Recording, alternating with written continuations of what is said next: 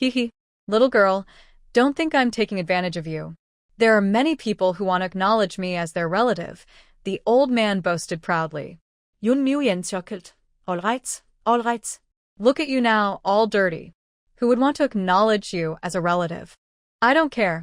Since you've already called me grandpa, then I am your grandpa, the old man said stubbornly, hugging her leg. Jun Mu Yen looked at the old man, who behaved like a child, with a black line on her forehead. Okay. I didn't say I wouldn't acknowledge you as grandpa.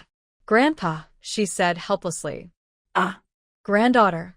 The old man and the young girl happily carried their catch back to the cave. Jun Mu Yen prepared the snake meat she brought back, cooking a big pot of snake meat soup. The old man eagerly scooped a spoonful but burned his tongue and stuck out his tongue. Take your time, no one is fighting you for it, Jun Mu Yen said with a smile. Hee hee. As my granddaughter cooked the soup, I must be the first to try it, the old man said with a smile. Jun Mu Yen walked to the side and brought out the noodles she had just cooked. Girl, this is longevity noodles. Didn't you say last time that you wanted to eat them again? Well, I cooked it with snake broth, added cinnamon and white jade mushrooms. It should be tasty. Try it. The old man took the noodles and ate them eagerly. Seeing him enjoy his meal made Jun Mu Yen feel happy too. Eat slowly, don't choke. Jun Mu Yen turned around and poured a glass of water. The moment she turned, the old man's face changed slightly, and he quietly hid the red spot on his arm. Here, have some water. The old man smiled and took the cup, but accidentally revealed his arm. When Jun Mu Yen saw the red spot on his arm, she quickly reached out and grabbed it. What is this? It's nothing. The old man quickly hid his hand behind his back. Jun Mu Yen checked his pulse. You're allergic, she thought for a moment. Since the old man wanted to eat snake meat, it probably wasn't that. The only other thing was the noodles, which contained the usual ingredients plus a white jade mushroom. Old man, are you allergic to white jade mushrooms? Jun Mu Yen asked. No. There's no allergy.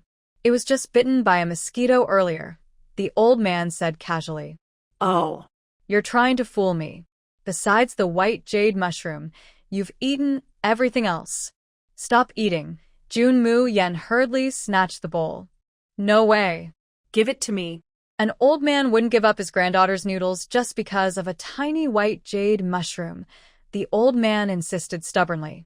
Yun Nguyen sighed helplessly. Old man, why are you so obsessed with noodles? Let me pick out the white jade mushroom for you. The old man nodded with a smile. Girl, you've cooked so many days of noodles for me. Aren't you a little resentful? Old man, I won't fuss over a few bowls of noodles. Besides, you already paid me. 1 bowl of noodles for a 1,000-year-old medicinal herb. That's a good deal for me. Jun Mu Yen said with a smile. Little girl, you really suit my taste. All right, eat slowly. I'm going to practice my sword, Jun Mu Yen said before walking away. It's been so long that she has become unfamiliar with the moon-devouring sword technique. She hasn't practiced it since advancing to Bai Xian. Jun Mu Yen took out a plain sword, closed her eyes, and recalled the moves of the moon-devouring sword technique. Then she turned the sword's tip and performed the first move, sword roar in the sky, swinging the sword vigorously. An old man watched nearby and said, Girl, a sword should move freely with your heart. Don't be bound by fixed moves. Jun Mu Yen thought about his words, and her sword light flickered. Her moves were sharp, but she couldn't quite achieve the effect she wanted. She panted heavily and took a short rest. Girl, your sword technique is too advanced. For now, just mastering half of it is good enough. If you really want to learn swordsmanship, it's better to start with the basics, the old man advised. Basic sword techniques? Jun Mu Yen looked at him puzzled. The Cloud Sky sect should have teachings on basic sword skills, she suggested. Old man, I just arrived 2 days ago. I haven't even finished my lessons before being locked here. How could I have learned the basics? She said helplessly. It's simple. I'm right here, aren't I? The old man chuckled. You know the Cloud Sky sect sword techniques? Jun Mu Yen asked in surprise. Of course. I can do anything, he replied confidently. Are you not from the Cloud Sky sect? She guessed. No. I was just curious and secretly learned a few moves, he admitted. That's perfect for me. Jun Muyen smiled and then handed her sword to him. The old man wiped his mouth and said, Girl, watch carefully. The basic sword technique of the Cloud Sky sect is called Breaking Cloud Sword Technique. The first move is Cloud Opens, Mist Disperses. He infused spiritual energy into the sword, and the sword suddenly shot into the air with a whooshing sound. It left several scratches on the ceiling with a few swift strokes. Second move, Cloud and Mist Cover the Sky. Third move, Heaven Shakes, Earth Quakes. Fourth move, Piercing Clouds, Breaking the Moon. Watching the old man wave his sword continuously, Jun Muyen seemed to see the scene of the sky and earth being split apart. Finally, the old man retracted his sword and slowly approached her. Girl, do you understand now? Yes. Jun Muyen nodded excitedly. Then she picked up her sword and imitated him, saying, First move, Cloud and Mist Cover the Sky. Second move, I must say, Jun Muyen has a strong learning ability. She remembered about 70 to 80% after just one look. Ha ha ha. Girl, you understand swordsmanship quite well, the old man praised. Of course, Jun Muyen said confidently. Girl, you're really not modest at all. Modesty is just for others to see. I'm already strong, so why should I pretend to be weak? On this continent, if you show a little weakness, people will step on you. So, why should I be modest? Haha. I've lived so long, but this is the first time I've seen such an honest little girl. Nice. I like it. Jun Muyen shrugged, then started a new round of training. The old man watched her determined figure, feeling very pleased. Xiaoyan, did you see? Your daughter has grown up. She's very talented. You can rest assured now, the old man thought to himself. The night quietly passed, and at dawn, the old man said goodbye to Jun Muyen. She didn't try to stop him, knowing he would appear again tonight on time. Junior brother Qianle called out. Jun Muyen stepped out of the cave and saw Qianle walking over with a basket. Sixth senior brother, why are you here? Jun Muyen asked with a smile. I brought you some food and clothes. You didn't bring anything yesterday when you came here. Thank you, senior brother, Jun Muyen said happily. Junior brother, are you doing okay here? Qianle asked with concern. Although this is a cliff, it's quieter than outside and it's convenient for training, Jun Muyen replied. That's good. But next time, don't take things too seriously if something like this happens. That second elder has a narrow mind. He protected the elders this time, but next time, luck might not be on your side, Qianle advised. Haha. I, Muyen, have lived so long and have never known how to bow my head, Jun Muyen said with a smile. You're not afraid, but you can't be sure that the second elder won't target your friends. All affairs outside the sect are managed by him, Qianle warned. Hearing this, Jun Muyen started to worry. She wasn't afraid of the second elder, but when Tian and Lin Hao Yuan still remained in Yuntian sect. Sixth senior brother, I want to ask for your help, Jun Muyen said. Junior brother, just because you are so kind to us, please feel free to tell me if you need anything, Qianle said confidently. I want to ask sixth senior brother to help take care of my friends. They are outside the sect, and I'm worried that the second elder might harm them. No problem. Leave it to me. The second elder is currently imprisoned. As long as he doesn't come out, even if others try to trouble them, they'll have to get my approval first. Thank you so much, sixth senior brother, Jun Muyen said with a smile. No problem. I'll go back now. If you need anything, just call me with the big bird. Oh, by the way, although the Penitence Cliff is a place to punish disciples, a senior from the Cloud Sky sect once stayed there. If you have time, you can visit. You might find some insights they left behind that could help your training. After saying that, Qianle left. Jun Muyen returned to her cave to continue practicing her cloud-breaking sword technique. At night, Jun Muyen was meditating when suddenly, she heard the sound of swords ringing.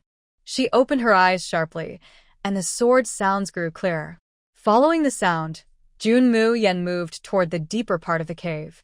Greatness is born from chaos. The cloud-breaking sword comes from the heart.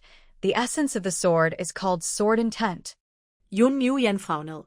The voice seemed to come from inside, but also appeared to be scattered around her. Suddenly, a white shadow flashed by. Jun Mu Yen could only see a white figure wielding a sword, constantly swinging. The sword moves looked like the cloud-breaking sword technique, but more advanced. Jun Mu Yen found it a bit confusing. "Stop waving around," Jun Mu Yen shouted angrily. The white shadow seemed startled by her shout and suddenly stopped. Before she could see clearly what it was, the white figure darted back into the depths of the cave. Jun Mu Yen was about to chase after it, but was stopped by someone. She turned around and saw the old man's mischievous smile. "Girl, what's wrong?" the old man asked curiously. "Old man, I think I just saw a white figure practicing the cloud-breaking sword technique," Jun Mu Yen said. "White figure. Impossible. I haven't lost my eyesight. There was clearly only you just now," the old man replied. "But, all right, girl, stop worrying. I'm almost starving," the old man said, pulling Jun Mu Yen toward the stove. Reluctantly, Jun Mu Yen cooked him a bowl of noodles. The old man held a bowl and watched Jun Mu Yen, who still looked worried and sad, feeling helpless. "Girl, are you still thinking about the shadow just now?" "Old man, I really saw it. That shadow's sword technique seemed even more advanced than yours, and it was so fast I could hardly see the moves." Jun Mu Yen frowned. Maybe you didn't see it wrong. But that probably wasn't a person. Not a person? Then what was it? Jun Mu Yen asked. "You haven't been in Yun Tian sect long, so it's normal you don't know this." The old man heard from some elders that 100 years ago, Yun Tian sect had a big internal fight. The elders and students split into two groups. One supported the current sect leader, and the other supported the great elder. The great elder and the sect leader were brothers, but the old sect leader passed the position to his eldest son. The great elder was never happy about this. Later, when the sect leader was poisoned and close to death, the great elder led a rebellion. The supporters of the sect leader fought against the great elder's group. The battle took place at Sigua Cliff. It's said the war lasted 3 days and nights. In the end, the sect leader, despite being badly hurt, killed the great elder to save the sect from destruction. Since then, Yun Tian sect has had a rule: never speak of that event. Strangely, the sect leader and the great elder had always been friendly, not because of old grudges, but because the gentle great elder suddenly became very ruthless. It's said he was the one who poisoned the sect leader. Before the great elder was killed, he was smiling, as if he had found peace. After hearing the old man's story, Jun Mu Yen felt curious. Since the victory went to the sect leader's side, why was the event never spoken of? Was it just because that person was the sect leader's brother? The white shadow. Was it? Jun Mu Yen asked. Maybe it's the leftover soul of someone from back then, the old man sighed. Jun Mu Yen looked into the depths of the cave.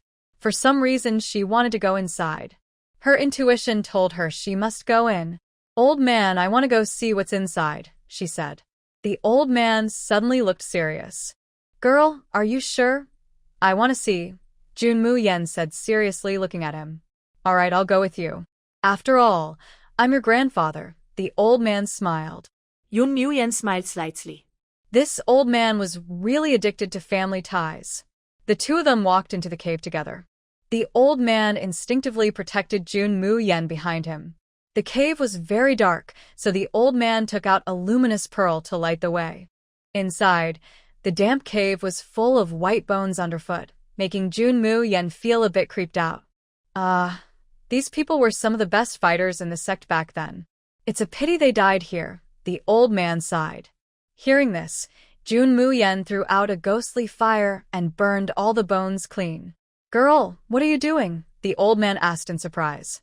"Rather than letting them lie here being eaten by bugs and snakes, I'd rather burn them and let them reincarnate sooner," Jun Mu Yen replied calmly. "Burning them is good. It's less upsetting to look at," the old man agreed. They carefully moved forward. Soon, the cave ended. Jun Mu Yen touched the wall, puzzled why it was so damp outside but dry inside. She examined the wall closely and noticed it was warm, with one spot seeming to sink in. Jun Mu Yen reached out and pressed the hollowed part. With a creak, the wall opened, revealing a stone door. She looked at it in surprise. The stone door slowly opened. Jun Mu-yen and the old man saw a white figure standing quietly inside. The figure floated in the air, not touching the ground. It was either a ghost or a spirit. Although Jun Mu-yen had seen many horror movies, seeing a real ghost for the first time made her a little nervous. Many years have passed. Finally, someone found this place. The ghost sighed. It sounded like an old man. Jun Mu-yen said it herself. May I ask, are you someone involved in the internal conflict back then? Huh. The ghost turned around. Jun Mu-yen looked him over. Besides floating, he didn't seem much different from a normal person. Little girl, aren't you afraid of me? The ghost asked. The old man quickly pulled Jun Mu-yen behind him, but she wasn't worried. Why should I be afraid? Sometimes, people are scarier than ghosts. Besides, I'm not afraid of living people, so why would I fear a dead one? Ha ha. Such a funny little girl. The ghost looked at the old man. And another mischievous old man. Ha, who's mischievous? The old man snapped. The ghost chuckled. You look a lot like my older brother. The old man turned his head away, pretending not to hear. Senior, from what you just said, you must be the Grand Elder who once sought to take the throne, Jun Mu-yen said. Hee. I am indeed Grand Elder Lin Jiangyan, but I did not want to seize the throne, Lin Jiangyan replied with a bitter smile. How do you mean that? Jun Mu-yen asked. That person who wanted to take the throne back then was not truly me. I was controlled by a puppet insect. My thoughts and body were manipulated by others. It wasn't until I died that I realized the mistake I had made. Puppet insect. Jun Mu-yen exclaimed in surprise. After I was infected, I remembered nothing. My older brother noticed my strange behavior and had to painfully kill me. After being poisoned, his strength gradually declined, while mine increased rapidly. During that battle, he exhausted himself, not only driving me back but also using all his power to save a fragment of my soul, so I didn't completely vanish. But he. Lin Jiangyan's eyes reddened as he spoke. If it weren't for my older brother, I wouldn't be alive. I feel guilty for his death. I wanted to die to atone for my sins, but he worked hard to save me because he didn't want me to bear the blame. That's why I stayed here, waiting for a chance to reveal the truth about what happened back then. Over the years, anyone who saw me would be frightened away, except you. Not only did you not run, but you also found me. Do you know who was responsible for placing the insect on you? The old man asked. I don't know. But I remember the last person I saw before losing consciousness was someone from the foodie gate. The rest, I don't remember. Now, I am only a fragment of my soul. If I leave my bones for too long, I will vanish completely, and I can't investigate these matters. So, I beg you all to find out the truth. The person who planted the insect and caused chaos in Yuntian's sect must have a hidden agenda, Lin Jiangyan said. Jun Mu-yen looked at the old man. Old man, do you have any way to take him away? Him? Take him away for what? The old man asked with confusion. If I don't take him away, once he disappears, who will believe me? Jun Mu-yen rolled his eyes. Are you trying to help Yuntian's sect? The old man was secretly pleased. It seemed Jun Mu-yen didn't hate him as much as he thought. But Jun Mu-yen was thinking that since Mo Yen was still in Yuntian's sect, if the mastermind behind everything wanted to destroy the sect, it might also involve Mo Yen. She was worried that before she found Mo Yen, Yuntian's sect might fall apart. Old man, what are you smiling about? Is there really a way? Yes, of course there is. The old man took out a yellow talisman from his pocket and infused it with spiritual energy. This is a soul recovery talisman. You can stay inside it temporarily. You won't disappear within a year. When you find a good body in the future, you can return to life through a corpse. Return to life through a corpse. Old man, does the outside world allow such rebirth methods? Jun Mu-yen asked. Of course, but the person must be truly dead. Otherwise, taking over a body would cause trouble, the old man said with a smile. But the sect leader has been hiding and not coming out, and there's a fierce beast on the back mountain. I think I should tell the guardian elder first. Hey, girl, leave this matter to me. You don't need to worry about it. The person behind all this is probably hard to deal with. I'll leave it to the guardian elder. the old man assured. After saying that, the old man put Lin Jiangyan into the talisman and left with Jun Muyen. Old man, since you're so powerful, can you help me with something? Jun Muyen asked with a smile. What do you need? The old man will definitely help. I want to go to the back mountain, Jun Muyen said. To the back mountain? Are you planning to find the sect leader of Yuntian sect? The old man asked. Yes. I'm curious about him, Jun Muyen replied. Oh. He's just an old man, not much to see, the old man said awkwardly, turning his head away. Old man, do you know him? Jun Muyen asked. Sort of, I guess, the old man said nervously. Do you know his daughter, Mo Yen? Jun Muyen asked.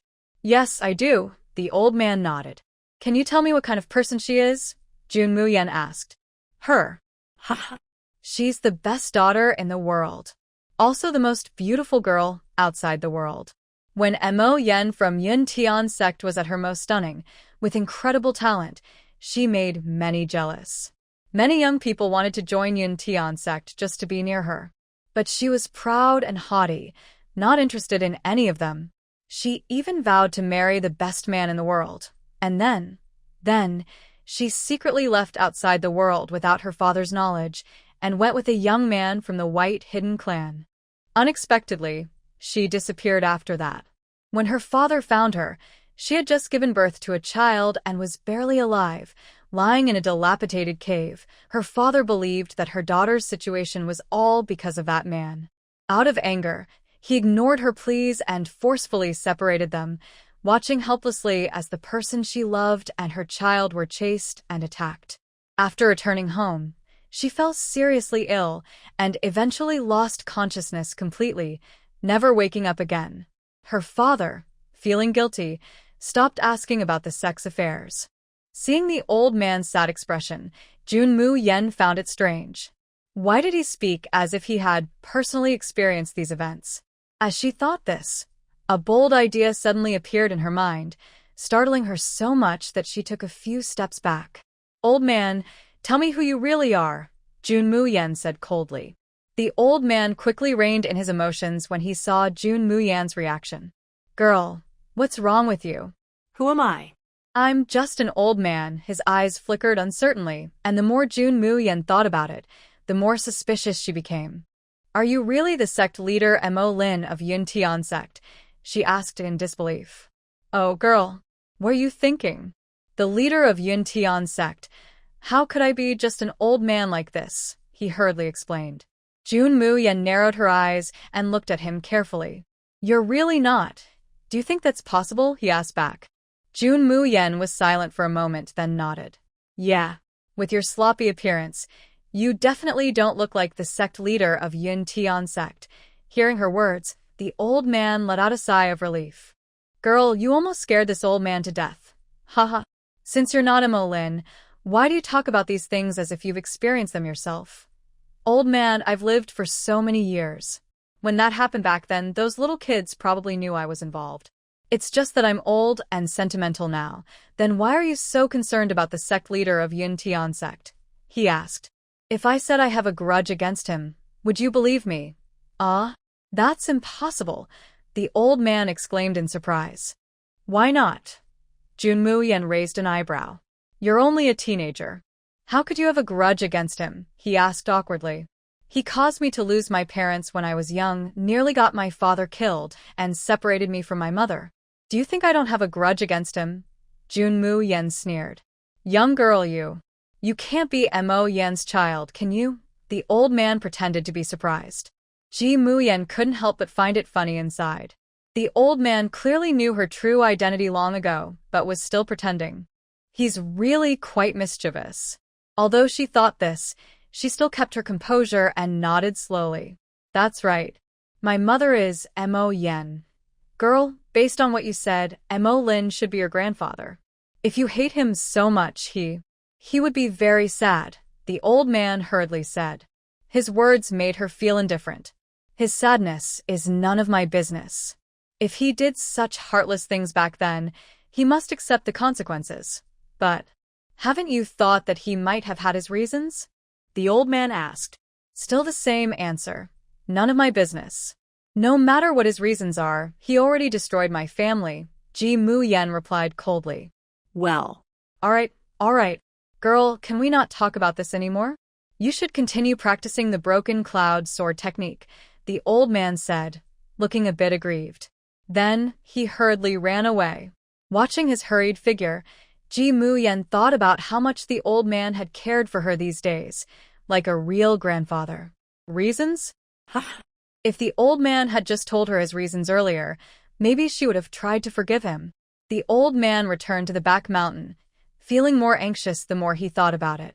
Under the cover of night, he sneaked into the room of the elder in charge of protection.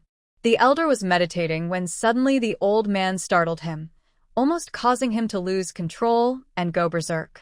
Senior brother, what are you doing? The elder asked. Junior brother, that girl almost guessed my identity just now, the old man said pitifully. Seeing her like that, she probably won't forgive me now, he added. Well, it's your own fault for being so stubborn back then. If you had saved Ji Chu when you had the chance, things might be different now, the elder said with a roll of his eyes. Sighing, the old man said, if I had known today's outcome, I would have saved him no matter how angry I was back then. But now, it's too late. The girl hates me now, and I can't do anything about it. Then just accept your old age peacefully, the elder replied. Perhaps that girl will pity you and call you distant grandfather. Yes. By the way, the girl and I found a fragment of the remaining soul of Lin Jiangyan, who caused the internal chaos back then, in the cave on the Mountain of Reflection. He said that he was poisoned with a curse, which caused him to do those things. Now I have placed his soul into a soul recovery talisman, but I need you to investigate the details. The guardian elder frowned and thought for a long time after hearing this.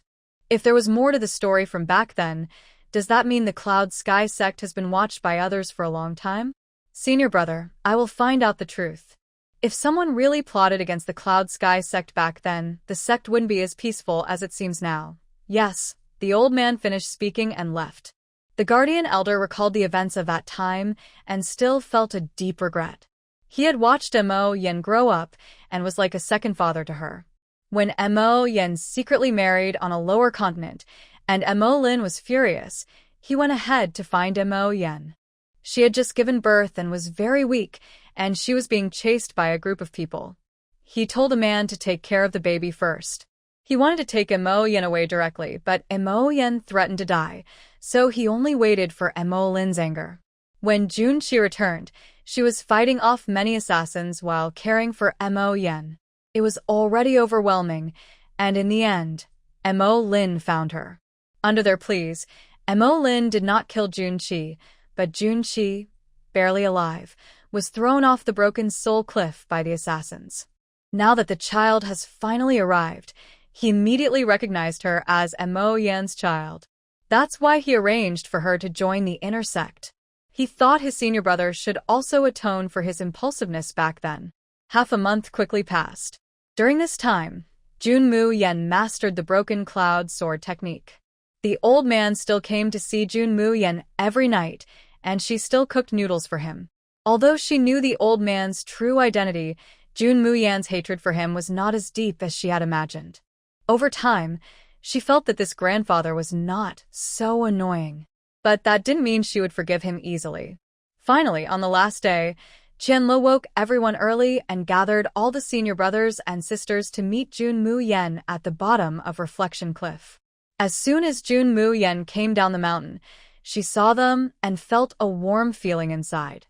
Senior brother, senior sister, little junior brother, welcome back, Qianle said excitedly. Welcome back. I wasn't kicked out, Jun Mu Yen said with a helpless smile. Oh. That's right.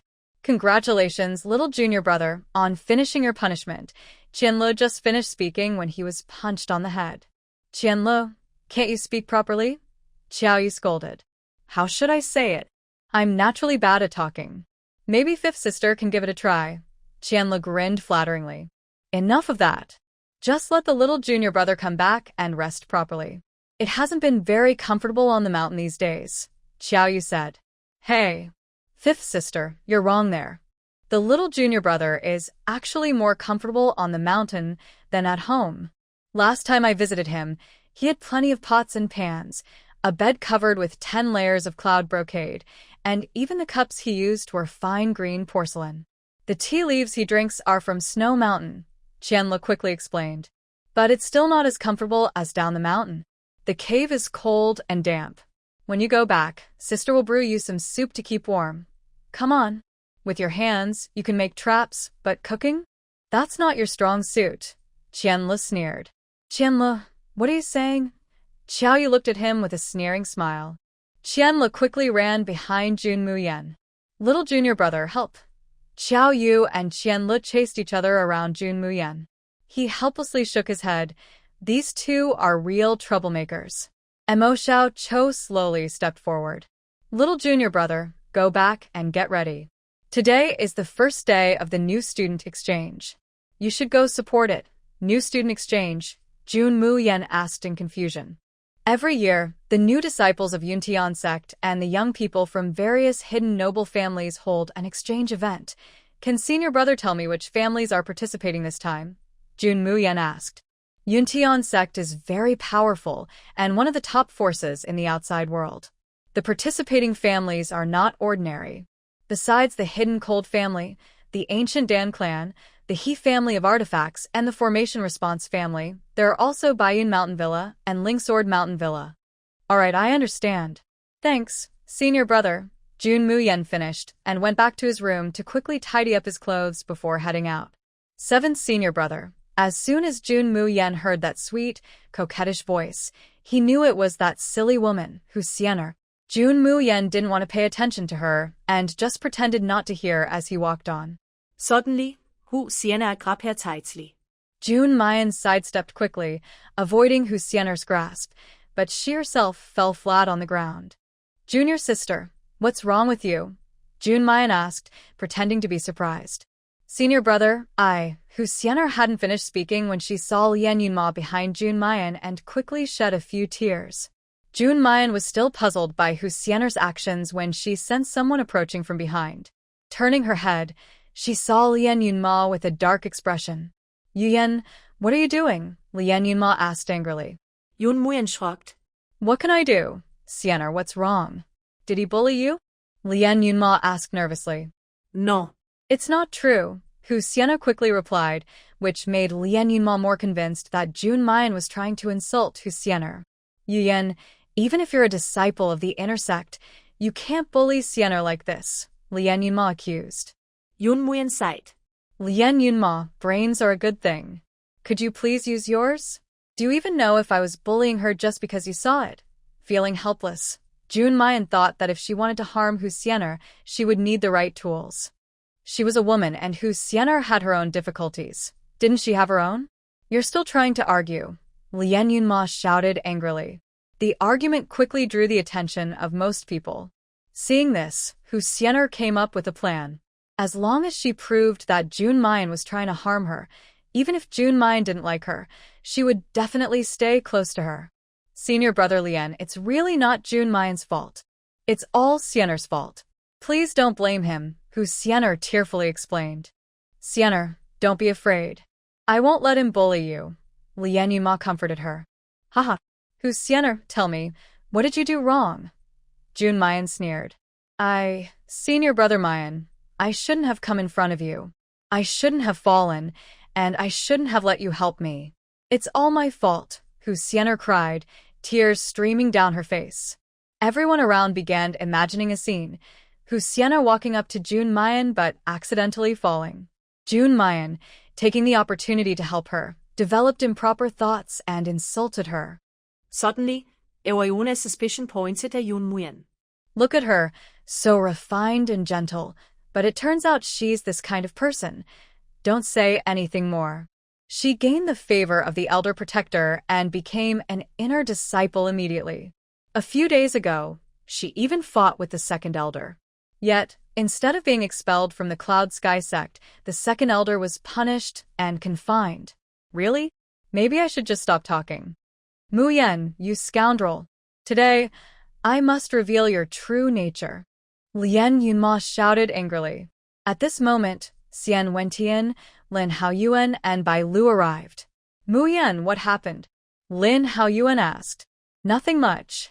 That woman just said I harassed her, Jun Muyen said casually. Ah. Lin Haoyuan couldn't hold back his laughter. You? Harass her? Ha ha ha. It's a miracle if she didn't harass you first. Lin Haoyuan, if you laugh again, I'll pull out your teeth.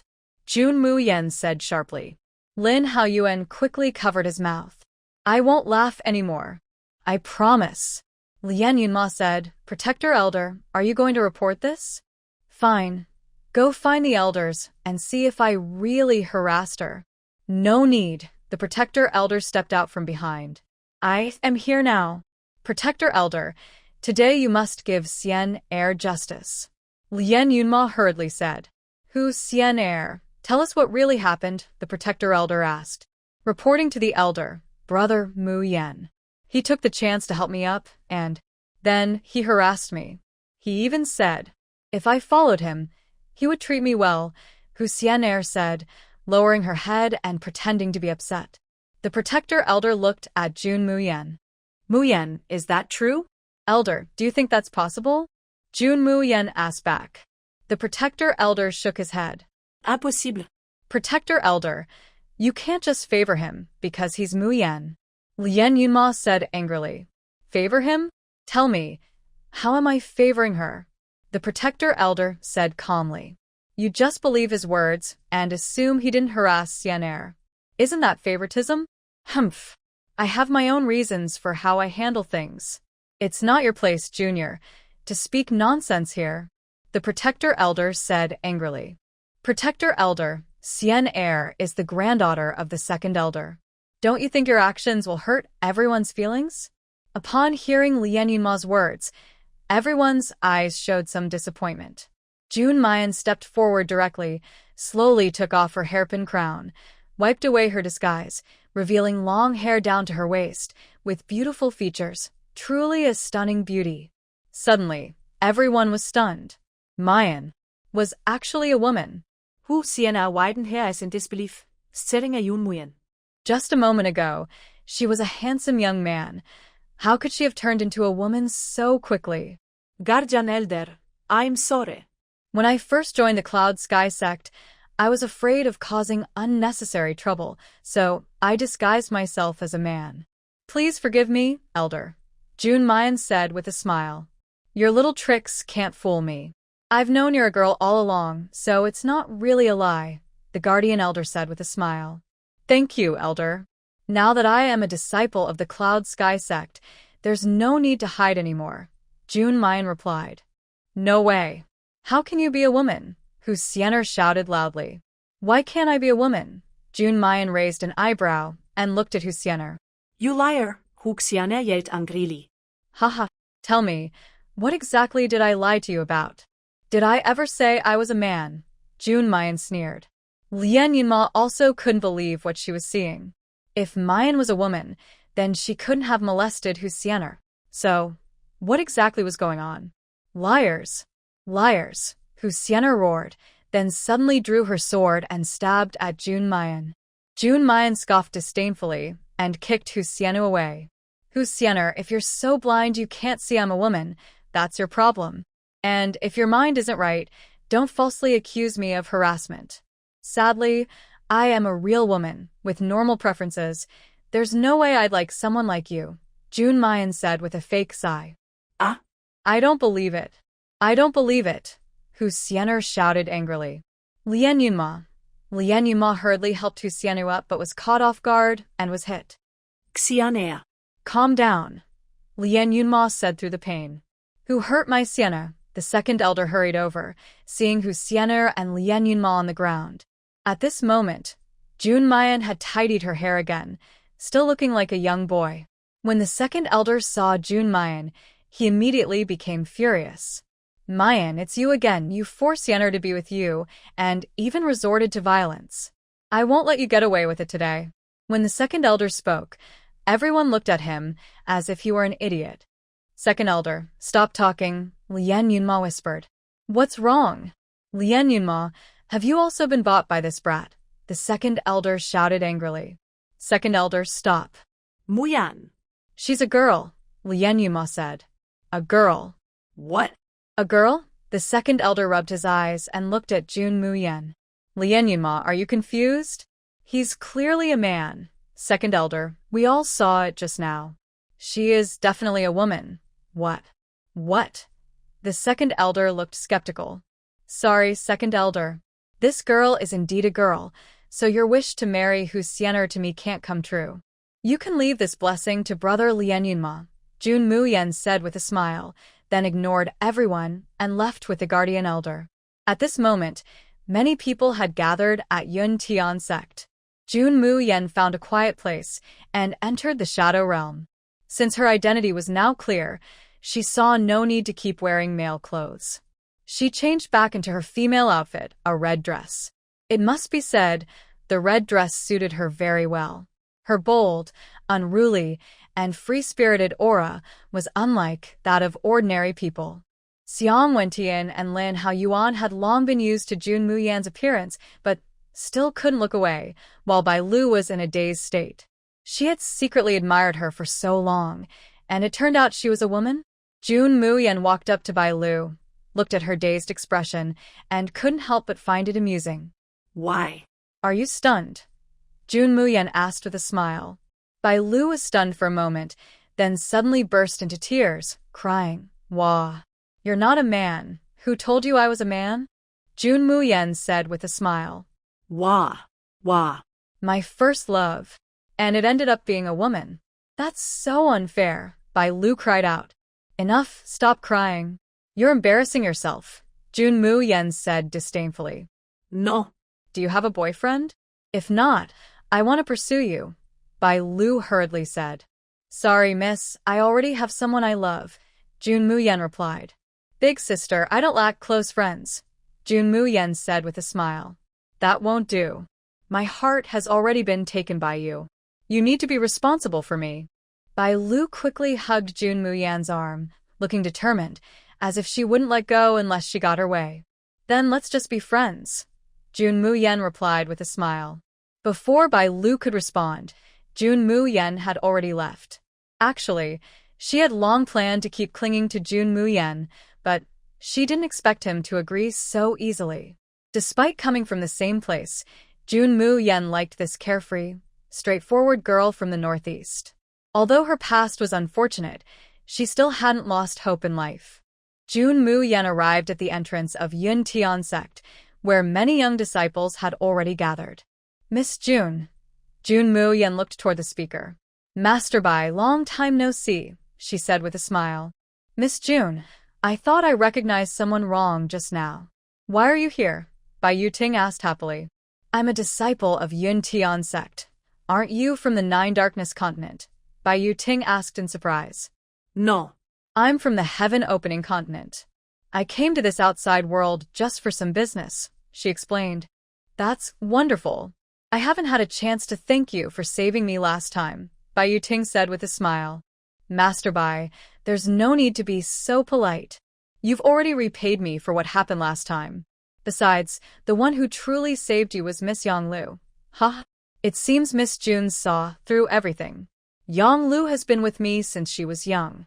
She was supposed to be my father's chosen wife, but after my father suddenly passed away and my health declined, Yang Lu dressed as a man to manage by Yun Mountain Villa. Without her, the villa might have been gone long ago. Then please treat Miss Yang Lu well, Jun Muyen said with a smile. I will for sure. My health has improved a lot now, and Yang Lu has returned to her female clothes. In a few days, we will get married. I wonder if Miss Jun would honor us with her presence at our wedding. Of course.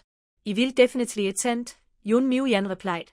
Thank you very much, Miss Jun, Bai Yuting said politely. Master Bai, long time no see, a sharp voice suddenly sounded. Jun Muyen looked toward the speaker and saw a middle-aged man with a large belly slowly approaching, giving a fake smile as he looked at Bai Yuting. White Yuting saw the man and immediately looked cold. Master Lin, if I remember correctly, we just met yesterday, right? Haha, I haven't seen the master of Bai Villa for a day. It feels like 3 years. The middle-aged man laughed. Humph. I just hope Master Lin doesn't worry too much about my wife, White Yuting said coldly. Haha. Master Bai, you're joking. The middle-aged man chuckled. When he saw Jun Mayan, he froze for a moment, his eyes almost glued to her. Master Lin, you've only had such a beautiful woman for a few days, the middle-aged man said with a lecherous smile. Master Lin, she's not someone you can mess with. White Yuding quietly blocked the middle-aged man's gaze. Haha, she's just a woman. Isn't Master Bai taking things too seriously? The middle-aged man said with a smile. But you really can't mess with her, White Yuding said with a smile. The middle-aged man looked at Jun Mayan. Miss, may I ask your name? Jun Mayan sneered and said, I am Jun Mayan, a disciple of the Cloud Sky sect. A flash of surprise appeared in the middle-aged man's eyes. Then he awkwardly smiled. I didn't expect you to be so stunning and of such high status. Not like Master Lin. Even the lady of Bayun Mountain Villa dares to covet her. Your face is probably thicker than your status, Jun Mayan retorted sharply. Hearing her sarcasm, the middle-aged man looked slightly angry, and his smile froze on his face. Miss, in this outside world, it's not just about talking, he said. It's unnecessary for Master Lin to waste words. I naturally understand this. But I also want to remind you, being thick-skinned isn't a shield for safety, Jun Mayan finished and left with White Yuding. The middle-aged man looked at her back with a sinister expression. You wicked woman, I won't let you go. Someone come, he ordered. Master, what are your instructions? A young servant approached. Tell Qiner to prepare that woman, the middle-aged man said maliciously. Jun Mayan arrived at the martial arts platform and found Xiang Wentian, Lin Haoyuan, and Bailu. Yuyen, you're here, Bailu said with a smile. What's the situation now? Jun Mayan asked, looking at the two people fighting on the platform. That woman is Gu Tianxin, the legitimate daughter of the Gu family. The man is Hien from the He family. They just made a bet to fight, and the prize is a purple jade grass, Lin Haoyuan said. There's also a bet, Jun Mayan asked in surprise. Yes. The new student exchange is really just a way for powerful groups to show their strength. The bets are also things they personally offer. Jun Mayan watched the two on stage with interest. Gu Tianxin is from the Dan Medicine Gu clan, naturally strong with fire attributes. The He family, being a Tool clan, is also quite powerful. But since Hien is a man, he quickly gained the upper hand. After Gu Tianxin lost, she didn't complain. She simply turned and left. Hien, however, grabbed the purple jade grass and chased after her. Wait, Miss Gu. Gu Tianxin looked at Hien. He carefully placed the purple jade grass into her hand. I know you're about to break through to a 5th-rank alchemist. This purple jade grass is for you. Before she could refuse, Hien hurriedly ran away. Jun Mayan watched the flirtation between the two with great interest. Who knew there could be feelings even in a martial arts competition? On the stage, a woman in red slowly stepped forward. Lingjian Mountain Villa's Lin Qing'er challenges Yuntian Sex Mayan. Hearing her name, Jun Mayan looked at Lin Qing'er. Lingjian Mountain Villa must be the one behind this. Lin Qing'er looked at Jun Mayan with jealousy in her eyes. She loved wearing red. She thought no one looked more beautiful in red than her. But she never expected that in front of Jun Mayan, she was just a joke. Jun Mayan smiled slightly and stepped onto the martial stage. What's the bet? She asked. Those trivial things are boring. Why don't we bet something big? Lin Qing'er said. Sua. Jun Mayan shrugged indifferently. She didn't have anything she particularly wanted anyway. Let me say this in advance. The loser must never wear red again, and must publicly take off their red clothes. As soon as Lin Qing'er finished speaking, the men below, when Tian Tian and Lin Haoyuan, looked at her with murderous intent. All right, Jun Mayan said with a faint smile. The men watching from below looked at the two beauties. No matter who lost, they would be treated to a feast for the eyes. Let's begin. After Lin Qing'er finished speaking, she assumed a fighting stance, but Jun Mayan remained calm and relaxed, standing still. Seeing this, Lin Qing'er charged directly at Jun Mayan, shouting, Sword Spirit 9 turns. She yelled loudly, and her sword split into 9 blades rushing toward Jun Mayan. Watching the approaching swords, Jun Mayan closed her eyes. A long sword appeared in her hand, and the cloud-breaking sword technique flashed through her mind. She was worried about not having anyone to practice the cloud-breaking sword technique with, but now Lin Qing'er came to her door. It's like someone sending a pillow when you're sleepy. Jun Mayan held her sword, moving swiftly among the 9 illusions, defeating each one in turn. Xiang Wentian looked at Lin Qing'er, and then at Lin Haoyuan. Isn't this your family's sword technique? Exactly. The Spirit Sword Villa from the outside world and the Spirit Sword Villa on Tianqi continent share the same lineage, so their sword techniques are naturally the same, Lin Haoyuan said calmly. How does this woman's sword skill compare to yours? Xiang Wentian asked. Who do you think I am? With her SOSO sword skills, she's not even worth comparing to me, Lin Haoyuan said dismissively. To prove his point, Jun Mayan suddenly knocked away the last sword. Lin Qing'er quickly stepped back, her figure flashing as she rushed toward Jun Mayan, moving so fast that she almost looked like a shadow. But no matter how fast she couldn't outrun Jun Mayan, especially since Jun Mayan's strength was far beyond what her appearance of being simple-minded suggested.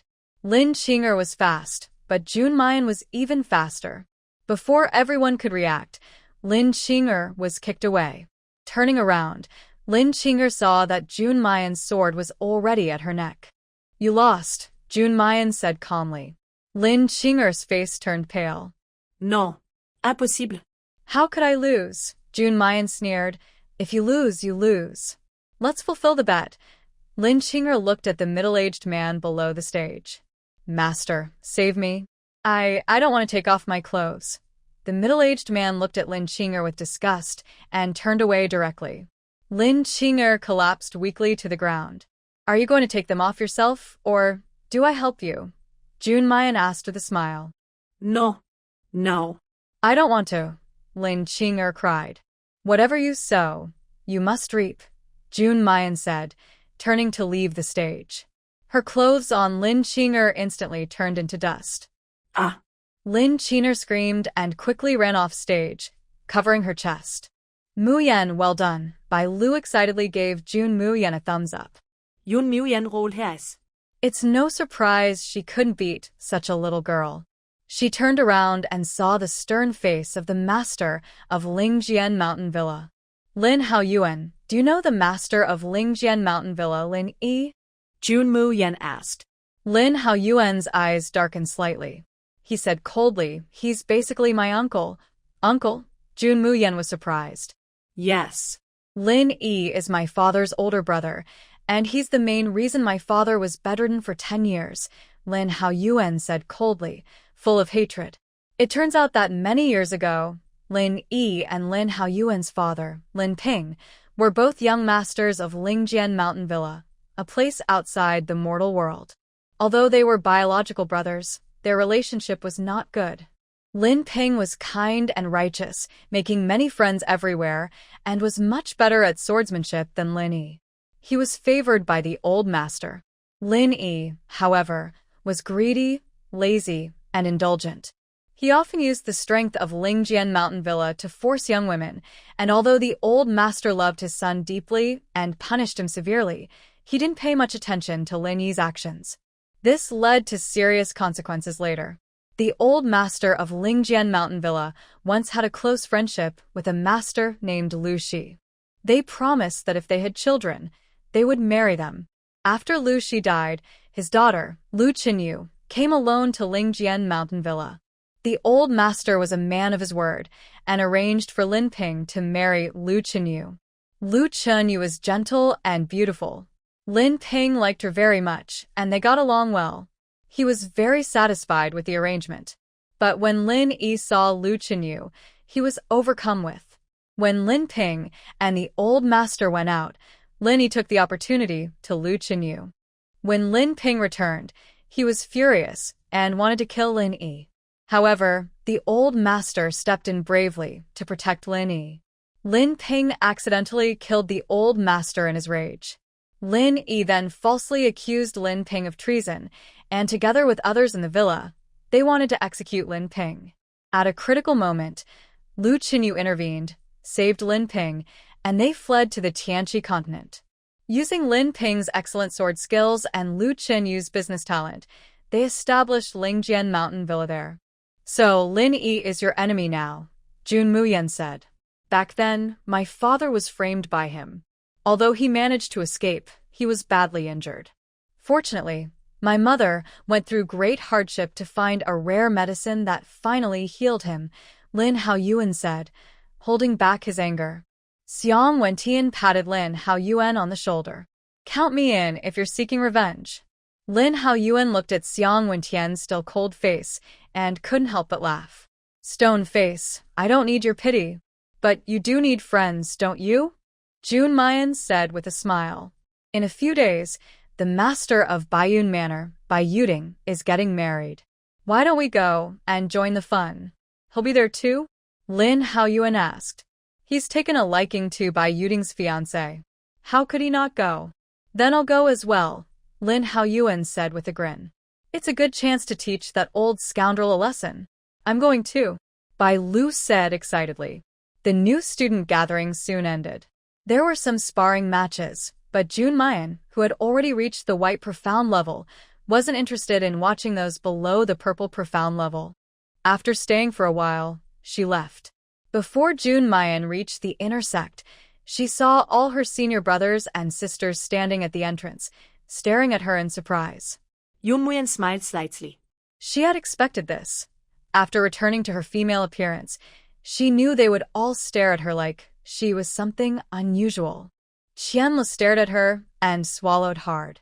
You're really our little junior brother? Could I be anyone else? Jun Mayan said with a smile. But how did you turn into a girl? I've always been a girl. When I first joined Yuntian sect, I thought wearing men's clothes would be more convenient, so I disguised myself, Jun Mayan said helplessly. We just got back to our rooms when we heard that our little junior brother had turned into a little junior sister. I didn't believe it at first, but it's true. Looks like our inner sect now has another junior sister besides the third and fifth ones, Jun Huya said with a laugh.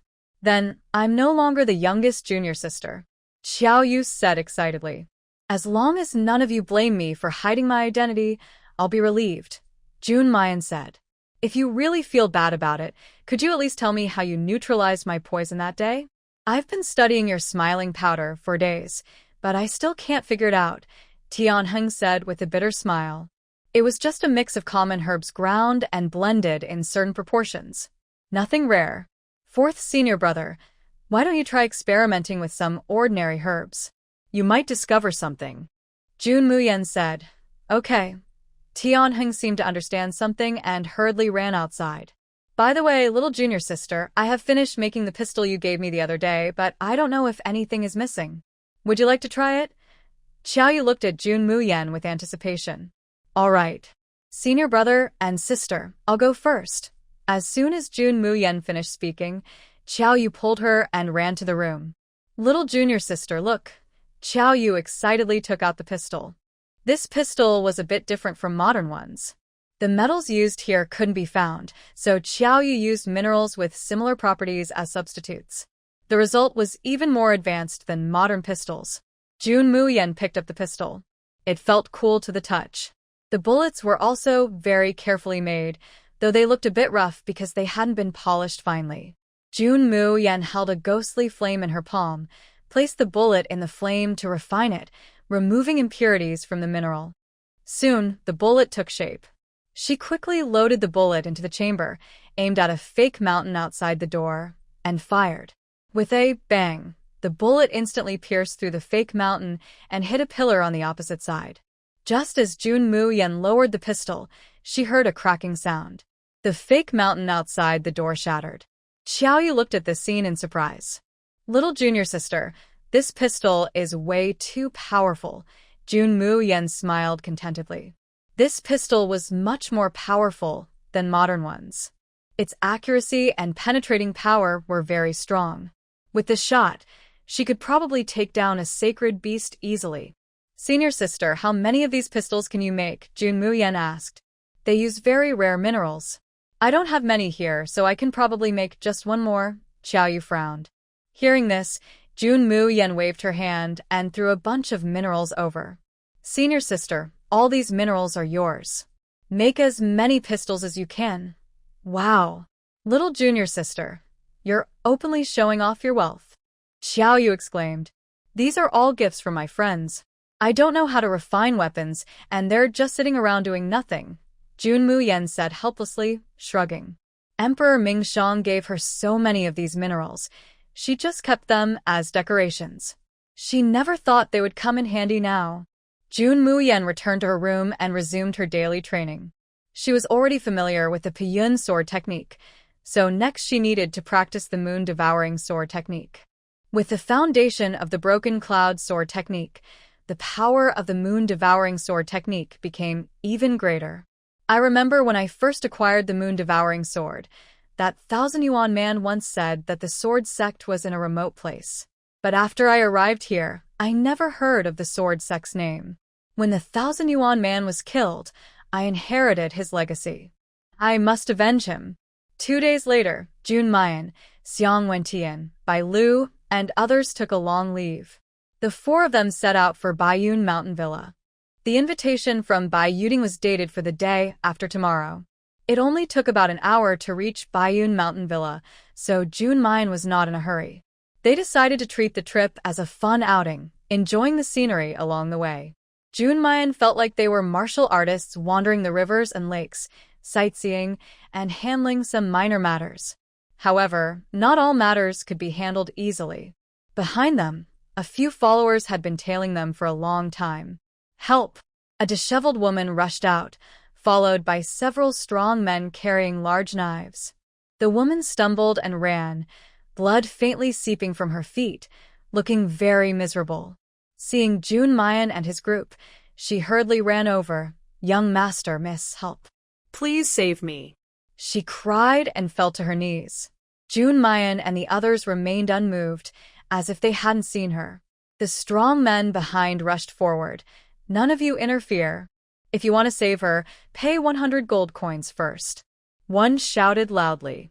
Jun Mayan rolled his eyes, silently. Which of his eyes saw her wanting to save this woman? Seeing that Jun Mayan and his group didn't respond, the woman tried to cling to Xiang Wentian's leg, but he kicked her away. Young master.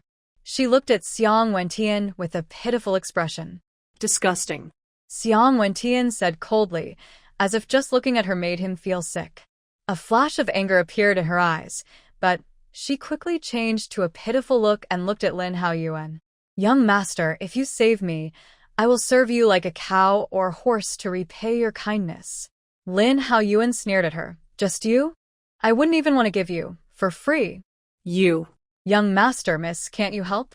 If they catch me, they'll sell me to a bad place. Woo. Stinky woman. Your father already sold you, and you still don't listen? Come back with us. The strong man sneakily glanced at Jun Mayan, then pretended to hit the woman. The original story was that someone would stop him, but Jun Mayan and the others didn't even look. The strong man's slap had to land the woman's face. You. The woman was about to get angry, but when she saw the strong man giving her secret signals, she could only endure it. Stinky woman, let's go. The strong man grabbed her hand and dragged her away. No. I don't want to go back with you. Young master, young lady, please save me. I will do anything for you. Jun Mayan watched the woman's convincing acting and couldn't help but marvel. If she were in modern times, she would definitely win an Oscar for such excellent acting. Let's go. She doesn't want to bother with you, the strong man said, secretly glancing at Jun Mayan and the others. A few burly men pulled a weak woman, and they had been pulling her for quite a while, without success. Hey, are you guys even useful? You can't even take away a helpless woman. Hearing this, the burly men looked a bit embarrassed. This didn't match the story's development. Seeing this, the woman immediately knelt at Jun Mayan's feet. Miss, you look so beautiful. I believe your heart is kind. Please, I beg you, have mercy and save me. My family is poor. My father is always drunk at the tavern. He can't pay for the wine, so he's going to sell me. Miss, please show kindness and help me. The woman pretended to beg. Yun Muyen lost her patience. This woman had no sense of awareness. But since she was bored, playing along wouldn't hurt. Since your mouth is still somewhat obedient, I will show kindness and save you this time, June Mayan said with a smile. The woman quickly kowtowed. Thank you, miss. Thank you so much. June Mayan looked at the woman with a strange smile, then turned to the burly men and tossed a gold coin. I'm taking her, she said calmly. Just one gold coin. The strong man was dissatisfied. Do you think she's worth much? June Mayan sneered. The woman saw this and immediately gave the strong man a look. One gold coin was enough. Anyway, as long as she followed them, she wouldn't worry about not making money. The strong man nodded knowingly and pretended to be generous. Forget it, a gold coin is just a gold coin. Let's go. After the strong men left, the woman was about to stand up. Who told you to get up? Jun Mu Yen said coldly. The woman froze at his words, then knelt down again under his icy gaze. The ground was full of sharp stones, and her knees hurt after kneeling for so long, but Jun Mu Yen showed no intention of letting her rise. What is your name? Jun Mu Yen asked. Servant Qing Ling. The woman replied shyly, occasionally glancing at Lin Hao Yuan and Xiang Wen Tian. Qing Ling, ha. Pure and lively. You don't deserve that name. From now on, call yourself Cui Hua. Do you have any objections? Jun Mu Yen raised an eyebrow. No, the woman hurriedly said, secretly cursing Jun Mu Yen for being so bossy. Such a lovely name. What a terrible one. Good. From now on, you are my servant. You should know the rules without me telling you. Jun Mu Yen snorted coldly. Yes, miss. Cui Hua replied respectfully. Let's go. Jun Mu Yen was about to leave, but was stopped by Cui Hua. Miss, I have no clothes, Cui Hua whispered. Jun Mu Yen looked at her. She was wearing only a tattered, thin dress. After thinking for a moment, Bai Lu, do you have any old clothes? Jun Mu Yen asked. Bai Lu searched around and finally found a dull, grayish outfit. This is all I have. Jun Mu Yen looked at it with disdain. Forget it. It's better than nothing. Though ugly, it's the only suitable outfit for you. Cui Hua looked at the clothes, hesitating to take them. What's wrong? Do you want to wear my clothes? My clothes are rare and expensive. Are you sure you can fit into them? Jun Mu Yen said sarcastically. Hearing this, Cui Hua's anger grew, but she could only hold it in. Jun Mu Yen sneered and said, compared to acting skills, a 21st century newcomer like her can't possibly beat a rookie.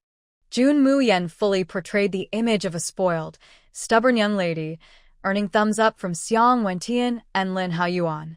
Get up. Jun Mu Yen glared arrogantly at Rawawa. Yes, Rawawa respectfully stood up. Big brother, second brother, little sister, let's go, Jun Mu Yen said with a smile. Jun Mu Yen led the three ahead, while Rawawa was ordered to follow behind. Taking advantage of their inattention, Rawawa quietly sprinkled some powder on the road. However, Jun Mu Yen saw her small actions clearly. She secretly chuckled, thinking, what is she trying to do? Sprinkling tracking powder with such a strong smell. Does she think we can't smell it? Hachoo! Bai Lu sneezed and rubbed her nose with a frown. What is that smell? It's so strong. Miss, maybe it's wildflowers from the forest, Rawawa hurriedly said. Jun Mu Yen stared intensely at Rawawa. Feeling guilty, Rawawa's eyes flickered, and she dared not look directly. Rawawa, am I very scary? Jun Mu Yen asked with a smile. No. Miss, you're as beautiful as a fairy. How could you be scary? Rawawa flattered. Then why are you so nervous? Because Miss has a noble status and Rawawa's life is humble. I'm afraid of tarnishing your wise eyes. Jun Mu Yen smiled slightly. That makes sense. Seeing Jun Mu Yen turn around, Rawawa finally relaxed. Big sister, let's go quickly, Bai Lu said with a smile. All right. It's getting late. How about we go catch some wild game for a barbecue? Jun Mu Yen suggested. Good, I agree with sister. Rawawa, go catch some wild chickens and rabbits, Jun Mu Yen ordered. What? Me, Rawawa exclaimed in surprise. Bai Lu immediately slapped Rawawa's face. You servant, how dare you call yourself me in front of sister? You. Rawawa was about to get angry, but when she saw Jun Muyan's cold gaze, she quickly lowered her head. Servant. Servant knows her mistake. Rawawa gritted her teeth. Humph. It's good that you know your mistake, Bai Lu said disdainfully. Enough, little sister. Why argue with a servant? Rawawa, go catch some game quickly, Jun Muyan said with a smile. Yes, miss, Huahua replied patiently. Jun Muyan found a shady, wide tree to sit under and took out some spiritual fruits from her space to quench their thirst. Sister, do you think she won't run away now? Bai Lu said. Don't worry. After losing so much today, she wouldn't leave easily without gaining anything, Jun Muyan reassured. Sure enough, soon Huahua returned, carrying 2 wild chickens and a wild rabbit. Miss, Huahua said. Good. You caught more than my big yellow dog did in such a short time, Jun Muyan said happily. Huahua clenched her teeth. Comparing her to a dog was insulting. No, for the money. She had to endure it. Go and prepare them, then light a fire. We're going to cook meat, Jun Muyan ordered. Yes, Huahua obediently took the wild chickens and rabbit to the river to wash. Why haven't you started yet? A strong man stepped out of the bushes behind her. Do you think those people are as stupid as before? They don't fall for my tricks at all, especially that woman in red. She's just a spoiled rich girl, and those 2 men spoil her terribly. I can't even get close, Huahua said angrily. Hurry up and act. If we wait until they leave our territory, it'll be too late. Give me the sleeping powder, Huahua said. The strong man glanced at the wild game on the ground, understanding Huahua's plan instantly. He handed her a small packet of sleeping powder and stepped back. Huahua spread the sleeping powder on the prepared wild chicken and rabbit, thinking that once Jun Muyan and her group ate it, she could take revenge. She couldn't help but feel excited. But she didn't know that everything she was doing was under Jun Muyan's control.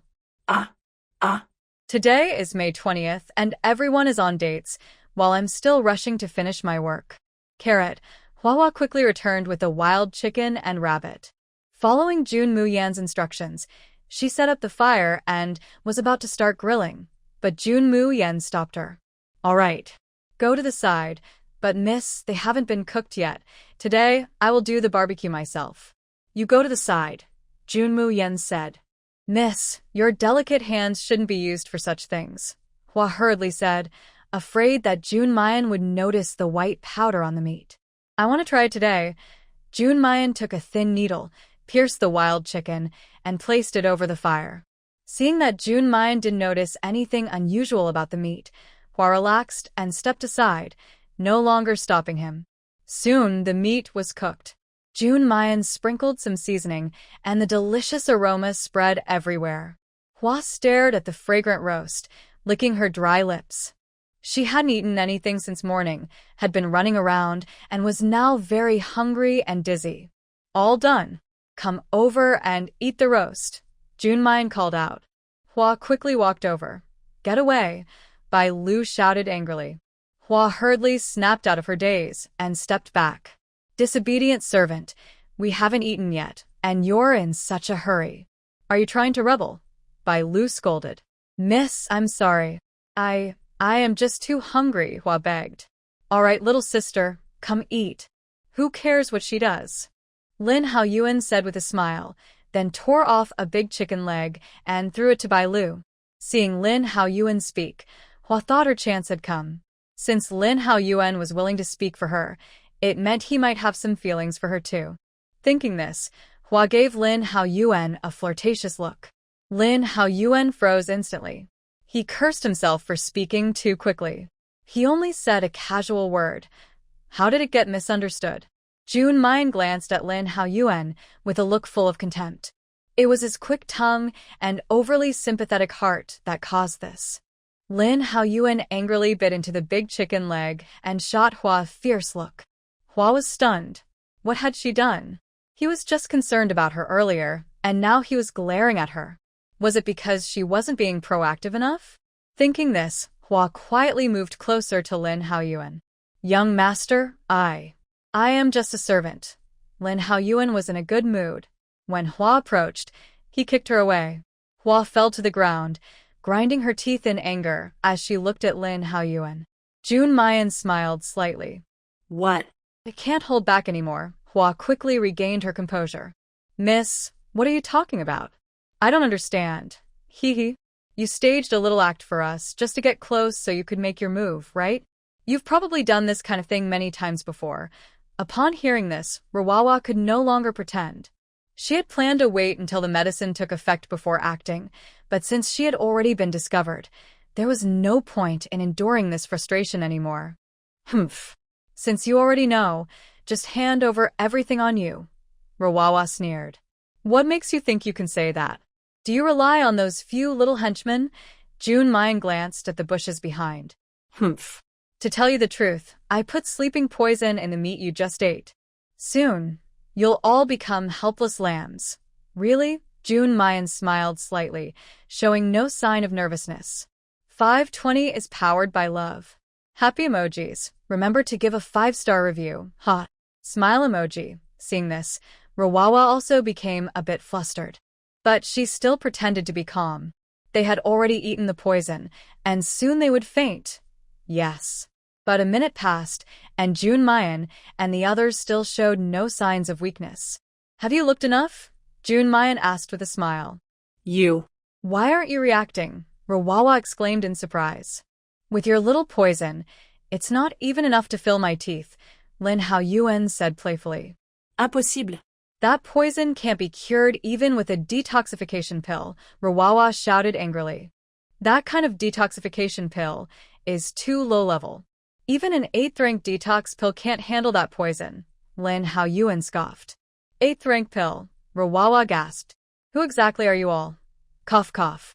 I'm not afraid to tell you. This is June Mayan, a famous new disciple of the Yuntian sect, Bai Lu excitedly said. Yuntian sect. How could a disciple of Yuntian sect come to such a small place? How surprised.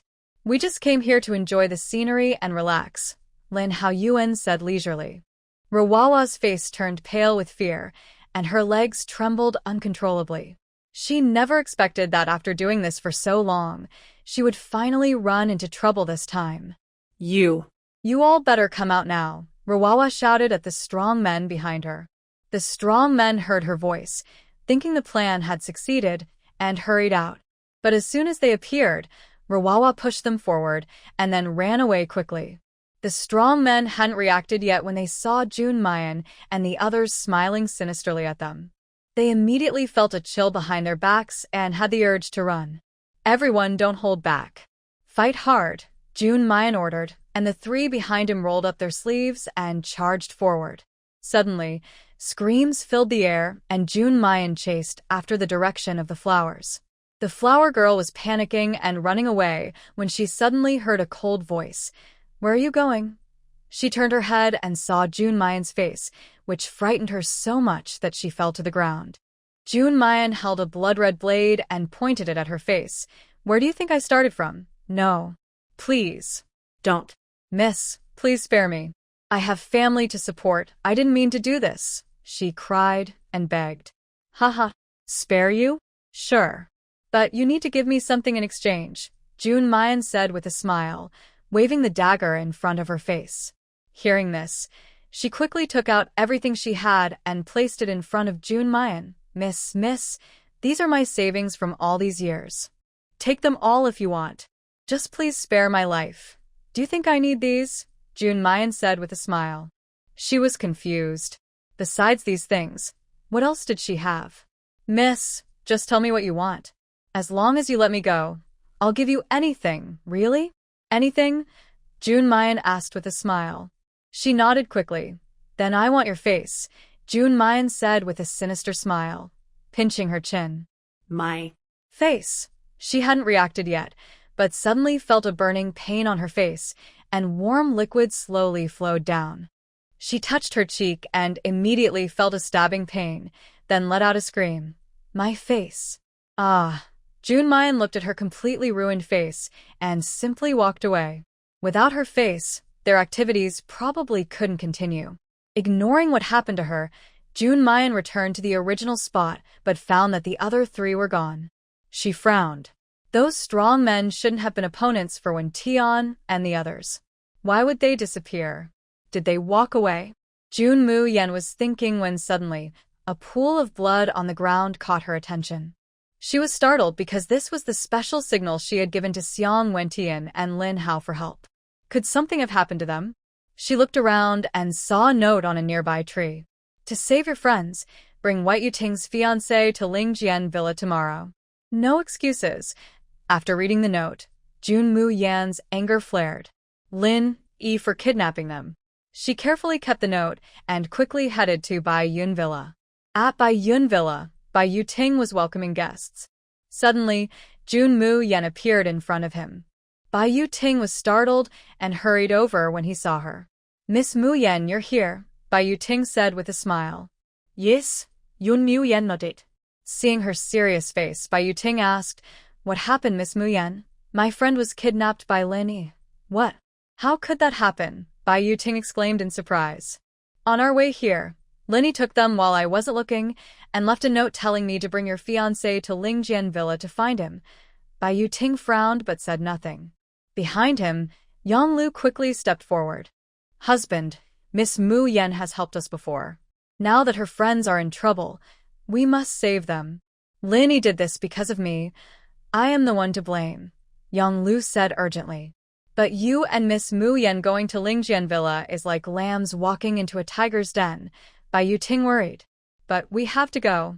Miss Mu Yan, don't worry. We will do our best to rescue your friends. Yang Lu comforted her. Yang Lu, thank you for your kindness. But we need to think carefully. Lingjian Villa is not to be underestimated. Also, your wedding might have to be postponed, Jun Mu Yan said calmly. It's okay. Our wedding isn't urgent. Just have the butler notify all the guests, Yang Lu replied. After dismissing the guests, Bai Yuting, Yang Lu, and Jun Mu Yan went to the study. Master Bai, could you tell me everything you know about Lingjian Villa? Jun Mu Yan asked. Miss Mu Yan, there's no need to be so formal. If you don't mind, just call me Big Brother Bai Yuting said with a smile. Yes. Miss Mu Yan, just call me Yang Lu. Yang Lu said cheerfully. Okay. Brother Bai, Sister Yang Lu. Jun Mu Yan replied with a smile. Yunshan Villa and Lingjian Villa have been enemies for years. We also have spies in Lingjian Villa. There are 10 experts there, with 2 master-level cultivators. Usually, master-level experts don't appear unless there's a serious threat to the villa. How many master-level experts does Yunshan Villa have? Jun Mu Yan asked. Honestly, since my father passed away, Yunshan Villa has been declining. Most of the high-level experts are inherited from my father, and only Yang Lu is a master, Bai Yuting said a bit embarrassed. Jun Mu Yan was surprised. She had sensed that Yang Lu was powerful, but she didn't expect her to be a master-level expert. Mu Yan, you don't need to be surprised. I'm already 25, and you're only 15. In 10 years, your strength might surpass mine. Yang Lu comforted her. Haha. I always knew Yang Lu's sister was strong, but I didn't expect her to be this impressive. Yun Mu Yan admired. It's because of Yang Lu's strength that Yunshan Villa hasn't been destroyed by Lingjian Villa all these years. This time, Lin Yi kidnapping your friend and threatening to exchange her for Yang Lu probably fears Yang Lu's power. Haha, that old man has a good plan, but he doesn't realize he can't handle it. Brother Bai, Sister Yang Lu, I have a plan. Jun Mu Yan whispered her plan to Bai Yuting and Yang Lu. Can it work? Yang Lu asked worriedly. Lin Yi is so sure I will bring you. He probably doesn't expect this. Jun Mu Yan said with a smile. But Lingjian Villa is full of experts. Can you handle it alone? Bai Yuting asked. I have my own way. Jun Mu Yan replied confidently. Seeing her confidence, the two could only accept it. Inside Lingjian Villa, Lin Yi sat on a lounge chair, smiling happily, thinking that soon 2 beautiful women would come to him. Master, those 3 people have been locked in the dungeon, a servant reported. Good, Lin Yi nodded with satisfaction. Master, are you sure that Jun Mu Yan will come? Of course. Unless she doesn't care about those people's lives, Lin Yi said confidently. However, they are still disciples of Yuntian sect. What if? What are you afraid of? The sect master of Yuntian sect hasn't appeared for many years. Could he really step forward just for a few new disciples? But I heard that Junmayan is well regarded by the elder guardian inside the sect. I'm worried. So what? Yuntian sect is at least an hour away from here. By the time that old man arrives, Junmayan will already be my woman. Do you think she won't listen to me? But. Stop with the but. Go tell those experts to prepare. When those two arrive, take them down. Yes, sir. The servant sighed helplessly and left. Soon, Junmayan and Yonglu arrived at Lingjian Villa. Lin Yi heard the report and quickly stood up. Bring them in. Junmayan and Yonglu entered. Master Lin, we are here. Where is my friend? Lin Yi squinted at Junmayan. Then suddenly a cultivator rushed out, tearing off her human mask. Ha! Lord Bai, what do you mean by this? Lin Yi sneered. Bai Yuding was unfazed and simply adjusted his clothes. Lord Bai, you covet my fiancé. As her fiancé, shouldn't I do something about it? Where is Junmayan? Does she not want those three people's lives? Lin Yi sneered. We came here to negotiate with you, Yonglu said coldly. Negotiation? Lin Yi suddenly became interested. Tell me more.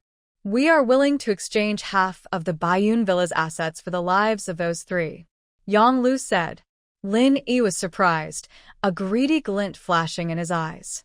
Are you sure? Bai Yuding and Yonglu were dealing with Lin Yi, while Junmayan had already sneaked into Lingjian Villa. Originally, she could release the Sand Blood Snake King and have it destroy the villa directly. But unfortunately, the Sand Blood Snake King suddenly fell asleep. Now, she only has the Poison Blood Vine.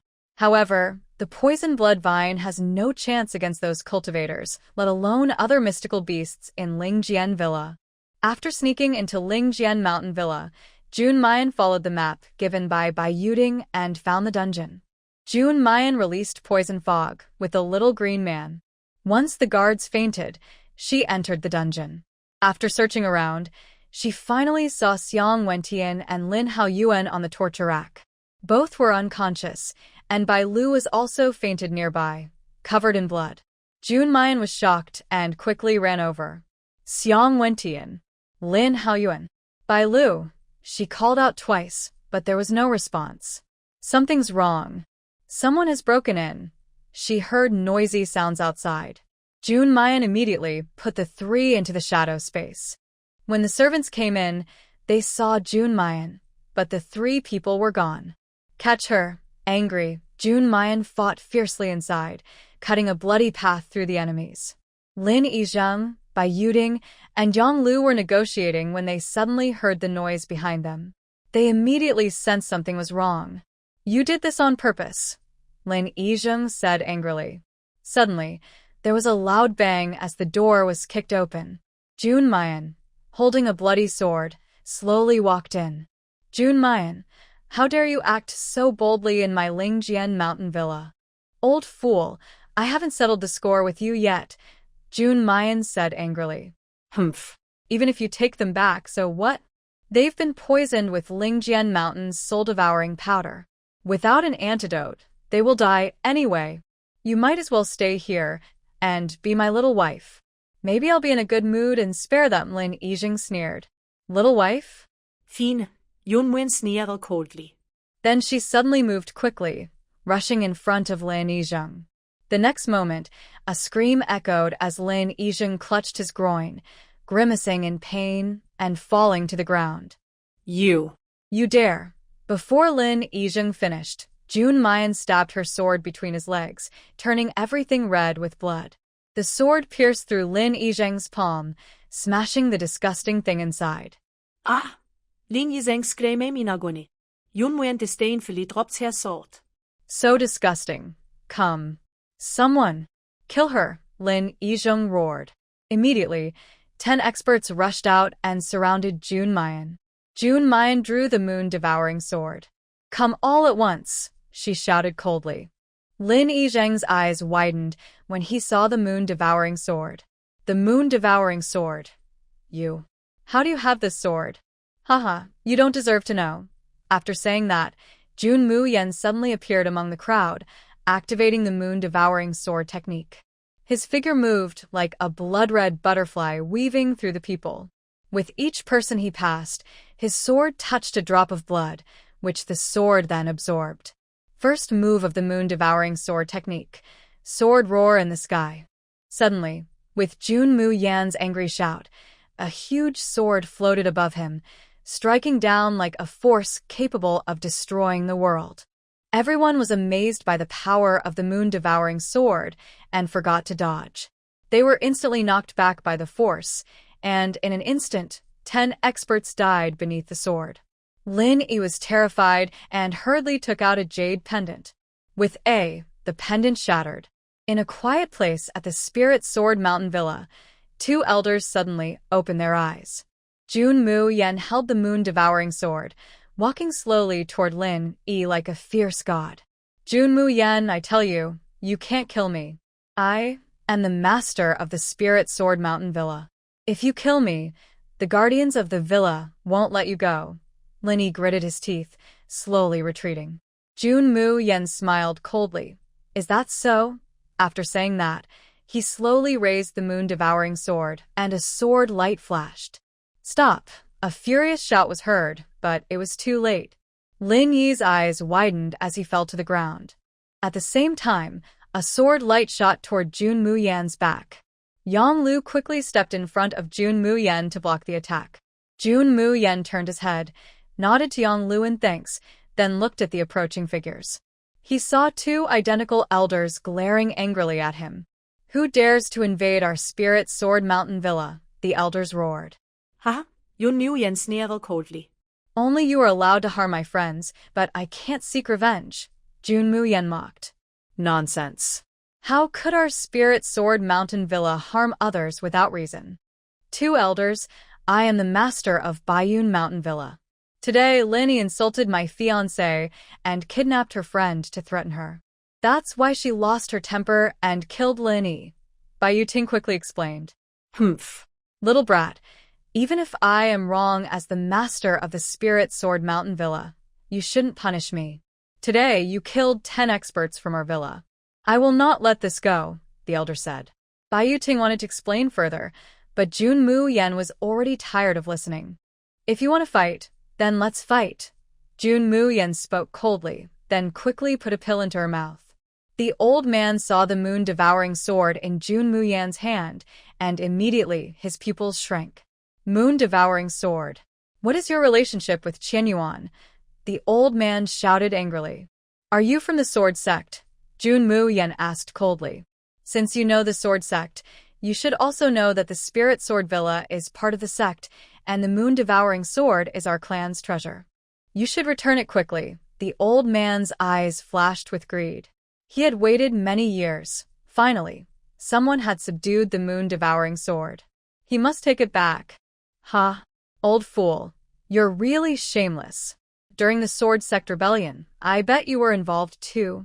Well, today I will avenge Qianyuan and settle the score.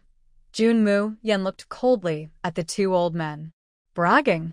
With just a white profound, you dare to challenge a Grand Master, the old man sneered. Big brother, the other old man looked at the person beside him. They exchanged glances and nodded, then one surrounded Junmu Yan from the left, the other from the right. Little girl, you'd better surrender quickly, the old man sneered. Yang Lu saw this and immediately stepped behind Junmu Yan. Mu Yan, we won't leave you. Thank you, Sister Yang Lu, Junmu Yan said with a smile. Today, if you hurt her, Baiyun Mountain Villa and Spirit Sword Villa will not rest in peace, Bai Ting said coldly. Humph. Kid, if your father were still alive, maybe you could challenge us. But now, with your sickly body, do you think this woman alone can do it? The old man sneered. What does a woman matter? Today, if you 2 old men are defeated by us 2 women, that would be truly embarrassing, Junmu Yan mocked. Humph. Stupid girl, take this move from me. One old man charged forward. Junmu Yan immediately felt as if a mountain was pressing down on her, making her slow to move. Yang Lu wanted to help Junmu Yan, but another old man stopped her. Junmu Yan gritted her teeth, forcing herself to fight the old man. As a white profound, she couldn't shake a Grand Master level opponent, especially since these 2 old monsters had been stuck at the Grand Master level for a long time. Their control of spiritual power was more skilled than most grandmasters. Even Yonglu, also a grandmaster, found it difficult to handle one of them. The old man didn't seem eager to kill Jun Muyen, but instead slowly tortured her mentally. Every move left no mercy and left a wound on her body. Gradually, Jun Muyen's body was covered with more and more blood. If it weren't for the moon-devouring sword supporting her, she would have died long ago. The dizziness from blood loss made her eyelids droop. Seeing this, the old man directly struck her, knocking her away. Jun Muyen fell to the ground, grimacing in pain. She felt as if her internal organs were about to be torn out. At first, she could still contact Emperor Mingxiang through her phoenix bracelet, but she didn't want to rely on him all the time. So she simply blocked the bracelet. Now, under the old man's pressure, she couldn't even activate it. The old man stepped closer to Jun Muyen. Bai Yuding wanted to go forward, but was held back and couldn't move. He could only watch helplessly as the old man gradually tortured Jun Muyen. The old man picked up the moon-devouring sword, gently stroking it as if it were a child. Suddenly, the sword moved sharply, cutting the old man's hand and piercing into Jun Muyen's body. The power of life was quickly healing her injuries. If she could hold on for another half-quarter of an hour, she believed she would be safe. Jun Muyen sneerade sarcastically. You're about to die, and you're still smiling, the old man sneered. Hee. I'm laughing at you for not daring to kill me. Oh, why do you think I wouldn't dare to kill you? Do you know who I am? Just a girl with blonde hair. What big background could she have? I am the granddaughter of the Lord of the Cloud Sky sect. If you kill me, he definitely won't let you go. Ha! The Lord of the Cloud Sky sect? Little girl, you're lying without even checking your facts. The sect leader only has a daughter who has already died. Where would you get a granddaughter from? You don't believe me. Fine. Anyway, if you kill me, you'll end up buried with me. Oh, in that case, why don't you shout out? If the sect leader of the Cloud Sky sect comes out, I might consider letting you go, the old man sneered dismissively. All right. Jun Muyen pretended to be calm. As long as she could hold on a little longer, she could regain some strength. Go ahead and shout. Today, if you call out that old man, I'll call you Grandma. Jun Muyen made up her mind and shouted loudly. Old man, if you don't show up, I won't let you go even if I become a ghost. As soon as she finished speaking, a familiar voice sounded, Granddaughter, who's bullying you? Jun Muyen felt a rush of surprise and joy. She had only wanted to stall for time, but she hadn't expected him to actually appear. The old man hovered in the air, glaring fiercely at the two elders as the pressure of his power filled the space. Montag, Lin. One of the elders cried out in fear. Girl. The old man didn't even glance at them. He flew straight to Jun Muyen's side. Old man, why are you here? Muyen asked weakly. You still have the nerve to ask? You left without telling me. If the guardian elder hadn't informed me, I wouldn't have known you were gone. The old man scolded. Old man. Cough, cough. Jun Muyen suddenly coughed up blood. Don't talk for now. The old man said anxiously. Jun Muyen looked past him. The two elders, seeing this, avoided her gaze and tried to slip away. Jun Muyen smiled faintly. Seniors, where are you going? The old man turned around sharply. So, you two are the ones bullying my granddaughter? Master Amo, what brings you to our spirit sword manor? One elder said with a forced smile. Humph. If I hadn't come, my granddaughter might have been beaten to death by you. Amo Lin said angrily. Master Amo, please let us explain. Explain what? I saw with my own eyes that you injured my precious granddaughter. Are you saying I'm blind? No. Master Amo, we were just surprised to hear you suddenly have a granddaughter. Your daughter isn't enough. I said she is, so she is. Montag Lin snapped. Yes, of course. But she destroyed 10 of our Spirit Sword Manor's cultivators for no reason. You can't blame us for being upset. The elder said quickly. For no reason? Amo Lin turned to Jun Muyen. Girl, did you really defeat 10 of their cultivators? Jun Muyen nodded slowly.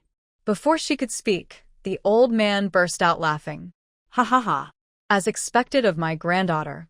To defeat 10 cultivators with only white profound power. Excellent, excellent. He said proudly. Master Mo. This what? I can't be proud of my granddaughter? Do you have a problem with that?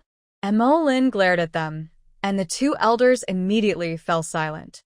Girl, how do you want to deal with them? The old man asked.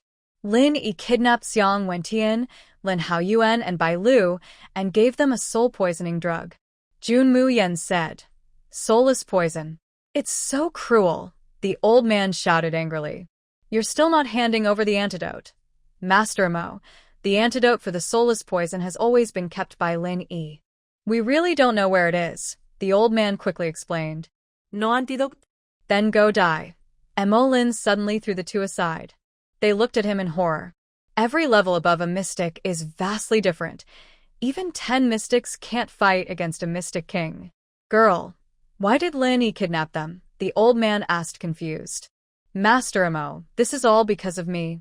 Lin Yi has long harbored ill intentions toward Yun Tian Villa, and he wanted to threaten her with her friends to exchange for me. Yang Lu apologized. Mo Lin waved his hand. It's none of your business. After his father died, I should have cut ties with Spirit Sword Villa back then. Old man, Spirit Sword Villa no longer needs to stay, Jun Mu Yen said calmly. Montag Lin nodded. Good. Today, I will help you avenge. Before the two elders could react, Mo Lin's aura surged. Two people behind him were instantly pierced through the abdomen, blood pouring from a wound at their dantian. They stared wide-eyed at Mo Lin, never expecting that their cultivation to mystic level would end their lives in such a way. Jun Mu Yen looked calmly at the bodies around her. A ghostly fire ignited, instantly burning these people to ashes. From then on, Spirit Sword Villa no longer existed in this world. Jun Mu Yen searched for a long time in Spirit Sword Villa, but couldn't find the antidote for the soulless poison. Lin Yi's space ring was also empty. Tian and Lin Hao were still unconscious. Jun Mu Yen knew she had to find the antidote quickly. Girl, you. Mo Lin looked at Jun Mu Yen with some awkwardness, his hands clenched together showing his nervousness. Girl, I didn't mean for this to happen. The old man looked at Jun Mu Yen pitifully. If you're talking about hiding the fact that you're the master of Yun Tian sect, then forget it, Jun Mu Yen said calmly. Girl, you already knew? Your acting isn't very good, Jun Mu Yen mocked. Hee. Girl, it's because you're too clever, the old man flattered. Old man, don't praise me. Compared to your identity, I want to know why you were so cruel to break up my parents, she said. Girl, listen to my explanation, the old man hurriedly said. If it had been a month ago, I might not have wanted to hear your explanation, but now I want to know. Jun Mu Yen looked seriously at Mo Lin. Mo Lin sighed. It was indeed my fault back then. I was wrong to your mother and to you. But I had no choice. Your mother grew up with me. I cared for her deeply. One day, she suddenly left. I searched the whole world and finally found her, only to see her living in such misery. When I saw her after she had just given birth, she was weak and fragile, like a piece of white paper. I was angry and hurt. Others said I was unhappy that Xiaoyan married someone from a lower world without permission, but if Xiaoyan liked me, how could I have separated them? I kept this secret for 34 years. Even Xiaoyan didn't know. When Xiaoyan's mother, your grandmother, gave birth to her, the world was dark, and a fierce beast appeared with thunder and lightning. People said Xiaoyan was cursed and a troublemaker. To protect her and her mother from being judged by others, I found a prophet. He said Xiaoyan was not cursed, but had a different body type from normal people. The prophet used his life to predict Xiaoyan's future, and at the very end, he revealed her destiny. What future? Jun Mu Yen asked. He said she is a divine spirit, a nurturing soul, the ruler of the underworld, and the king of dominance. Mo Lin sighed. What does that mean? Jun Mu Yen frowned and asked. It means Xiaoyan is a born divine spirit. Any children she has in the future will be the rulers of the underworld and the masters of the world. Mo Lin looked at Jun Mu Yen blankly. Are you saying I am the ruler of the world? Jun Mu Yen was surprised. Exactly. The prophecy confirms it. Jun Muyen shook her head. I have no such desire. The prophet's words are unlikely to be wrong.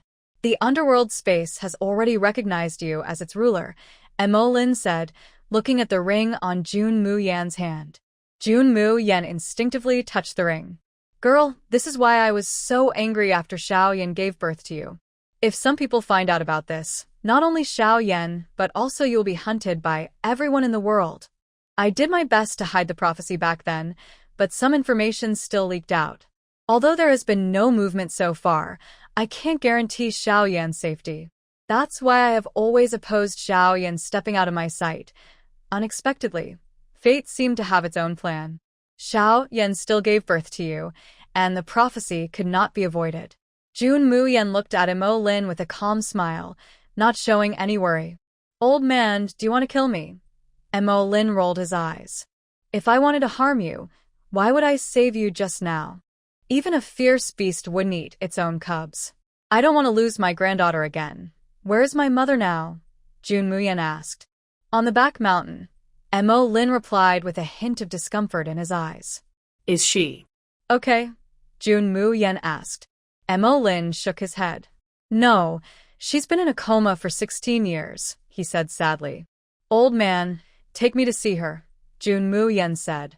Actually, you might have already seen her. Mo Lin hesitated. Jun Muyen looked at him in confusion. How could I have seen her? It's that beast you met on the back mountain before, Mo Lin explained. What? Jun Muyen was surprised. Years ago, your mother was overwhelmed with grief and stayed sad all the time.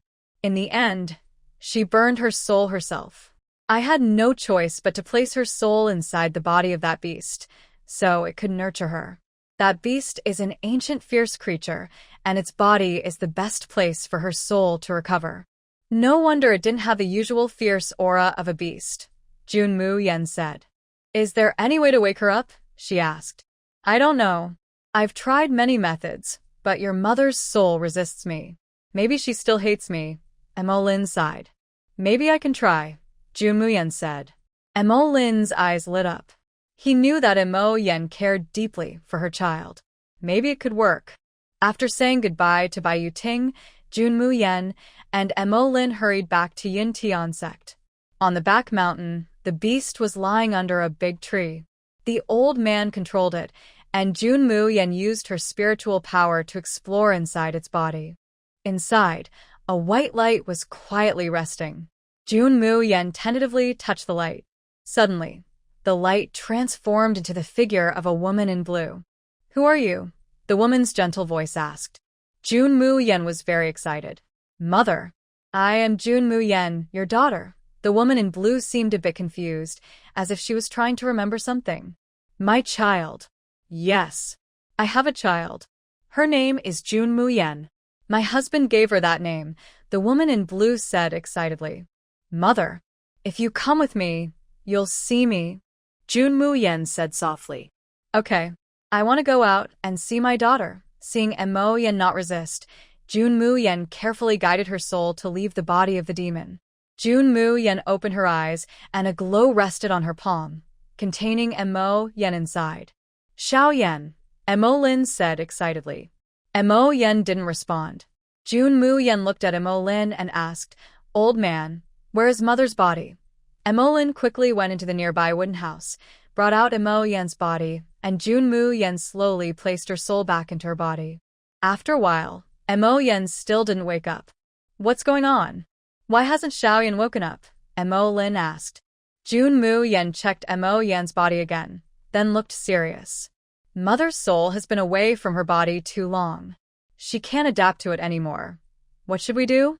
I will go find the guardian elder. Mo Lin was about to leave, but was stopped by Jun Muyen. Old man, don't rush.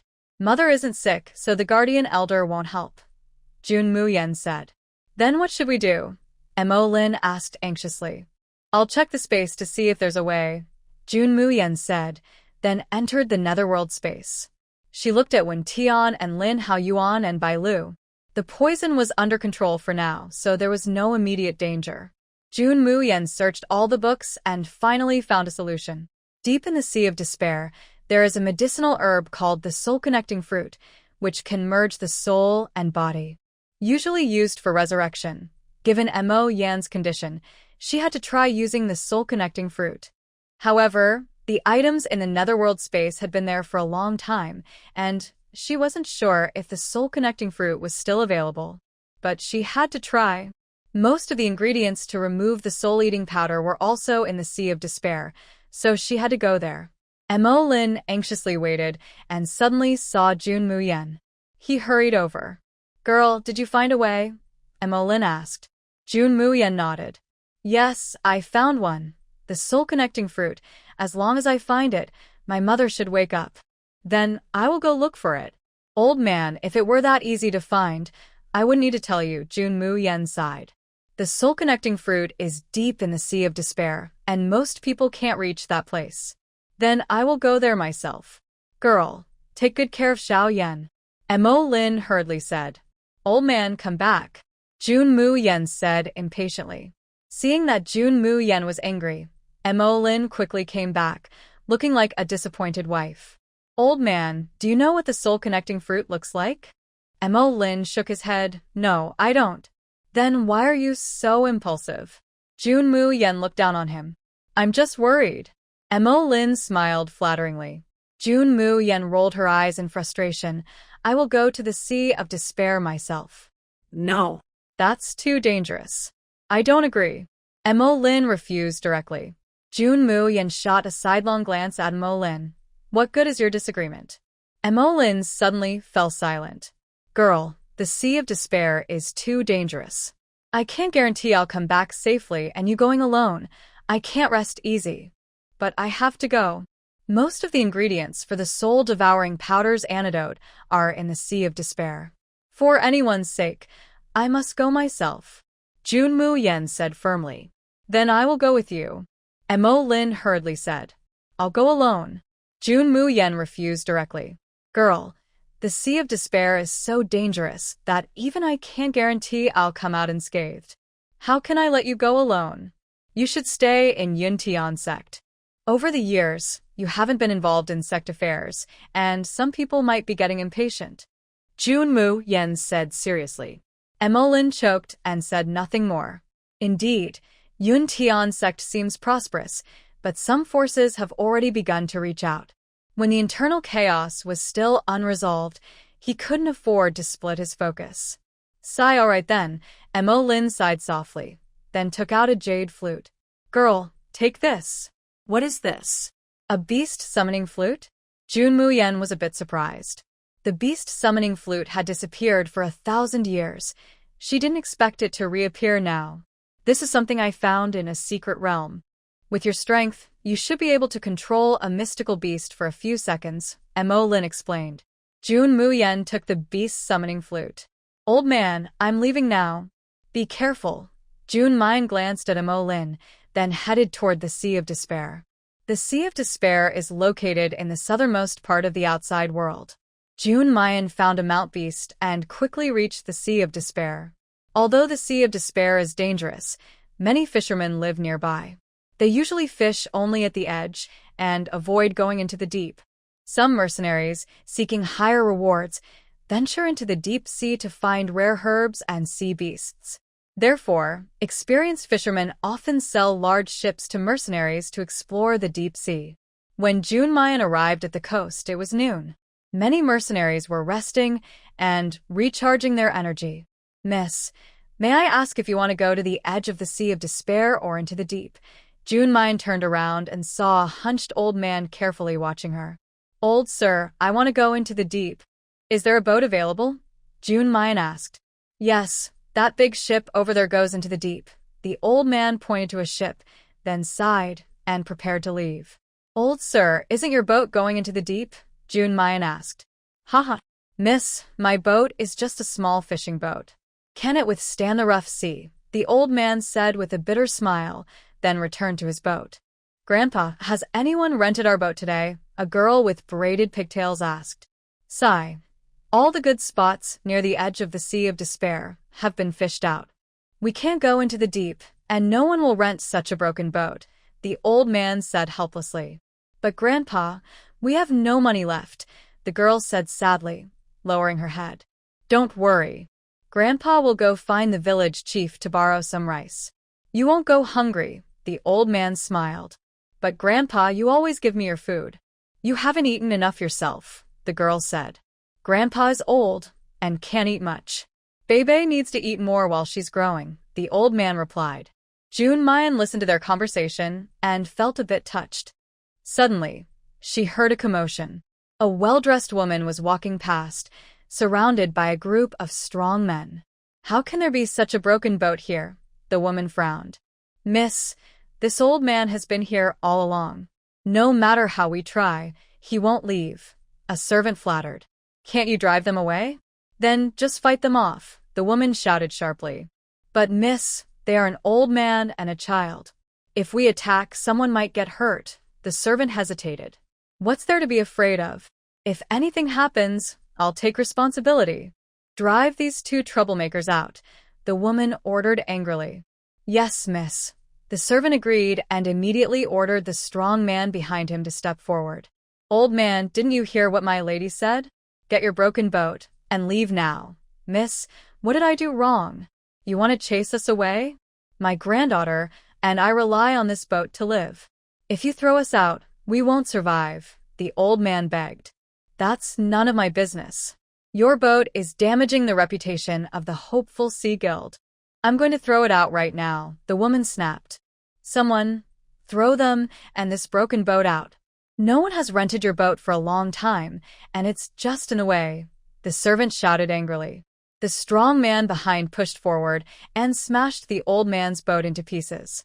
The old man protected the girl with one arm and clung tightly to the boat with the other. The girl cried loudly in the old man's arms, while the onlookers watched coldly. Ah, that fish uncle. He's been told to leave so many times, but he wouldn't listen. Now even the guild's young lady won't tolerate him. He's just an old man. Can't the young lady show some mercy? It's just a broken boat. How much space does it take? Shh, don't say anything. Be careful not to get the young lady angry. If she doesn't let you go to sea, who will support your family? Everyone whispered and discussed, but no one dared to step forward. Yun Muyen watched quietly. She wasn't a saint who could save everyone suffering in this world. Suddenly, a blue light stung her eyes. Jun Muyen looked closer and saw that the girl in the old man's arms was subtly growing a blue fish fin on her ear.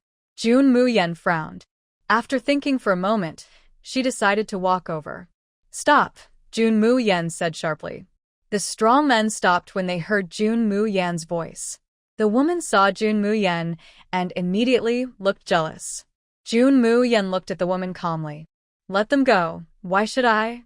Who are you to order me? The woman said angrily. Just because of this. As soon as Jun Muyen finished speaking, she used her spiritual power and struck the strong men, knocking them away. White. Bai Xian.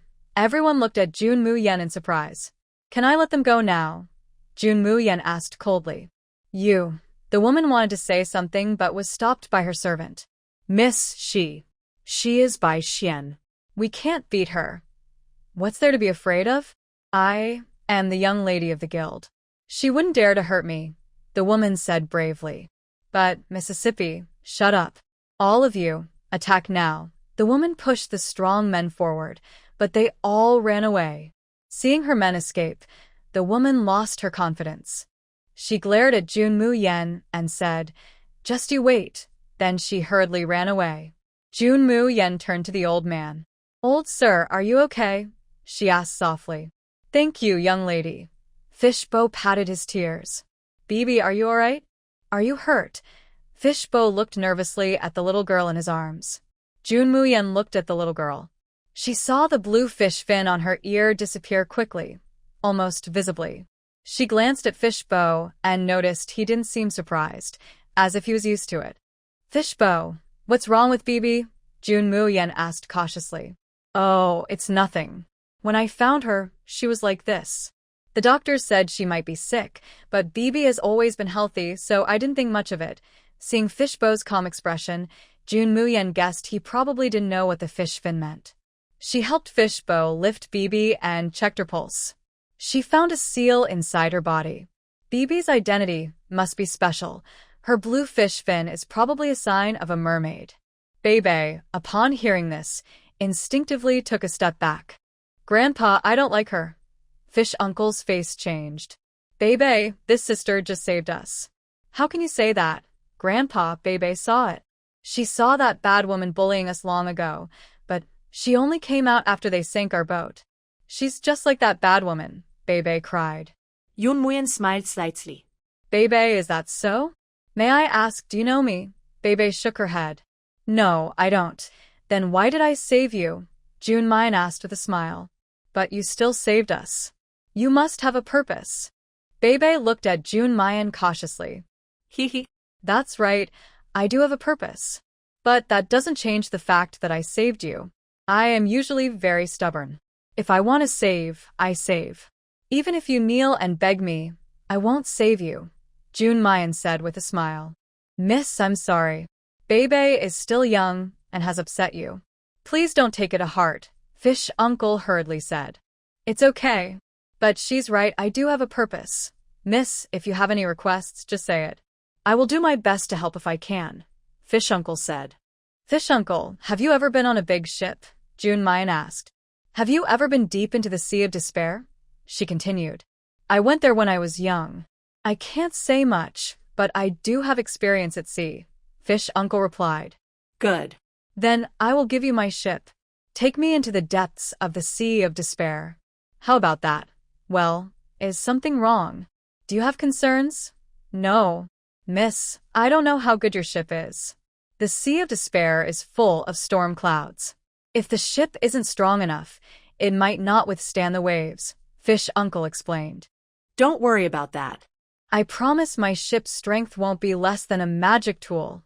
All right, Fish Uncle agreed. Grandpa, I want to go too, Bebe quickly said. Bebe, the Sea of Despair is very dangerous. Why don't you stay at the town chief's house for a while?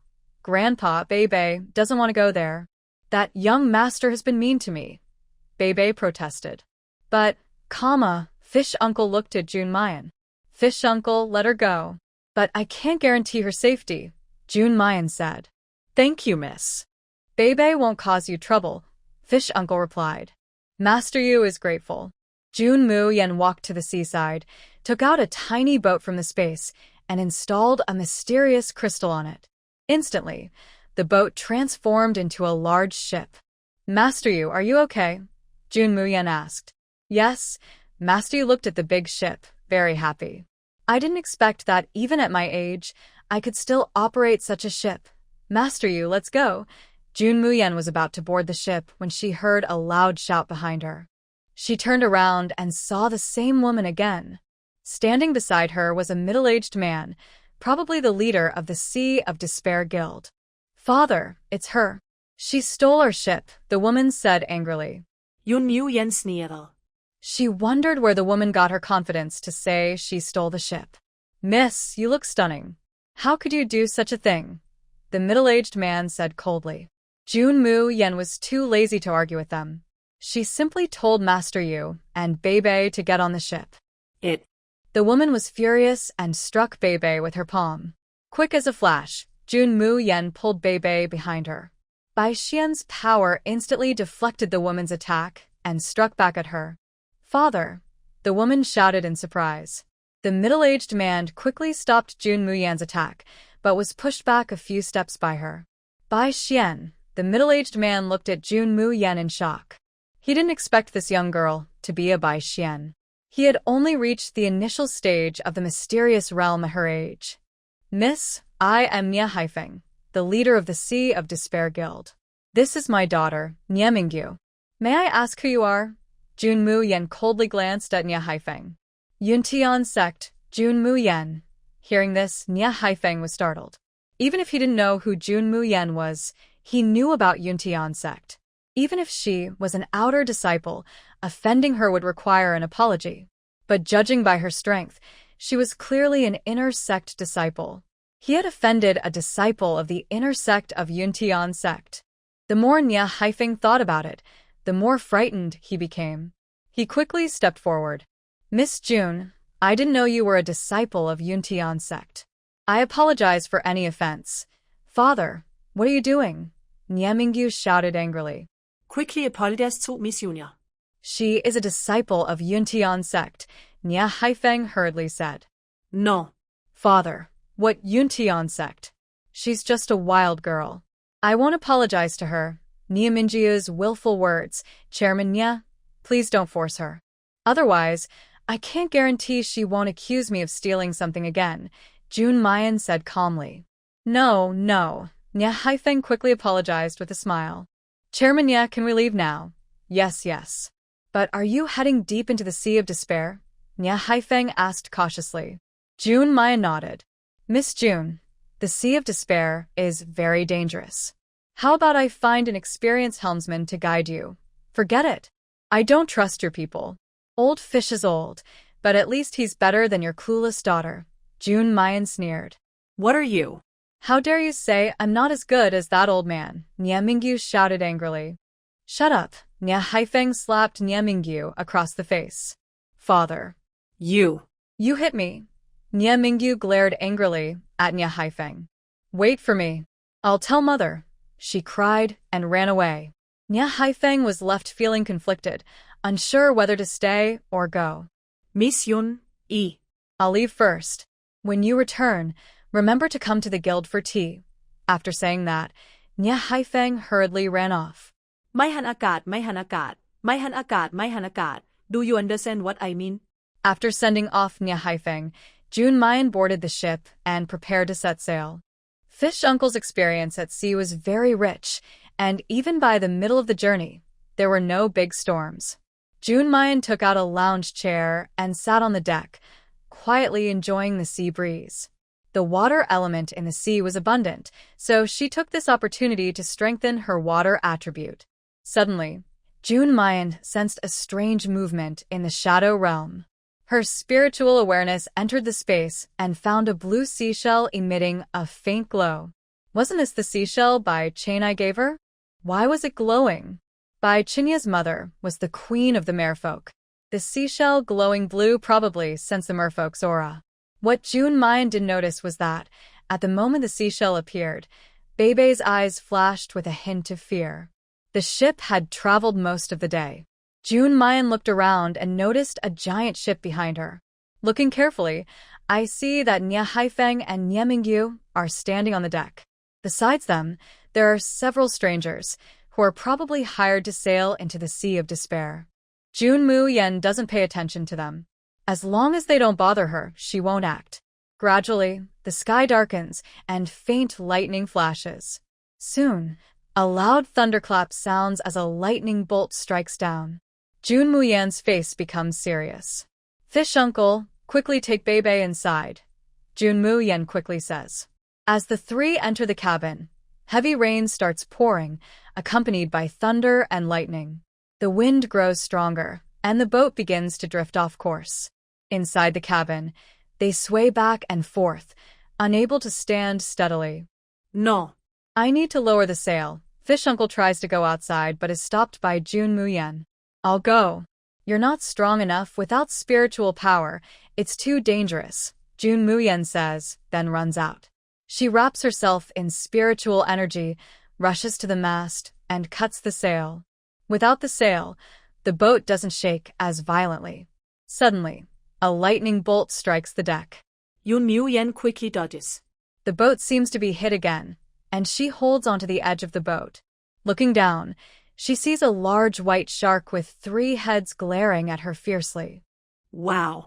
A mutated creature, Jun Mu Yan exclaims and quickly runs back into the cabin. Through the window, she sees Nia Haifeng's boat. It's badly damaged by lightning, but luckily, it hasn't taken on water. Jun Mu Yan finds it strange that her boat wasn't struck as badly. Her boat is sturdier, but why does lightning keep striking theirs? She examines carefully and notices a very long lightning rod on top of their cabin. At this moment, she is stunned. Why would they put a lightning rod on a boat? Isn't that dangerous? Like Jun Mu Yan, Nia Haifeng also feels frustrated. Why does lightning keep striking his boat? President Nia, what's going on? If this continues, our boat will be destroyed soon, a man hurriedly says. Nia Haifeng grits his teeth. I'll go see. Stay here and don't move.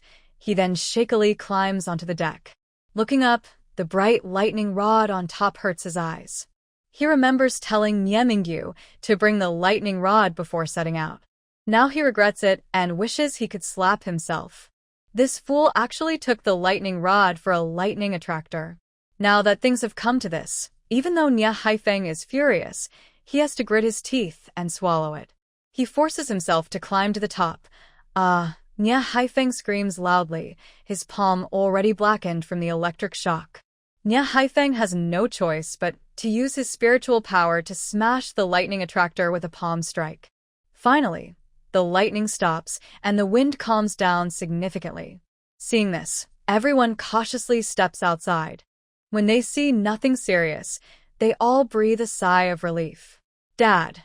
Nie Mingyu quickly runs over to help Nie Haifeng up. When Nie Haifeng sees Nie Mingyu, he suddenly gets very angry. He slaps her across the face with a loud smack. Dad, why did you hit me again? Buhu. Nie Mingyu whimpers, feeling wronged. You this fool. Nie Haifeng yells angrily. President Nie, what did Sister Mingyu do wrong that you have to hit her like this? A woman steps forward, caring and supporting Nie Mingyu. Qingmin, don't protect her. How did I and Nie Haifeng end up with a fool?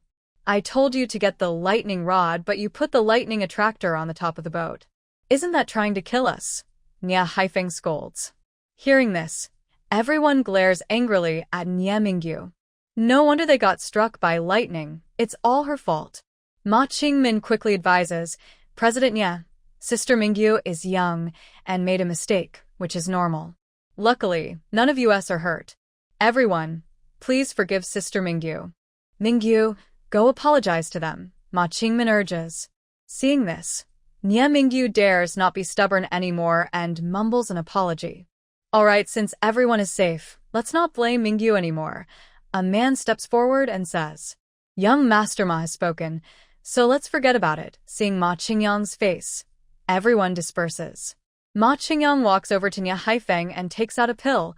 President Nie, you're injured badly. Please take this pill. Thank you, young Master Ma. Nie Haifeng quickly thanks him. Jun Mayan stands on the deck, quietly watching the chaos behind her. It seems Nie Haifeng isn't as foolish as Nie Mingyu. Just after Nie Haifeng takes the pill, his hand still hurts from the injury, and suddenly the boat shakes violently. What's going on? Everyone rushes out. Bang! Another intense jolt rocks the boat again. Something is hitting our boat, someone shouted in surprise. Everyone hurried to the side of the boat and looked down. They saw a three-headed great white shark frantically smashing into the boat. Oh, a shark! Nie Haifeng exclaimed. Everyone, get into the cabin. Hearing this, everyone rushed into the cabin. The three-headed shark seemed to sense the boat's weakness and hit even harder. Miss, where did that shark go? Fish Uncle asked. Humph. Jun Mayan pouted and looked at the big ship where Nie Haifeng was. The three-headed shark bit into the side of the boat. With a loud, appeared at the bottom of the boat. Oh. The boat is taking on water, Nie Haifeng shouted. Everyone, throw the water out. Hearing Nie Haifeng's command, everyone used all their strength to pour water out. But the three-headed shark wouldn't give up. All three heads bit down at once, and the bottom of the boat was instantly torn apart. Ah! Help! Nie Mingyu's scream was heard. Water was already over her head, and she was clinging to broken wood, struggling to stay afloat. Seeing this, Nie Haifeng quickly ran over and pulled her up. After all, she was his daughter. No matter how angry he was, he couldn't just watch her drown. Everyone, jump into the sea. Nie Haifeng shouted loudly, then pulled Nie Mingyu into the water. Soon after, the broken ship was swallowed whole by the three-headed shark, and those who didn't jump into the sea were also eaten by the shark's belly. The three-headed shark seemed full. It looked at the people in the water, then twisted its huge body and swam away. Everyone saw this and immediately relaxed. But then they faced a new problem. Without a boat, they would soon be eaten by other sharks. At this moment, Ma Qingyang spotted a boat ahead and quickly told everyone to swim toward it. Jun Mayan watched the scene with a slight smile, thinking, the show is about to begin. Hey, is there anyone on the boat? Nia Haifeng shouted loudly. Jun Mayan walked onto the deck, pretending to be surprised. Oh, isn't that President Nia? What a nice day for a swim. Huh, you're such a lowly woman, Nia Mingyu shouted angrily, then slapped her. Shatupe, nie haifeng glerdan greliate nie mingyu. This fool didn't realize the danger and was throwing a tantrum. I apologize, but I can't assist with that request. Jun Mu Yen directly slapped the strong man across the face. People who don't listen have no right to board the ship. Hearing her words, the strong man's face turned pale. Please, miss, you are generous. Don't bother with me, a rough guy, he begged quickly. Jun Mu Yen didn't look at him. She simply asked Uncle Yu to lower another ladder. The man who had been holding the girl carefully placed her on the deck, then climbed up himself. Thank you, miss, the man said after thanking her, then helped the girl to the side to avoid blocking others from boarding. Jun Mu Yen handed Beibei a bottle of medicine. Take this to them. Beibei didn't speak but followed her instructions. This is what she asked me to give you, Beibei said, pushing the medicine into the man's hand before running back to the cabin. Miss this. Medicine. The man hesitated. If you don't want her to die, give it to her quickly, Jun Mu Yen said calmly. But I don't have money, the man said shyly, lowering his head. It's free. No need to pay for the boat, Jun Mu Yen smiled. She was moved by the man's love for his sister. Even in such danger, he protected her tightly. She wasn't a saint, but their sibling bond touched her. Thank you, miss. Thank you. You're such a good person, the man said happily. Jun Mu Yen slightly curled her lips. Good person? She never was. She only did what she was willing to do. Miss, we want to pay. Please let us go up, the people in the water called out. Uncle Yu, lower the ladder, Jun Mu Yen ordered. Uncle Yu quickly lowered the ladder. Each time someone climbed up, she made them pay based on their clothes and her impression of them. The first was Ma Qingyang. 100,000 gold coins, Jun Mu Yen said calmly. Ma Qingyang was surprised. 100,000 gold coins. Miss, isn't that too much? Jun Mu Yen glanced at him sideways, not angry but smiling. What? Young Master Ma, as the vice president of the Alchemy Guild, isn't your life worth 100,000 gold coins? You. Stop wasting time. If you don't pay, go back down, she said impatiently. Here. Ma Qingyang gritted his teeth and handed over 100,000 gold coins into her space ring. Next, Jun Mu Yen didn't even look at Ma Qingyang and simply told him to leave. Then it was Ma Qingmin. Jun Mu Yen glänzte her. She looked nice, but her eyes were full of selfishness, which Jun Mu Yen didn't like. Just like him, Jun Mu Yen said calmly. Ma Qingmin didn't react much. She paid 10,000 gold coins quickly and went onto the boat. Soon, the rest of the people got on board. Jun Mu Yen had already seen through those with bad intentions. As for the strong man, he could only stay alone in the sea. No matter how much he begged, Jun Mu Yen paid no attention to him. Everyone on the boat, listen carefully. Nothing on this ship belongs to you. If you want a room, pay 50,000 gold coins. If you want to eat, pay according to the price of the food. I also sell pills, but the prices are a bit higher than usual. If you want to buy, just pay. If not, stay on the deck. If I see any trouble, the sharks below are waiting to eat, Jun Mu Yen said with a light smile. When everyone heard this, they knew Jun Mu Yen was not someone to mess with, so they calmed down a bit. Jun Mu Yen turned to look at Nye Mingyu, who was glaring at her angrily, and she gave a faint, dismissive smile. She had taken many good things from Nye Haifeng before. Now, Nye Haifeng probably hated Nye Mingyu very much. As night fell, the sea became stormy. It wasn't as terrifying as before, but it was very cold. Many people couldn't stand it and paid Jun Mu Yen to buy a room. Many others couldn't pay, so Jun Mu Yen let them stay in a slightly larger room downstairs. Otherwise, if they froze to death, she wouldn't get her money back. Some even owed her money, with IOUs. Just as Jun Mu Yen was about to go back to her room, She saw the man from earlier walking over with his sister. Miss, do you have hot water? My sister is too weak to handle the cold, the man asked. Jun Moo-yen looked at the girl in his arms and then checked her pulse. Unlucky body, she said with a frown. Miss, do you know about the unlucky body? The man asked in surprise. Yes, Jun Moo-yen nodded. That's tough. You brought such a young child out to sea. She is my sister. Since our parents died, we have depended on each other. No matter what, I must find the tear of the shark to heal her body. The man said firmly. You brothers and sisters are very close. Fine. I have collected a lot of money today, and am in a good mood. Come with me, Jun Moo-yen said with a smile. Thank you, miss. Thank you. The man expressed his gratitude. Jun Moo-yen took the two of them to her room, used her spiritual power to warm the Holy Spirit spring in the space, and let the man give it to the girl to drink. Seeing the girl's body temperature gradually return to normal, the man felt relieved. Big brother, the girl said weakly. You honor be good. Are you feeling cold now? The man asked with concern. Not cold. The girl shook her head with a smile. Good. You honor. Rest a little longer. The man said softly. What is your name? Jun Moo-yen asked. Miss, I am an iPhone. This is my sister and I Yuan. The man replied. Looking at your speech, it doesn't seem like an ordinary person. You must come from a big family. Jun Moo-yen guessed.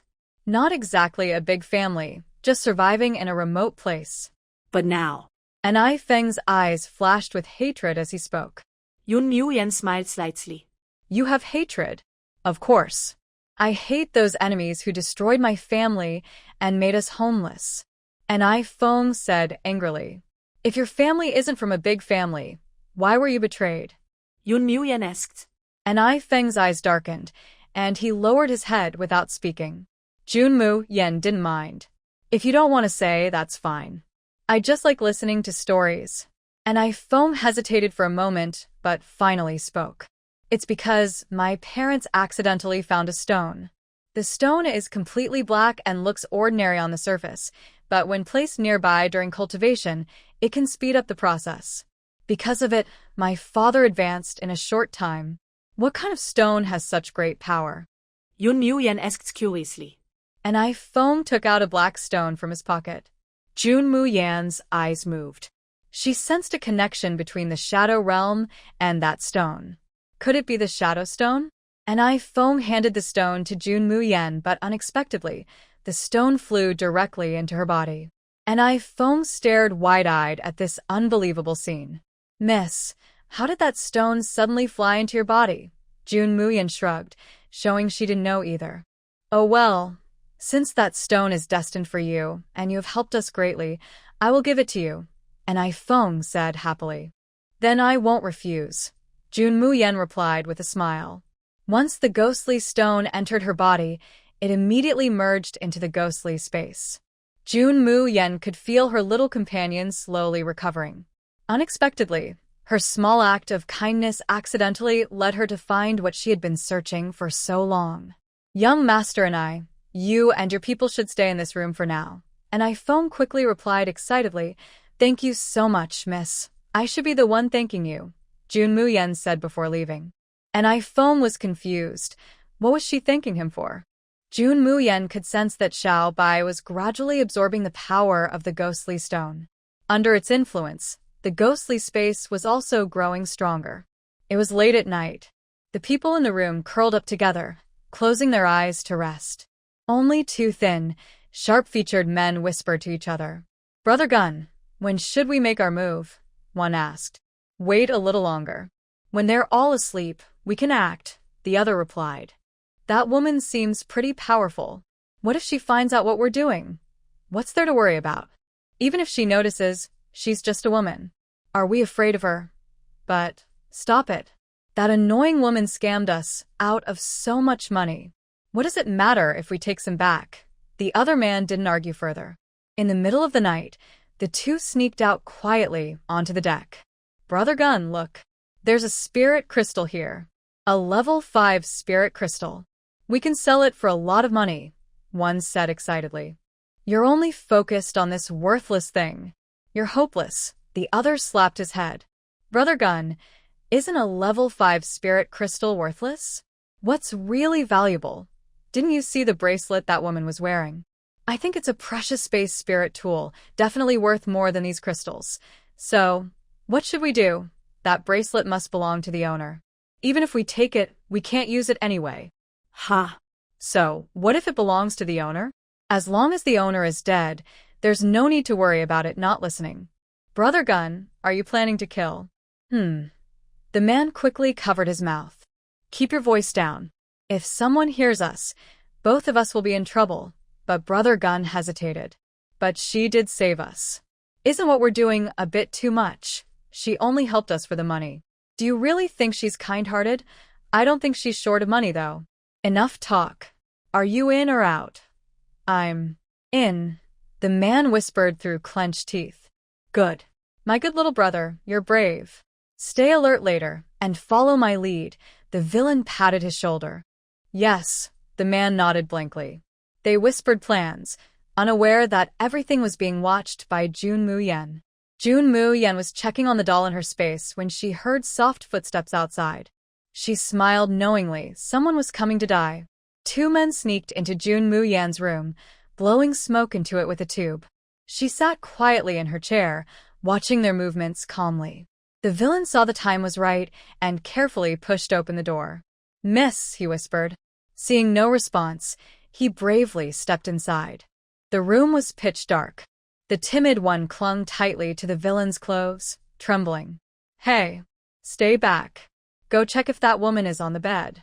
If she's there, we can finish her quickly and go back to rest." "Why, yes.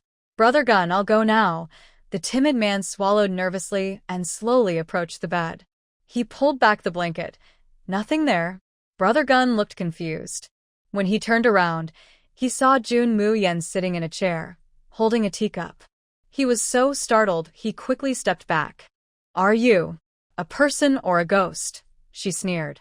"Huh," she said mockingly, then waved her hand, turning on the lamp on the table. Instantly, the room was brightly lit. A calm smile appeared on her face. "Were you looking for me?" The two looked at Jun Mu-yen with fear, their legs trembling. The dull-witted one was especially scared, suddenly kneeling down with a thud. "Miss, we're sorry. We were blinded by greed. Please forgive us." The dull-witted one kept kowtowing on the ground. But the villain was still stubborn, his eyes full of cruelty. "Idiot, get up. Since we've been caught, just kill her. We can still get the money. Brother Gun, I beg you, don't be foolish. Didn't you say that even though we're poor, we shouldn't do anything too bad?" The dull-witted one pleaded, holding onto the villain's leg. "Get out of my way. All these years I've cared for you, and now you betray me.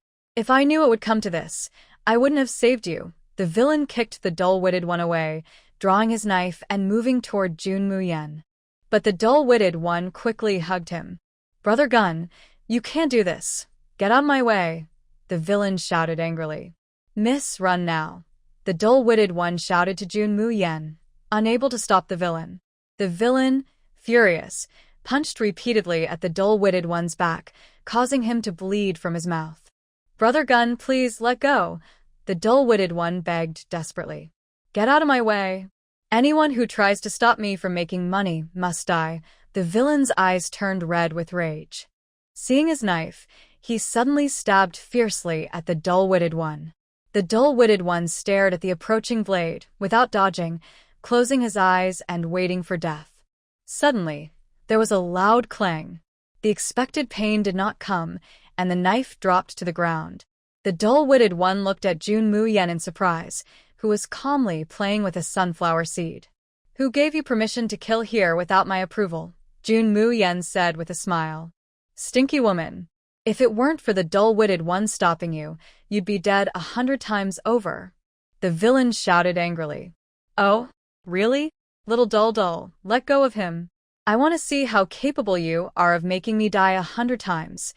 Jun Mu-yen pretended to be surprised.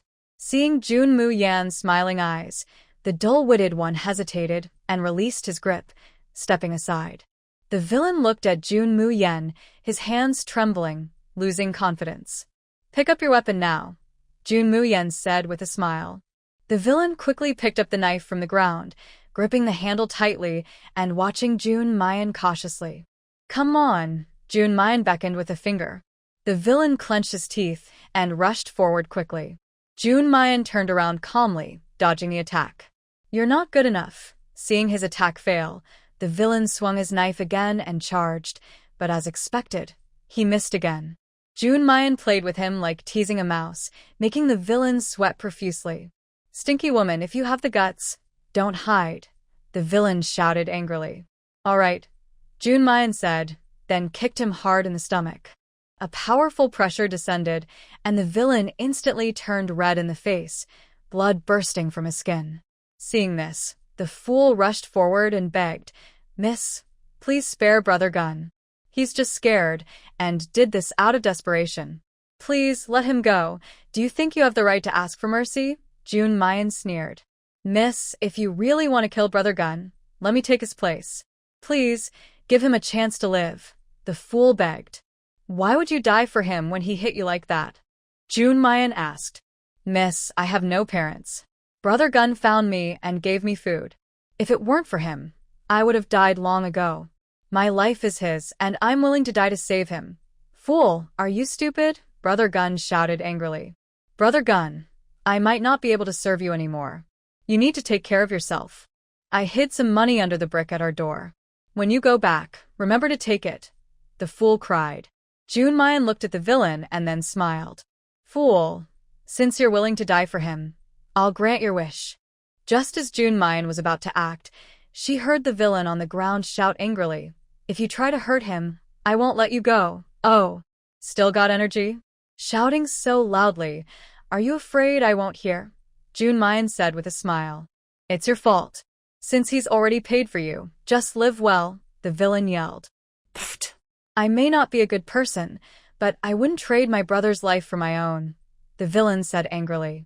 But you were just about to kill him, Jun Mayen replied with a smile. Who wants to kill him? He's so tough, I've been hitting him since he was little. I didn't really hit him with that strike, so it won't hurt him, the villain angrily said. Miss, you don't know. Brother Gun has liked scaring me like this since we were kids, so I didn't try to dodge just now, stammered the simple-minded person. Jun Muyen nodded. Actually, you could go back peacefully, but you chose to bother me and ruin my good dream. One of you must pay with your life. What do you think? Do you want to discuss it? Talk nonsense. If you want to kill, just do it. Let him go, the villain quickly said. No. Miss, the simple-minded person is willing to take Brother Gun's place and apologize to you. Stop talking nonsense. Simple-minded. Do you dare disobey me? The villain shouted. Brother Gun, this time I won't listen to you. Miss, please kill me and let Brother Gun go. It was my mistake. I was blinded. It's not his fault. The two argued back and forth, making Jun Muyen's ears hurt. You're so noisy, Jun Muyen said impatiently. The two fell silent immediately, staring blankly at her. Actually, there are ways for you not to die, Jun Muyen smiled. What? They exclaimed happily. Miss, as long as the two of us do our best, we won't let you down, the villain quickly said. And if I want you to acknowledge me as your master, that. The two immediately lowered their heads. If it meant saving their lives, they couldn't give up their freedom. Don't worry, I won't force you to do anything you're unwilling to do. Besides what I tell you, you can arrange your own time. As long as you're loyal, I can ensure you food and clothing. If you work hard, you might even become a powerful person, Jun Muyen said calmly. A flicker of hope appeared in their eyes. After a long moment, they finally gritted their teeth and said, All right, we acknowledge you as our master. But you must keep your promise. I never tell lies, she replied. After that, the two swore loyalty to Jun Muyen. The rules of heaven and earth descended, sealing their oath forever. Their commotion disturbed the people on the boat. Everyone was about to get up and see what was happening when suddenly, the boat shook violently. What happened?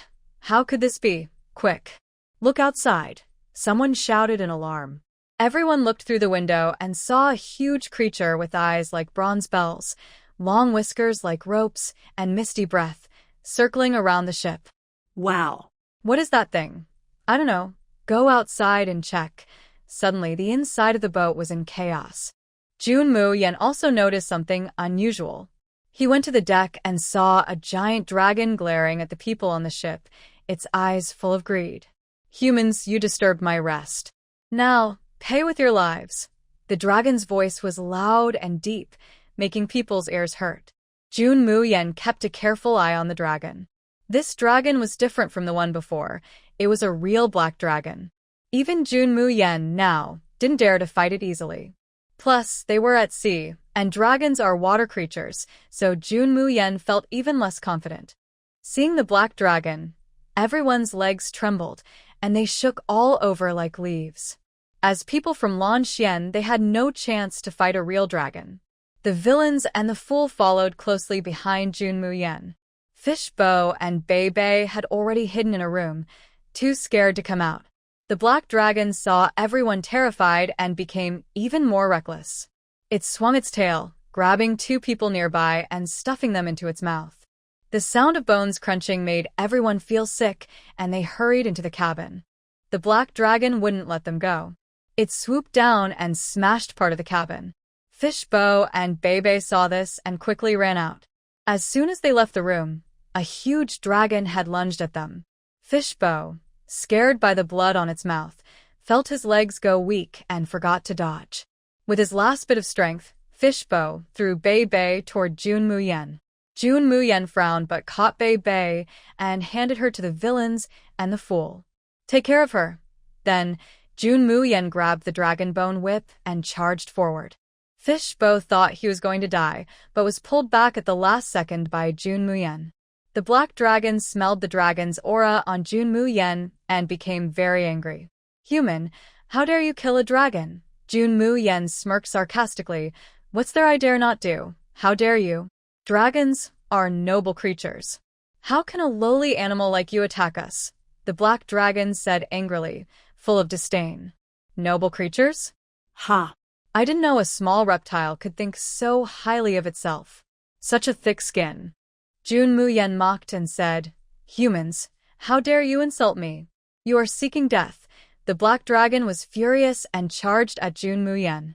Junmu Yen held a dragon bone whip, kicked the black dragon's head, then flipped back a few steps to avoid the attack.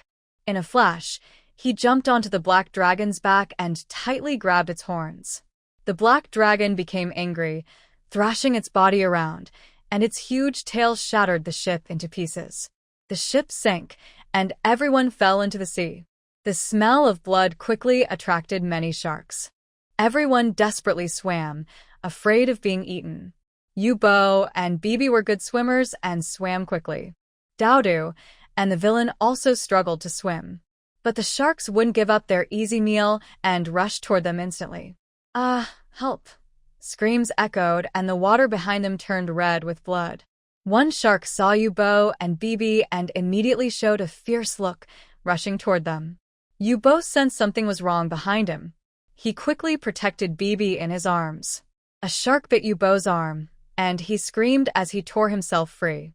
The villain and Daodu were so scared they froze in place and couldn't move. Seeing Yubo hurt, Bibi's tears suddenly burst out. Grandpa, Bibi cried.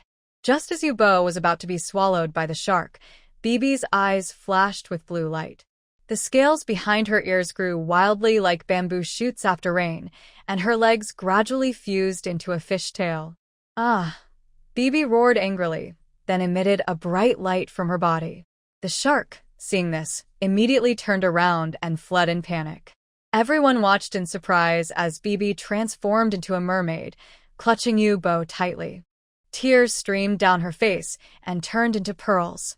Bibi, how did you become like this? Yubo asked in shock. Grandpa, I don't know either, Bibi choked out. Then a pale blue light covered Yubo's wound, and it healed visibly fast. Everyone was about to breathe a sigh of relief when they heard a dragon roar from the sky. Junmu Yen held tightly to the dragon's horn, with a dagger stuck in the dragon's eye. The black dragon, furious, tried to shake Junmu Yen off, but he clung to it like a gecko. unable to be thrown off. Humans, quickly get down from my back, the black dragon roared angrily. Fine, Junmu Yen sneered, then drew a dagger and jumped into the sea. The black dragon let out a painful roar. Taking this chance, Junmu Yen took out the conch shell given to her by Bai Qinyi. The conch sounded, and suddenly the sea surface churned. More than a dozen merfolk quickly approached. The merfolk bowed to our king, the leader of the merfolk said respectfully. Take us all to the nearest island, Junmu Yen ordered. The merfolk obeyed, pulling the remaining people and swimming quickly toward the closest island. The merfolk were very fast. The black dragon only lost sight of them for a second, and then they were gone. Seeing the island, Junmu Yen and the others hurried over. As soon as Bibi stepped ashore, she transformed into a human form and helped Fish Bo to walk onto the island. Everyone collapsed on the ground, gasping for breath. Don't lie down. Quickly hide in the woods, Junmu Yen shouted loudly. As soon as she finished, the black dragon appeared. Seeing this, everyone hurried to run away. Junmu Yen, Fish Bo, and Bibi hid under a banana leaf on the island, holding their breath. The black dragon circled above the island, but didn't see Junmu Yen and the others. Furious, it swung its tail and smashed a banana tree. Some people hit by the tail hurriedly ran out. Seeing this, the black dragon opened its huge mouth and swallowed a few of them. Using this method, the black dragon almost swallowed more than half of the people. Now only Junmu Yen, Fish Bo, Bibi, the rogue, Daitu, Nya Haifeng, Nya Mingyu, Ma Qingyang, and Ma Qingmin remained alive. The black dragon knocked down many banana trees, but still couldn't find Junmu Yen. It became very angry.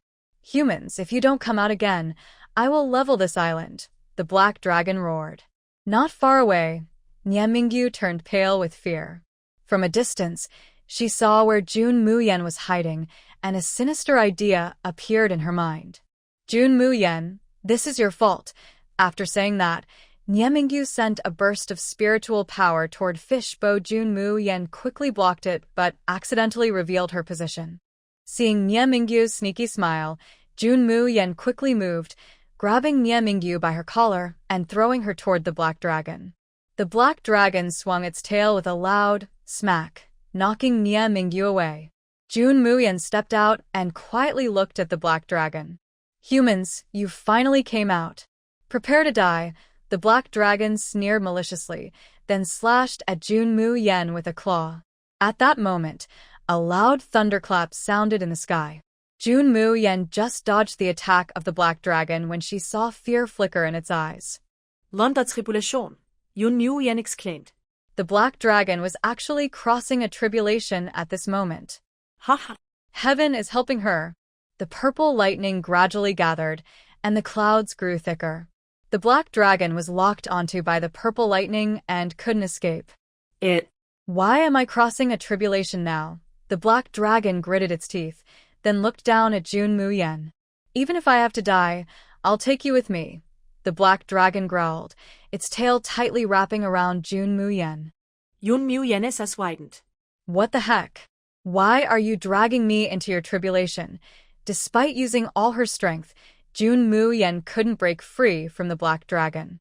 The lightning regarded her as a disturbance and released a similar lightning strike at her. Soon, a bolt of lightning struck down. Junmu Yen felt numb all over. Her bones seemed to be pierced by the lightning. The black dragon was better off, with thicker skin, able to withstand the attack.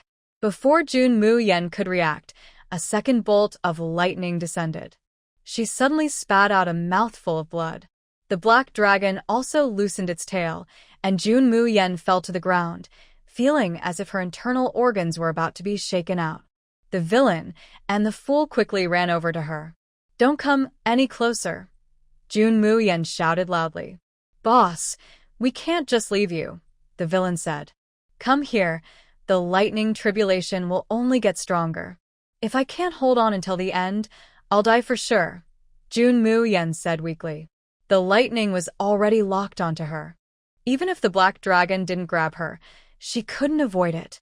Soon, A third bolt of lightning struck down. Jun Mu Yen was scorched black, with only her eyes still visible, showing her original appearance. Miss June, Yu Bo shouted in alarm. Bebe also tightly held Yu Bo's hand, worriedly watching Jun Mu Yen. Jun Mu Yen took a breath and slightly moved her fingers to show she was still alive. Now, most of her meridians were scorched and tender, her flesh blackened. If her life force hadn't been repairing her wounds, she would have already died. You little reptile, dying and taking me down with you. Jun Mu Yen snapped angrily. A familiar voice came, making her heart leap with joy. Tuanzi, you're awake. Master, quickly activate the Heaven Slaughter technique. It can help you absorb the power of this lightning and maybe even generate a lightning attribute. Dango quickly spoke up. Jun Mu Yen heard this and followed Dango's instructions to activate the Heaven Slaying technique, drawing the heavenly thunder into her dantian. Her dantian was already fragile, and the violent heavenly thunder entered, immediately beginning to destroy it. Jun Mu Yen felt a sharp pain in her dantian, and her small, blackened face was now tightly furrowed. The fourth heavenly thunder struck down. Jun Mu Yen gritted her teeth, guiding the thunder into her body and gathering it into a small stream. She endured the bone-penetrating pain caused by the thunder, forcing all remaining heavenly thunder into her body. A severe pain hit her, nearly causing her to faint. With her last bit of strength, she directed the thunder-type energy into her dantian, and then she completely lost consciousness. Meanwhile, the black dragon was also struck by the heavenly thunder and was barely alive. When Jun Mu Yen woke up again, she saw everyone gathered around her. Boss, you're awake. Pui-2 cried happily. Miss June, you're finally awake. You scared us to death. Uncle Yu said with concern. Don't worry, I'm fine now. Jun Mu Yen looked at the blackened marks on her body.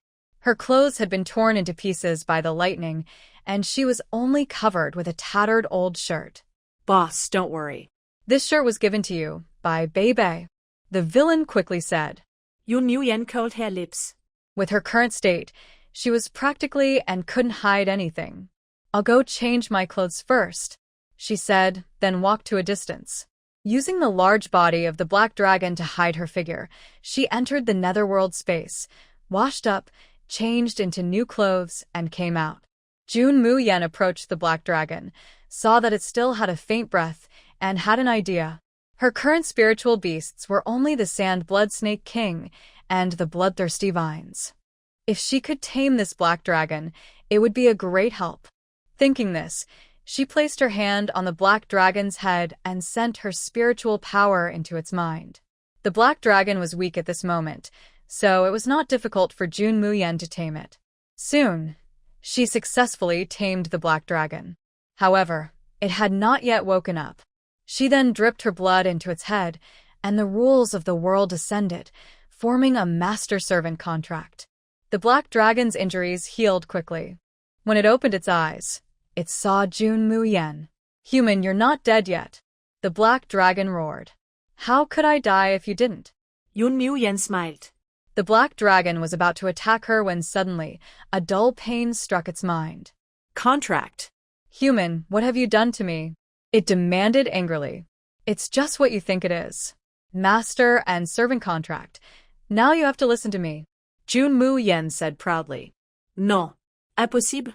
How could I accept a weak human as my master? The black dragon roared. You may not believe it, but it's the truth. Jun Mu Yen shrugged helplessly. The friends recommend a new book, The Proud Consort. Come fight the prince if you disagree.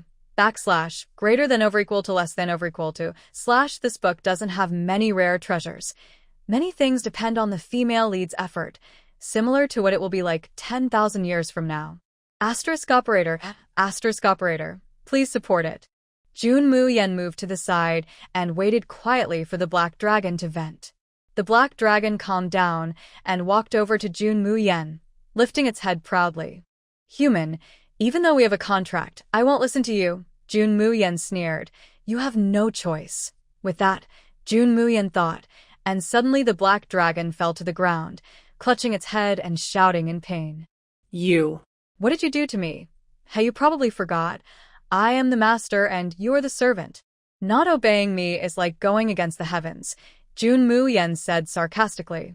The black dragon lay on the ground, panting heavily, eyes full of hatred. I am a proud dragon, and I've fallen into the hands of a human. I refuse to accept this. I refuse. Jun Mu-yen smiled. What if I help you transform? Transform? The black dragon's eyes lit up with joy, but it still didn't want to admit it. Humans don't look as cool as dragons. I don't want to transform, it said. Oh, really? That's a pity. Little Shah. Jun Mu-yen called out the Sand-Blood Snake King. Master. The Snake King bowed respectfully. Here. This is the transformation pill I promised you. Take it quickly. Thank you, Master. The Snake King happily took the pill.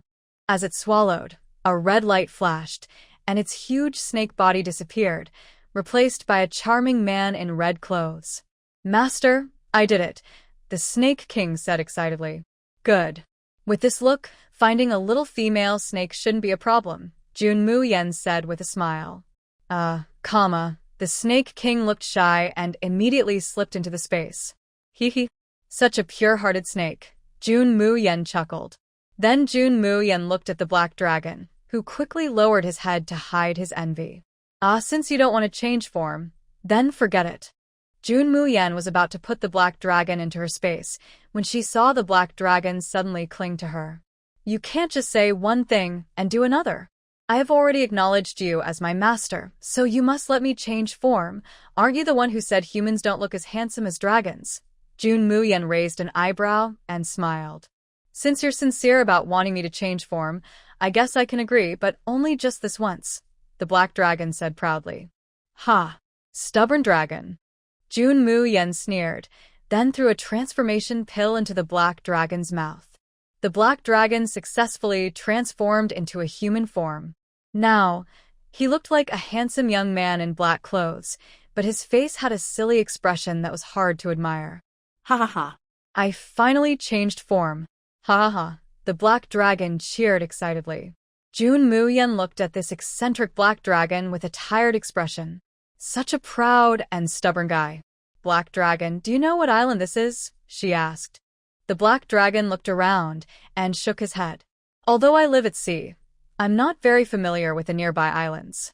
But since it's been destroyed so badly and no one has come out, there probably isn't anything living here. Just as he finished speaking, they heard a scraping sound of dirt, as if something was about to emerge from underground. Jun Mu-yen is exquisite. She quickly moved aside. It appeared on the ground, and a yellowish head poked out. She stared wide-eyed at the strange creature. It was entirely yellow, holding a black spear about half a person tall, with a crown symbol on its forehead. Soon after, a large group of these little yellow creatures crawled out from underground. What is that? The villain asked in surprise. Earth spirit, Jun Mu-yen replied calmly. Earth spirits are extinct now, so it was surprising to see one here. Earth spirits are mystical creatures born from heaven and earth. They live in the soil, feed on earth element spiritual energy, and like to eat bananas. They are small but incredibly strong and tend to hold grudges. It seems they have entered their habitat, and since the black dragon also destroyed many banana trees, these earth spirits are probably very angry. Their home has been destroyed. The lead earth spirit roared. Jun Mu-yen took a step back and kicked the black dragon out. It was him. If you have any problems, go find him. The black dragon was startled and quickly hugged Jun Mu-yen's leg. Master, you can't abandon me. You're just a dragon. Aren't you afraid of fairies? Jun Mu-yen said with a smile. Oh, right. I am a noble dragon. How could I be afraid of a bunch of earth fairies? The black dragon nodded, then straightened up and walked in front of the earth fairy. These things are mine to destroy. What do you want? The black dragon said dismissively. The earth fairy's expression didn't change, but the anger in his eyes deepened. Earth domain, descend. Suddenly, everyone felt the space around them change sharply. The bright island was now shrouded in dull yellow. This is a domain, Jun Mu-yen said seriously. Who would have thought that this earth fairy king has already cultivated a domain? Here, he can control everything freely. We are like ants trapped here, and he can crush us at any moment, the black dragon said solemnly. Let Xiao Sha come out and help you. Can he break this domain? Junmu Yen asked. The black dragon shook his head. I'm not sure, but it's worth a try. Junmu Yen wanted to summon Sha Blood Snake King, but he found he couldn't connect to the space at all. He controls the space. I can't summon Xiao Sha, Junmu Yen said with a serious face. Right now, besides us, no one else has any fighting power, the black dragon added. Junmu Yen looked behind him. Uncle you rogue, dullard, stay alert and protect yourselves. Bebe, can you handle this? Junmu Yen asked. Bebe nodded. She understood what Junmu Yen meant. I will protect them, Bebe said softly. Good. Here are some pills you might need. Take them. Junmu Yen handed some pills to Bebe. The Earth Fairy King slowly descended from the sky, revealing a bloodthirsty smile. Welcome, everyone, to the Earth Domain. Prepare to receive my gift. As soon as he finished speaking, the Earth Fairy King waved his hand. Junmu Yen felt a heavy weight on his back, as if a mountain was pressing down. Earth gravity. Fall. The Earth Fairy King shouted loudly. Instantly, the space became even heavier. Junmu Yen clenched his teeth, straightened his back, clenched his fists, and shouted loudly, break. Junmayan punched the sky, and in an instant, cracks spread out like a spider web. The black dragon swung its tail, shattering the force of gravity. Only then did Junmayan breathe a sigh of relief. The Earth Spirit King didn't panic, but smiled slightly. Huge rocks began to fall from the sky. Junmayan rolled aside to dodge them. The boulders rained down densely like a storm. Bebe couldn't block so many at once, and Yubo, the rogue, and Dullhead were all injured. Soon, Bebe couldn't hold on any longer. Seeing this, Junmayan ordered the black dragon to shield them from the falling rocks. The dragon roared in pain. You heartless human. I'm not your shield. You've got thick skin. A few hits won't hurt you. Junmu replied. Ignoring the dragon's complaints, Junmayan dodged the falling stones while thinking of a plan. In the Earth Domain, the Earth Spirit King was the ruler. If he couldn't break the domain, he would have to defeat its master. With that thought, Junmayan charged straight at the Earth Spirit King. The king waved his hands, stirring up sand and soil to block him. Although the Earth Spirits were strong, their combat skills were weak. Once Junmayan got close, he could easily overpower them. Breaking through the sand and rocks, Junmayan flashed forward and grabbed the Earth Spirit King by the neck. Release them, he said coldly. But the Earth Spirit King only sneered. Suddenly, Junmayan felt his hand empty. His opponent had turned into sand and slipped away. Human, did you really think the Earth Spirit King was so easy to catch? This is my domain. You're nothing but insects here, the king said with disdain. Oh, really? Junmayan smiled faintly and opened his palm. A strand of crystal-clear silk lay there. Do you know what this can do to you? As soon as he spoke, the icy silk shot out like a living creature toward the Earth Spirit King. Fear filled the king's eyes. He tried to dodge, but it was too late. The silk wrapped tightly around his neck. Let me go. Let me go. The Earth Spirit King roared. Junmayan grabbed him by the collar. End the domain now, or you'll regret it. Ha. If I die, the Earth Domain will collapse instantly. You and your friends will all perish here. Oh, really? However, I have no intention of letting you die. Wouldn't it be better if you were to die painfully? Rest assured, I have the skill to peel your flesh off piece by piece without letting you die or even lose consciousness. Junmu Yen sneered maliciously. The king of the Earth Spirit suddenly shivered. You cruel human. Cruel. That's a good word. I like it. Later, I will be gentle and let you see your flesh being cut away. After speaking, Junmu Yen took out the phoenix blood blade and pointed at the Earth Spirit King's arm. Should I cut it horizontally or vertically? No, please, no. The Earth Spirit King cried out in fear. Junmu Yen ignored him, continuing to gesture. How about I help you cut a flower? It would look nice. No, please. Wah wah. The Earth Spirit King burst into tears from fright. I will. I will withdraw my domain now, so don't cut. Don't cut. After saying this, the space around them changed, and they returned to the island. Everyone sighed in relief. The black dragon looked at the earth spirit being held in Junmu Yan's hand, furious. He grabbed his sword to go over, but Junmu Yan stopped him. Earth spirits are very rare. Besides, this isn't entirely our fault today. Let's just let it go, Junmu Yan said calmly. Humph. The black dragon snorted and stepped aside. Earth spirit, I swear I won't let you or your people harm us. I will let you go, Junmu Yan said. The Earth Spirit King glared angrily at Junmu Yan, then gritted his teeth and nodded. I swear I won't hurt you. Hearing this, Junmu Yan untied the silk from the ice silkworm. The Earth Spirit King quickly burrowed into the ground and disappeared. Black Dragon, do you know where the soul-connecting fruit is? Junmu Yan asked. Soul-connecting fruit? No, I don't know. The Black Dragon shook his head. But I know there is a turtle that has been in the sea for over 10,000 years. It must know, then take me to find it quickly, Junmu Yan said with a smile. Then she turned to Fishbow and the others. You all stay here first. The earth spirits won't hurt you. The sea is too dangerous, so don't come with me. All right. Be careful, Miss June, Fishbow said worriedly. Boss, sorry, we can't help you much, said Dai-Tu with guilt. I believe you will become my most capable subordinates in the future, Junmu Yan said with a smile. Little Sha, stay here to protect them. If anything happens, tell me directly. I will come back as soon as I can, he added. Yes, Sha Shui, she replied respectfully. Then, Junmu Yan and the Black Dragon sneaked into the sea.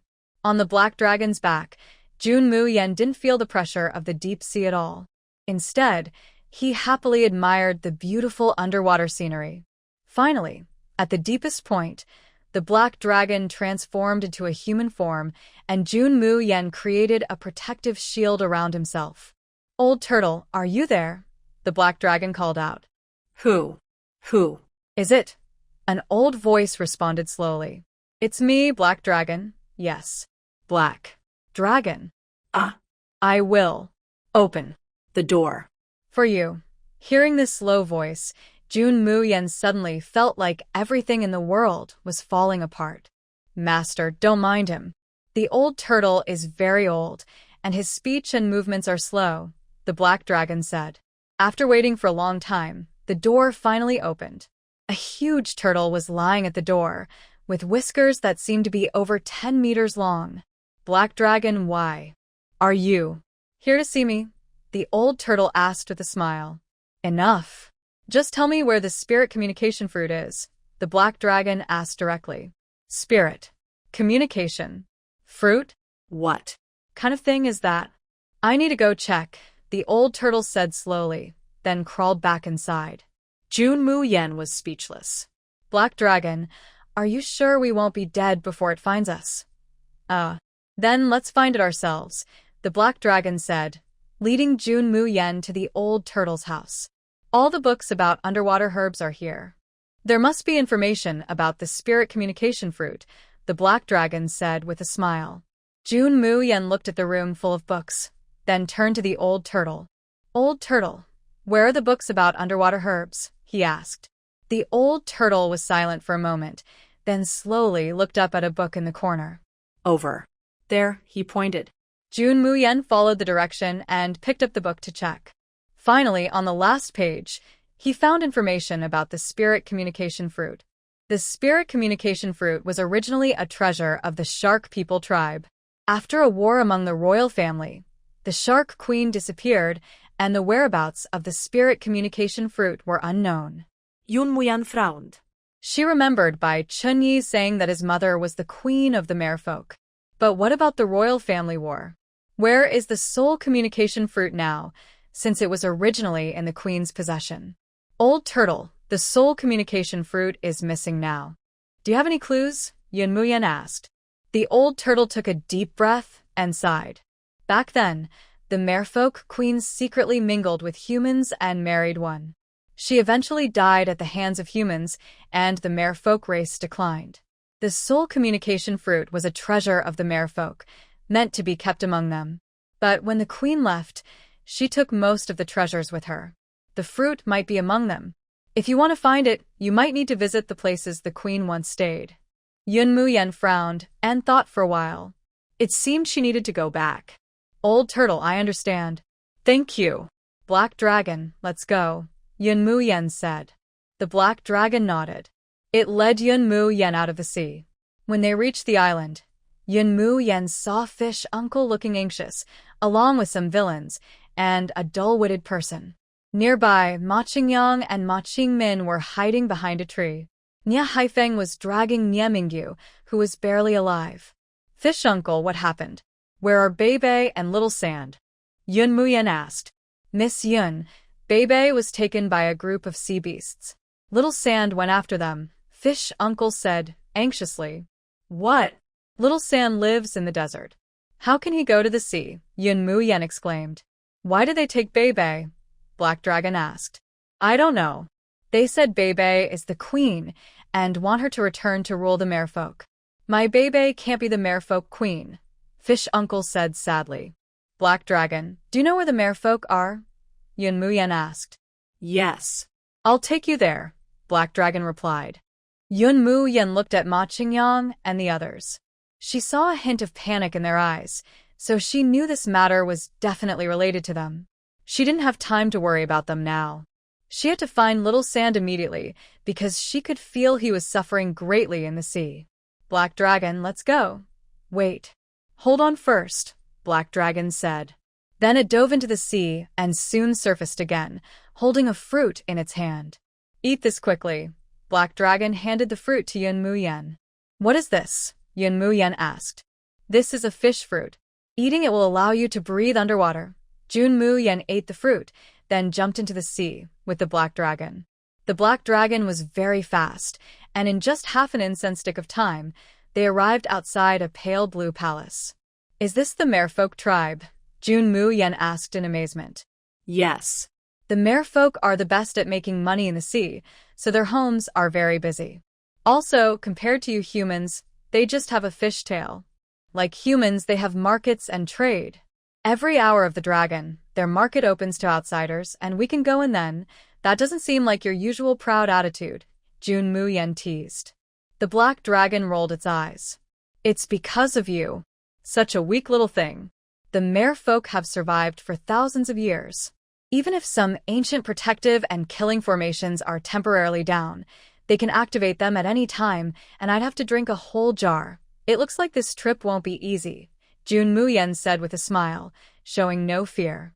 At the hour of the dragon, the protective shield outside the merfolk tribe slowly opened. Some semi-formed sea creatures carried things inside. Let's go, the Black Dragon said with a smile. Yun Muyen followed the Black Dragon into the merfolk palace. He contacted the Sand Blood Snake King. Little Sand, where are you now? Yun Muyen asked anxiously. Master, Bibi and I are under house arrest in a bedroom, the Sand Blood Snake King replied weakly. Little Sand, are you okay? Yun Muyen asked worriedly. For now, yes. Bibi made me a barrier to isolate me, the Snake King said. Good. The Black Dragon and I have arrived at the merfolk tribe. Hang in there a little longer. Yes. Master, be careful. After speaking, Yun Muyen and the Black Dragon quietly slipped away from the crowd and went to the back of the palace. They happened to see a merfolk carrying a tray. Yun Muyen quickly transformed into the merfolk's appearance, then used the previous dragon skin to make himself a fishtail. Done, Yun Muyen said with a smile. Miss, do you think you can walk in that outfit? The Black Dragon said speechlessly. Ha! Miss can do anything, Yun Muyen said confidently. Then, he pulled the fish skin over himself. Luckily, the merfolk's top was long enough to cover the exposed dragon skin. Black Dragon, go into the space, Yun Muyen said. Yun Muyen threw the mermaid into the space and carried a tray into the palace. Hey, big brother, may I ask where Queen is right now? Yun Muyen asked. The Queen? You mean the troublemaker brought back by the Grand Elder? Haha, only someone like you, a lowly mermaid, would think she's really the Queen, the mermaid sneered. Big brother, can you tell me what's going on? I'm new here and worried I might offend the Grand Elder if I don't know the situation, Jun Muyen said carefully. Since you're sincere, I'll tell you. Actually, although the mermaid race doesn't have a true queen ruling them now, most of us are under the Grand Elder's control. The so-called queen is just a puppet. The Grand Elder captured her to avoid trouble. Also, that queen is just the illegitimate daughter of our previous queen, so she doesn't have pure bloodline, but I heard our former queen was involved with humans. There's a child in the human world, Jun Muyen whispered. Ah. You don't understand, do you? That human is just a cover. The queen doesn't really like that human. It's said that all this was planned by the Grand Elder. The human wanted to marry the queen because he admired her beauty. Although I've heard the queen has a child in the human world, that child has only a little mermaid blood, and is a boy. He can't possibly inherit the throne. That's why the Grand Elder let him go. As for the girl, her parents are both mermaids, and she has the queen's blood. The Grand Elder carefully found her, and as long as she obeys, he can keep controlling the mermaid race. Jun Muyen lowered his head, feeling something was off. According to this, the queen must have fallen in love with a mermaid and had a baby named Bebe, then later had Bai Chenyi. But Bai Chenyi is already over 20, and Bebe looks only 5 or 6. Do mermaids grow slowly? Big brother, you seem so powerful. How long have you been here? Jun Muyen asked with a fake smile. Not long, just a few hundred years, the mermaid proudly replied. Hearing this, Jun Muyen finally understood. Bebe looks only 5 or 6, but her actual age might be much older. Big brother, I need to deliver food to the queen. Do you know where she is? Jun Muyen asked. You go from here, turn right, and the last door is it. But be careful. There's a snake inside that can eat people.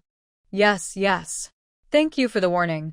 Big brother, the mermaid seemed very pleased with Jun Muyen's humble attitude. Even her tail curled happily. Jun Muyen followed the mermaid's instructions to the room where Bebe and little Sha were kept. Seeing no one around, she quickly pushed the door open. Who are you? Bebe looked at Jun Muyen cautiously. It's me, Jun Muyen replied. You're Sister Jun, Bebe exclaimed in surprise. Yes. Where's little Sha? Jun Muyen asked quickly. Bebe hurriedly handed over the Blood Snake King, who was hiding under the blanket. Its skin was badly damaged from soaking, and Jun Muyen gently patted its head with concern before sending it into the Shadow Realm. Bebe, don't resist. I'm taking you to a safe space, Jun Muyen said. Okay, Bebe nodded. Then Jun Muyen took Bebe into the Shadow Realm while she carried a tray and swam away. Not long after, she heard a cry behind her. Something's wrong. The queen has escaped. Hearing this, Jun Muyen sped up her swimming. Before she could leave the palace, the protective shield had already closed, and she had to hide her head among the mermaids. An old gray mermaid stood in the middle, holding a staff. Report to the elder. The queen has escaped, a mermaid said fearfully. Who is guarding today? The elder asked coldly. 2 mermaids trembled as they swam forward. It's us, elder. How did the queen escape? We don't know. Usually at this time, we rest for a moment and then switch shifts. We just left for a little while, and suddenly, the queen was gone, the mermaids hurriedly explained. The elder remained silent, then looked at the mermaid beside him. The mermaid understood and immediately took the 2 mermaids away. Someone, find out who went in there, the elder ordered. Reporting to the elder, I saw a mermaid delivering food to the queen when I passed by, said the mermaid, who had just guided Jun Muyen. Jun Muyen's heart skipped a beat. She saw the elder slap the mermaid. It's now the hour of the dragon. How could a mermaid be delivering food? The elder lord was furious.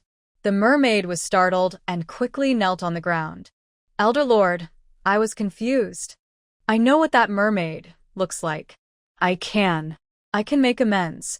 Find that mermaid for me, the elder lord commanded. Yes, yes, yes. The mermaid hurriedly stood up and began identifying the mermaids one by one. Jun Muyen quietly stepped back, then secretly released the unconscious mermaid she had knocked out, wiping off her disguise. Seeing the fallen mermaid, the other mermaid hurried over. Elder Lord, it's him. He's the one who brought food to the queen. The elder lord looked at the clearly unconscious mermaid and guessed she had been knocked out by someone. His sharp, eagle-like eyes immediately locked onto Jun Muyen. Come here, the elder lord pointed at Jun Muyen. Jun Muyen hesitated but forced herself to walk over. Elder lord, lift your head, the elder lord ordered. Jun Muyen slowly raised her head. A flash of surprise appeared in his eyes. Then he struck his staff, sending a blue light toward her. She instinctively dodged. You are not a mermaid, the elder lord shouted angrily. Jun Muyen no longer hid. She tore open her dragon skin and stared directly at the elder lord.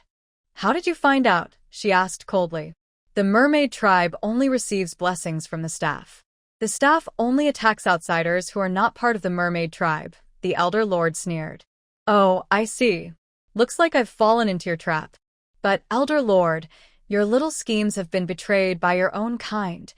Hearing this, the mermaid's heart sank. He said that you, elder lord, colluded with humans, framed the former queen, and your goal was to rule the mermaid tribe. He also said you only found the queen's descendant to silence others and openly control the queen and the entire mermaid race. I didn't expect the elder lord, who looks so human, to have such a dark heart.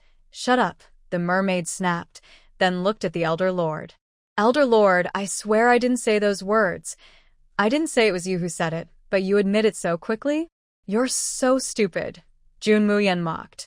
The elder lord's face darkened, and he struck the mermaid dead with a single palm. Someone catch her. Save the queen. With a command from the elder, the merpeople rushed toward Jun Muyen. Jun Muyen quickly teleported into the space, causing the merpeople to miss and bump into each other. Where did they go? The merpeople were panicked and confused. Seeing this, the elder could no longer hold back and activated all the great formations. Everyone, search the entire merpeople tribe and find that human. Yes, elder. Outside, chaos reigned. Inside the space, Jun Muyen leisurely ate fruit. Master, why aren't you worried at all? Black Dragon asked. Why should I be worried? Jun Muyen looked at Black Dragon with confusion. The elder has activated the killing array. We can't stay here forever. Who says we have to stay here? Even if the killing array is powerful, it needs enough energy to run. I don't believe the elder is that strong to keep it going all the time. Even if the killing array is gone, the protective shield is still there. We still can't get out. Don't worry about that. There will be a way out, Jun Muyen said, patting Black Dragon on the shoulder. Then she went to refine pills for Xiang Wentian, Lin Haoyuan, and Bai Lu. During this time, Jun Muyen gathered many herbs. With the herbs in the space, she had enough to detoxify them. After half an hour, Jun Muyen finally made detox pills. After they took them, the poison gradually faded. Finally, one thing was settled. As soon as she found the Tong Hun fruit, she could go back. Outside, the elder sat in his room, his face dark as he looked at the guards below. Elder, we've searched the entire merpeople tribe, but couldn't find that human. Keep searching, the elder roared. Elder, could she have already left? The guard guessed. No way. The killing array is active. Only she could have triggered it, so she must be caught and killed. Jun Muyen hid in the space for 10 days, while the elder searched outside for 10 days. The merpeople territory had been searched dozens of times. The killing array had been active for 10 days, and the elder's strength was almost exhausted. Tuanzi had also woken up. Jun Muyen let Tuanzi control the ghostly space to come to the elder's room. The eldest elder was practicing breathing exercises when suddenly he sensed several unfamiliar energies. He opened his eyes quickly and tried to move, but found he had no strength at all. It's you, the elder shouted angrily at Jun Muyen. Elder, you've been searching for me so loudly for 10 days. I feel very honored, Jun Muyen said with a smile. What do you want? The elder asked coldly. I don't want anything. I just want the elder to spit out everything that doesn't belong to him, Jun Muyen replied. What do you mean? Meaning? Elder, shouldn't you know very well? Bye-bye, Jun Muyen suddenly shouted. Bebe stepped forward, snatched the staff, and immediately her royal bloodline was activated. She was covered in a faint blue glow, and her fish fins near her ears turned even more blue. No, no, the elder roared angrily as he looked at Bebe.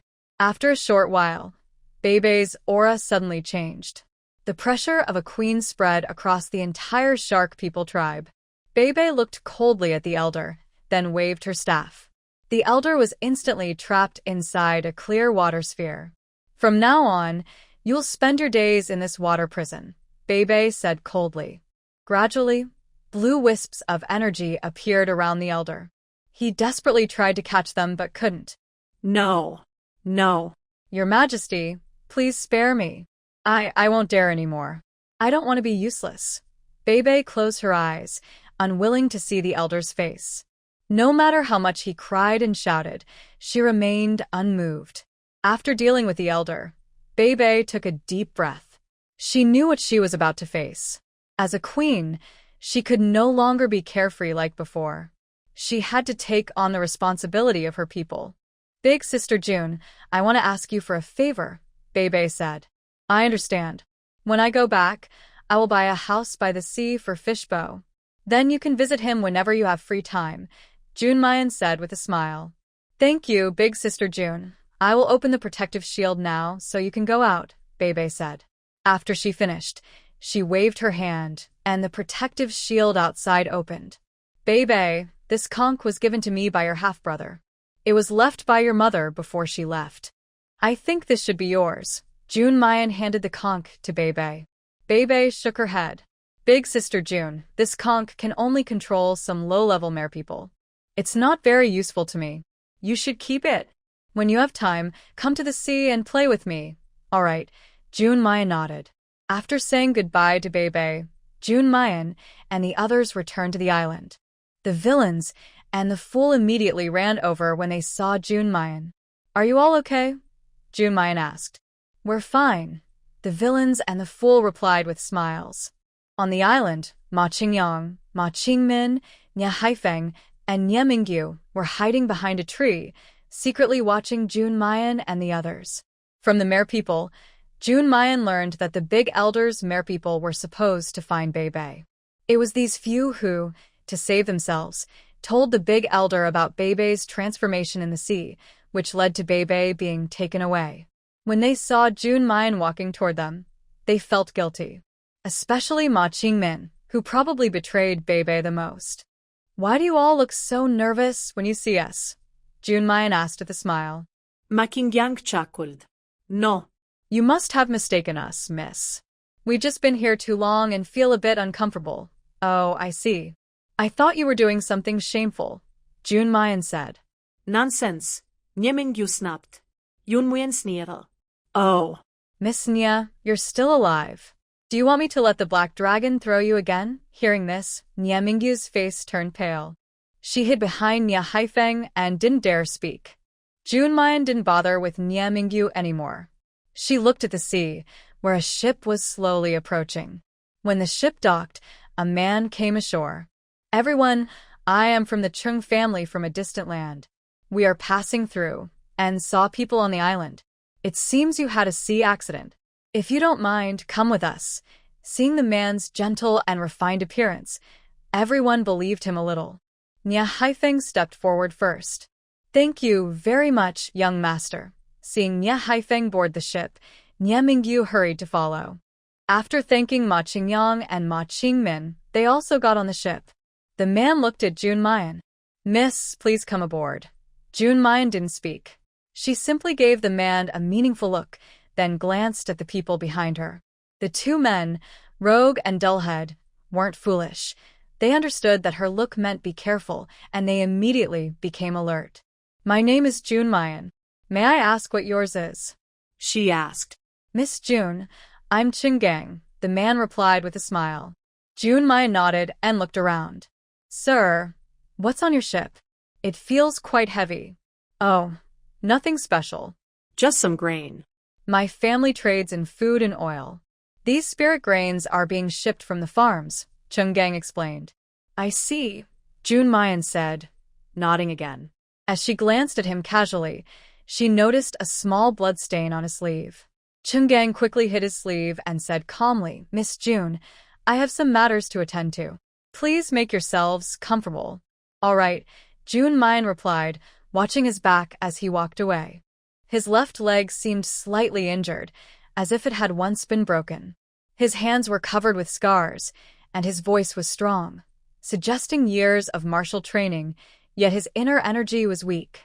She looked at the workers on the ship. They all had fierce faces, nothing like ordinary merchants. Out here at sea, besides merchant ships, there were also mercenaries and pirates. June Mayan glanced at Rogue and Dullhead, signaling them to follow her. Boss, what's wrong? They asked. These people might be pirates. Be careful tonight. Also, take these 2 pills, June Mayan said quietly. It was lucky she hadn't brought everyone out. If trouble started, she wouldn't be able to handle so many people at once. From now on, she said, Rogue, your new name is Zoro. Dullhead, yours is Yusha. Understood? Thank you, boss, for giving us new names, they said excitedly. That evening, Chunggang invited them to dinner. June Mayan didn't refuse. The moment she smelled the food, she knew it was laced with a dissolving elixir meant to weaken spiritual power. So, they were making their move already. But such a weak potion had no effect on her. Unless it was an 8th-grade poison, it couldn't harm someone of her level. They would never guess she was a white mystic. June Mayan calmly ate a few bites, then returned to her room. Late at night, June Mu Yen pretended to be asleep. She heard soft footsteps entering. Suddenly, a flash of sword light appeared. June Mu Yen quickly opened her eyes and caught the sharp blade about to strike her. Young Master Chung, what are you trying to do? June Mu Yen smiled slightly. With a loud bang, the sword shattered. You're not poisoned, Chunggang asked in fear. Poison? Are you talking about the Hua Xian pill? It's useless against me. If you had an 8th-grade poison pill, maybe I would really fall for it, June Mu Yen said with a smile. 8th-grade poison pill. You're Bai Xian. Chunggang looked at June Mu Yen with disbelief. Exactly.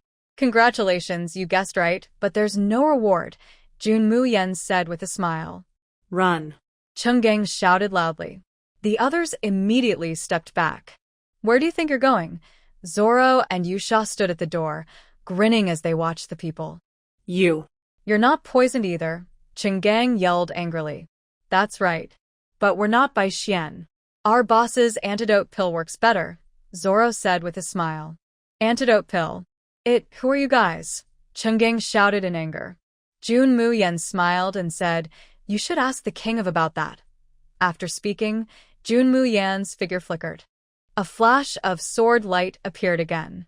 The others all fell to the ground, dead, except Chunggang. Everyone else was killed. Don't kill me. I really am the young master of the Chung family. If you kill me, my father won't let you go, Chunggang begged in fear. The Chung family? I don't care about that, June Mu Yen said. With a flick of her phoenix blood blade, before Chunggang could react, her blade cut his neck. June Mu Yen walked onto the deck. It was just dawn. The ship had docked. She took Zoro and Yusha and left the boat directly. On the ship, Nia Haifeng and Nia Mingyu had just woken up and found themselves weak all over. Around them, there were many corpses. They were so frightened that they quickly crawled out. Mao and Ma Qingyang reacted the same way. Everyone on the ship, except for these 4, was dead. June Mu Yen had already returned to Yuntian sect with her 2 little followers. Girl, you're finally back. Mo Lin saw June Mu Yen and, ignoring everyone's looks, immediately rushed over to her. You turned your body to dodge, but Mo Lin missed his chance. He turned around and looked at June Mayan with a sad face. Girl, it's been so long since we saw each other. Why not give me a hug? Old man, don't look at me with that kind of expression, June Mayan said with dislike. Junior sister, you've been gone for so long and didn't tell us.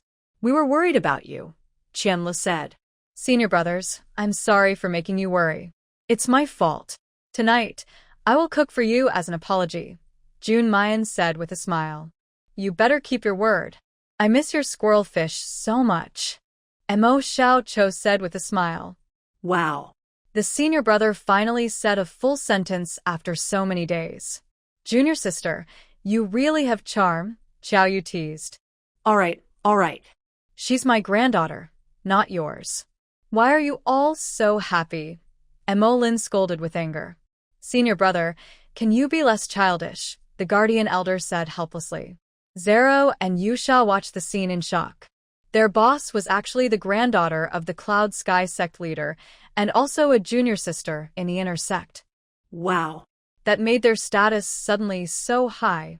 Senior brother, these two are my little followers I picked up on the road. From now on, let them practice with us, Jun Mayan said. They? Mo Xiao Cho looked at the two. Junior sister, it seems they don't have spiritual talent, Mo Xiao Cho said with difficulty. Jun Mayan smiled. Senior brother, don't worry. Tomorrow, I will show you something different about them. You can judge then. Seeing Jun Mayan's confident look, Mo Xiao Cho didn't say much. After all, the entire Cloud Sky sect belonged to her. Let her make trouble. It wouldn't matter. At night, Jun Mayan called Zero and Yusha over and handed them 2 pills. Boss, what is this? The two asked with doubt. This is a marrow cleansing pill. It can maximize your cultivation talent. You two are rare twin physiques, Jun Mayan explained. Twin physiques. Yes, twin physique is a very rare type of body. People with this physique are not twins and have no blood relation, but they trust each other deeply. When their physique is activated, they can even sense each other's emotions. I have a cultivation manual that only people with this physique can practice. You can decide whether to try it or not, Jun Muyen said with a smile. The two looked at each other and nodded at the same time. Big brother, we will practice. We won't hold you back. Good. After taking the bone cleansing pill, it will hurt a little, but because of your special physique, you'll feel each other's pain. It's like sharing the pain, but there are many benefits too. Don't worry, big brother. We can endure it, Zoro said firmly. After entering the room, Jun Muyen didn't leave. She sat outside to protect them. The twin physique is the strongest body type, combining her 5-element body and Emperor Mingxiang's yin-yang body. If they practice well, they can reach the top. That's why she didn't kill them at first. People like them, once they recognize a master, will never betray. In the future, they might follow her to the 9 nether continent and become her true allies.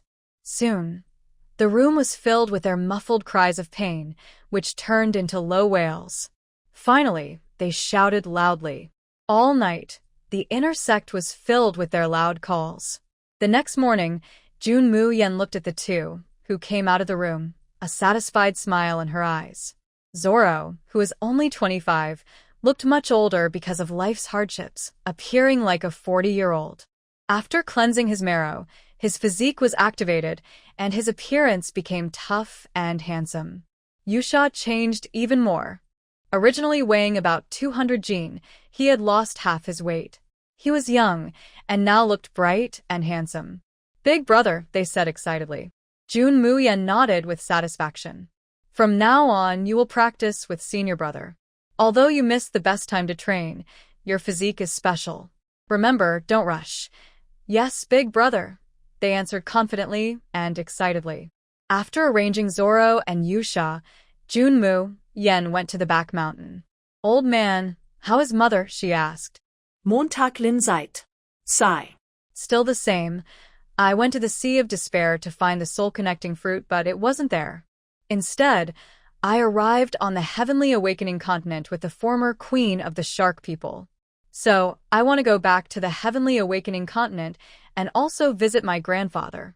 When I mentioned Jun Litian, a look of longing naturally appears in Jun Muyen's eyes, making the old man feel very envious. All right. I know you probably don't want me to go with you, but girl, don't forget that Cloud Sky Sect is also your home. The old man looked seriously at Jun Muyen and said. Jun Muyen nodded. Don't worry, once I find my mother alive, I will go to the 9 Darkness continent to find my father. Then, our family can be together again. Yes. By the way, I and Elder Guardian have been investigating the chaos in Cloud Sky Sect from back then. We found that all the people involved have been silenced. Still, I managed to find some clues.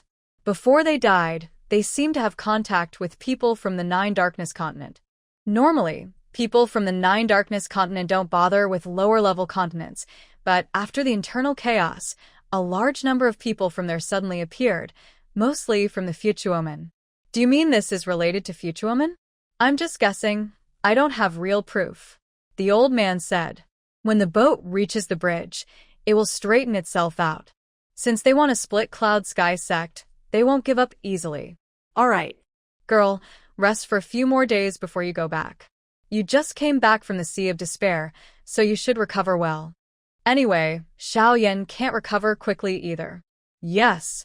Actually, I've already familiarized myself with the Broken Cloud Sword technique these days, and I can practice the Moon-Devouring Sword technique too.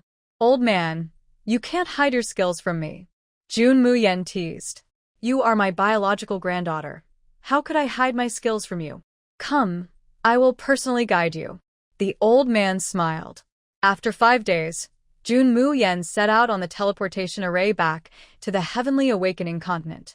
After a dizzying moment, the familiar scenery in front of her made her eyes well up with tears. Memories from the past played back in her mind. This is the Mystic Beast Forest. Jun Muyen didn't expect to be teleported here so suddenly. Mo Feng, don't let it escape. Earth-shattering slash. Jun Muyen headed toward the source of the sound, where she saw Mo Feng, Lin Yuan, Feng Ruge, Gong Yu, and Han Bu Hui surrounding and attacking a blazing celestial wolf. It has been a long time since we last met. Everyone has shed their childish looks. Gong Yu and Feng Ruge have gotten married and look more mature. Mo Feng and Lin Yuan have also become stronger. The biggest change is Han Bu Hui. Her once innocent face has now become mature and charming, and her strength has greatly increased. It seems that after Jun Zilua left, she worked very hard. Jun Mayan looked at them, and they looked back at her. Suddenly, everyone was stunned. When the flame-howling wolf saw everyone stop attacking, it took the chance to pounce on Han Bu Hui. Han Bu Hui hadn't reacted yet when the flame-howling wolf lunged at her. She quickly raised her hands to block her chest. Jun Mayan moved quickly, and her phoenix blood blade flashed through the air. The flame-howling wolf was already on the ground. Jun's sister Jun, Han Bu Hui, looked at Jun Mayan with tears in her eyes, unable to believe what she was seeing. Yuan, the other four shouted together. Huier, did I tell you not to get distracted during a fight? Jun Mayan said with a smile. Sister Yun. Han Bu Hui suddenly threw herself into Jun Mayan's arms. Jun Mayan patted Han Bu Hui's back. You're already so grown up and you're still crying. Sister Jun, I miss you so much. Yuan, you've been gone for over a year. We all missed you very much, Gong Yu said with a smile. Brother Gong, Brother Mo Feng, Brother Lin, Sister Rouge, I'm back, Jun Mayan said with tears and a smile. Yuan, you don't know.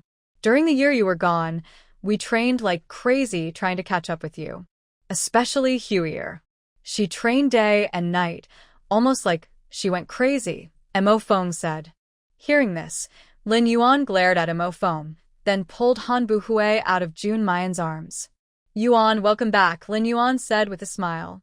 On the way back to Fengqi Academy, Jun Mayan listened as they told her about the past years. They were still at Fengqi Academy now.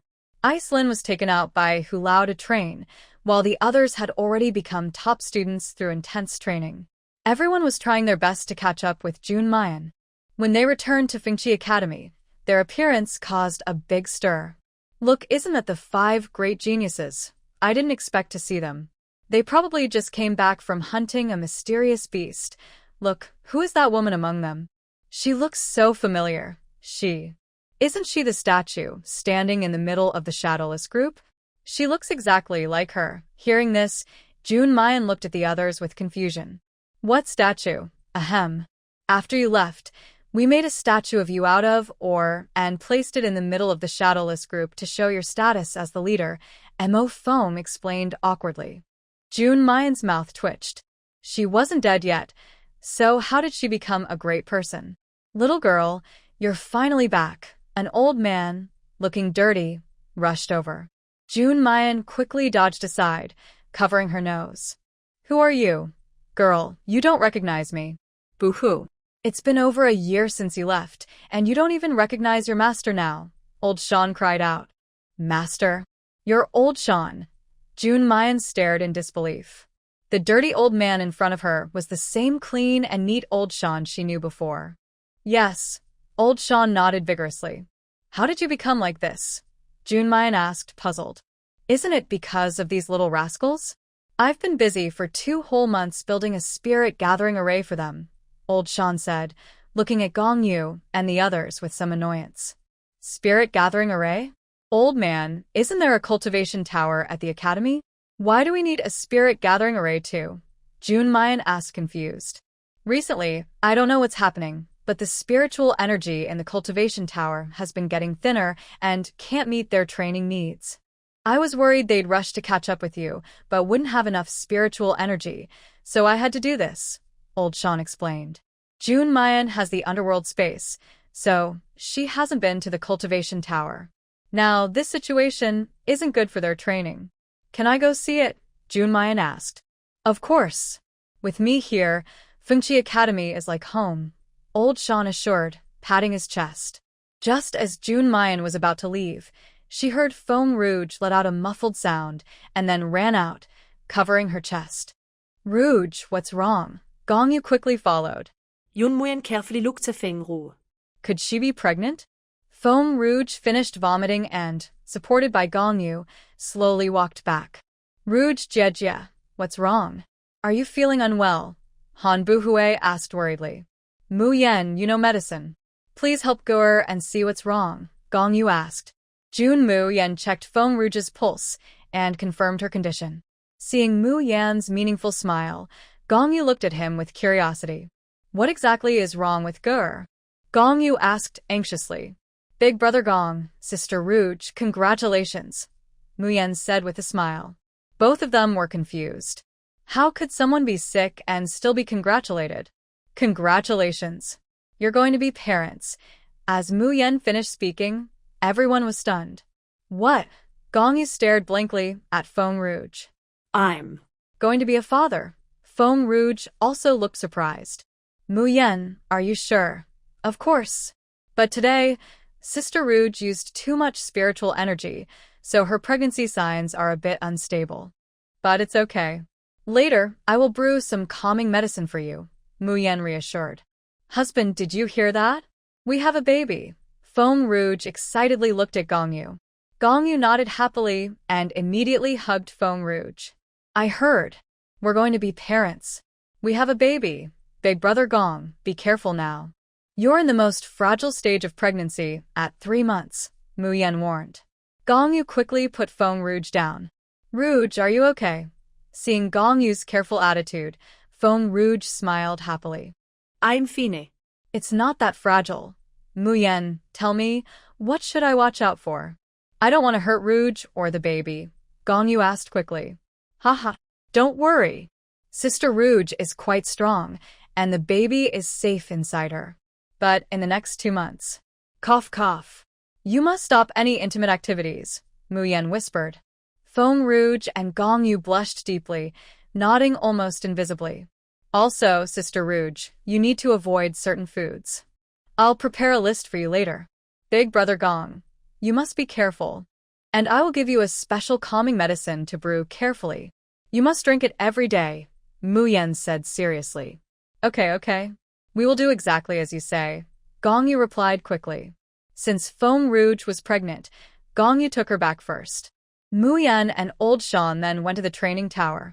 Old Sean has already set up a gathering spirit formation outside the training tower, but inside, the spiritual energy is very scarce.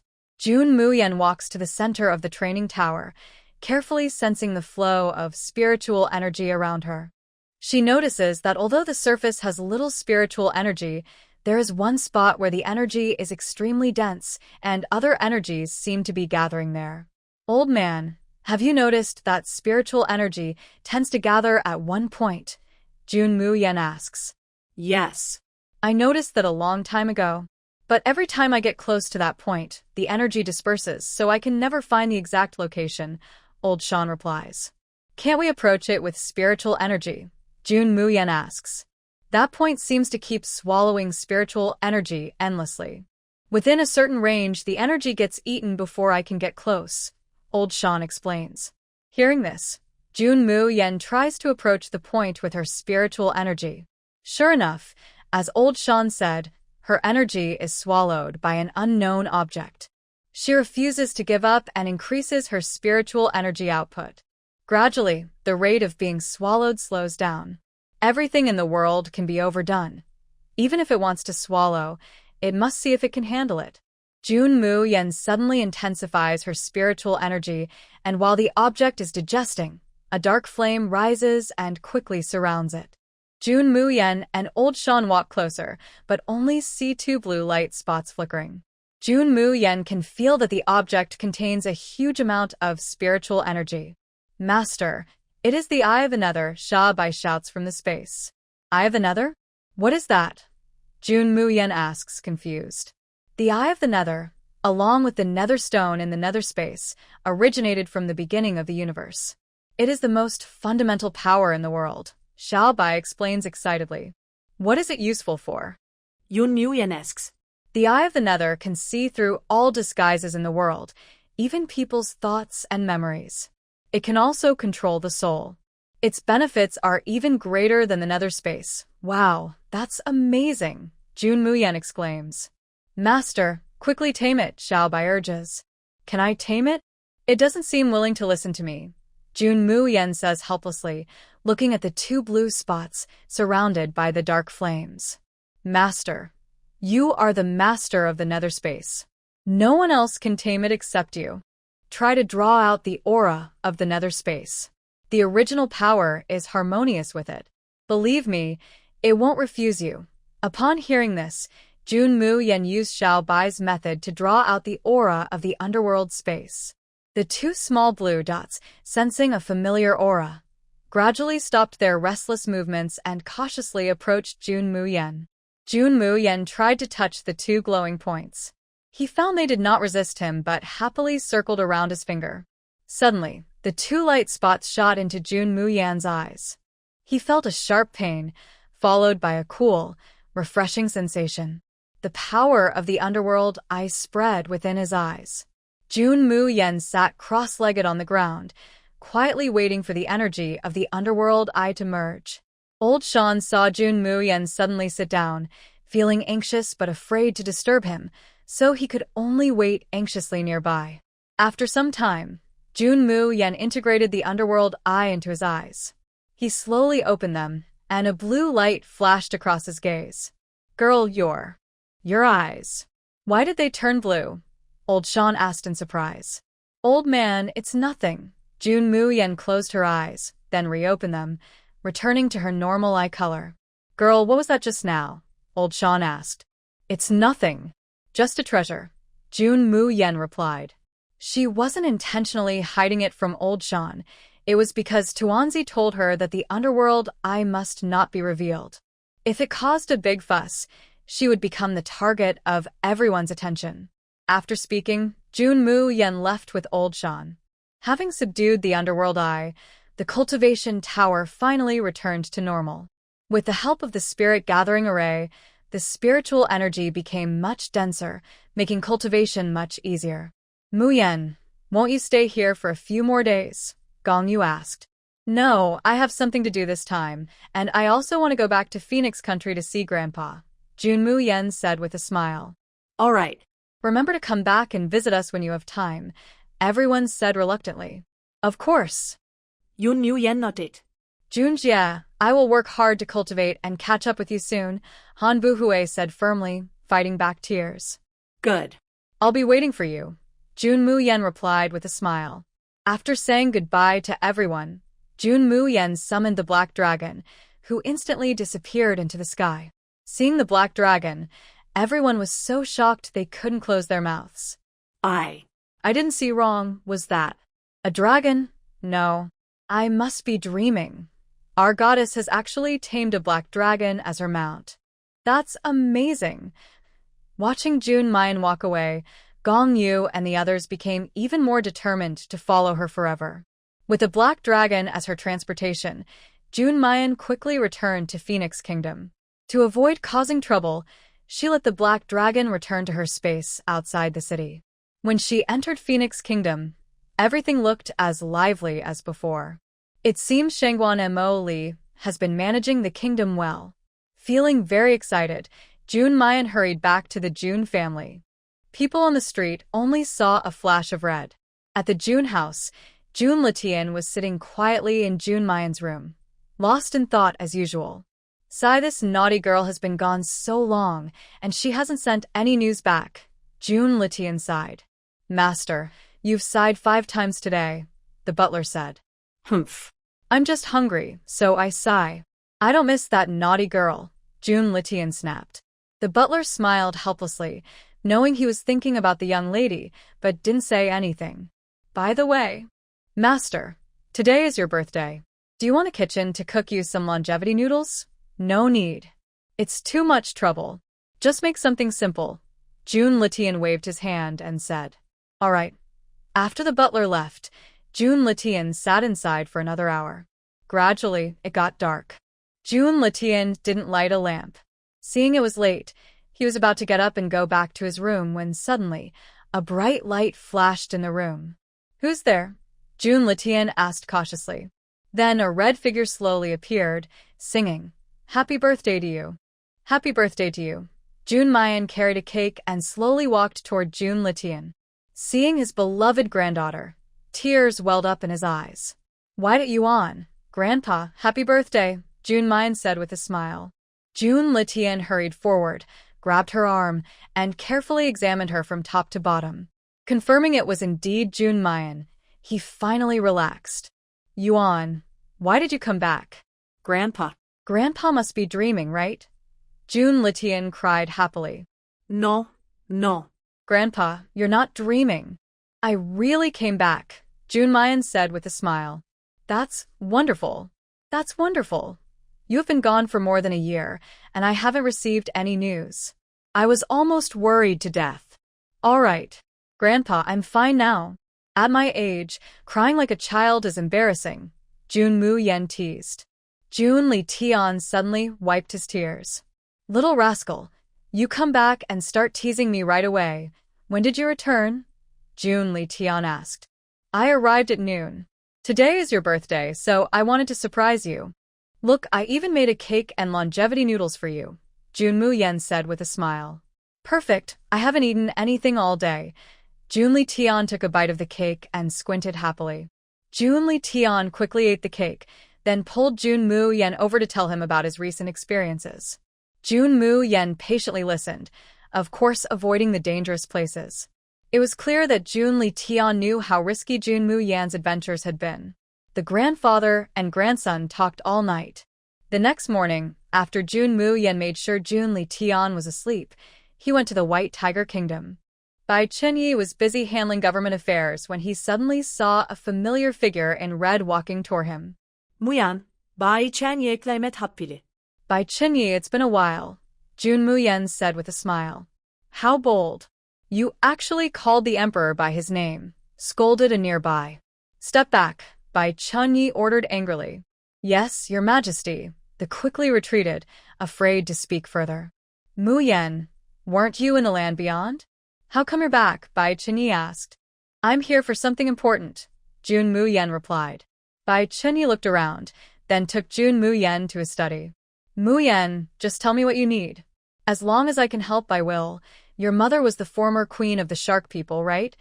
That's correct. Bai Chunyi nodded openly. Do you know about the Tonghun fruit? Jun Mu Yen asked. The Tonghun fruit. Bai Chunyi looked puzzled. After thinking for a moment, he shook his head to show he didn't know. Did your mother leave anything behind before she died?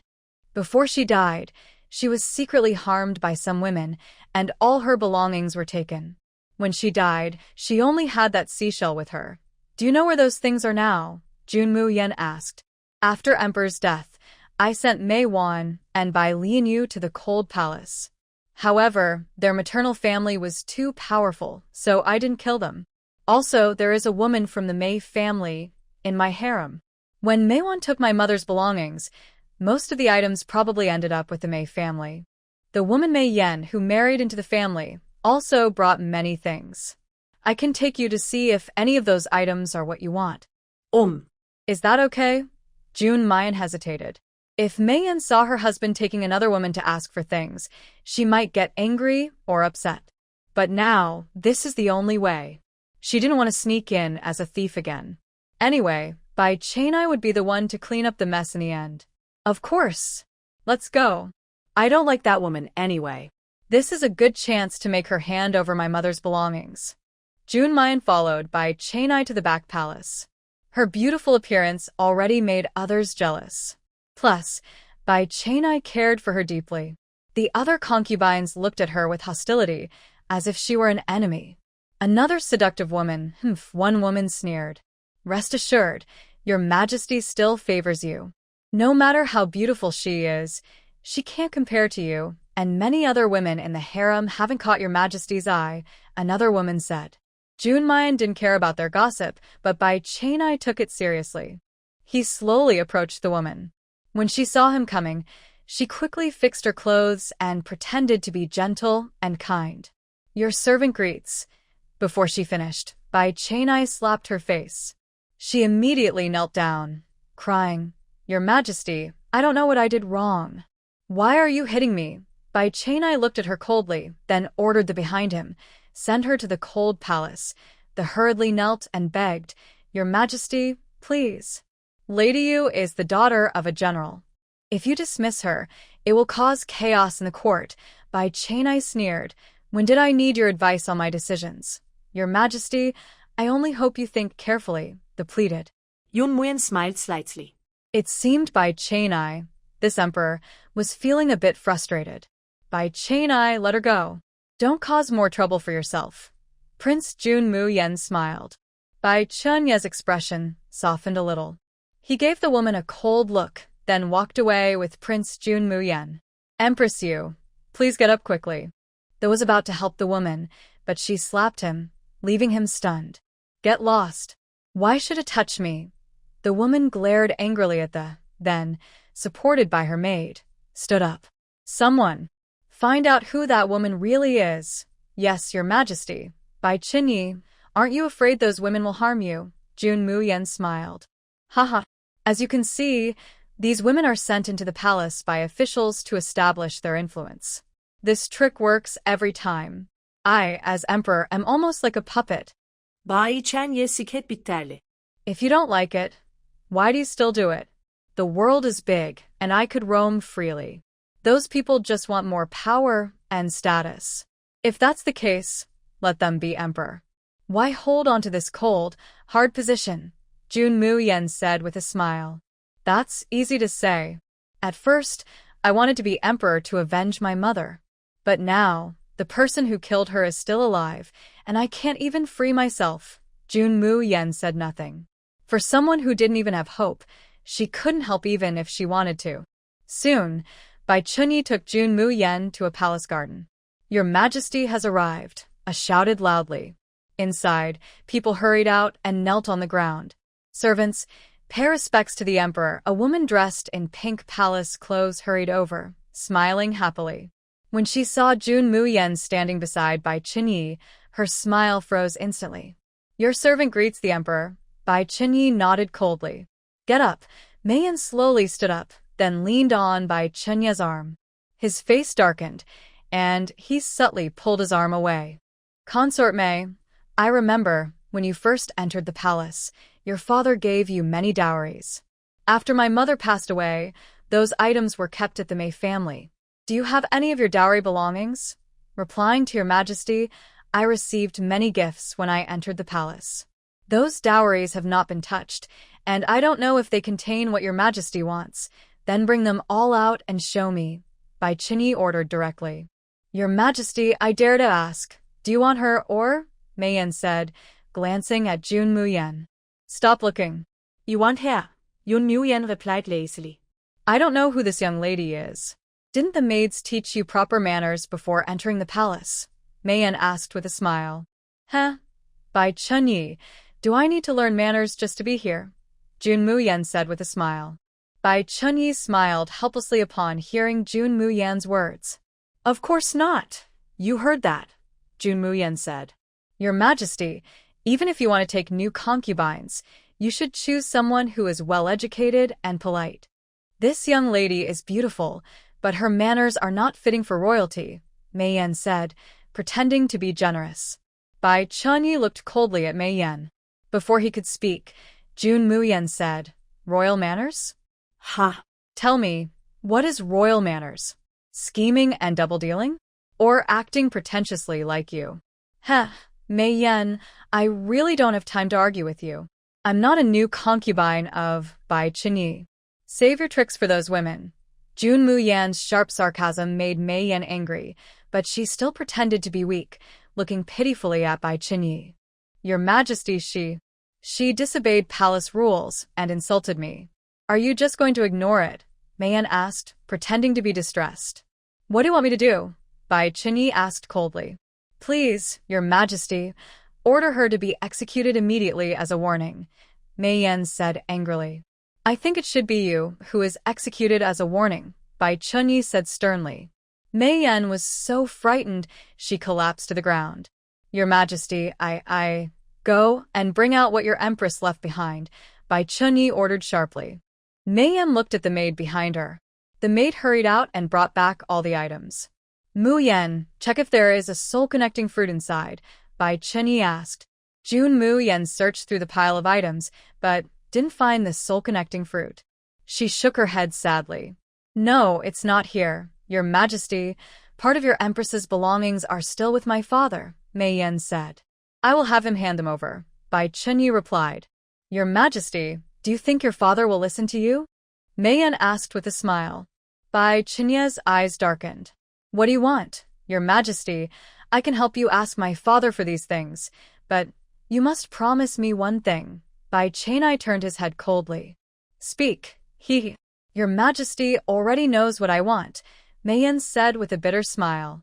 How would I know? Bai Chunyi frowned. I just want Your Majesty to promise that from now on, I will be the only woman by your side, never sharing your favor with other concubines, Mei Yan said with a smile.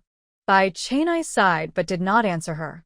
Jun Muyan saw the sadness in Mei Yan's eyes and understood that she probably truly loved Bai Chunyi.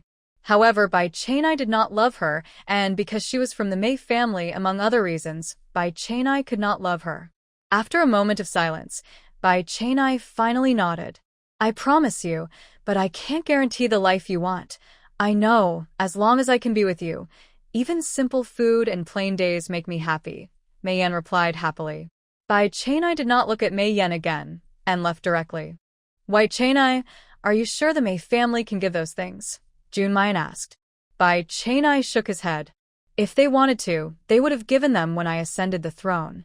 The items left by my mother are rare treasures. Mei Wenyu is greedy and probably won't be willing to give them up. If he refuses, I don't mind destroying the Mei family, Jun Muyan said with a raised eyebrow. Bai Chunyi smiled helplessly. If you destroy the Mei family, I would be much freer. Just wait. Since you gave me a seashell, I'll help you for free, Jun Muyan said before leaving the palace.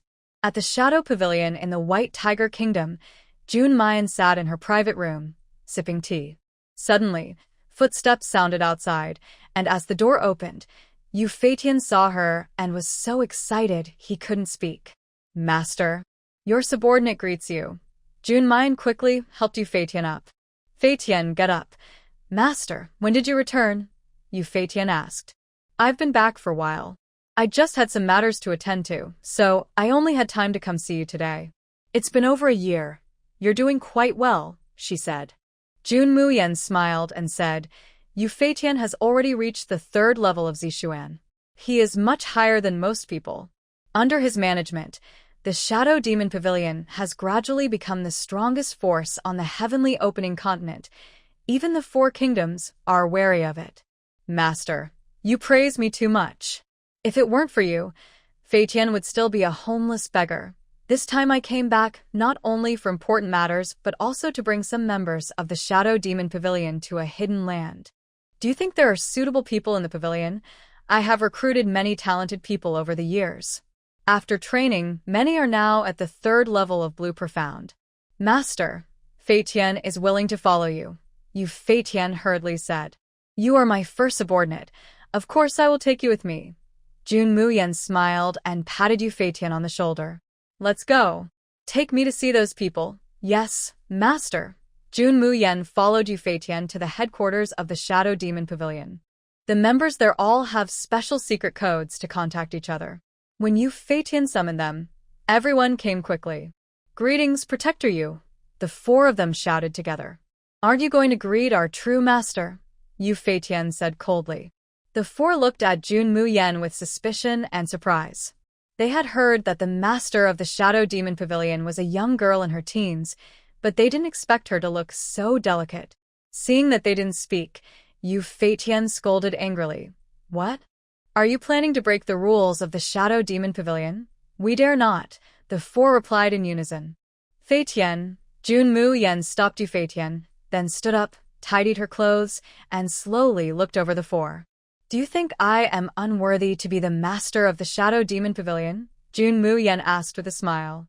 The 4 lowered their heads without speaking, as if they agreed with her words. Jun Muyen smiled slightly and didn't mind their arrogance. If the members of the Shadow Demon Pavilion didn't have some temper, she wouldn't want them. What is your name? Jun Muyen asked the girl standing closest to her. Subordinate Mo Xing. The girl replied calmly, with no respect in her tone. Mo Xing, not bad. 3rd level of Blue Profound, with dual fire and wood attributes. How is your alchemy skills? Jun Muyen smiled. Magic Star was surprised. Someone with low strength couldn't see the level of someone stronger, and she easily revealed her own attributes. Could it be that the girl who looks even younger than her is a hidden expert? I am a 4th-rank alchemist, Magic Star replied. Not bad. That's okay. Jun Muyen nodded. Then she calmly asked for the names of the other 3 men. Firefox, 3rd-rank Blue Profound, Fire Attribute. Weo, 3rd-rank Blue Profound, Water Attribute. Qingqi, 3rd-rank Blue Profound, Dual Earth and Wood Attributes. Good. Fei Tian, your eye for people is really sharp. You found 2 with dual attributes, Jun Muyen praised. You're flattering me, young lady, Weo said. It's just, your temper is a bit stubborn. But that's okay. I have ways to handle all kinds of disobedience. Jun Muyen lazily leaned on the soft cushion, staring intently at the 4. A few minutes later, beads of sweat appeared on their foreheads. Their eyes showed some surprise as they looked at Jun Muyen. I'm back this time to take some people to a higher-level continent. Those who can stand under my pressure, follow me. Hearing this, the 4's eyes filled with determination. They slowly moved their bodies, supporting themselves on the ground, trying to stand up. Jun Muyen gradually increased her pressure. Each time someone was about to stand, she pressed them down again. This cycle continued. None of the 4 gave up. They kept trying to stand straight and hold their backs. Gradually, Jun Muyen saw they were almost there, and suddenly she withdrew her pressure. The 4 immediately felt lighter, and then their internal energy surged. They were about to advance. Without thinking much, the 4 quickly sat cross-legged. The rules of heaven and earth descended, and all 4 advanced to the purple profound level. After the upgrade, the 4 looked at each other, then knelt together. Subordinates pay respect to the young lady. Jun Muyen smiled slightly. Are you convinced now? Yes, the 4 replied in unison. Good. I said I can handle all kinds of disobedience here. Get up now, Jun Muyen said with a smile. Thank you, young lady. All right. You all go tidy up. Fei Tian quickly arranged things here, Jun Muyen ordered. Yes, young lady. At that moment, footsteps came from downstairs. Legal guardian Yu, those people are back again, a young servant reported. Weo's face darkened. I know. What's wrong? I am confused, Jun Muyen asked. Returning to the master, it is the Mei family. The Mei family is one of the forces in White Tiger Country. We have some dealings with them. When they saw that the Shadow Phantom Pavilion could profit them, they wanted a share. I didn't agree, so they kept causing trouble. Fei Tian said unhappily. Mei family. Since some people don't know what's good for them, let's go see for ourselves, Jun Muyen said with a smile. At the entrance of Shadow Phantom Pavilion, a group of people was blocking the way, carrying a person who looked almost dead. The leader was a thin man. Fei Tian, who is he? Yun Muyen asked. Master, he is Mei Wenyu's only son, Mei Yun. Fei Tian replied. Puff, Mei Yun, his father really knew how to pick names. He's not afraid he'll have bad luck, Jun Muyen said with a smile. Why hasn't the manager of Shadow Phantom Pavilion come out yet? Has he done something wrong and is afraid to admit it? If I, the young master, don't get an explanation today, I won't believe in Mei. Mei Yun said angrily.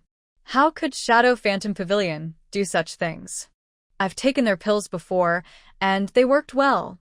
Someone said. Who knows? Someone else replied.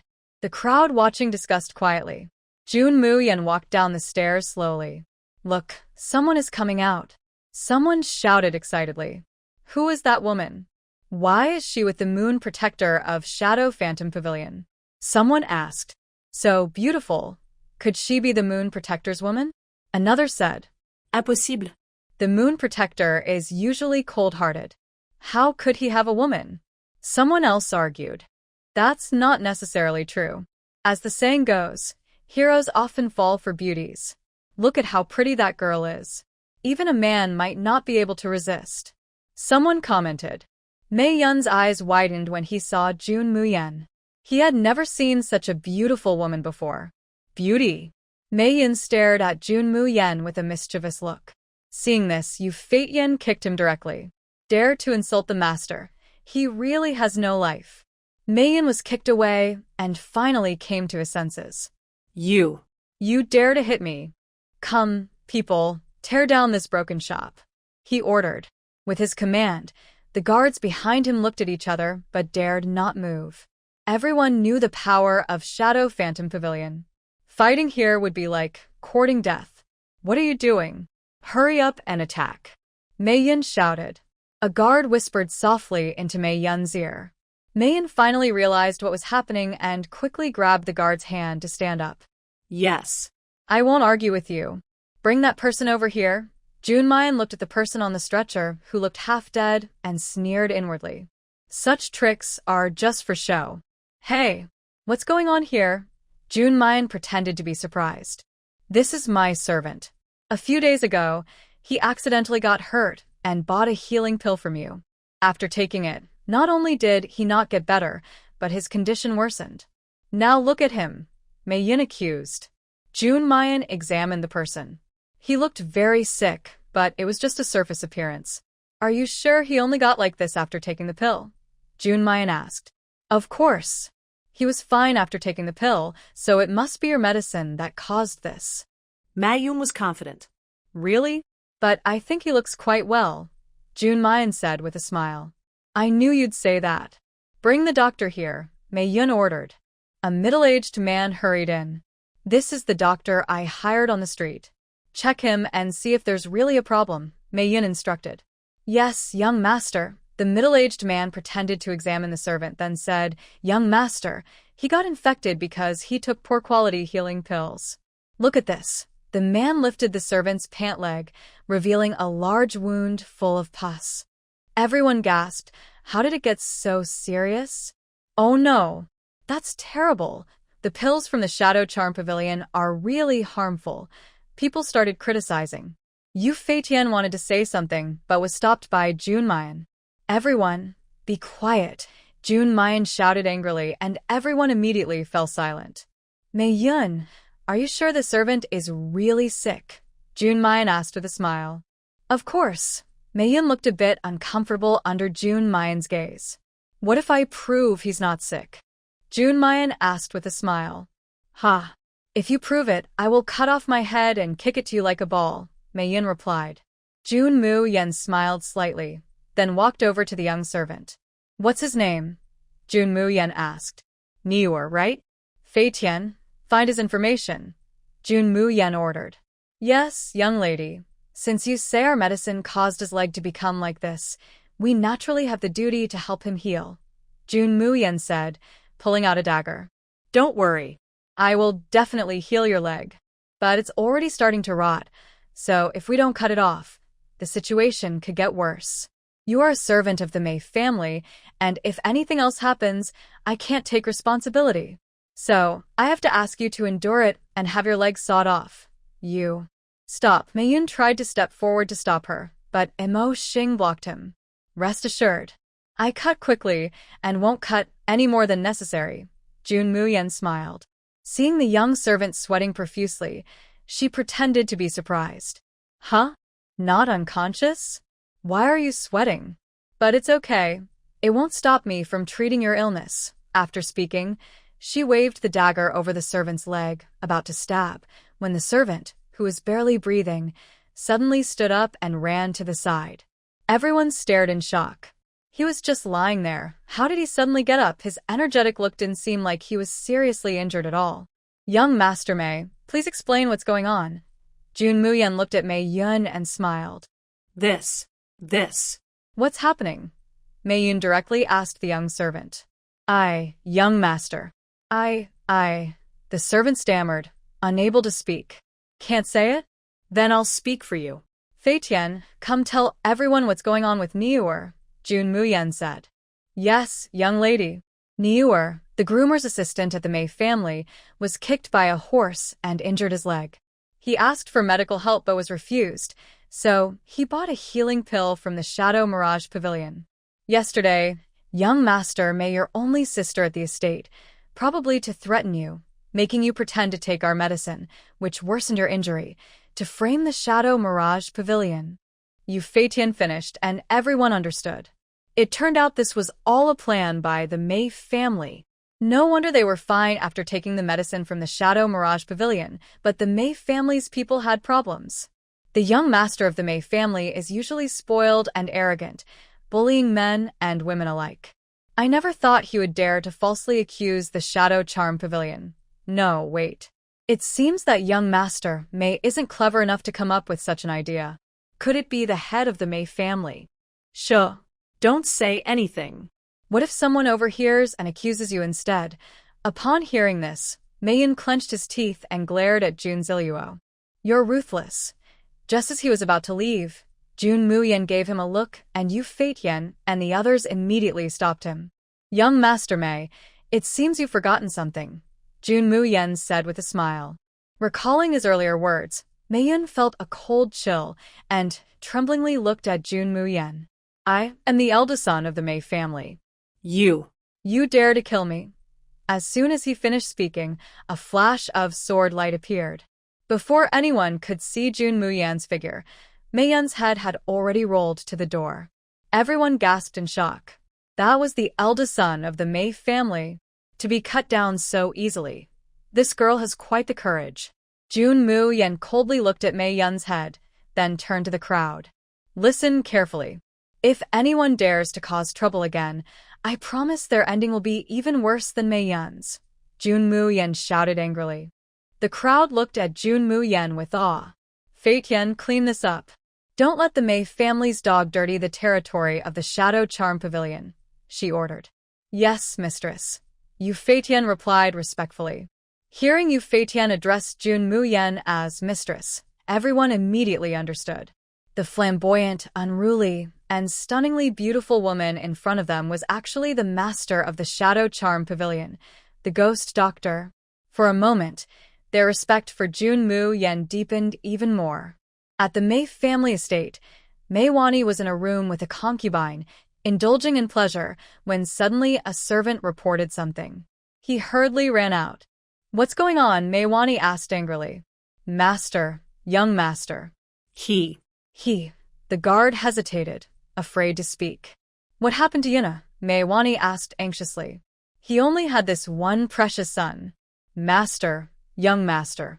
He was killed by someone. The guard suddenly knelt on the ground with a thud. What?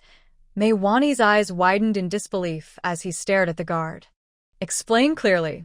What exactly happened? Mei Wani demanded angrily. Master, the young master followed your orders and went to the Phantom Pavilion today, and then... The guard exaggerated the story, putting all the blame for Mei Yun's death on Jun Muyen. After hearing the report, Mei Waney, I was so furious that he coughed up blood. Master. A concubine beside him quickly supported him. Get out. Mei Waney, I shouted angrily. Master, it was the mistress of the Phantom Pavilion who did it. It has nothing to do with us. Even if we wanted to save the young master, we couldn't fight her. The guard explained quickly. Someone help me get ready. I'm going to the palace. Mei Waney, I said coldly. Inside the palace, Mei Yan was about to go find her father when she saw him rushing in, crying and shouting, Your Majesty, you must stand up for your brother. Father, please get up. What happened? What's wrong with my brother? Mei Yan asked. Your brother was killed this morning by the mistress of the Phantom Pavilion. Mei Waney, I cried. What? Mei Yan was shocked. Father, did you go to the Phantom Pavilion to cause trouble again? She asked. Who? Who caused trouble? Seeing her father's uneasy eyes, Mei Yan immediately understood that they must have done something foolish again, which led to this tragedy. Father, I told you before that the Phantom Pavilion is not someone we can provoke, but you wouldn't listen. Mei Yan scolded. No matter what, your brother was killed by them. We must take revenge. Mei Waney, I said angrily. And who do you plan to take revenge on? A cold voice came from behind. Bai Qianai walked in. Your Majesty, my only son was killed this morning by people from the Phantom Pavilion. I ask you to send troops to destroy them. Mei Waney, I said, his tone showing no respect. Are you dreaming, Minister Mei? Destroy the Phantom Pavilion? Even if I joined forces with the other 3 kingdoms, we might still fail, Bai Qianai said with a cold smile. So my son will just die like this, without justice? Mei Waney, I said coldly. Without justice? You're mistaken. From what I know, Mei Yun tried to frame the Phantom Pavilion and later lost a bet, which led to his death. How is that unjust? Bai Qianai said calmly. So your Majesty means you won't avenge my son? Mei Waney, I asked. It's not that I don't want to, but I can't do it, Bai Qianai said coldly. Ha! Since the Emperor won't help, I can only take revenge for Yun or myself, Mei Waney said, then strode out quickly. Your Majesty, Father. Mei Yan wanted to explain, but Bai Qianai stopped her. You don't need to explain. You also don't need the relics from your mother, Bai Qianai said coldly. Your Majesty, I promise to do what I said, but I will not let the Mei family go, Bai Qianai replied. Your Majesty, I have been used as a tool by my family since I was young with no freedom and I feel no attachment to the Mei family. You don't need to worry about me, Mei Yan said with a smile. Bai Qianai looked at Mei Yan with complicated eyes. He wanted to say something but didn't know how to start. After a long silence, he only said one word. Mei Yan watched Bai Qianai walk away, smiling brightly. A year had passed and finally, he was willing to speak to her properly. Your Majesty, don't worry. I will support whatever you want to do, Mei Yan whispered. After returning, Mei Waney ordered the butler to bring a large amount of gold to the Assassin Guild. You're planning to kill the master of the Shadow Demon Pavilion? A charming man asked lazily with a smile. Yes. The Assassin Guild can kill anyone in the world, so I don't think they can't handle a woman, Mei Waney said confidently. Ha! A woman? Do you think the woman who can build the strongest power on Tianqi continent is ordinary? The man asked. Master, are you afraid? Mei Waney deliberately provoked. Afraid? Ha! You don't need to provoke me. I actually like this challenge. I'll take the job, but about the payment. Just tell me how much you want, Mei Waney said straightforwardly. I want half of your family's fortune, the man replied. What? The master has such a big appetite, Mei Waney said coldly. Mei family head, you should know that killing the ghost doctor will cost a huge price. Not only is the ghost doctor herself unpredictable in strength, but her subordinates are also difficult to deal with. And you want to kill her, the man warned. Hearing this, Mei Waney gritted his teeth. Fine. Half of the family's fortune is fine. As long as I can avenge Yunner, I don't care about the cost. Mei family head, you are very brave. Since you've made your decision, sign this contract, the man said, taking out a piece of paper. Mei Waney confidently pressed his handprint, and then left. Master, are you sure you want to kill the ghost doctor? A guard asked. Of course. No, Then why did you accept this job? I'm not stupid. If there's money to be made, why not? But do you think you can handle the ghost doctor? The guard asked worriedly. Of course. Not. Fighting her? Haha, I want to live a few more years. Is the ghost doctor really that powerful? The guard asked in surprise. Just look at how much the Shadow Pavilion people respect her. Her strength must be above Mo Xian. Mo Xian. How is that possible? She looks less than 20 years old, the guard said in shock. Age doesn't determine a person's strength, the man said with a smile. The guard nodded as if he understood, thinking that most people in Mo Xian were already quite old. Let's go meet that ghost doctor, the man said with a smile. At the Shadow Pavilion, Jun Mayan looked at the message sent by Yu Feitian. Ha! Me when he actually went to find someone from the Assassin Guild, Jun Mayan said casually smiling. This Assassin Guild dares to take this job. They must think they have a long life, Huoli said disdainfully. No. The guild leader of the Assassin Guild, Mo Chun, isn't stupid. Killing someone he doesn't know? That's not a good job. If he took it, he must be either crazy or trying to scam me when he out of money. After speaking, a servant came to report that Mo Chun, the guild leader of the Assassin Guild, wanted to see him. Isn't he already here? Jun Mayan said with a smile. How dare he disrespect the master? I'll go deal with him now, Huoli said angrily. Huoli, stay calm, Jun Mayan said lazily. Go, invite him in, Jun Mayan said with a smile. Soon, footsteps approached. Come in, Jun Mayan said. Mo Chun, upon hearing this, signaled his guard to open the door. Bang! A water bucket was dramatically dumped on the guard's head, splashing water all over Mo Chun's face. Mo Chun endured his anger, wiped the water from his face, knowing he had a cleanliness obsession, yet they still played this trick on him. At this moment, Mo Chun deeply regretted coming to the Shadow Pavilion. Guild leader Mo, how do you like this greeting gift? Jun Mayan said impolitely with a smile. Mo Chun forced a smile and said, the way the Shadow Charm Pavilion treats guests is truly unique. No. Lord Mo, ordinary people can't enjoy such treatment. Who is Lord Mo? Someone who dares to challenge me. I can't possibly treat you badly, Jun Mayan said with a smile. Ghost Doctor, with your intelligence, you probably can't guess my purpose in accepting this deal, right? Of course I guessed. Since you guessed, then why? Mo Chen's words were cut off when Jun Mayan said, it's just that your mind is not working right. What else could it be, you? Mo Chen looked at Jun Mayan, who was serious, and felt very annoyed. Since the ghost doctor doesn't want to cooperate with me, I have to say goodbye. Mo Chen was about to leave when he heard Jun Mayan's cool voice.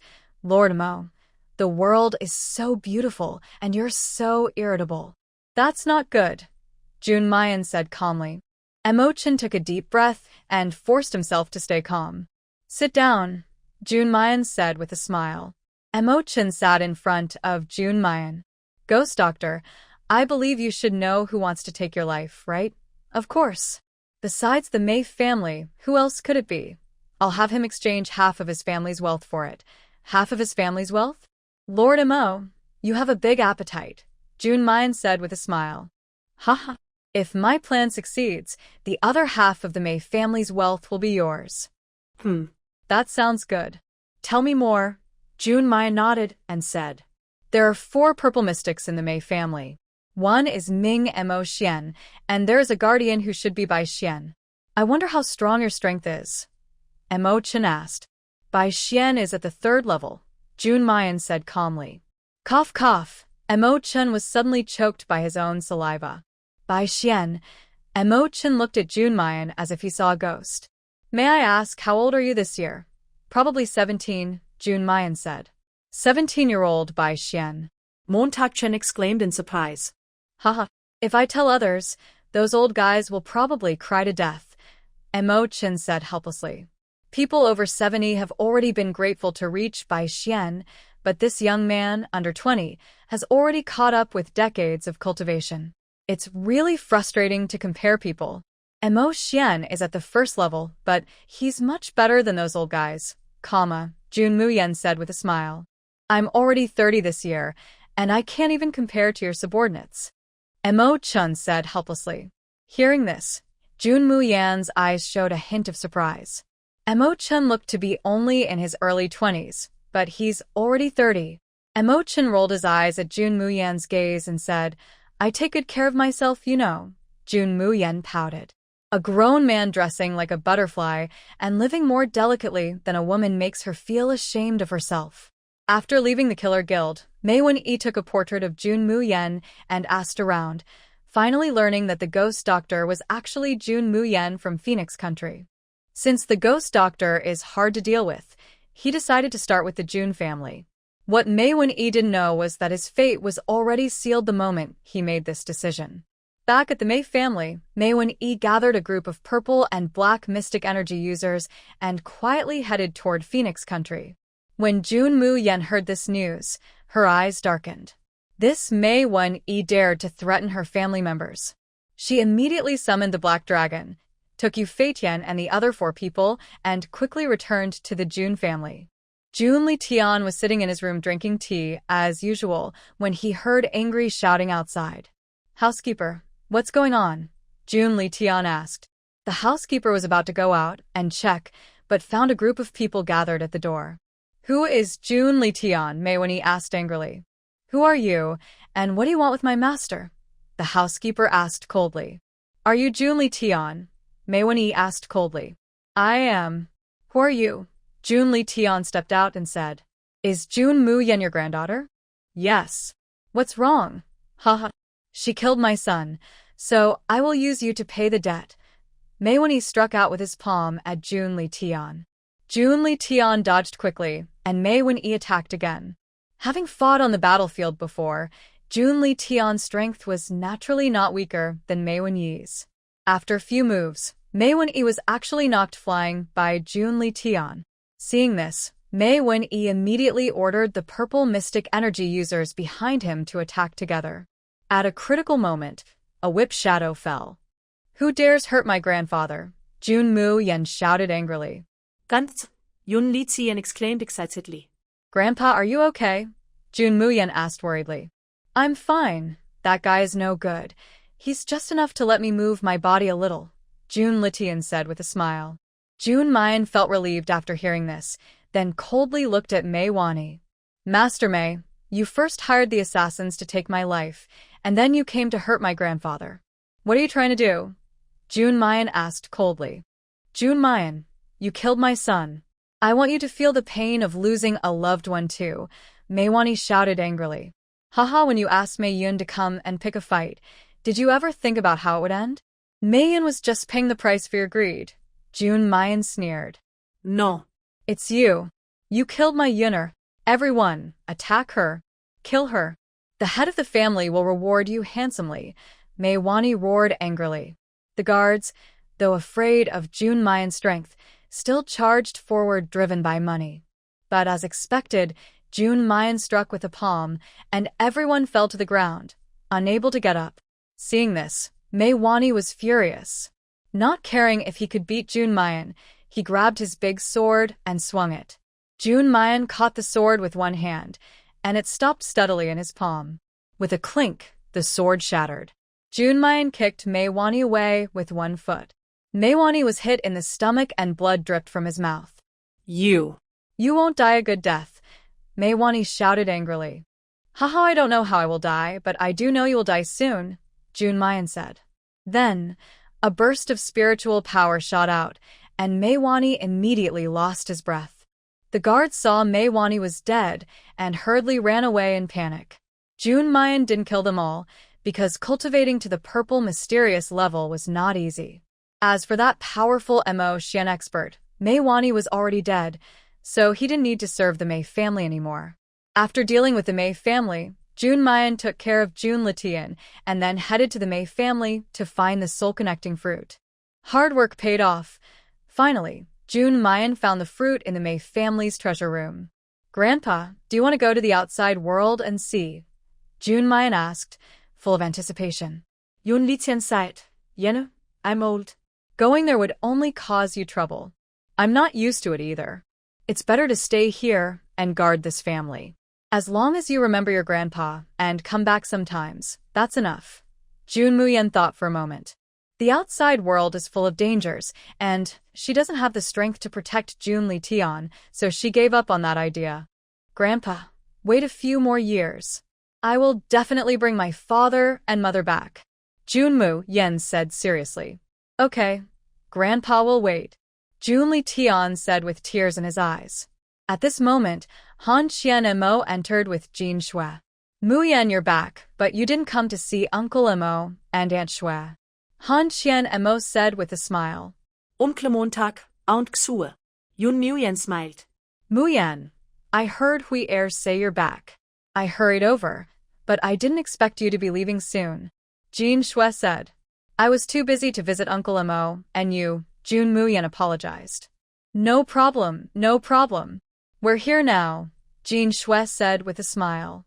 By the way, Mu Yan, why did you come back suddenly? Did you find Xiaoyan? Han Qian Mo asked. Yes, but my mother is unconscious now.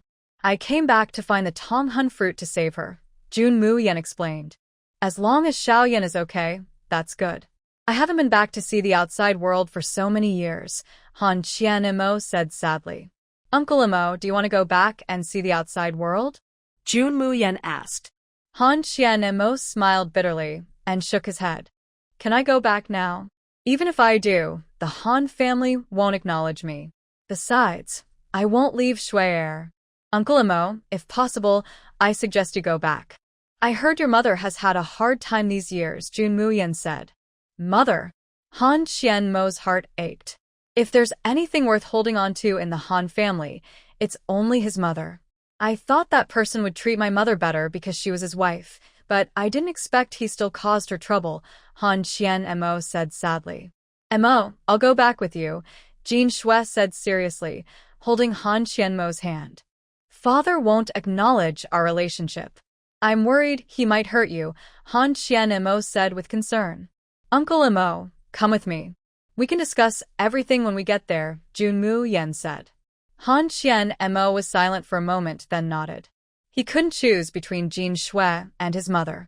If he could, he would rather not have been born in the outside world. Uncle Mo, don't worry. With me here, Aunt Shui won't be wronged. Jun Mu Yan comforted her. Yes, Han Qian Mo smiled and nodded. After saying goodbye to Junli Tian, Jun Mu Yan and Han Qian Mo, Jin Shui set out on their journey. She originally wanted to bring Han Bu Hui with her, but she insisted on reaching the outside world on her own strength. Jun Mu Yan was pleased with this. Hui Er is stronger than she thought. Jun Mu Yan didn't delay. She rode the black dragon back to Yun Tian sect. After Qianlu arranged for Han Qian Mo and Jin Shui to settle in, Jun Mu Yan went straight to the back mountain. Old man, I found the soul-connecting fruit, Jun Mu Yan said. Girl, you worked hard, Mo Lin said with concern. Old man, don't look at me with that gross face, Jun Mu Yan said with annoyance. Mo Lin's face stiffened. This girl really doesn't know how to speak properly. Let's hurry and save mother, Jun Mu Yan quickly said. Mo Lin supported Mo Yan's body to keep her stable. Jun Mu Yan used her spiritual power to break down the energy of the soul-connecting fruit, sending it bit by bit into Mo Yan's body, merging her soul with her body. 15 minutes later, the soul-connecting fruit disappeared completely. Mo Yan's body returned to normal, but she still needed time to wake up. Phew, Jun Mu Yan sighed in relief. Gradually, Mo Yan's fingers twitched slightly. Jun Mu Yan was happy and quickly held Mo Yan's hand. Mother, Jun Mu Yan called out. Mo Yan struggled to open her eyes. Suddenly, the bright light hurt her eyes, making her unable to open them fully. Mother, it's okay. Take your time, Jun Mu Yan said. Seeing this, Mo Lin quickly closed the window to block the sunlight. Mo Yan slowly opened her eyes. Looking at the girl who resembled her so much, Mo Yan's nose tingled, and it seemed like tears were about to fall from her eyes. Mo Yan opened her mouth, wanting to say something, but because she hadn't spoken for a long time, she could only make faint sounds. Mother, don't worry. You just woke up and your body needs time to adjust, Jun Mu Yan quickly said. Mo Yan nodded and looked at Jun Mu Yan with gentle eyes. Jun Mu Yan returned to her space, quickly made a wheelchair and placed Mo Yen on it. Mother, shall I take you out to see the outside world? Junmu Yen smiled. Yes. Mo Yen nodded. Junmu Yen pushed Mo Yen out of the room. Outside, the sun was shining brightly, and the back mountain was full of phoenix tail flowers that Mo Yen loved. Mo Lin quietly followed behind, his expression complicated. He opened his mouth but didn't know what to say. Grandpa, won't you come over and see Mother? Junmu Yen asked with a smile. Mo Lin hesitated, unsure of what to do. Dad. Mo Yen spoke, struggling to say the words. Mo Lin hurried over, looked at Mo Yen with full of guilt, and said, Little Yen, it's Dad who is sorry for you. Mo Yen shook her head. No blame, old man. Mother said she doesn't blame you, Junmu Yen explained. Mo Lin looked up and wiped his tears. Yenner, Dad knows you are always obedient, but what happened back then was really Dad's fault. If I hadn't been so stubborn, you and Xiaoyan wouldn't have suffered so much, Mo Lin said with guilt. Dad. It's all in the past, Mo Yen said with difficulty. Old man, stop pretending to be pitiful. Those things are over now. If you really feel guilty, take good care of Mother, Junmu Yen said with a smile. Mo Lin, swear that from now on, I will never let anyone hurt you or your family again, Mo Lin said seriously. Mother, Uncle Mo, and Aunt Shui are here. Do you want to see them? Junmu Yen asked. Mo Yan's eyes lit up with joy, and she nodded slightly. Junmu Yen used a communication stone to call Han Qianma and Jin Shui. Little Yen, Han Qianma ran over as soon as he saw Mo Yen. Yen. It's really you, Qian. Montag. Big. Brother, Mo Yen said with effort. Uncle Mo, Mother can't talk much right now. She needs some time to recover, Junmu Yen explained. Okay, little Yen, don't talk. We're all here. When you're better, I'll take you out to play, Han Qianma said excitedly. It was clear that Han Qianma truly treated Mo Yen like his sister. After taking Mo Yen for a walk outside, they returned to the back mountain. Over the past few days, Junmu Yen had been helping Mo Yen with rehabilitation. Mo Yen gradually regained her speech and could walk a few steps on her own. That day, Han Qianma and Jin Shui came to Junmu Yen. Mu Yen, we want to go back to the Han family and bring my mother here. I've also looked into my mother's situation these days. My father has been ignoring her, and those concubines have been bullying her. She can't take it anymore, Han Qianma said with worry. Uncle Mo, are you sure you can bring your mother back if you go like this? My father probably already forgot about her. It's the same whether there is a mother or not, Han Qianma said. Uncle Mo, if possible, let them part ways. Otherwise, it will also harm your mother's reputation, Jun Mayan said. Okay, Han Qianma nodded. If there's any problem, just use the communication stone. I will come quickly, Jun Mayan said. After speaking, Han Qianma and Jin Shui left the Cloud Sky sect. Before leaving, Jun Mayan gave Han Qianma his identity badge. With the strength of the Cloud Sky sect, the Han family probably wouldn't easily attack them. At the Han family gate, Han Qianma and Jin Shui approached. A guard at the door stopped them. Stop. Who are you? How dare you break into the Han family? I am Han Qianma, the legitimate son of the Han family, Han Qianma said coldly. Han Qianma. The guard was surprised and hurried inside to report. Master, outside there's someone claiming to be Han Qianma wanting to see you. What? That brat dares to come back. Drive him out, Han Jingtian shouted angrily. Wait. Sir, he hasn't been back for a long time, but now he's returned. There must be a reason. Why don't we let him come in and see? A beautiful woman suggested. Han Jingtian thought for a moment, then waved his sleeve and sat down. Let him in. With permission, Han Qianma and Jin Shui entered.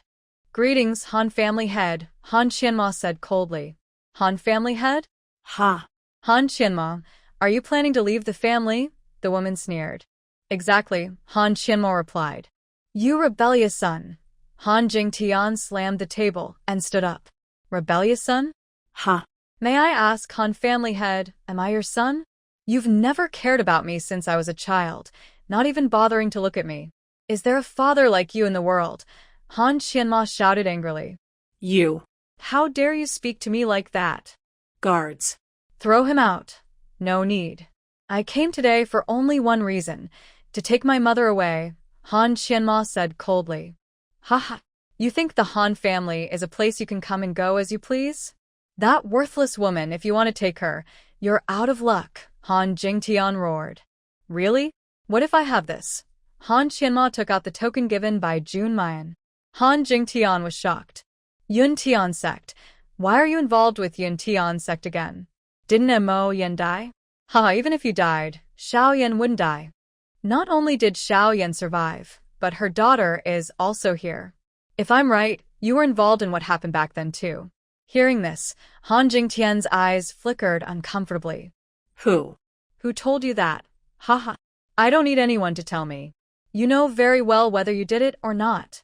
After saying this, Han Qianma tried to pull Jin Shui to find his mother, but the woman quickly ordered the servants to surround them. Master, we can't let them leave, she said. Didn't you see the token in his hand? That's someone from Yun Tian sect, Han Jingtian quickly replied. Master, exactly because of that. We must not let them go. Think about it. If Mo Lin finds out what we did back then, he definitely won't forgive us. We secretly killed them, and when the time comes, no one will have proof, so they can't say anything, she argued. No. He's still my son, no matter what. I can't really kill him, Han Jingtian hesitated. Master, if you don't kill him, he'll end up hurting you soon, she urged.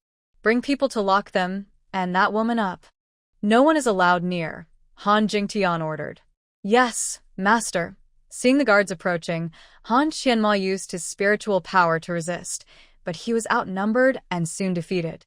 They were taken to a hidden secret room and locked inside. The woman saw that Han Jingtian couldn't bring himself to kill his son. To be safe, she struck Han Qianma's dantian, destroying his remaining strength. Han Qianma secretly handed Jin Shui a communication stone and used his last strength to tell Jun Mayan what was happening. Jun Mayan was with Mo Yen in the back mountain when she suddenly felt the communication stone vibrate. As soon as she picked it up, she heard Han Qianma's muffled groan, then the message cut off. She guessed something was wrong. Xiao Yan, what's going on? Mo Yen asked worriedly. Mother, Uncle Mo, and the others seem to be in trouble. I'll go and come back soon, Jun Mayan said with a smile. Be careful. Jun Mayan said goodbye to Mo Lin and headed alone to the Han family. Meanwhile, Han Qianma and Jin Shui were weakly lying in a hidden room. Han Qianma's mother, Li Fingyi, looked at her son on the verge of death, tears streaming down her face. Girl, don't worry. Someone will come to save us, Jin Shui comforted. Li Fingyi repeat her tears. Good girl, I know. Qianma will be fine. It's weekend again, everyone. More updates coming soon. Please support us. Maihan Akat. Love you all. At the Han family estate, Han Jingtian sat quietly, lost in thought. Next to him, a woman looked at him with a displeased face. Sir, are you still thinking about that rude girl, Li Fingyi? She asked. Han Yingtian frågade. Guluoyue, do you think I spoil you too much? How dare you speak so boldly? Humph. Don't forget, I helped you rise to be the head of the Han family. Without me, you'd still be an unknown son of a concubine, Guluoyue said sarcastically. Hearing this, Han Jingtian slammed his hand on the table and shouted, If you dare to talk nonsense again, I will skin you, ha. Han Jingtian, you're breaking your promise. Let's see who will be the first to lose their position, me or you, Guluoyue said bluntly. You, Han Jingtian was furious. He clenched his fists and hit the table. He glared at Guluoyue, then forced himself to calm down and put on a fake smile. Madam, I'm sorry. I was too reckless, Han Jingtian said with a forced smile. Guluoyue sneered. Han Jingtian, stop pretending. Madam, please forgive me. I was wrong, Han Jingtian begged. Guluoyue turned around. Tell me, do you still have feelings for that Li Fingyi? Oh, madam, that's all in the past. She was just a tool for our family marriage. If her father wasn't somewhat capable, she wouldn't have married into the Han family. Compared to you, your status is noble, and anyone would choose you over a woman with no power or influence, Han Jingtian flattered. Humph. You're smart. That Han Qianma and Li Fingyi have already been locked in a secret room. If anyone comes looking for them, you must grit your teeth and stay strong. Otherwise, offending the Yuntian sect could make Mo Lin go crazy, and even my father can't handle it, Gu Luoyue warned. Yes, I will obey, madam, Han Jingtian quickly agreed. At this moment, a loud dragon roar echoed through the sky. Everyone looked up in surprise at the huge dark shadow overhead. That is a black dragon. No, that's right. We've really seen a dragon. Look, there's someone on the dragon's head who is so powerful to tame a black dragon. People were talking excitedly. Han Jingtian stepped forward and bowed to the sky, addressing Jun Mayan. May I ask who you are, and what brings you to the Han family? Please come down and speak. Jun Mayan smiled slightly and then slowly jumped down from the dragon's head. She wore a red dress and had a stunning face, making everyone stare in awe. Han family head, I am Jun Mayan, she said with a smile. Jun Mayan, Han Jingtian thought for a moment and then looked at her in surprise. You are the granddaughter of the Cloud Sky Sect's leader. As expected of the Han family, your news is quite quick, Jun Mayan said. Han Jingtian was speechless. Mo Lin had already announced to the world that he had a granddaughter named Jun Mayan, who was breathtakingly beautiful and very talented. Everyone knew about her. Miss Jun, what brings you here? Han Jingtian asked respectfully. It's nothing special. I have an uncle who seems to have been here at the Han family before, then disappeared. I just wanted to find out where he is, Jun Mayan said with a smile. Miss Jun, are you talking about Han Qianma? He did come here, Han Jingtian replied. Where is he now? Jun Mayan asked, pretending to be anxious. I don't know. After he saw his mother, he took her away. I have no idea where they went, Han Jingtian said seriously. Seeing Han Jingtian lying so straightforwardly, Jun Mayan was not in a hurry. Uncle Mo, why didn't he stay at the Han family? Isn't he one of us? Or were they driven out by you? No. Qianma is my biological son. How could I drive him away? Han Jingtian quickly explained. Then why didn't he stay at the Han family? Jun Mayan asked. Maybe because of the woman he brought back. Perhaps they already returned to that lower-level continent, Han Jingtian said. Oh, really? But, Lord Han, why don't I quite trust you? Prince Muyan stared directly at Han Jingtian and said with a smile. Han Jingtian broke out in cold sweat behind him but tried to stay calm. He said, Miss Jun, the facts are clear. Even if you don't believe me, there's nothing I can do. Hee. Before Uncle Mo left, I gave him a communication stone, but not long after, I heard his voice. He said he was locked up by you. How do you explain that? Jun Muyan asked with a smile. Han Jingtian was surprised. This, Gu Luoyao, standing nearby, quickly stepped forward. Miss Jun, just saying that we locked him up based on your words might not be fair. Besides, why would we lock him up? That's for you to answer, Jun Muyan said calmly. Miss Jun, since you don't trust us, tell us what you'd like. We'll try to satisfy your request, Gu Luoyao replied. Oh, really? Jun Muyan pretended to be surprised. Of course, it's true, Gu Luoyao smiled. Then I will search the Han residence, Jun Muyan declared. Search? May I ask how you plan to do that? Causing a big fuss might hurt the Han family's reputation, Gu Luoyao said. Madam, don't worry. It'll just be me. No need to panic. Take me inside the Han residence to look around. If I find no trace of Uncle Mo, I will have to look elsewhere, Jun Muyan said. All right, Miss Yunya. We can let you search, but if you find nothing, you must leave the Han family immediately, Gu Luoyao agreed. Good. Madam, lead the way, Jun Muyan said. Miss Jun, please follow me, Gu Luoyao said. Gu Luoyao led Jun Muyan to the backyard. As they walked, Jun Muyan pretended to admire the scenery of the Han residence. Madam, the scenery here is really beautiful, Jun Muyan praised. Miss Jun, you're flattering us. Everyone knows that Yun Tian sect is the place admired by many powerful people, Gu Luo Yao replied politely. Jun Muyen looked at the pond in front of her. It was spring now, and the lotus flowers hadn't bloomed yet, but the pond was full of lotus flowers. Madam, these lotus flowers in the pond aren't naturally grown, are they? Jun Muyen asked. Seeing this, Gu Luo Yao's expression subtly avoided her gaze. That's right.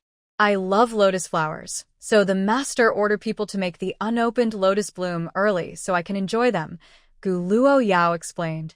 The head of the Han family truly treats the madam well. Jun Muyen smiled and then quickly flew to the center of the pond. Sure enough, she found something unusual on the pond wall. This ancient vine key was a clever plan. It placed the secret passage near the lotus pond and covered it with dense lotus leaves and flowers. This made it very hard for anyone to find the secret entrance. Miss Yun, be careful, Gu Luo Yao hurriedly warned. Yun Muyen smiled confidently. Madam, don't worry. Jun Muyen, have some skills. Across the lotus pond, a man stood in a pavilion, staring blankly at Jun Muyen. How can there be such a beautiful woman in the world, he marveled. Young master, that seems to be the granddaughter of the Cloud Sky sect leader, named Jun Muyen. I heard from the servants that she might be here to find Han Qian Mo, the young servant said. Han Qian Mo? The man asked, confused. Yes, the one who married a woman from a lower-level continent. The master seems to have disowned him, the servant explained. Just a traitor of the Han family. If he's disowned, so be it. If he can look at someone from a lower-level continent, he's probably not a big shot, the man said dismissively. Young master, do you want to go see the girl? The servant asked. What do you think? The man replied, and then walked toward Jun Muyen. Gu Luo Yao saw the man approaching, and quickly went over. Shower, what are you doing here? Mother, I was sitting in the pavilion just now. When I saw you here, I came over. Mother, do you know who this girl is? Han Xiao looked at Jun Muyen with admiration. Oh. She is Jun Muyen, the granddaughter of the Cloud Sky sect leader. Miss Jun, this is my son Han Xiao, Gu Luo Yao said with a smile. So, it's Miss Jun. I've heard that the granddaughter of the Cloud Sky sect leader is stunningly beautiful. Seeing her now, she's even more beautiful than the rumors, Han Xiao praised. You flatter me, Jun Muyen said calmly. Miss Jun, what brings you to the Han family? Han Xiao asked. Just looking for someone. Jun Muyen replied with a calm expression. Han Xiao saw her aloof attitude and admired her even more. Only a woman with such a commanding presence deserved him. Jun Muyen felt a bit speechless. Young man, she was clearly trying to save him, but if Emperor Mingxiang saw this, he might get into trouble. What a pity, people can be so foolish. Let him do as he wishes. Young lady, are you looking for that Han Qianma? Gu Luo Yao quickly tugged at Han Zhao's sleeve. Han Xiao didn't understand Gu Luoyao's meaning and paid no attention. Yes. Has young master Han met Uncle Mo? Jun Muyen asked. Of course. I saw him this morning. He was with a woman from a lower-level continent. I wonder what young lady Jun wants with him. If he likes women from a lower-level continent, he probably isn't very strong. Jun Muyen sneered. So, you think young master Han looks down on people from the lower-level continent? People from the lower-level continent are weak. I usually don't associate with such people. Young Master Han, be careful with your words today, or you'll trip over your tongue. Jun Muyen said with a smile. What do you mean, young lady Jun? Han Xiao asked, confused. Has anyone told you that I am also from the lower-level continent? What? Young lady Jun, stop joking. With your strength and looks, how could you be from the lower-level continent? Han Xiao said, not believing. Sorry, I never joke. Don't forget, my name is Jun Muyen. The heavens opening continent is the one you call the lower-level continent, Jun Muyen said with a smile. Young lady Jun, this. Don't believe me? Think I look down on people from the lower-level continent? Then how about we have a little contest? After speaking, Jun Muyen quickly took 2 steps back and swung her dragon bone whip. Han sier hurriedly dodged. Young lady Jun, if you want to compete, I will join. Han Xiao pulled out a large silver hammer, jumped nimbly, and charged at Jun Muyen. Jun Muyen smiled slightly, Then her dragon bone whip flew out, wrapping around Han Zhao's wrist. With a strong pull, the big hammer fell straight to the ground. The ground instantly cracked open, forming a large pit. Seeing this, Jun Muyan used a trick, pulling the hammer away whenever Han Zhao tried to attack, smashing it into the ground. Soon, a 2-meter-wide hole appeared, revealing a hidden passage inside. Jun Muyan saw this and kicked Han Zhao aside. "Young Master Han, you lost." Han Zhao gritted his teeth, staring at the ground. He had actually lost to a woman from the lower-level continent? "Anyway, thank you. Madam Han, may I go down and take a look?" Jun Muyan asked. Gu Luoyao stepped forward before speaking, but she saw Jun Muyan jump down. Ancient Luo Qi looked panicked at Han Jingtian. "Master, what should we do now?" Don't worry. Someone come. Quickly block the entrance. As long as they can't get out, no one will ever find out about this," Han Jingtian hurriedly said. "Dad, Mom, what are you doing?" Han Zhao asked quickly. "Shower, don't worry about it. Go back quickly," Ancient Luo Qi said. "Mom, I can't let you do this. You can't hurt her." Han Zhao stepped in front of them. "Shower, do you like Jun Muyan?" Ancient Luo Qi asked. Yes. "I really like her." "No, you can't like her." "Why?" Han Zhao asked confused. "Because her parents separated long ago, and your father and I were involved. We have a deep hatred with her. If she finds out, she will never forgive us." "What?" "No, that's impossible." "Mom, I don't believe it." "How could she be an enemy?" "Whether you believe it or not, just know that if they don't die today, our Han family will be the ones to die." Han Zhao stared blankly at the two, while the servants behind them kept pouring dirt and stones into the secret passage. Han Zhao was silent for a moment, then rushed to the entrance. "None of you are allowed to come in." "Shower, what are you doing? Do you want to kill our Han family?" "No." "Mom, I can't let you hurt her," Han Zhao said firmly. Suddenly, a loud explosion came from the entrance, dirt and stones flying everywhere. Jun Muyan, Han Qianmo, Jin Shui, and Li Fengyi jumped up. Han Jingtian, even a fierce tiger wouldn't eat its own cub. "You actually destroyed your son's dantian. Are you still a father?" Jun Muyan shouted angrily. "What? Destroyed his dantian?" Han Jingtian was shocked, then quickly reacted, slapping Ancient Luo Qi across the face. "Who told you to destroy his dantian?" "Han Jingtian, how dare you hit me?" Ancient Luo Qi yelled. "You wicked woman, I've had enough of you," Han Jingtian roared. Ancient Luo Qi's eyes turned dark with malice. "Han Jingtian, since you're heartless, don't blame me for being unfaithful." After saying that, her eyes darkened, and she suddenly stabbed out with a dagger. An Jingtian's pupils shrank. You. With a sharp sound, the dagger was pulled out from the flesh, and Gu Luo Qi sneered cruelly as she looked at the dying Han Jingtian with unblinking eyes. "Bah!" Gu Luo Qi looked fiercely at Jun Muyan and Han Qianmo. "Today, both of you must die." Jun Muyan smiegel. "Are you sure about that?" As soon as he finished speaking, Mo Lin slowly descended. "Girl brat, are you both okay? Shouldn't it be them who are hurt?" Jun Muyan glanced sideways at Gu Luo Qi and Han Jingtian lying on the ground. Mo's sect leader. Gu Luo Qi's heart was panicked, and her hand holding the dagger trembled uncontrollably. Mo Lin looked at Gu Luo Qi. "Go back and tell old Gu Defeng that I will visit the Gu family for tea in a few days." Hearing this, Gu Luo Qi didn't dare to make a sound. She nodded tremblingly and watched as Jun Muyan and the others gradually disappeared from her sight. Only after Mo Lin left did Gu Luo Qi breathe a sigh of relief and slump to the ground. "Mother, are you okay?" Han Zhao hurried over to help Gu Luo Qi up. Suddenly, Gu Luo Qi slapped Han Zhao across the face. "Why did you stop me from killing them?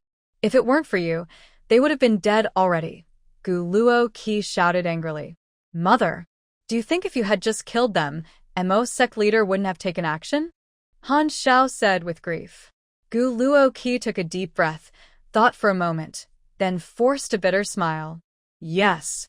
If she had truly killed them, she might have already become a corpse. "Mother, Pull yourself together, Han Xiao quickly said. Xiao, are you? You must go tell your grandfather to be careful of Mo Lin. Hurry. Go now. Gu Luo Qi urged urgently. Okay. I'll go right away. After Han Xiao left, Gu Luo Qi looked at Han Jing Tian's body. Fortunately, she had already taken control of the Han family over the years, and her son followed her lead. Han Jing Tian's death didn't cause her much trouble. Now, the most troublesome person was Mo Lin. Jun Muyen and the others returned to the back mountain of Yuntian sect. Xiaoyan, what happened with Qian Mo Ge? Mo Yan asked anxiously. Mother, don't ask now. I need to control Uncle Mo's injuries first, Jun Muyen said hurriedly. Montag Yen stepped aside. Watching Jun Muyen quickly insert silver needles into Han Qianmo's body, her face gradually improved as the needles were placed. Finally, Jun Muyen finished the acupuncture and wiped the sweat from his forehead. Muyen, how is Mo? Jin Shui asked quickly. Let's go outside to talk, Jun Muyen said seriously. Muyen, is Mo still savable? Jin Shui asked trembling. Aunt Shui, Uncle Mo's dantian is destroyed. He might not be able to practice cultivation anymore, Jun Muyen replied. Hearing this, Jin Shui's tears fell and she choked out. As long as he's alive, that's enough. As long as he's alive. Aunt Shui, I'm sorry. If it was just a normal dantian break, I could treat it, but Uncle Mo's dantian was injured many years ago.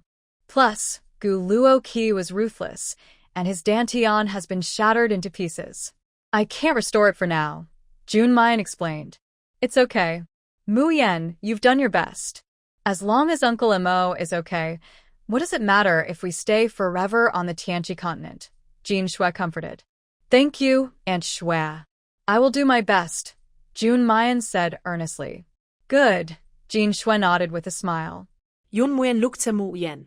Mother, I need to close up for a while to find a way to heal Uncle Mo. While I'm gone, you should practice carefully and not rush. Okay? Mother understands, Mo Yen said with a smile. Old man, remember to take good care of Mother. Also, have the Elder Guard come regularly to check on Uncle Mo's condition and prevent his dantian from worsening, Jun Muyen instructed. Got it, Mo Lin nodded. After giving all the instructions, Jun Muyen returned to his room and entered the Shadow Realm. Master, Tuanzi excitedly jumped into Jun Muyen's arms and nuzzled his face. All right, Tuanzi. Please find all the methods related to healing dantian in the space, Jun Muyen said. Master, did someone get their dantian injured? Tuanzi asked. Yes. Uncle Mo's dantian was shattered, Jun Muyen replied. Okay. Master, wait a moment, Tuanzi said, then ran out quickly. Half an incense later, suddenly, a large number of jade slips along with Tuanzi's white figure fell from the sky. Jun Muyen quickly dodged, and Tuanzi plopped into the pile of jade slips. Master, Tuanzi looked at Jun Muyen with a sad face.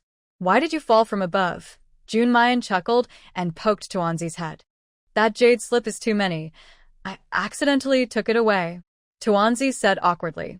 Haha, Jun Muyen couldn't help but laugh. Fortunately, this is the underworld space. You can control it freely.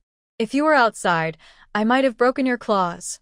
Master, Tuanzi pouted, with his facing Jun Muyen. Jun Muyen smiled helplessly, then moved Tuanzi aside and focused on searching the jade slip for a way to heal the dantian. Unknowingly, 3 months had passed in the underworld space, while only 3 days had gone outside. Jun Muyen climbed out of the pile of jade slips, rubbing his bloodshot eyes. Finally found it, his tired face was filled with a smile. Master, you've been resting for 3 days. Go rest for a while, Tuanzi said worriedly. It's okay. I'll just take a pill, Jun Muyen said. After taking a resurrection pill, he quickly recovered, and most of the redness in his eyes disappeared. Master, did you find it? Tuanzi asked. Yes. Thank you, Tuanzi. Jun Muyen patted Tuanzi's head. Then, can I have a small reward? Tuanzi asked mischievously. Tell me, Jun Muyen said generously. I want to go out and play, Tuanzi said. You can leave the underworld space, Jun Muyen said happily. The power of the underworld stone last time was enough to control the space. Plus, with your underworld eye, the space is now mostly stable. Great. Then I'll take you out to play, Jun Muyen said with a smile. Hooray for the master! Tuanzi cheered excitedly. Jun Muyen took Tuanzi out of the underworld space. When Mo Lin saw Jun Muyen come out, he hurried over. Girl, you're out of the closed door so quickly. Yes. I found a way to restore Uncle Mo's dantian, sighed Mo Lin sighed, not looking as happy as expected. Old man, what's wrong? Did Uncle Mo have an accident? Jun Muyen asked quickly. Just go see for yourself, Mo Lin said with a sigh. Jun Muyen hurried to han Tianmue's room. He saw a white lantern hanging outside the door, and the whole room was filled with a sad atmosphere. Jun Muyen pushed open the door and saw Han Qianme, dressed in tattered clothes, lying on the bed with no breath left, and Jin Shui, who had already passed away. Onkel Montag. Jun Muyen hurriedly ran over to help Han Qianmo. Han Qianmo opened his eyes, looked at Jun Muyen, and his eyes were full of sadness and guilt. Uncle Mo, please tell me what happened. How did Aunt Shui become like this? Jun Muyen asked anxiously. Montag Jan, Xue. She has died. Han Qianmo choked out. Uncle Mo, how could Aunt Shui be dead? Please tell me what really happened. Jun Muyen asked quickly. You just finished your retreat, and Shui fainted. Before we could find the Elder Guardian, she had already stopped breathing. Han Qianmo said with a choked voice. What? How could this happen? Jun Muyen quickly checked Jin Shui's body. What? Jun Muyen was shocked. Silver poison of broken bones. Jun Muyen looked at Jin Shui's body in disbelief. How could ancient poison used to kill monsters appear on Jin Shui? Jun Muyen was surprised. Jun Muyen. Jun Muyen, please help me. Help Shui, okay? I know you can save her, right? Han Qianmo tightly held Jun Muyen's hand, looking very urgent. Uncle Mo, calm down, Jun Muyen said. Jun Muyen, tell me, Shui is not really dead, right? Right? Han Qianmo looked at Jun Muyen with a dazed expression. Seeing this, Jun Muyen directly hit him with a palm to knock him out and made him take a calming pill. Then he calmed down. Old man, has Uncle Mo been like this these past 2 days? Jun Muyen asked. Since Jin Shui passed away, this kid has not eaten or drunk anything and has been staying here. Mo Lin said. Old man, where is mother? Jun Muyen asked. Your mother is in her room. She hasn't come out these days, saying she's checking what really happened to Jin Shui. Hearing this, Jun Muyen hurried to Mo Yan's room. Mother. Xiao Yan, you've come out of retreat. Mo Yan smiled. Mother. Jun Muyen looked at Mo Yan's red eyes with concern. Mother, it's okay. You should know about Uncle Mo now, right? Yes. Mother, Aunt Shui was poisoned with silver toxin of broken bones. Exactly. I've been reading many ancient books these days and finally found this poison. It doesn't act immediately after entering the body but lurks and waits for the right moment to strike. Perhaps because of Brother Qianme, Jin Shui was overwhelmed with sadness, which caused the silver bone poison to erupt. We didn't even have time to help her, and Jin Shui stopped breathing. Mo Yan said sadly. Mother, do you know why this poison appeared here? Jun Muyen asked. Legend says that the silver bone poison was created by ancient poison masters to fight monsters. Nowadays, no family in the outside world is known to have such powerful poison-making skills. However, it is said that the Futu Gate on Jiuming continent is a top-tier poison-making sect. I think only they could have made such a cruel poison. Futu Gate. It's them again, Jun Muyen said angrily. Little Yan, what's wrong?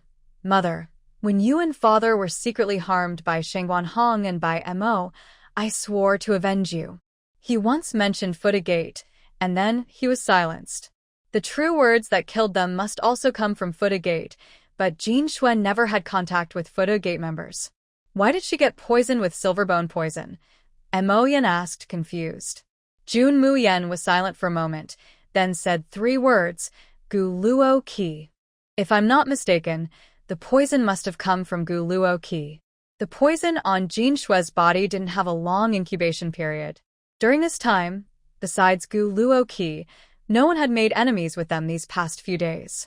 Mother, I will go find Uncle Imo, Jun Muyen said, and headed outside. At this moment, Han Qianma had already woken up and was sitting quietly beside Jin Shui, watching her. Uncle Imo, do you want to avenge Aunt Shui? Jun Muyen asked. Hearing this, Han Qianma's previously dark eyes suddenly brightened. Really? If I'm right, the poison must have been caused by Gu Luo Qi. I'm going to kill her now to avenge Shui. Han Qianma, furious, was about to rush out, but Jun Muyen slapped him back. Look at yourself now. Don't say you're avenging Aunt Shui. You might die there yourself, Jun Muyen scolded. Hearing her words, Han Qianma suddenly snapped out of his daze. He's now disabled. How could he possibly avenge Shui? Muyen, you will help me, right? Han Qianma hurriedly crawled over. Uncle Imo, I won't avenge Aunt Shui, because that's your matter. But I will help you regain your strength, so you can have the ability to avenge her. Then, you can personally cut off the enemy's head to avenge Aunt Shui, Jun Muyen said coldly. Han Qianma nodded quickly. Yes. I will definitely avenge Shui. While Jun Muyen was focused on watching Han Qianma, he didn't notice that Tuanzi had already jumped onto Jin Shui's body for a long time. Master, she's still savable, Tuanzi suddenly said, startling Jun Muyen. Tuanzi, what are you talking about? Jun Muyen asked, confused. Master, it seems like something inside her is holding on to her last breath, so she's not completely dead yet, Tuanzi explained. Jun Muyen quickly examined Jin Shui's body carefully again, but found nothing. Tuanzi, you said there's something inside her body. Why didn't I see it? Jun Muyen asked. Master, look below her dantian. Is there a green thing there? Tuanzi pointed out. Jun Muyen looked carefully where Tuanzi indicated and indeed saw a faint green object wrapped around that area. Tuanzi, what is that? Jun Muyen asked. I'm not sure either, but I think I've seen it somewhere. I can't remember where. Tuanzi scratched his head, trying to recall. After a moment, he clapped his short legs. Master, I know. That's the seed code of the life fruit tree. Life fruit tree? Jun Muyen looked at Tuanzi with confusion. The life fruit tree is a kind of fruit that can bring the dead back to life, growing in the spirit realm. She probably accidentally ate the seed code of the life fruit tree, which is why she's holding on to a glimmer of hope. So, how can we save Aunt Shui? Jun Muyen asked. First, you need to find the ice soul pearl. Her body will decay in a few days. Find the ice soul pearl first to preserve her physical body, then give her the fruit of life to save her, Tuanzi explained. Hearing this, Han Qianma grabbed Tuanzi in surprise. Is what you're saying true? Can Shui really be revived? Cough cough. Master, help. Tuanzi flailed wildly in Han Qianma's grasp. Seeing this, Jun Muyen had no choice but to rescue Tuanzi from Han Qianma's hand. Uncle Imo, don't get too excited. Anyway, you need to recover your own body first to save Aunt Shui, right? Han Qianma grabbed Jun Muyen and said, Yanin, I want to eat. Jun Muyen quickly asked the old man to prepare food while he returned to his space to refine pills. After Han Qianma finished getting ready, Jun Muyen came out. Uncle Imo, if you eat one of these pills every day, it can help nourish your tendons. Your dantian is completely shattered, so I can only sew it up little by little, Jun Muyen said seriously. Sew it up. Girl, is this method possible? Mo Lin asked in surprise. Yes. Xiaoyan, has anyone ever done something like sewing a dantian before? Mo Yan asked worriedly. I checked many ancient books. There have been cases like this. A strong person also had their dantian completely shattered, just like Uncle Imo. At that time, the alchemist elder Sumi tried to sew it up using this method, Jun Muyen explained. Did it succeed in the end? Han Qianma asked anxiously. Jun Muyen shook his head. No. I studied Elder Sumi's notes carefully and found that his failure was because he didn't have the Yin-Yang Divine Needle or anything that could seal the spiritual energy in the dantian. I have the Yin-Yang Divine Needle, so we just need to find a kind of silk thread that can contain the spiritual energy. Would ice silkworm silk work? Mo Lin asked. No. I tried it. Ice silkworm silk can't contain the spiritual energy and might even damage the dantian. June Mayan replied. Is there anything else that can be used for sewing? Someone asked. June Mayan paused and then slowly said, Mo silkworm silk. Mo silkworm silk. Everyone was surprised. Exactly. Mo silkworms are rarer than ice silkworms. If 1 in 1,000 is an ice silkworm, then among 100,000 ice silkworms, there might be one Mo silkworm, June Mayan explained. Such a rare thing, I haven't heard of it outside the world. Mo Lin frowned. Mo silkworms only grow on the snowy peak of the heavenly pole. It's extremely cold there. Even ice silkworms might not withstand the cold, but Mo silkworms love cold places. That's why the snowy peak of the heavenly pole is the most likely place to find them, June Mayan said. Girl, this time you can't go alone, Mo Lin said quickly. No. I want to bring someone with me this time, June Mayan said with a smile. There's no need to say more. I will naturally go with you, Mo Lin said. Old man, you're not an ice attribute. Going to the snowy peak of the heavenly pole. Do you want to freeze into a popsicle? June Mayan said speechlessly. Who are you planning to go with? Mo Lin asked confused. The door opened, and everyone looked outside as Xiang Wentian and Lin Haoyuan entered. You? Do you think you can do it? Mo Lin looked down on him. Sect leader, I may not be as strong as you, but I have an ice element attribute, so I naturally won't fear the cold, Xiang Wentian said calmly. Girl, are you sure about this?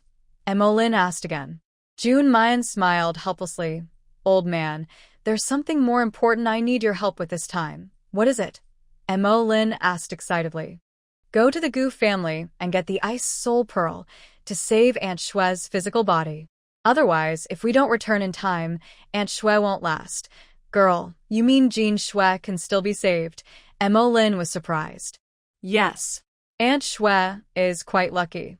She accidentally ate the seed coat of the life fruit tree, which saved her last breath. The life fruit tree is in the spirit clan. How could she accidentally eat it? Mo Lin asked puzzled. I don't know either. The most urgent thing now is to find the Mo silk to help Uncle Mo restore his strength. I'm afraid that the longer we delay, the harder it will be to sew him up. All right. Be careful, girl, Mo Lin warned. Yes. Mother, I'm leaving now. Take good care of yourself. I hope when I return, you can already stand up, June Mayan said with a smile. Good. Xiao Yan, be careful. After saying goodbye to everyone, June Mayan and Xiang Wentian set out for the Tianji Snow Peak. On the way, June Mayan looted all the clothing and grain and vegetable stores. Yan Yan, why are you buying so many things? Xiang Wentian asked puzzled. Tianji Snow Peak is extremely cold. Even if you have an ice attribute, you might not withstand it. Naturally, I need to buy more warm clothes. As for the food, there aren't many edible things on Tianji Snow Peak.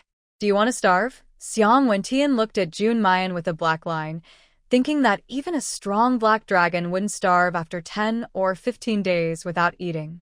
They found a quiet place, and June Mayan summoned the black dragon, letting it carry them to the foot of Tianji Snow Peak. Xiang Wentian saw that the base of the mountain was full of tents and asked suspiciously, Tianji Snow Peak is so cold. Why are there so many people here? Only the summit of Tianji Snow Peak can freeze people to death. Below the middle of the mountain, some with strength can resist. And such places are definitely full of treasures, so naturally, people come here. Heart of the Snow Wolf is one of them, along with ice snow grass. Just one plant can create a mysterious black crystal. Don't you think they all want it? That's how it is, Xian Wentian nodded. But they are also risking their lives on the edge. There are many treasures on the Sky Extreme Snow Peak, but also many dangers. Not to mention attacks from mystical beasts. Just an avalanche can crush many people. Muyen, do you know much about the situation on Sky Extreme Snow Peak? Xian Wentian asked. No, I don't. So we need someone to guide us. Who should we ask? Xian Wentian asked instinctively, but was met with a contemptuous look from June Muyen. Most people here have lived here for years. When they see two strangers, they will naturally come over. So, we just have to wait. June Muyen smiled. Sure enough, soon a woman dressed in a fox fur coat approached, looking at them with disdain. Who are you two? Why are you here? Jun Muyan looked at her with a slight smile. Is Sky Extreme Snow Peak your family's land? Why can't we be here? I'm asking who you are. Sky Extreme Snow Peak isn't a place for just anyone. If you accidentally die here, I could even have a tombstone made for you. The woman said arrogantly. Haha, no need to trouble the big sister. We will come back safely, Jun Muyan said with a smile. Big sister? Who are you calling big sister? The woman snapped. Are there any women older than you here? Jun Muyan looked around with a pretend puzzled expression. You are asking to die. The woman snapped and was about to attack. Ting ting. Stop. A middle-aged man shouted angrily. Dad. She's bullying me, the girl said sadly. Humph. You think she's bullying you? She's just a young girl, unarmed. And you're the one with a sword, yet you say she's bullying you. The man scolded. Dad, the girl pouted. Still talking. Go and apologize to her. How did I teach you normally? The man said angrily. Humph. I won't apologize, the girl said, then ran off in anger. Seeing this, the middle-aged man quickly told the others to chase her, then looked at Jun Muyan with an apologetic expression. Miss, I'm really sorry. My name is Zhang Sheng. I am the father of Zhang Ting, who is usually spoiled by me. Please don't be angry with her. I am Jun Mayan, and this is Xiang Wentian. We came to Tianji Snow Peak to see the sights and also to find some treasures to bring back. Haha. You two are brave to come to Tianji Snow Peak at such a young age. It takes courage. But be careful, Tianji Snow Peak is not an ordinary place for training. Without a guide, it can be very dangerous. So, where can we find a professional guide? Jun Mayan asked. No need to worry, young friends. Our team isn't big. Why don't you join us? It's good to look out for each other, Zhang Sheng said with a smile. Thank you very much, senior. Jun Muyan replied. No need to be polite. Just call me Uncle Zhang. Do you have a tent? We still have 2 hours before we can reach Tianji Snow Peak. Without a warm tent, it will be hard to wait. We don't have a tent, but I have this. Jun Mayan showed a small house. Zhang Sheng was surprised. That's a space magic tool. Probably, yes. My family gave it to me before I left. They said it's for camping outdoors comfortably. Jun Mayan said calmly. May I ask where you two are from? Zhang Sheng asked respectfully. Someone who can easily take out a space magic tool must come from a powerful family. From what I see, the clothes on this woman are also a magic item. We can't say directly. Please forgive us. Jun Muyan replied. Sorry. I didn't mean to offend. I'm just curious, what kind of big family can casually use a space magic tool? No problem. Uncle Zhang, it's just that we can't reveal our identities right now. Please understand. That's okay. Let's go to my camp. When the snow starts falling, it's easy to have an avalanche. Jun Mayan and Xiang Wentian followed Zhang Sheng to the camp. When Zhang Ting saw them, her eyes immediately filled with anger. How did you come to my camp? Get out now. Song Ting shooted. Brother Zhang. Zhang Sheng scolded. They're the ones I brought. Do you have a problem with that? Dad, how can you bring outsiders here? What if they have bad intentions? Zhang Ting said worriedly. Nonsense. I've lived so long. Can't I tell good people from bad? Zhang Sheng replied firmly. Humph. You've never been able to tell the difference. If you can clearly tell, why not let Yuan come in? I told you long ago that Ming Yuan is not a good person, but you didn't believe me. Now you're arguing loudly for him. Fine, if you want to follow him, go ahead. I wonder if you'll still care about the family once you're gone. Humph. If you want to leave, just go. Zhang Ting, angry, packs her bag and returns to the camp. Ting Ting, don't cause trouble. If you leave now, where will you go? A man comes over to advise. No matter where I go, I don't want to stay here. Get lost. Zhao Yi. Who do you think you are? Just because your father favors you a little, you think you can boss me around. To me, you're just a dog my father rescued. Song Ting. Shut up. Zhang Sheng slaps Zhang Ting across the face angrily. Dad, you hit me just because of an outsider. An outsider? Zhao Yi is my adopted son, but I treat him like my own. I won't allow you to speak about him that way. Fine. Then help him if you want. I'm leaving now. Zhang Ting picks up her things to leave, but is stopped by Zhao Yi. Ting, maybe you shouldn't leave. It's going to snow soon outside, and it could be dangerous.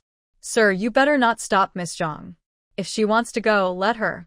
Anyway, she won't get wet from the snow, and if she freezes outside, you'll save some food.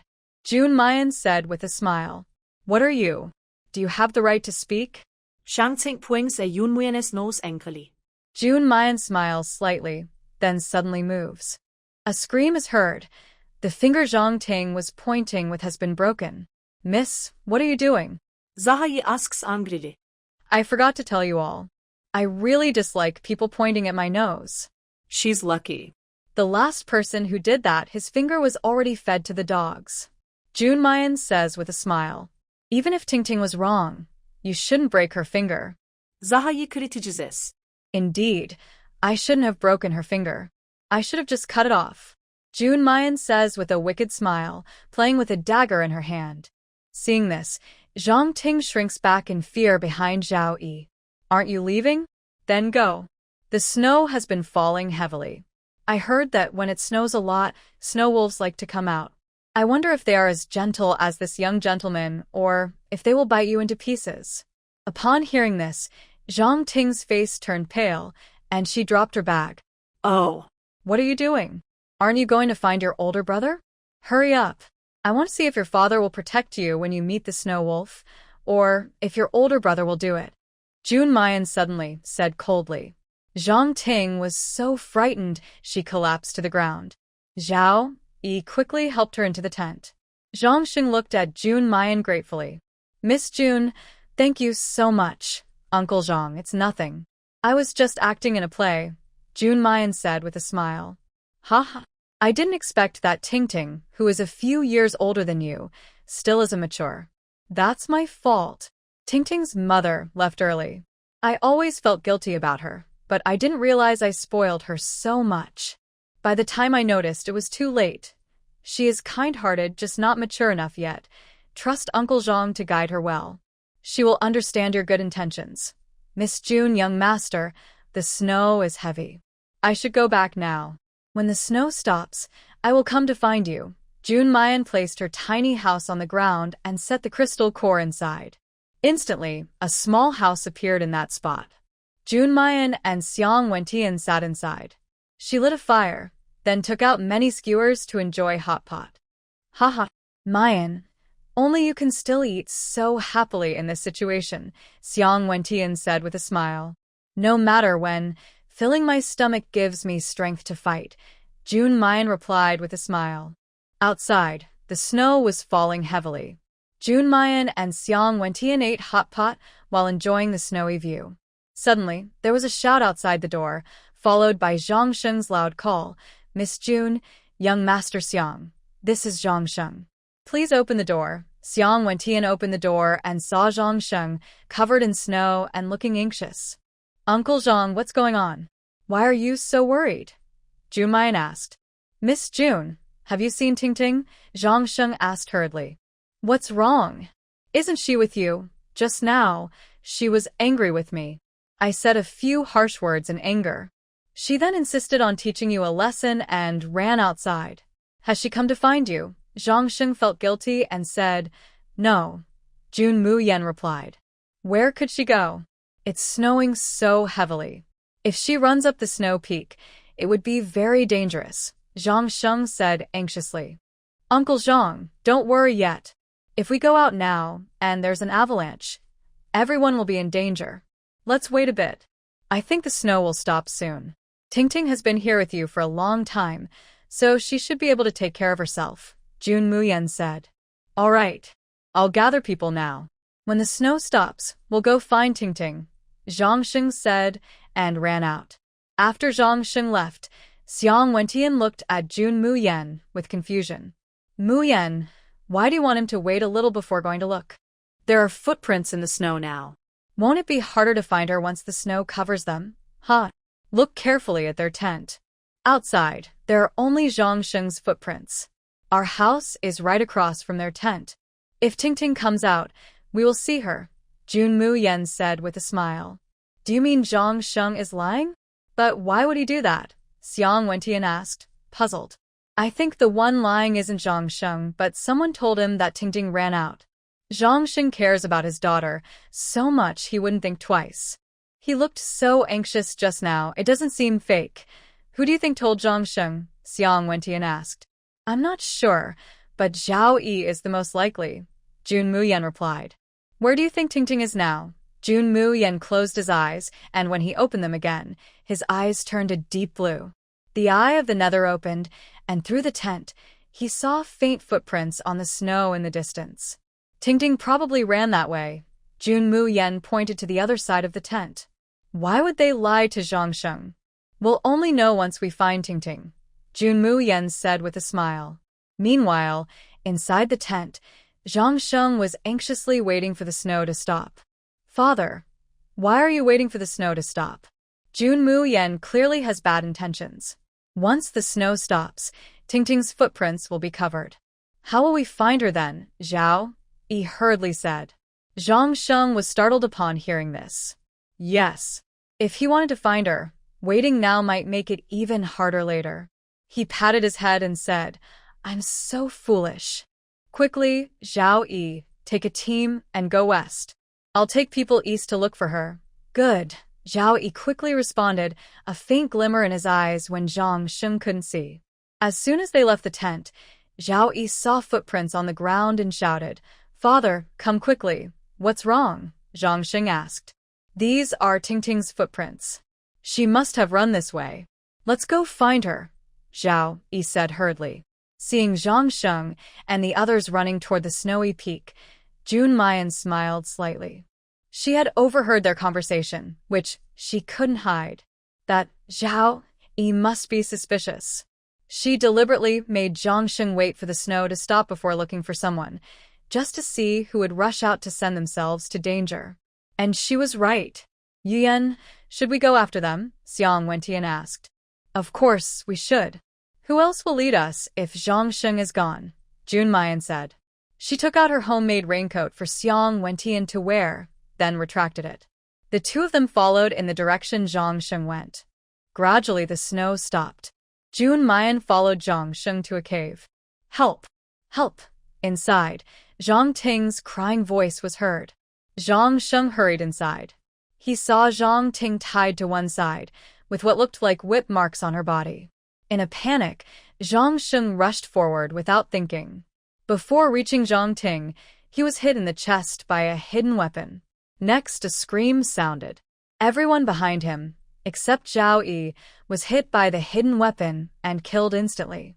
Zhao Yi, hurry and save Tingting, Zhang Sheng shouted. But Zhao Yi, hearing this, walked slowly to Zhang Sheng, saying, Save her? Why should I save her? Zhao Yi, what are you trying to do? Zhang Sheng looked at him cautiously.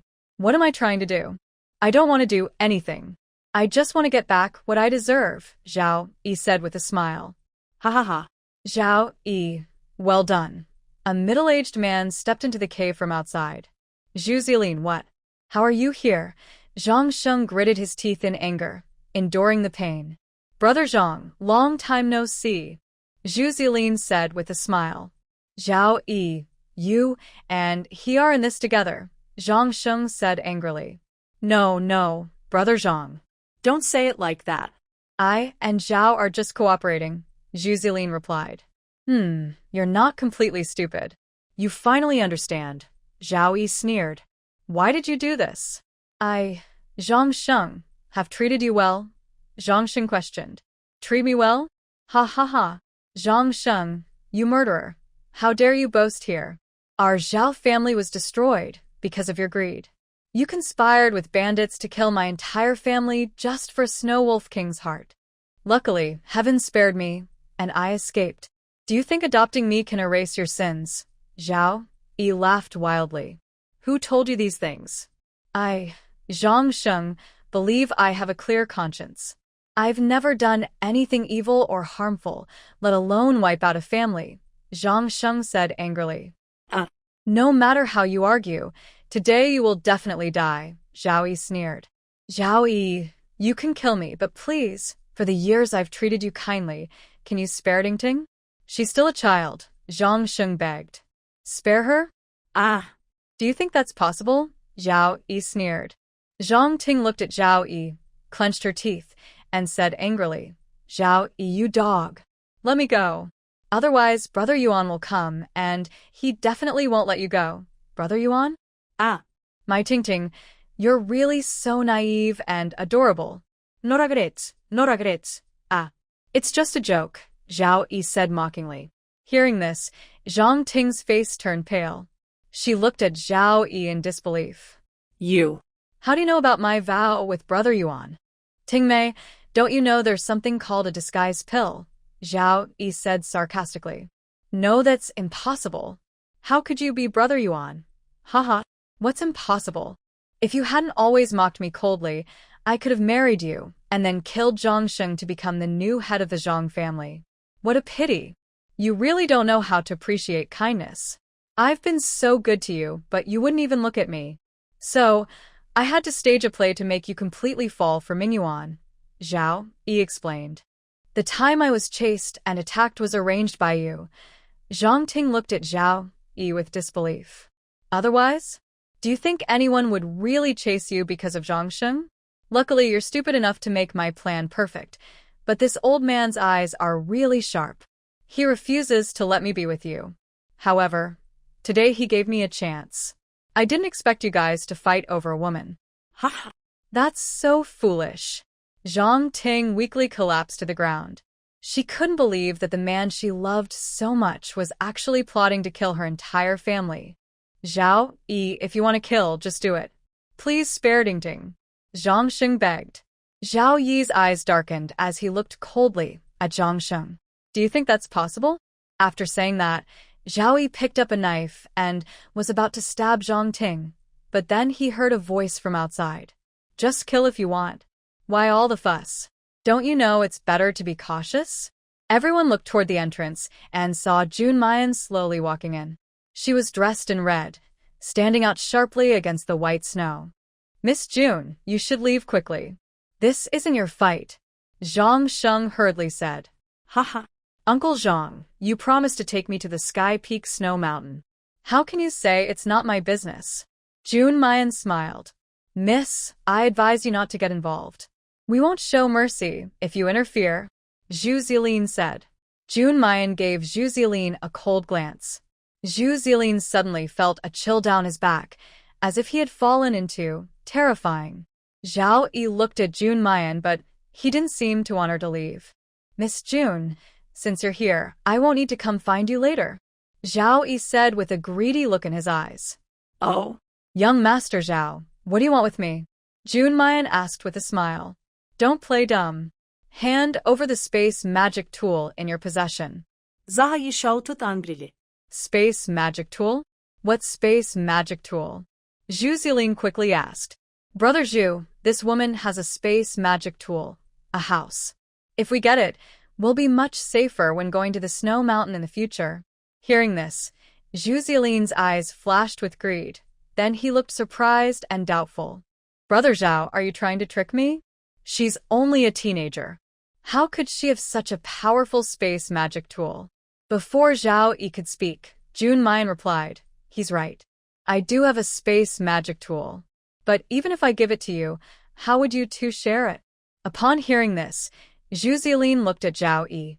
Zhao Yi was suddenly startled and quickly said, Brother Zhu, don't listen to her. As long as we get the space artifact, we can use it together. Good. You shameless woman, don't think you can divide us. Zhu Zilin replied angrily. June Mayan saw this and was not panicked. Instead, he sighed softly. I originally wanted you to fight each other, so I could have a complete body and die comfortably. But unfortunately, you don't appreciate it. Forget it then. Xiang Wentian, it's your turn to act. After speaking, June Mayan stepped aside. He cast a cold glance at everyone behind him, then gathered ice spiritual power with both hands. The surrounding snow and ice gave Xiang Wentian endless strength. A huge ice ball formed in Xiang Wentian's hands. Seeing this, Zhao Yi and others looked terrified. Everyone scattered and ran away, but Xiang Wentian wouldn't let them go easily. The ice ball suddenly exploded into pieces of shattered ice, hitting everyone on the head. Blood mixed with brain matter spread across the snow. Xiang Wentian withdrew his spiritual power and slowly walked to Jun Mayan. Jun Mayan generously gave him a big thumbs up. Nice. It seems coming to the Tianji Snow Peak was the right choice. Jun Mayan said with a smile. The ice element here is much richer than usual. I don't have to worry about running out of spiritual power. Jun Mayan looked at the people on the ground who were barely breathing.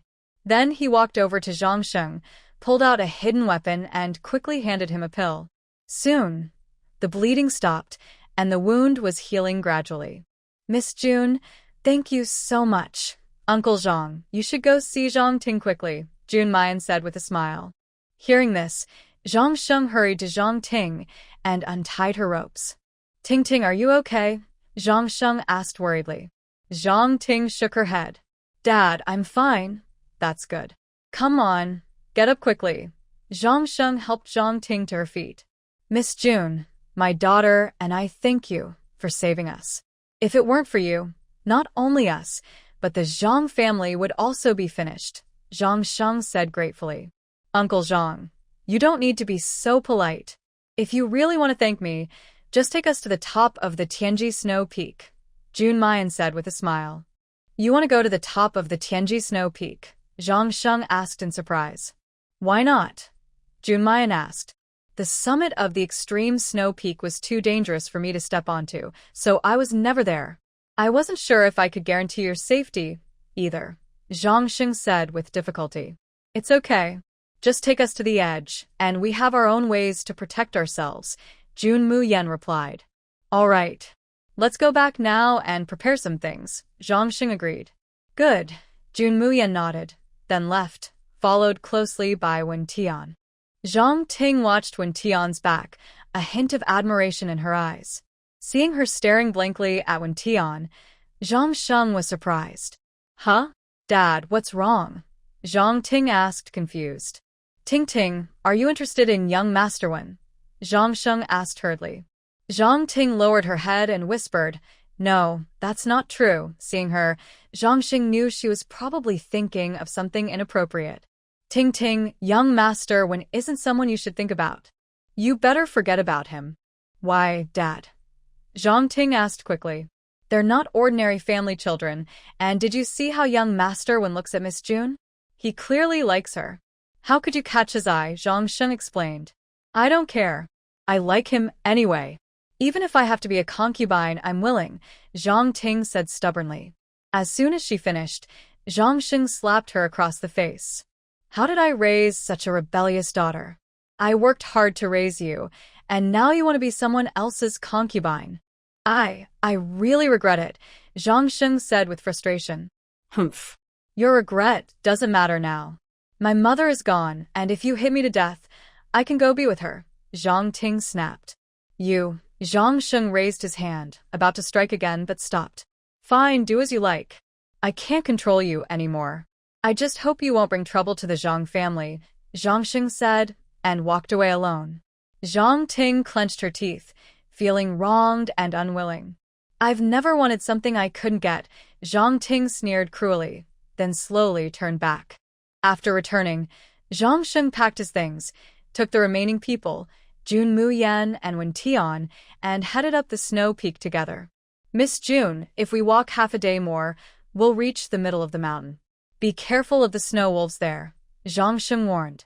Suddenly, large snowflakes began to fall from the sky. Zhang Sheng saw this and looked confused. It just snowed heavily earlier. Why is it snowing again? Master, the snow is getting heavier. Should we find a place to take shelter first? Yes. Let's find an open space to set up camp and wait for the snow to stop before moving, Zhang Sheng said. He led everyone to a slightly higher open area and had them set up their tents. Soon, many explorers, mercenaries, and family members arrived one after another. Jun Mu Yen did not take out her space magic tool. Instead, she chose a thick tent because the magic tool was too obvious and she didn't want to cause trouble. Inside the tent, Jun Mu Yen used a fire element crystal to build a small platform for warmth. Although it wasn't the peak, the temperature was already below freezing, around -10 degrees. The others couldn't afford such luxury. Near the snowy peak, fire element magical beasts were rare, and crystals were not easy for ordinary people to get. So, everyone huddled together to keep warm. Inside the tent, Zhang Xin looked at Zhang Ting, who was trembling from the cold. He couldn't bear it anymore and took off his big coat to give to Zhang Ting. He then huddled with the men to stay warm. Even with the coat, Zhang Ting was still freezing. She couldn't cuddle with others like the men did. She reached into her pocket and was delighted to find a fire starter. While Zhang Xin wasn't paying attention, Zhang Ting secretly went outside to gather some dry grass, brushed off the snow, and lit it. The campfire grew, and Zhang Ting finally felt much warmer. While dozing with her eyes half closed, Zhang Xin suddenly felt warmth. He opened his eyes and saw a campfire in front of Zhang Ting. His pupils shrank, and he quickly ran over to put out the fire. "Father, what are you doing?" "I finally managed to start a fire." Zhang Ting looked at Zhang Xin angrily. Fool. "Who told you to start a fire?" Zhang Xin scolded. "If I don't start a fire, with so much snow, do you want me to freeze to death?" Zhang Ting retorted. "Idiot! It's because of this heavy snow that we can't start a fire. We are on a snowy peak. If the snow underneath melts from the fire, it could collapse, and we would all be buried in the snow." Zhang Xin shouted. Zhang Ting was shocked. The fire starter in her hand fell to the ground. Instantly, most of the snow beneath her melted. Zhang Xin quickly extinguished the fire starter. "Everyone, get out quickly," Zhang Xin shouted. Upon hearing Zhang Xing's voice, Jun Mu Yen and Xiang Wentian also came out. "What's going on?" As soon as Jun Mu Yen spoke, a loud rumbling sound came. He looked up and saw a large amount of snow falling toward them. "Everyone, run up the mountain," Zhang Xing shouted urgently. Hearing this, everyone reacted faster than their minds, quickly running uphill. Behind them, a huge snowstorm chased after, accompanied by screams. Many people were buried in the snow. Jun Mu Yen and Xiang Wentian, being the strongest, were also the fastest. They ran at the front. Suddenly, a cliff appeared ahead. They hurriedly braked, looking at the bottomless cliff and then at the snow behind. Jun Mu Yan's mind raced quickly. Seeing the snow about to catch up, Jun Mu Yen made a bold decision. "Jump down," he shouted. Xiang Wentian heard, and without hesitation, followed Jun Mu Yen and jumped. A few survivors followed closely behind. Jun Mu Yen felt a sudden sense of weightlessness and discomfort in his body. His face was cut painfully by the cold wind, and snowflakes kept falling. Grinding his teeth, Jun Mu Yen threw out a strand of icy silk, hooking onto a protruding rock on the cliff. Xiang Wentian held his sword horizontally, scraping off some rocks before barely stopping beside Jun Mu Yen. "Mu Yen, are you okay?" Xiang Wentian asked. "I'm fine," Jun Mu Yen replied. Seeing this, others also followed their example. For a moment, many people appeared on the steep cliff. Jun Mu Yen looked down at the bottom of the cliff, about a few hundred meters away. He took out 2 pairs of silver silk gloves, handed one to Xiang Wentian. The two exchanged a glance, then put on the gloves, grabbed the rocks, and slowly climbed down. Finally, after about 15 minutes, they reached the bottom. Jun Mu Yen looked around and saw only a huge poplar tree. Seeing this, he cut it down and moved it under the cliff. Using the tree to cushion their fall and their own strength, he believed that as long as they weren't useless, they wouldn't be seriously hurt. "Mu Yen, why did you save them?" Xiang Wentian asked in confusion. In the past, Jun Mu Yen hadn't been so kind. "Our experience on the snow peak was limited. Having one more person means one more chance to survive. And I don't have any deep hatred with them. If I can help, I will. More friends are better than more enemies," Jun Mu Yen said with a smile. "Haha, I'll help you," Xiang Wentian said with a smile. Together, They moved the poplar tree to the edge of the cliff and secured it. Everyone, aim carefully at this tree and jump down, Jun Muyen shouted loudly. People on the steep cliff looked down in confusion. In the end, Zhang Sheng gritted his teeth and jumped onto the tree. Using the tree's bounce, he only got minor scrapes. I'm fine. You can come down now, Zhang Sheng called out. Hearing this, the others jumped down one after another. Some unlucky ones misjudged their landing and got a few minor injuries, but they were lucky to be alive. Jun Muyen looked at everyone. Zhang Sheng's group still had about 10 people left, while the other teams combined had around 60. Miss Jun, thank you so much, Zhang Sheng said gratefully. It's nothing, Uncle Zhang. Go check if others are hurt, Jun Muyen replied with a smile. All right. All right. Zhang Sheng nodded. Miss Jun, do you have any healing pills to sell? My people are badly hurt and need urgent treatment, Zhang Sheng asked. Jun Muyen looked at the group. Most had minor injuries. She took out a bottle of pills and handed it to Zhang Sheng. This is your reward for bringing us to the snow peak, she said with a smile. No. That wouldn't be right. I've already been saved twice by you. I can't accept your pills for free, Zhang Sheng hurriedly replied. Uncle Zhang, since we came together, we should leave together. There's no need to thank me for saving lives, Jun Muyen said. Then. Thank you very much, Miss Jun, Zhang Sheng said gratefully. Quick, give the pills to them. This place isn't safe, Jun Muyen urged. Okay. After everyone took the pills, they felt much better. Jun Muyen and Xiang Wen-tian checked the surroundings. The space at the bottom of the cliff was large, covered with snow and ice, with not a single blade of grass in sight. Muyen, look at this, Xiang Wen-tian shouted. Jun Muyen walked over to Xiang Wen-tian and looked at the pitch-black cave entrance, frowning in confusion. Why is there a cave here? I don't know. But it must be man-made. Otherwise, the entrance wouldn't be so even, Xiang Wen-tian said. Jun Muyen looked up at the sky. The cliff was too high. Unless a black dragon was released, they couldn't climb up. And with so many people around, she wouldn't let the black dragon appear and cause unnecessary trouble. Young Lady Jun, this place is too high above the ground. How can we get up? Zhang Sheng asked worriedly. Jun Muyen pointed at the hole in front of her. Maybe it's a way out, but I'm not sure. Zhang Sheng looked at the dark hole with a frown. Their tents and luggage were gone, and it was snowing. Even with spiritual power support, they couldn't last more than an hour. Instead of waiting to die, they might as well take a chance. Young Lady Jun, we're coming with you, Zhang Sheng said through gritted teeth. Jun Muyen looked at the others besides the Zhang family. What about you? Everyone looked at each other, then nodded. We'll go with you. Are you sure? Jun Muyen asked again. We're sure. It's better than just waiting here to die, someone said. Yes. We don't want to wait to die, others agreed.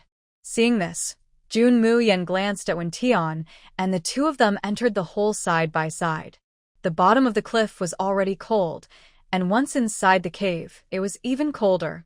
Some women in the group were trembling from the cold. Jun Muyen saw this and threw a pill to them. Eat this, it will warm you up a bit, she said. The girls looked at Jun Muyen, but didn't dare to eat. She rolled her eyes helplessly. If I wanted to hurt you, would I need poison? One girl, hearing this, gritted her teeth and took the pill. It melted in her mouth, and soon her body warmed up. She looked at Jun Muyen happily. This really works. The other two girls hurriedly took the pills too. Sure enough, their bodies warmed up, and they moved much faster. One girl was about to return the pill to Jun Muyen, but someone else snatched it away. Give the pill back to young Lady Jun, the girl said angrily. Aren't you lucky she has pills? Why should she give it to you? A rude man shouted. You. The girl started to speak, but Jun Muyen acted first. Her dragon bone whip struck the man's face precisely, leaving a bloodstain. How dare you hit me, he shouted. Jun Muyen crossed her arms, leaning lazily against the wall, and looked at him with a sidelong glance. Aren't you asking me why I won't give you the pill? Well, I tell you because this pill belongs to me, and I have no obligation to give it to you. If you're unhappy, try to take it by force. Let's see if your speed is faster than my whip, Junmayan sneered disdainfully. The man, about to rush forward, was stopped by a group of people. Bah! You scoundrel. Someone just saved your life, and now you're thinking of harming them? I really look down on people like you, a strong man said angrily. The strong man grabbed the man and threw him aside. Then he looked at Junmayan. Miss, don't worry. With me here, he won't dare to make a move, the strong man said with a silly smile. Haha. Junmayan smiled, then threw the pill bottle to the strong man. The strong man quickly caught up and said, Miss, I have tough skin and can handle the cold. This one is better suited for you girls. Keep it. If someone can't hold on, give them one. I don't have many of these pills, so use them sparingly, Junmayan said before continuing to walk forward. The strong man tightly held the pill bottle, silently promising to complete the task Junmayan gave him. Junmayan and Xiang Wentian walked side by side. Suddenly, Xiang Wentian felt someone grabbing him from behind. He turned around and saw Zhang Ting looking at him affectionately. Big brother Xiang, I'm cold. Xiang Wentian frowned, then suddenly released a burst of energy. Zhang Ting was instantly blown away and hit the wall. Disgusting. Xiang Wentian coldly spat out 2 words. Big brother Xiang, Zhang Ting looked at him pitifully, but Xiang Wentian didn't even want to look at her. Junmayan glanced at Zhang Sheng. Zhang Sheng quickly pulled Zhang Ting behind him. Miss Jun, young Master Xiang, I'm sorry. I will discipline her properly, Zhang Sheng hurriedly apologized. Uncle Zhang, if it happens again, I can't guarantee she will survive, Junmayan said coldly. Yes.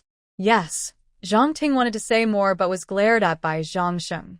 If it happens again, don't blame me for kicking you out, Zhang Sheng said angrily. Zhang Ting gritted her teeth and nodded almost invisibly. Zhang Sheng didn't pay her any more attention and led the others to follow Junmayan. Humph. Such shamelessness. Seeing men, and you want to cling to them. Your Zhang family has really lost face, a girl sneered sarcastically. Little beauty, if you're cold, I don't mind letting you lean on my arms. An old man with yellow teeth grinned lecherously at Zhang Ting. Zhang Ting clenched her teeth and pushed them away, then ran forward. As she looked at Junmayan's back, her eyes filled with hatred. Junmayan felt her fierce gaze, but didn't care. She's just a small clown, unlikely to cause any trouble. After half an hour, Junmayan finally saw some light. She stepped out of the cave into a place that looked like a small town, but now it was just broken walls and ruins. The street seemed to still carry a faint smell of blood.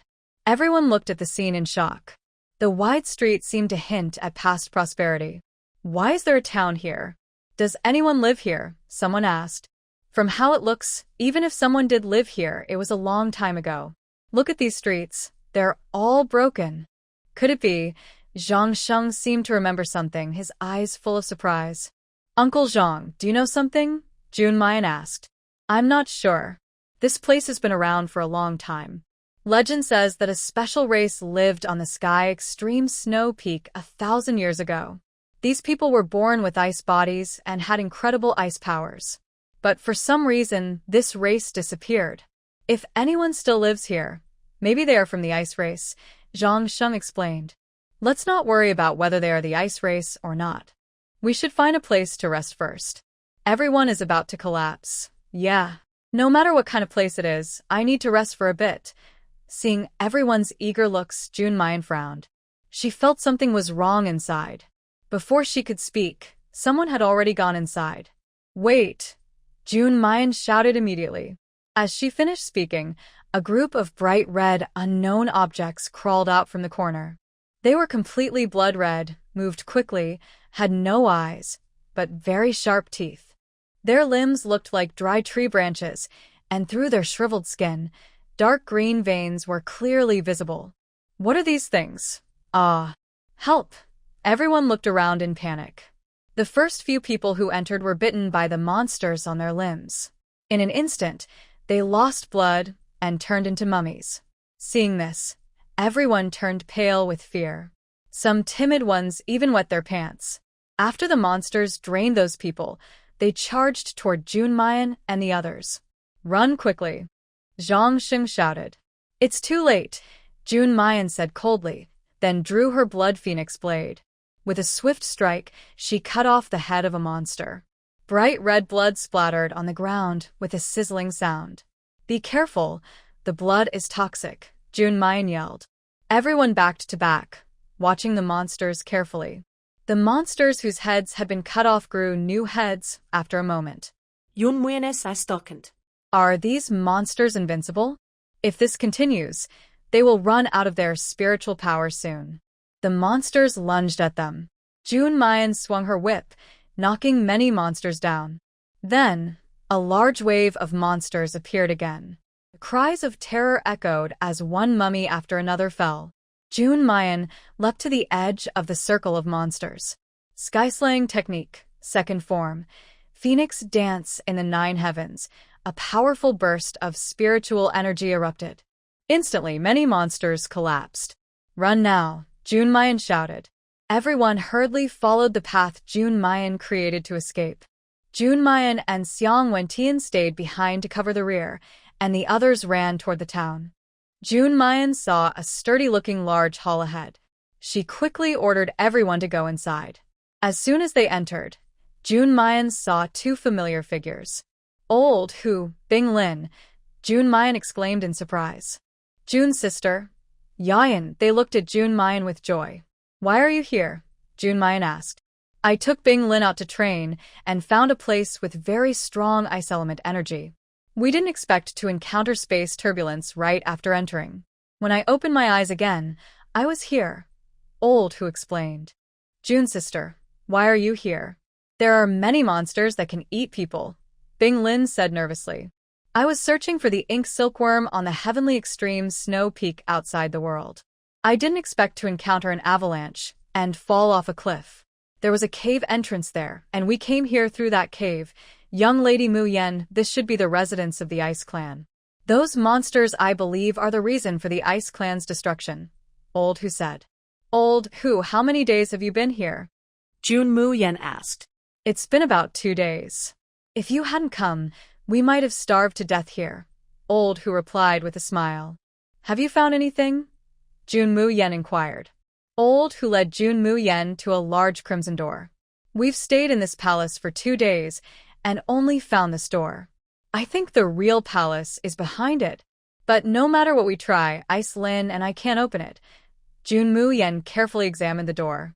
There's a lock hole, probably meant to be opened with a key. Old Hu, have you, or anyone else found a key, or anything similar? Yun Mu Yen asked. Old Hu shook his head. No, nothing. Besides this door, there's only an empty space here. Jun Mu Yen frowned and looked around carefully. Suddenly, the door they just entered through started shaking violently. Oh no! The monsters are about to break in. Everyone, hold the door. Everyone rushed over to block the door. Jun Mu Yen formed a hand seal and used a crystal to create a protective barrier, temporarily stopping the monsters. Phew! Everyone sighed in relief. This barrier can only hold for a little while. Quickly, look around for a key, Jun Mu Yen said. Everyone started searching. Some even pried open the floor, but they found no bugs or, of course, no key. Miss Jun, we've searched everywhere, even lifted the floor, but no key, someone said. Jun Mu Yen carefully searched the palace again. Even with a ghostly eye, she found no clues. Where could the key be? At this moment, the roars of the monsters outside grew louder. The barrier showed signs of cracking. Jun Mu Yen forced herself to stay calm. There must be a place they overlooked, but they had already dug up the floor. Could it be in the sky? Suddenly, Jun Mu Yen was struck with an idea. In the sky. Yes, they hadn't checked above the palace. Thinking of this, she leapt into the air. Sure enough, in a corner above the palace, there was a part of the barrier. Jun Mu Yen activated the shadow eye and quickly broke the barrier. A golden key appeared in her hand.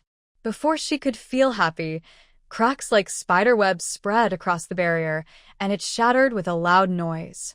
Jun Mu Yen hurriedly used the key to open the door. Quick, go inside, she shouted. Everyone rushed into the door. Just as the monsters burst in, Jun Muyen jumped inside and quickly closed the door behind her. The monsters were trapped outside, and the danger was over. Everyone sighed in relief. Jun Muyen looked up and finally saw what was behind the door. In front of them stood a huge statue. It was of a very beautiful woman dressed in fine clothes, sitting on a throne in the palace. Behind her were two statues of guards holding spears, standing on either side, ready to attack. In front of the woman's statue, there was a wooden plaque with words carved on it, explaining what had happened. I am the queen of the Ice Clan, Lian Yubing. Our clan has suffered a great disaster. Despite our best efforts, we could not save our people. To show my guilt, I and the elders turned to stone here. The Ice Clan has never allowed outsiders before. When I was young, I was helped by someone who wanted to visit our clan. Out of gratitude, I asked the elders for permission and brought this person in. But that was the start of our clan's destruction. After that person left, a terrible monster appeared in our land. We searched ancient books and learned that these monsters are called blood vampires, low-level soldiers of the blood race. Our people fought bravely, but these vampires are immortal and cannot be killed. We were powerless to protect ourselves. If anyone comes here in the future, I hope they avoid this danger. If they are lucky enough to escape death, they can take the treasures inside the palace, but please do not touch my clothes. Anyone who disobeys will face destruction. After reading the plaque, everyone understood the story. They were silent for a moment, then looked at each other. The edges of the palace were filled with rare treasures. Some couldn't resist and carefully took some, hiding them in their clothes. When one person started, others also rushed forward to grab the treasures. Jun Muyen went to the side. To her, these things were useless trash. She didn't need to fight for them. Before Jun Muyen noticed, a man quietly approached the queen's statue. The queen's clothes were decorated with rare gems and mysterious crystals. The man looked at these treasures with great excitement. Everyone is gone, so these treasures are useless. It's better to let us living people have them, he said, reaching out to grab the queen's clothes. Stop, Jun Muyen shouted loudly, but it was too late. As soon as the man's hand touched the statue, the nearby guards drew their swords and cut off his head. The head rolled onto the ground. Everyone saw this and stared in shock. Suddenly, the ground shook and loud rumbling sounds echoed. The walls around the palace started to break apart. Run quickly, Jun Muyen shouted and quickly moved to a safe distance. Without the palace's protection, the bloodthirsty monsters rushed in, biting and attacking those who lagged behind. The crowd ran as fast as they could, with the monsters chasing after them. Suddenly, a large group of monsters appeared at the front. Jun Muyen's eyes darkened. He quickly changed direction, found a wide open space, and took out the space magic tool. Come in quickly. Everyone rushed into the house. Jun Muyen expanded the house to its maximum size. Hurry up, close the door quickly. As the monsters approached, the people inside hurriedly tried to close the door, ignoring those outside who were still alive. Seeing this, Jun Muyen flew out and pulled some people back who were about to be caught by the monsters. Bang! The door shut, and everyone collapsed to the ground. Those monsters are really ruthless, a man cursed, looking at the torn wound on his arm, and began to bandage it. Before he finished, the wound started to rot visibly. In just a moment, the man was completely transformed by the decay. When Jun Muyen saw this, he immediately threw the corpse outside. Hey, what are you doing? He's already dead. Do you want to feed him to those monsters? A man shouted angrily. Jun Muyen looked coldly at him. The poison spreads through the air. If we don't throw him out, do you want all of us to die with him? The man choked and opened his mouth to speak, but he didn't know what to say. Who else is hurt? Asked Jun Muyen coldly. Everyone stepped back and hid in the corner. They looked at each other, but said nothing. Jun Muyen's sharp eyes swept over the crowd, stopping when he saw Zhang Ting. Zhang Ting looked at him nervously and instinctively hit her arm. Zhang Sheng saw this and quickly pulled her hand out. There was a finger-sized wound on her wrist, bleeding heavily. Ting Ting, when did you get hurt? Zhang Sheng asked urgently. I don't know. Dad, help me. I don't want to be thrown out. Zhang Ting said in panic. Before Jun Mu Yen could speak, others started to get restless. She's poisoned. Quickly, throw her out. Yeah, throw her out now. Two men hurried forward to grab Zhang Ting, ready to throw her out. Dad, help me. I don't want to die. Song Ting krad. Ting Ting. Zhang Shen quickly stepped in front of them. Master Zhang, we don't want this either, but she's poisoned. If we don't throw her out, we'll all die. No. Dad, save me. I don't want to go. Song Ting skjuter uheldig. The two men clenched their teeth and held Zhang Ting down. Stop. Jun Mu Yen shouted angrily. The two men immediately stopped. Zhang Ting hurriedly ran behind Zhang Sheng. Jun Mu Yen looked at Zhang Ting with a calm expression, then turned to the two men. If I'm not mistaken, this is my territory. The two men lowered their heads, afraid to speak, worried that Jun Mu Yen might get angry and throw them out to feed the blood creatures. Since this is my territory, who gave you permission to act so boldly here? Jun Mu Yen demanded sternly. But she's poisoned. You said the toxin spreads through the air. We don't want to die. The two stammered. That's right. She's poisoned. But did I say she can't be saved?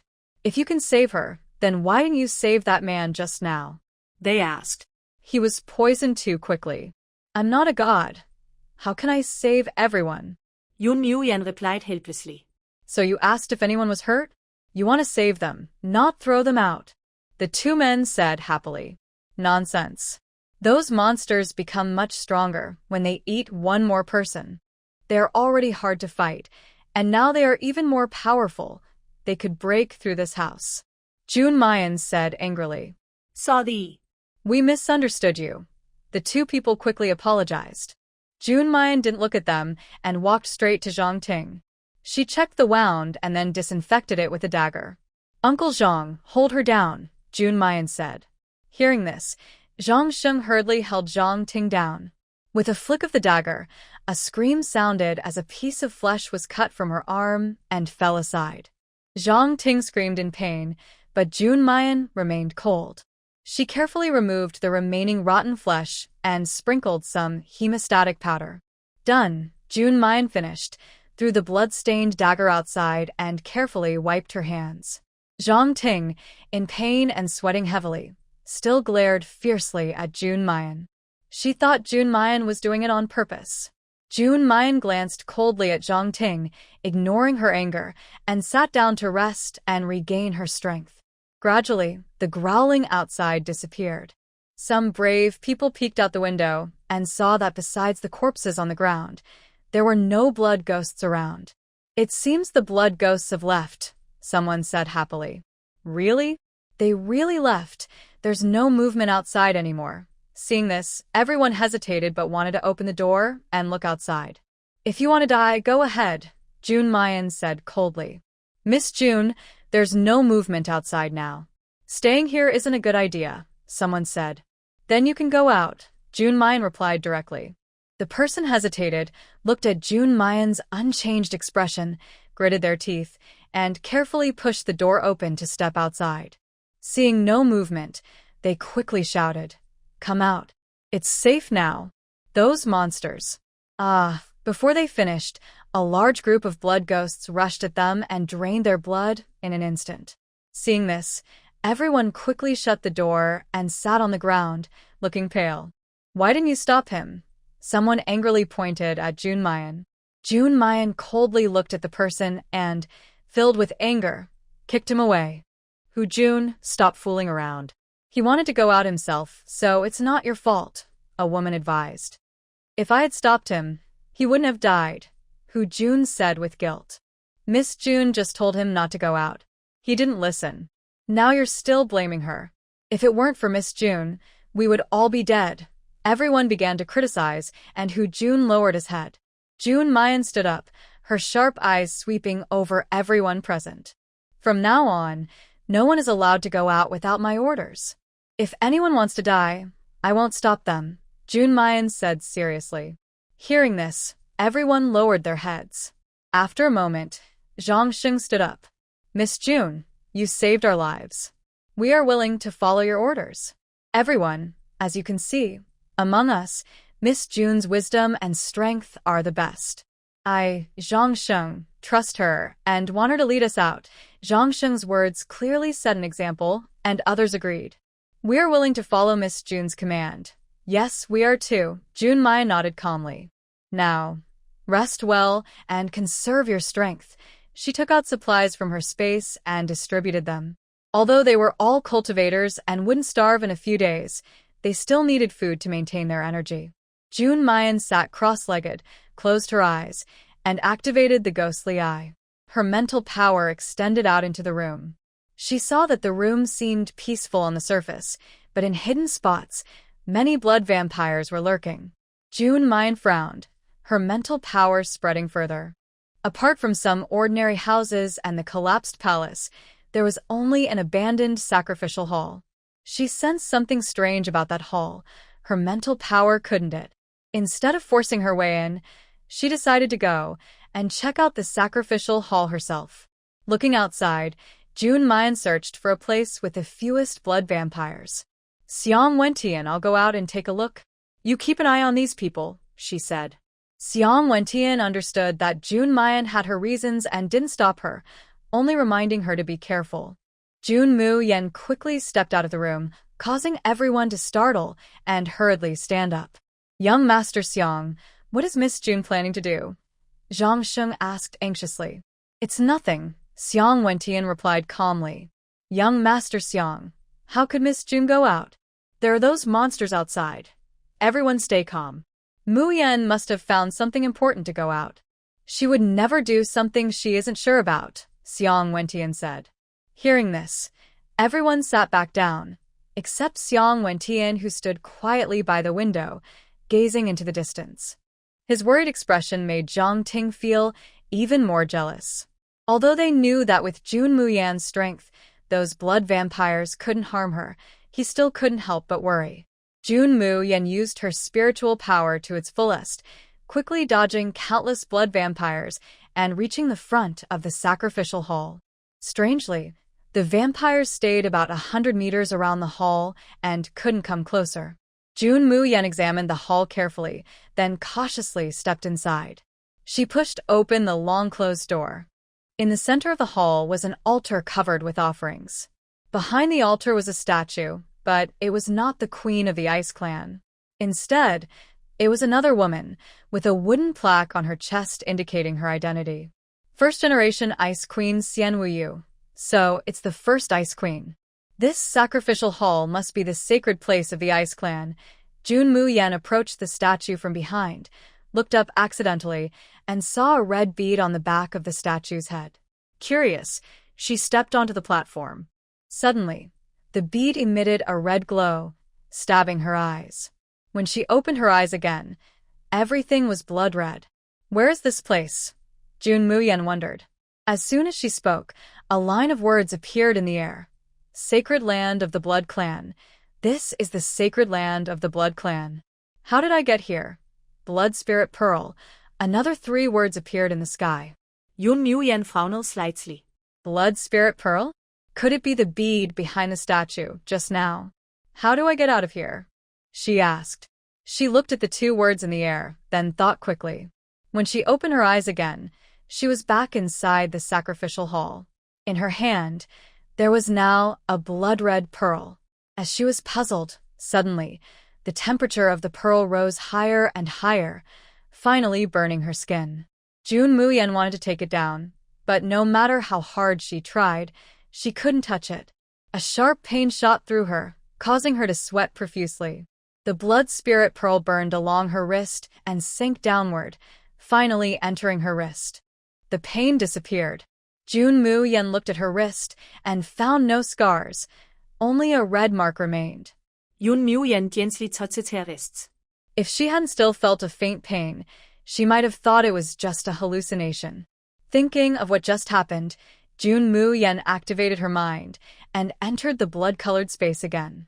She wondered if, since this space could answer her questions automatically, she might also learn how to eliminate the blood ghosts from it.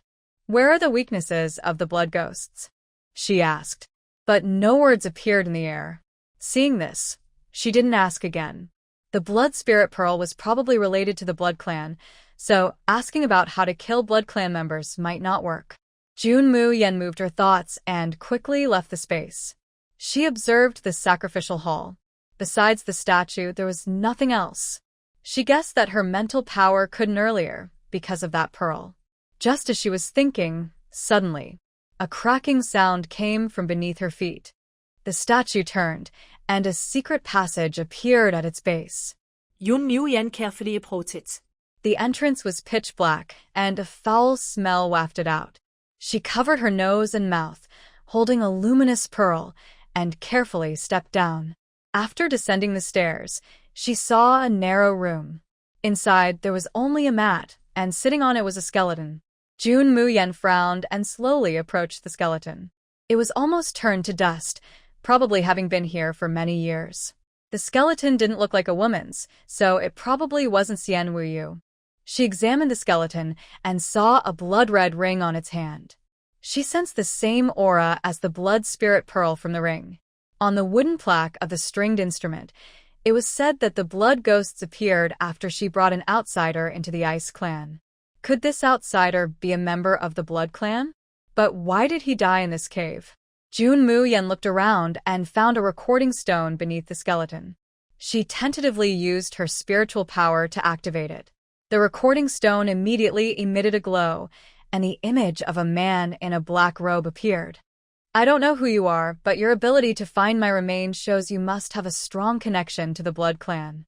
1,000 years ago, the Blood Clan leader was very greedy and tried to conquer the 3 worlds.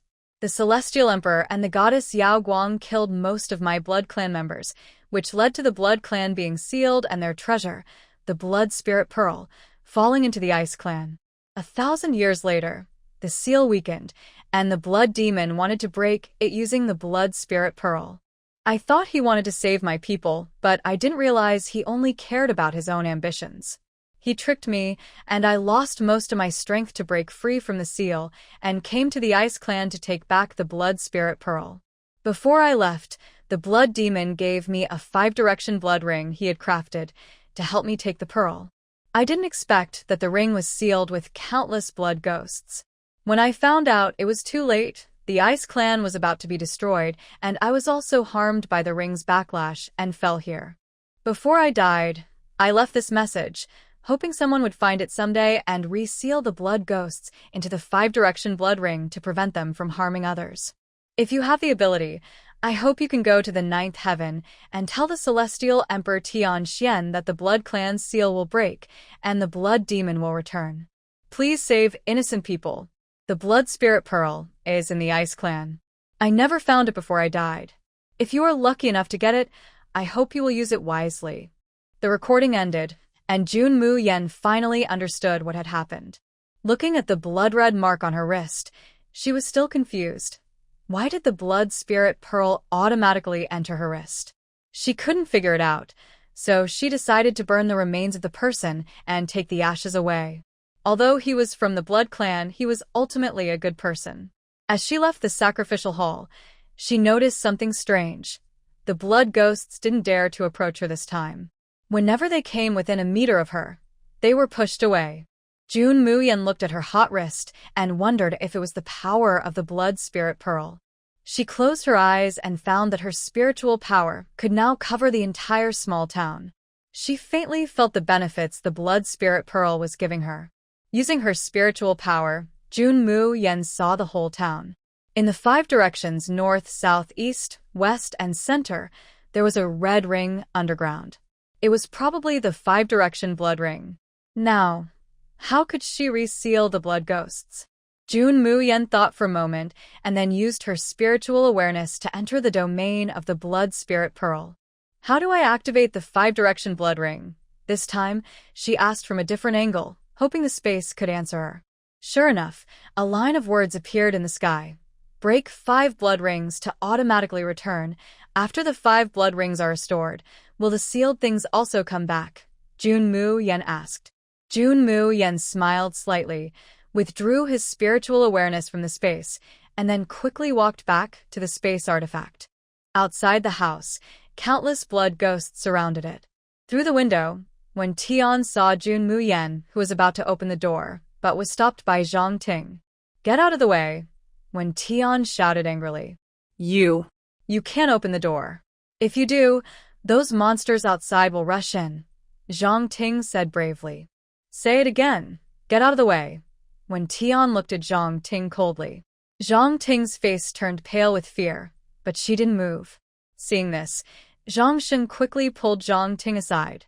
"Young Master Wen, please open the door quickly and let Miss Jun in," Zhang Sheng hurriedly said.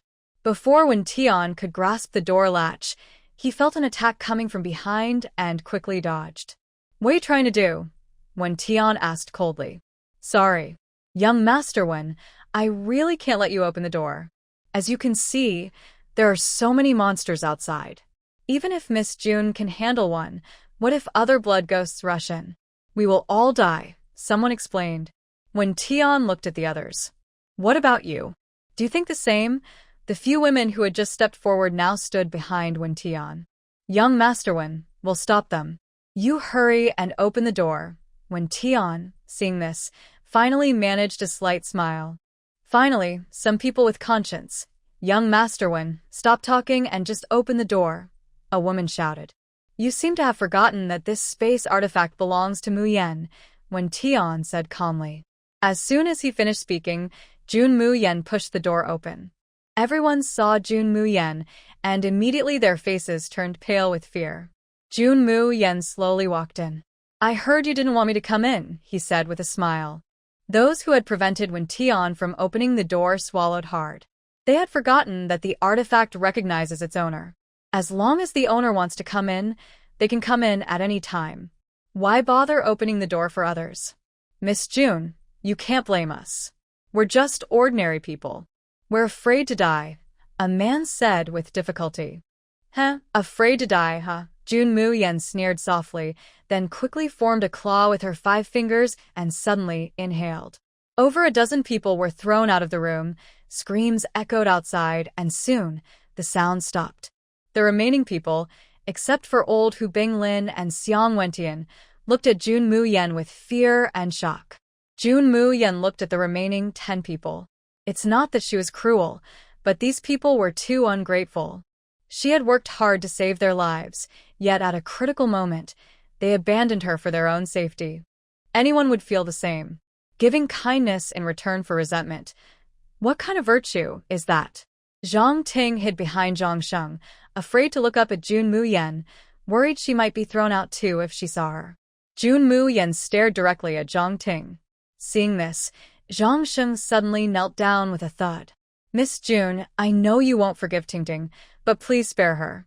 Zhang Sheng will do anything to repay you," he begged. Jun Mu Yen said nothing, just looked at Zhang Sheng quietly. Having a kind heart isn't wrong, but unfortunately, she was stuck with such a daughter. "Uncle Zhang, I won't kill her, but I also don't want to let her go. Since we are still on the same team, I won't hurt her now. But if there's a next time, you know the consequences," Jun Mu Yen said calmly. "Yes, I understand," Zhang Sheng quickly replied. "Xiang Wentian, old Hu Binglin, I've found a way to eliminate those blood ghosts," Jun Mu Yen announced. Everyone was surprised and quickly stood up. "Really? That's great. "We can leave now," Bing Lin said excitedly. "Don't celebrate too early. This method requires 5 people working together. The blood ghosts were released from the 5 blood rings, so we need to return them to the rings. The rings are divided into 5 parts buried in the east, west, south, north, and center. We must break all 5 rings at the same time for the ghosts to be sealed again." Jun Mu Yen explained seriously. "Then I'll team up with Bing Lin. Miss Mu Yen and Wentian are the strongest, so you'll be a team. Uncle Zhang, you and 1 person will form another team. The remaining 4 will form the last team," Old Hu said. "The energy levels of the 5 blood rings vary. The central ring is the strongest. Leave that to me. Old Hu, you and Bing Lin go west. Uncle Zhang, you and she go east. Wentian, you go north. The rest of us will go south," Jun Mu Yen instructed. Everyone nodded, except for a masked man who stayed in the corner without speaking. Jun Muyen walked over to him. Sir, your strength is greater than these 3 girls. I hope you will take care of them. The man looked up, his sharp eyes like an eagle, and said, Ru Feng. Huh? Jun Muyen was confused. That's my name. Also, I will go alone, he said calmly. Miss June, he means his name is Ru Feng, and he thinks he can handle it alone without others, a girl explained. Oh. But you should still take these 3 with you. The power of the blood ring is hard to judge, and those blood ghosts are not easy to deal with. Jun Muyen smiled. The man was silent for a moment, then finally nodded in agreement. Muyen, what about those blood ghosts outside? Even if we can fight them, once we find the blood ring, we might not have the strength to break it, Old Who asked. I've thought of that, Jun Muyen said, taking out some black pills from her space. What are these? They smell strange, Bing Lin said with dislike. Don't underestimate this. Its power is just as strong as a full attack from a fire-type, purple, mysterious expert.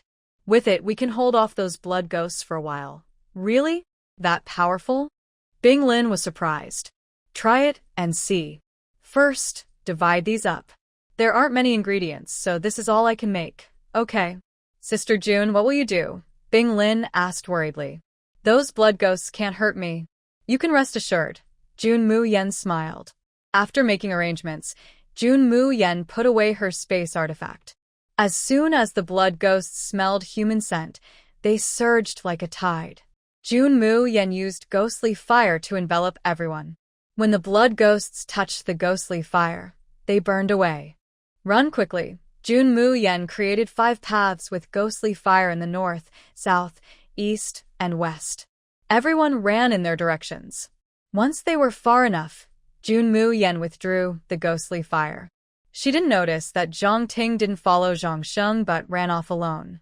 Jun Muyen retracted the ghostly fire, and the blood ghosts tried to attack, but couldn't get close to her. From a distance, Zhang Ting saw this and was furious. Jun Muyen, you must have some treasure to have escaped these monsters. Watching Jun Muyen run into the distance, Zhang Ting's mind flashed with a cruel idea. 15 minutes later, everyone was in position. Through the communication stone, Jun Muyen learned about everyone's situation. I'll count to 3. Everyone break it at the same time, okay? Everyone replied together. 1, 2, 3. At Jun Muyen's command, everyone attacked the blood ring simultaneously. Then, there were 4 loud crashes as the ring shattered. Jun Muyen struck the blood ring with all her strength, shouting, bang. As the blood ring broke, a green glowing arrow shot toward Jun Muyen. She sensed something was wrong behind her and quickly dodged sideways, but the arrow still grazed her arm. Ha ha ha. Jun Muyen, didn't expect that, did you? Zhang Ting laughed wildly as she watched Jun Muyen fall to the ground injured. Over the communication stone, everyone heard Zhang Ting's voice and realized something was wrong. They hurried toward Jun Muyen's location. The 5 blood rings returned to their places, and all the blood demons were sealed again. Zhang Ting slowly walked toward Jun Muyen step by step. Jun Muyen, aren't you very powerful? Isn't everyone fond of you? But you still ended up in my hands. Jun Muyen looked coldly at Zhang Ting. The pain in her arm grew sharper, and she saw faint green blood inside the wound. Her mind was becoming a little unclear. Haha. Feeling weak all over and uncomfortable? That's right. This is a treasure I saw in the Ice Palace. The poison arrow, the only one in the world. The poison on this arrow is mixed with countless deadly toxins. Even if you are a great healer, you can't cure this poison. Zhang Ting, I have repeatedly spared you, but I have made a big mistake. Jun Muyen gritted her teeth. Haha, you won't kill me? Yes, you haven't killed me, so I have this chance to kill you. Once you're dead, Xiang Wen Tian will be mine, Zhang Ting said with a smile. Haha, do you think you deserve that? Jun Muyen sneered. What if I don't deserve it? In the end, I will be the one alive, not you. Do you think he will be very sad if you die? As long as I stay with him, I don't believe he won't like me. Zhang Ting shouted angrily. Haha, really? Jun Mu-yen smiled slyly and looked at the communication stone in her hand. Do you think if he finds out you killed me, what he will do? He will never know. But I already know. Just as Zhang Ting finished speaking, Xiang Wentian ran over from afar. Zhang Ting's face turned pale, and she took a few steps back. Young Master Xiang. Xiang Wentian looked coldly at Zhang Ting, then ran to help Jun Mayan to her feet. Yanin, how are you? Xiang Wentian asked urgently. Before Jun Mayan could finish speaking, she fainted. Yanin. Yanin. Xiang Wentian called out anxiously. At this moment, Old, who also arrived. Seeing the situation, he quickly checked her pulse. Poison arrow. Old, who was startled and collapsed to the ground. Master, what is poison arrow? What's wrong with Sister June? Please save her, Bing Lin said anxiously. Old, who shook his head. The poison in poison arrow mixes many deadly toxins. There's no cure. No. That's impossible. Hurry and help her detoxify. Xiang Wentian grabbed Old, whose collar, and shouted. I really can't help her, Old, who said weakly. Look. Over there, Bing Lin exclaimed. They saw blue veins spreading across Jun Mayan's face from her neck, and her life force was rapidly fading. Yanin, Yanin, Yanin, wake up. In the 9 Nether Continent, Emperor Mingxiang was handling affairs when he suddenly felt a sharp pain in his heart. Yena. Emperor Mingxiang sensed Jun Mayan's life force weakening quickly. He tore through space with his bare hands, and his figure disappeared. At the same time, a black hole opened above the Ice Clan ruins. Emperor Mingxiang descended slowly. Seeing Jun Mayan lying lifeless in Xiang Wentian's arms, he burst out with powerful energy. In an instant, everyone was blown away. Emperor Mingxiang picked up Jun Mayan, gently touching her pale face. Yener, if I'm not here, why did you make yourself look so helpless? He poured his spiritual power into her body, suppressing the chaotic toxins. Her life force slowly flowed through her body, gradually restoring her functions. Gradually, Jun Mayan slowly opened her eyes. Shang. Yun Muyan weakly smiled. Yener, you promised me you would protect yourself as Empress, but you broke your promise, Emperor Mingxiang said with concern. Shang, I'm sorry, Jun Mayan said with tears. Yener, I don't like hearing you say sorry. Dark Death. Jun Muyan raised his hand, wanting to touch Emperor Mingxiang's face, but before he could, his arm fell weakly. Yener. Emperor Mingxiang hurriedly called out when Jun Muyan fainted.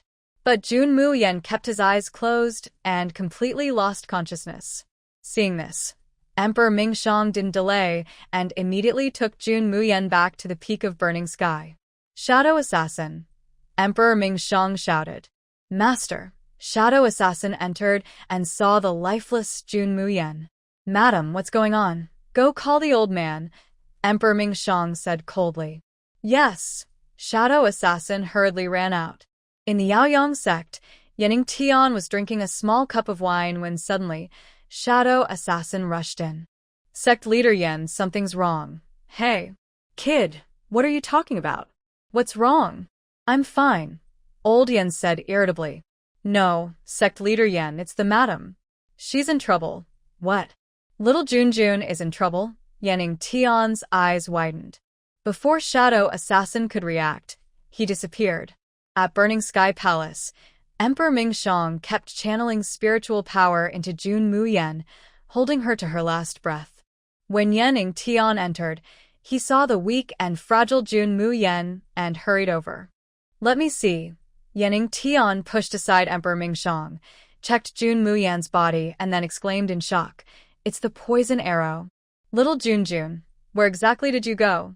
Master, please save her, Emperor Mingxiang begged. Yening Tian was surprised.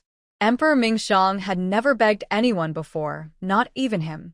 He had never seen Emperor Mingxiang in such a humble state. There's no need to be polite with me. Yening Tian waved his hand awkwardly. Little Shang, it's not that I won't save her, but the poison from the poison arrow is so strong that even the poison king Chu Zhong Tian couldn't solve it back then. This girl is lucky. She has a poison spirit pearl and life force inside her. Otherwise, if struck by the poison arrow, she would turn into a pool of corpses instantly. No matter what, I must save her, Emperor Mingxiang said firmly. Sai, first, go ask Shadow Assassin to find some medicinal herbs. I'll see if I can keep her alive for a while longer, Yanning Tian said. The Shadow Assassin moved quickly and finished collecting the herbs. Yanning Tian prepared the medicine, and Emperor Mingxiang gently placed Jun Mu Yen into the bath. The medicine seeped into her skin, and she slowly woke up. When she opened her eyes, she saw Emperor Mingxiang's face. Mingxiang, am I dead? Jun Mu Yen asked with a smile. I won't let you die, Emperor Mingxiang whispered softly, holding her gently. Mingxiang, I don't want to die. Grandpa, Mom, Dad, and Grandpa are all waiting for me, Jun Mu Yen said weakly. Yenner, I promise I won't let anything happen to you, he replied. Mingxiang, don't tell Dad. He will worry, she begged. I already knew you'd say that. No one knows about what's happening here except my master, he said. Yes, Mingxiang, I'm so tired. I want to sleep, she whispered. Yenner, don't sleep. Look at me. I won't allow you to sleep, Mingxiang said anxiously. Jun Mu Yen lay drowsily in Mingxiang's arms, the medicine continuing to fight the poison within her. They stayed like that for a day and a night. Mingxiang didn't close his eyes. The next day, Jun Mu Yen woke up. She felt the poison inside her was no longer surging. She tried to get up, but found she had no strength. Mingxiang, she called out. Drink the medicine first, Yenner, he said gently. Little Jun, you finally woke up. If you don't wake up soon, that guy might freeze the entire Jinxiao Palace, Yan Luyun said. Why are you here? Jun Mu Yen asked with a smile. I heard you were poisoned, so I came to check on you. Look at your face, pale as paper. I'll bring you some emperor ginseng to help you recover, he said. Hee. Cough, cough, cough. Jun Mu Yen frowned and started coughing. Seeing this, Mingxiang immediately ordered Yan Luyun to leave the room. Yenner, drink the medicine first, he said. Jun Mu Yen was too weak to do anything but let Mingxiang help her drink the dark, bitter medicine. Her eyebrows furrowed in discomfort. Hee.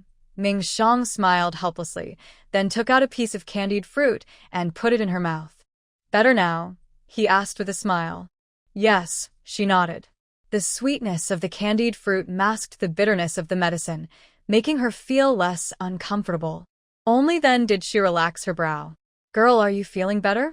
Ying Tian rushed in worriedly. Thank you for your concern, master. I'm feeling much better, Jun Mu Yen said with a smile. Humph. Stupid girl, my medicine isn't that powerful. That was the poison arrow of 10,000 poisons, a deadly toxin even the Poison King couldn't cure. You're saying you're better? Your little face is as white as paper, Ying Tian said irritably. Master, cough cough. Before Jun Mu Yen finished speaking, she suddenly coughed hard, blood black as ink flowing from her mouth. Yenner, Emperor Mingxiang quickly helped Jun Mu Yen. Jun Mu Yen wiped the black blood from her mouth. Mingxiang, I'm fine. Still say you're fine? The poison has reached your heart, Ying Tian snapped angrily, then quickly used his spiritual power to suppress the toxin. Old man, is there really no way to cure the poison? Emperor Mingxiang asked with a frown. Alas, there's a way, but I don't know if it will work, Ying Tian replied. As long as there's a chance, I won't give up, Emperor Mingxiang said firmly. Hearing this, Ying Tian helplessly nodded. The poison from the poison arrow of 10,000 poisons is made from a mixture of many deadly toxins. There are two ways to cure it. One is to neutralize each poison one by one, but this method is very difficult and risky. If the antidote reacts with other poisons, it could trigger more toxins. Even the Poison King, Chu Zhongtian, couldn't succeed with this method. And the second way? Emperor Mingxiang asked. Deserted Mountain Realm. Deserted Mountain Realm? Emperor Mingxiang looked at Ying Tian in confusion. Yes. Legend says there is a 10,000-year-old blood ginseng inside the deserted mountain realm. If we find it and give it to the girl, it can cure the poison arrow of 10,000 poisons. Is this method feasible? Emperor Mingxiang asked. It should be, but no one has ever found the 10,000-year-old blood ginseng in the deserted mountain realm. No matter if it's true or not, I will try, Emperor Mingxiang said. Are you sure about this? The deserted mountain realm has never had anyone come out alive. I only have half a map. If you can't find the blood ginseng within this map, you'll have to rely on yourself elsewhere. Emperor Mingxiang nodded, then looked at Jun Muyen. Yener, I will definitely find the 10,000-year-old blood ginseng. After saying this, Emperor Mingxiang was about to leave. Jun Muyen, weak and dazed, opened her eyes and grabbed Emperor Mingxiang. Mingxiang, take me with you, she said weakly. Muyen, your body can't handle going out now. The Emperor Mingxiao refused. I have half of the map of the deserted mountain realm. Jun Muyen took out 2 quarter maps from her space, which together with the half map in Emperor Mingxiao's hand formed a complete map. Girl, how did you get this map? Yanning Tian asked quickly. By chance and luck. Haha. Girl, you are really lucky. With this map, you will face less danger, Yanning Tian said with a smile. Can I go with Mingxiao now? Jun Muyen asked. No. Your body is too weak. You can't handle the deserted mountain realm at all, Emperor Mingxiao said firmly. Jun Muyen looked at Yanning Tian, who rubbed his nose. Little Xiao, you should take Girl Mu with you. Once you get the blood ginseng that has been waiting for 1,000 years, you must take it immediately. And Girl Mu's condition might not last long. Instead of making her wait for you, it's better to go together, Yanning Tian said. But Yener's body, Emperor Mingxiao worried. I will have Lu Yun prepare a detox pill to at least suppress the poison. But during this time, she probably can't use her spiritual power, Yanning Tian replied. I will protect Yener, Emperor Mingxiao said. 2 days later, Emperor Mingxiao packed many clothes, food, and various pills in his space ring, all prepared by Lu Yun. After everything was ready, he set out with Jun Muyen. The entrance to the deserted mountain realm was at the far north ice plain. Emperor Mingxiao summoned his mount, the 7-horned dragon horse carriage. Inside, he carefully spread a thick fox fur blanket before carrying Jun Muyen onto the carriage. Jun Muyen was wrapped very tightly by Emperor Mingxiao, only a small face showing. Mingxiao, I am so hot I feel like I will die, Jun Muyen said helplessly. The deserted mountain realm is in the far north ice plain. It's too cold there. You can't catch a cold now, Emperor Mingxiao said with a light smile. But we haven't arrived yet, Jun Muyen protested. The 7-horned dragon horse is very fast. Soon, you won't feel hot anymore, Emperor Mingxiao comforted softly. Jun Muyen sighed helplessly. She was just a patient now, with no say in the matter. But Emperor Mingxiao was right. After a while, Jun Muyen no longer felt hot. Instead, a cool breeze began to seep in. Finally, the carriage stopped. Are we there yet? I asked. Yes. Emperor Mingxiang nodded and carried Jun Muyen down. As soon as they got off the carriage, Jun Muyen felt the cold and curled up closer to Emperor Mingxiang. Seeing her action, he held her tighter. Looking at the busy people outside, Jun Muyen felt confused. Mingxiang, why are there so many people here? She asked. Although the wild tomb realm is dangerous, many people come here to try their luck. No one has ever survived, but many still rush here. He replied. Have you been here before? She asked. No. I don't like risking my life, he said. Haha. So you've come here too? She teased. In my heart, you are more important than my life. For you, I am willing to risk everything. He smiled. Hearing this, Jun Muyen felt warm inside. She looked at Mingxiang's handsome side face and suddenly kissed his cheek. Mingxiang felt the gentle touch on his face and looked at her with a loving smile. Master. Mingxia hurried over. Go light the fire. Mingxiang ordered. Yes, master. Mingxia said happily and went to find dry wood. Mingxiang took out a tiny house, infused it with spiritual power, and instantly a small house appeared before their eyes. Jun Muyen was surprised. What is this? She asked. This is my master's treasure, a portable house. Before we left, Lu Yun brought it to me. He explained. Wow. That's amazing. She exclaimed excitedly. If you like it, I'll find an even better one for you, he said with a smile. Really? Don't lie to me, she said happily. I would never lie to you, he assured her. Ming Xiang carried Junmu Yen into the room, which was empty. He set up the soft bed and let her lie down. Ing Sha also brought dry wood, and soon the fire was lit, warming the room. Yenner, the wild tomb realm only opens during the full moon. There are 2 hours before sunset. Rest for a while, Ming Xiang whispered. Okay. She nodded and leaned into Ming Xiang's arms, closing her eyes. After 2 hours, Junmu Yen opened her eyes and found herself being carried away by Emperor Ming Xiang. Ming Xiang, has the desert ruins opened? Junmu Yen asked. Yes, Emperor Ming Xiang replied softly, with a serious look on his face. What's wrong? Junmu Yen asked with concern. Something feels off, Emperor Ming Xiang said, looking carefully outside. What's off? Master said that when the desert ruins open, the moon would be swallowed, but now. Emperor Ming Xiang looked up at the sky. The moon was high, hanging there without any sign of being hidden. Unlike Emperor Ming Xiang's worry, others rushed inside the moment the ruins opened. After seeing this, Emperor Ming Xiang was silent for a moment. Then he tightly held Junmu Yen and walked into the ruins entrance. 15 minutes later, the door closed behind them. Emperor Ming Xiang held Junmu Yen, and in front of them was a dark tunnel. The others who entered with them had disappeared. Ming Xiang, what kind of place is this? Junmu Yen asked. Emperor Ming Xiang took out a luminous pearl and threw it forcefully.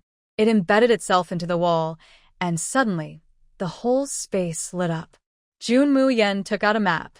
They were in a tunnel, but even with the map, they didn't know exactly where they were. Let's go forward first, Junmu Yen said. Okay. Emperor Ming Xiang nodded and carried Junmu Yen forward.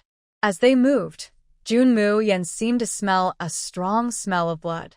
He looked ahead and saw the path covered with human bones, some rotten, some fresh. Ming Xiang, are these the people who just came in? Junmu Yen asked, trying to hold back his disgust. Emperor Ming Xiang nodded. Junmu Yen turned his head away, not wanting to see the disgusting bones and the maggots crawling on the flesh. Junmu Yen threw another luminous pearl. In an instant, countless tiny needles shot out from the walls on both sides. The pearl on the ground sizzled as it was pierced. Upon closer look, it was badly corroded by poison. No wonder these people died so horribly. These tiny needles were all highly toxic.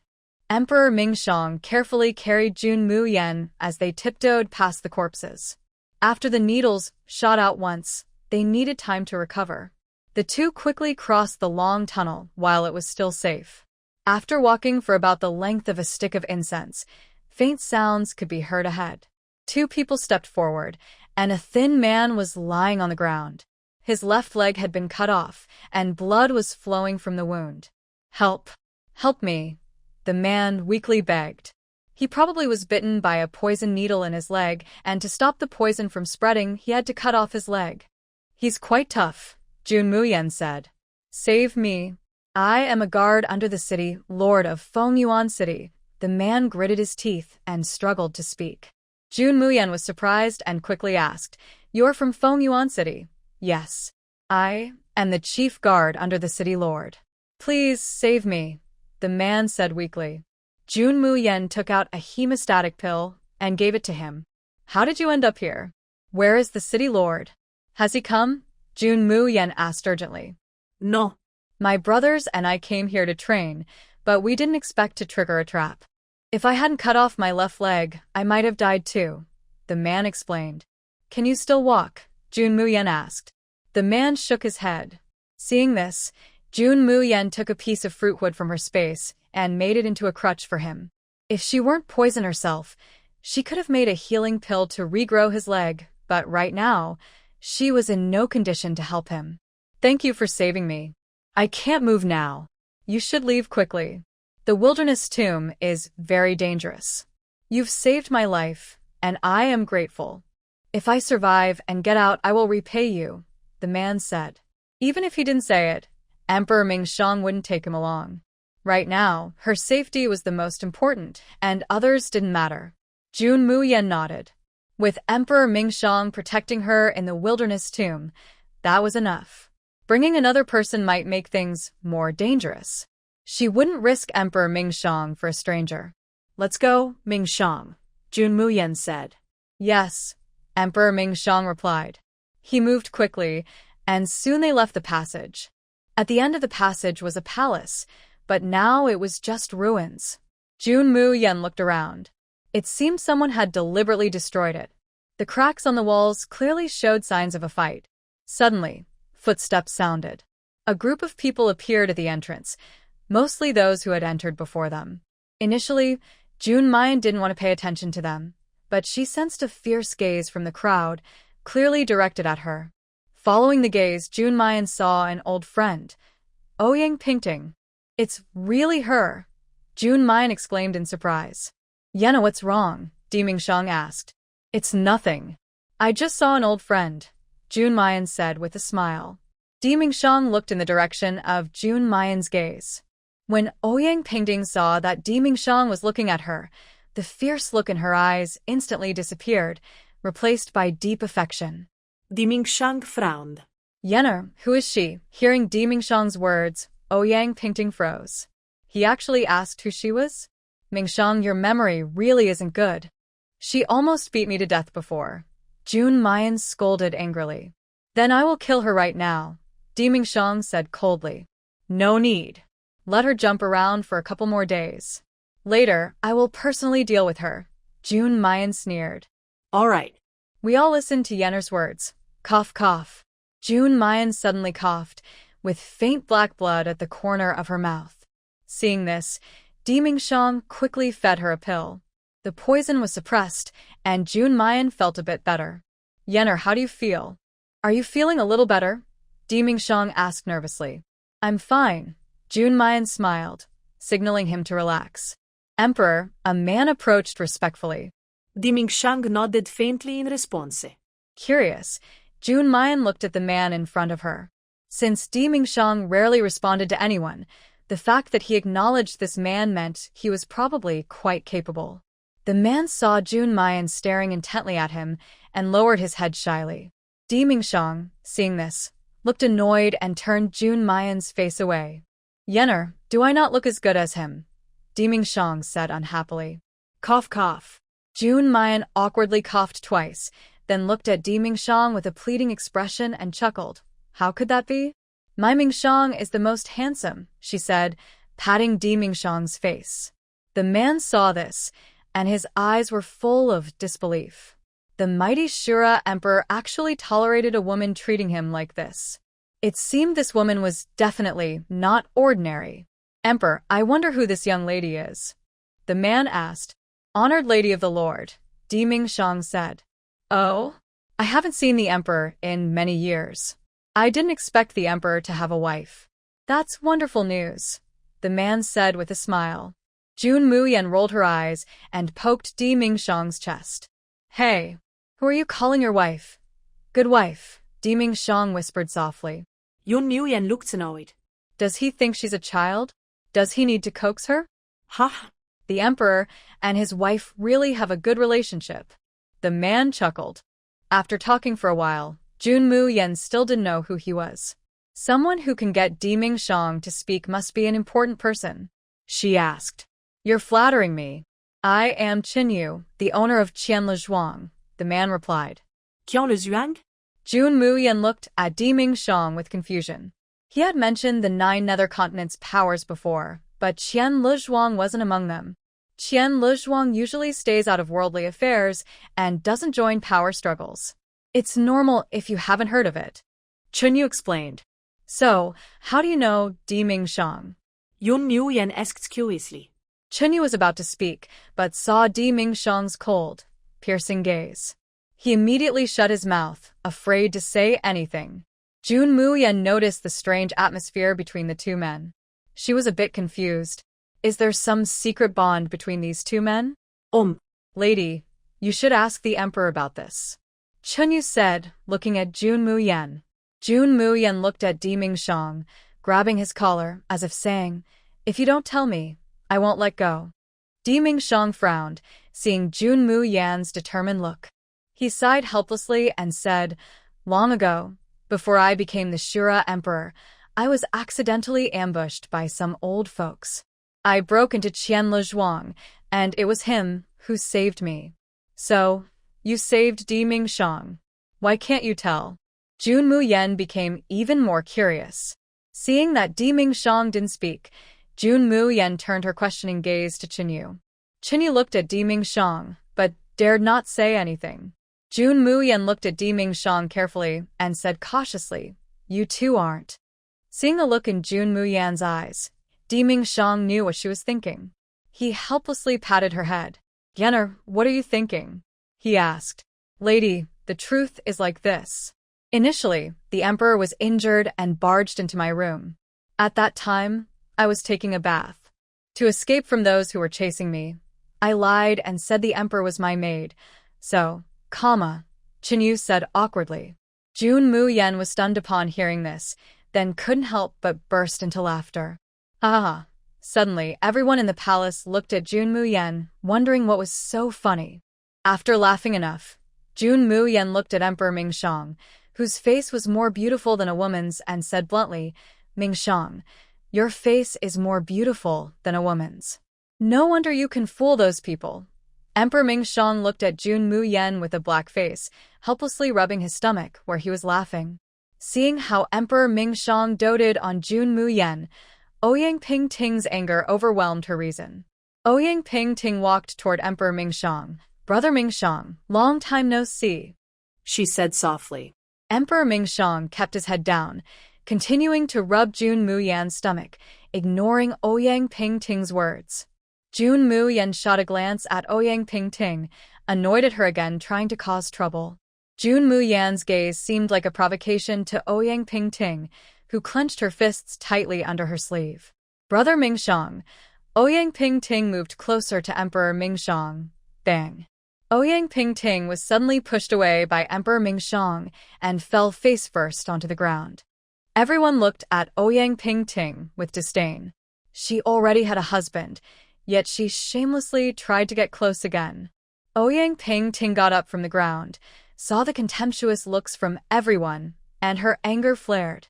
She glared fiercely at Junmu Yan but could only hold back because of Emperor Mingshang. "It's been a while since I saw the emperor." Still so unaware of the importance of cherishing beauty, a charming man said as he approached and helped Ouyang Pingting up. "Miss, are you hurt?" the man asked with a charming smile, his eyes seeming to have a captivating magic. When Ouyang Pingting saw the man, she quickly blushed and said shyly, No injuries. That's good." The man smiled seductively, then turned to Emperor Mingshang. "Emperor, I hope you are well." Emperor Mingshang looked coldly at the man but said nothing. Junmu Yan peeked out from Emperor Mingshang's arms and looked at the man. "Mingshang, when did you meet this kind of person?" As soon as the words were spoken, the hall fell silent. The woman truly had a lot of courage to say that the master of Yuhua Palace was a man of mixed origins. Di Mingshang chuckled softly and said, "Yener, I don't know anyone like that. Then why does he seem so familiar with you?" Jun Mayan asked. Yener misunderstood. "I don't know him." "Then he's just got a thick face." Their back and forth made the man's smile almost fade away.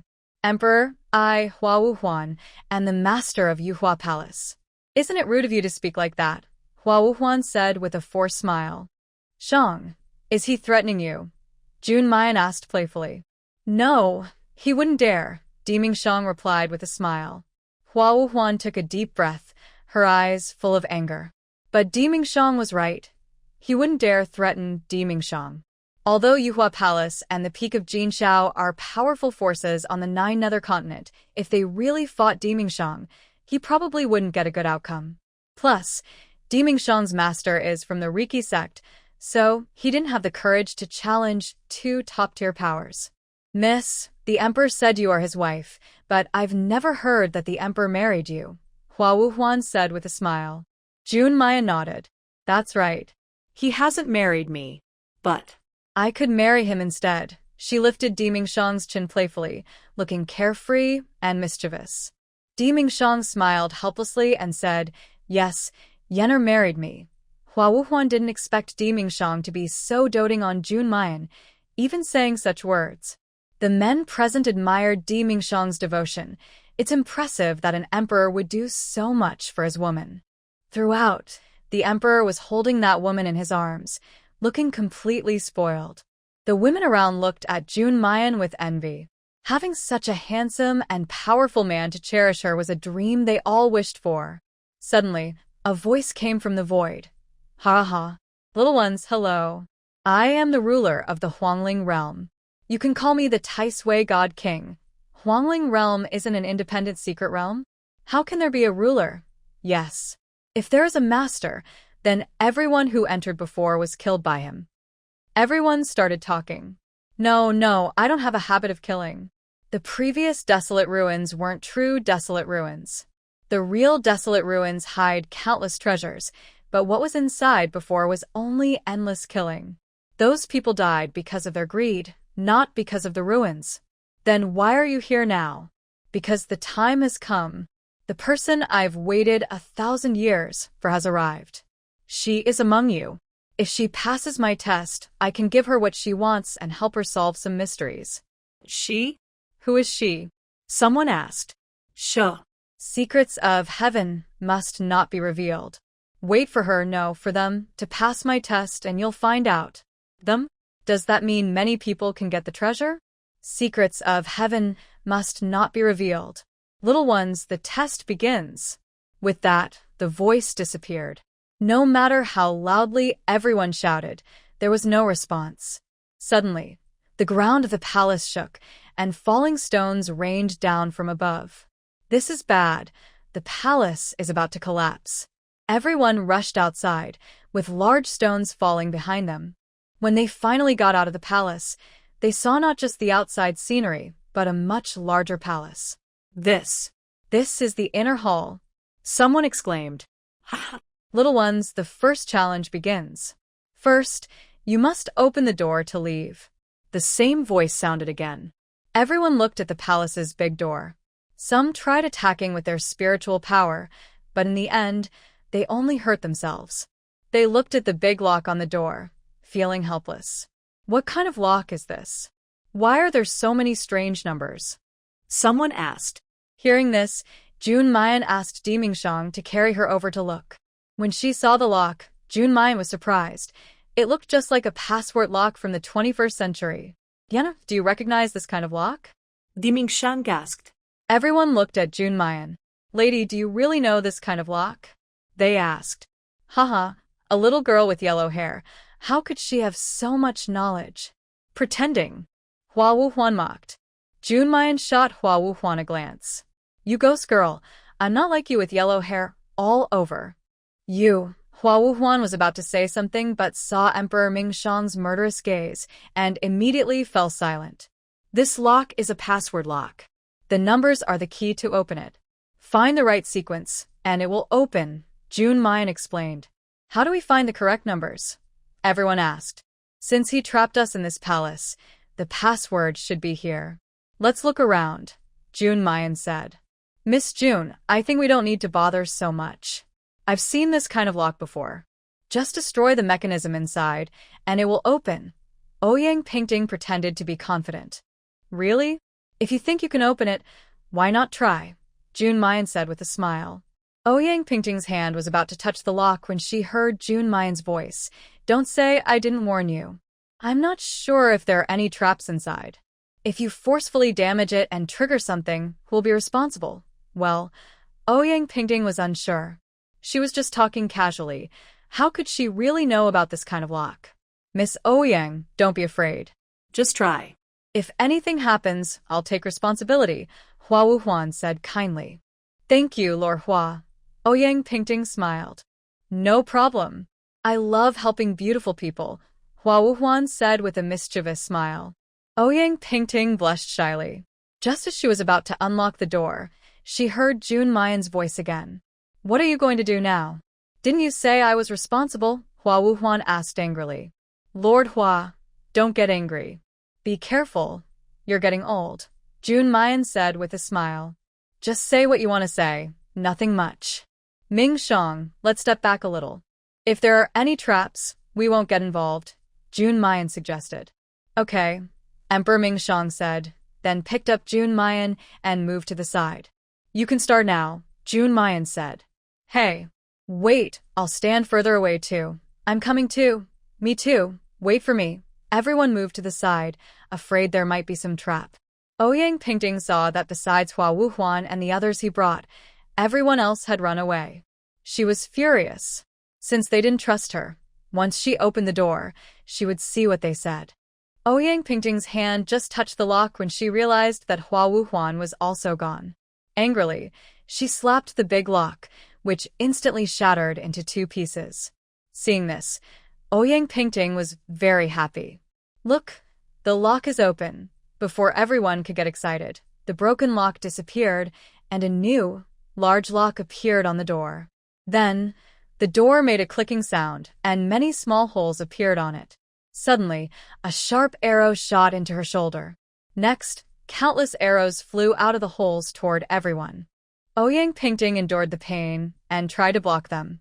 All the people, except Di Mingshang and Jun Mayan, who were standing in safe spots, fought to cut the sharp arrows. Finally, the arrow rain stopped, and the holes closed again. Everyone realized what happened and looked at Ouyang Pingting with anger. Even Hua Wuhuan looked at her with a stern expression. Jun Mayan smiled slightly, knowing there was a trap inside the door. After all, the Eye of Darkness was not just for decoration. When the lock was attacked, it triggered the trap. Feeling the arrow rain had stopped, everyone carefully moved closer to the door. Wow.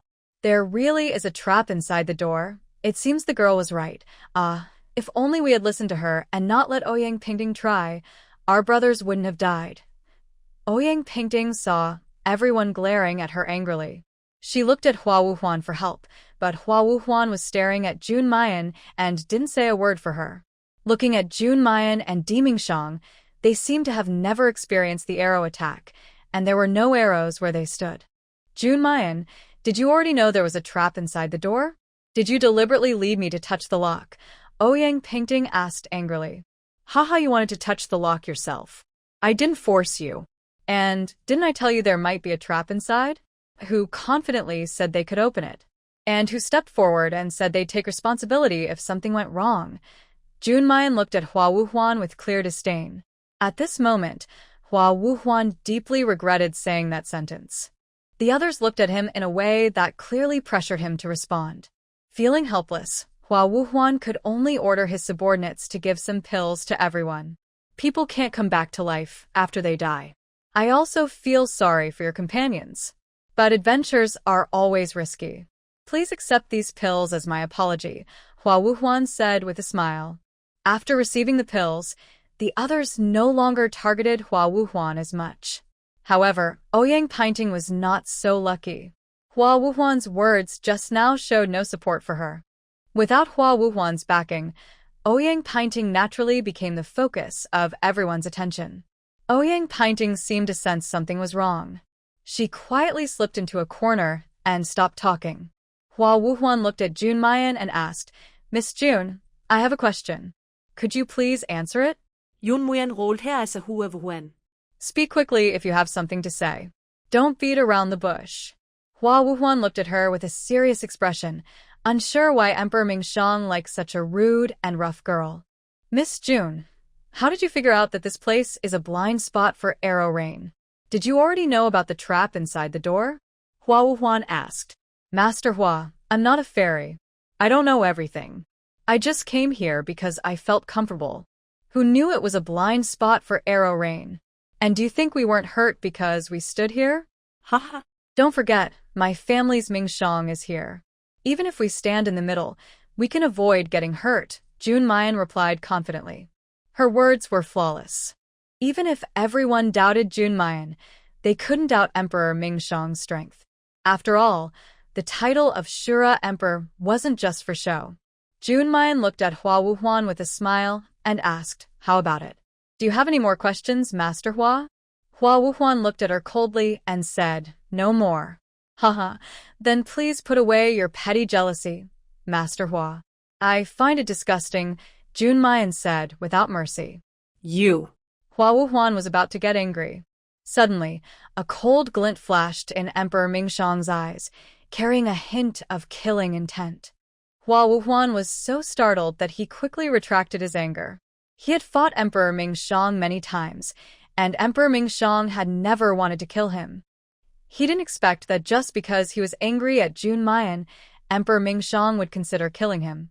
It seemed this woman was very important to Emperor Mingxiang. Thinking of this, Hua Wuhuan turned anger into happiness. A strong person becomes much easier to deal with once they have a weakness. Jun Mayan is the weakness of Emperor Mingxiang. As long as they find this weakness, they can easily handle Emperor Mingxiang. Hua Wuhuan looked at the smile on Hua Wuhuan's face and suddenly felt a chill behind him, as if someone was watching him closely. Emperor Mingxiang noticed Hua Wuhuan's gaze and looked at him coldly. If you hurt her even a little, I will crush you into pieces. Hee hee. The beauty is still in his arms. Why get angry, Your Majesty? Hua Wuhuan said, and then turned to leave.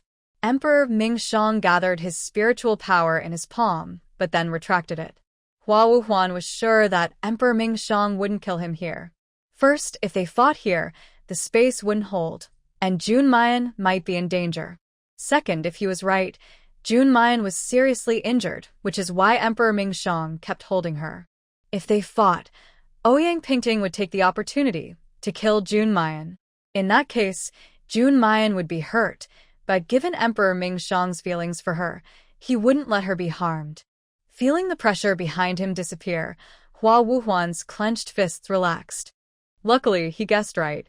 After experiencing a trap, everyone dared not touch that lock easily. They could only focus on finding the password to unlock it inside the palace. Mingxiang, let's go see that place. Jun Mayan pointed in a direction and said. Emperor Mingxiang carried Jun Mayan to a wall. Jun Mayan carefully touched the wall, and the feeling of rubbing her fingertips told her there was something on the wall. Yenna, what's wrong? Emperor Mingxiang asked.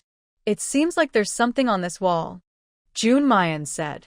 Everyone heard this and moved toward Jun Mayan.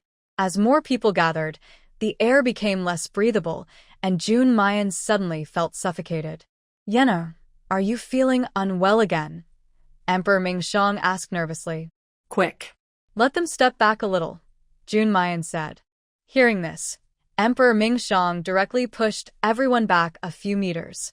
Jun Mayan breathed in fresh air deeply. Are you feeling better? Emperor Mingxiang gently patted her back. Yes, Yun Muyan nodded.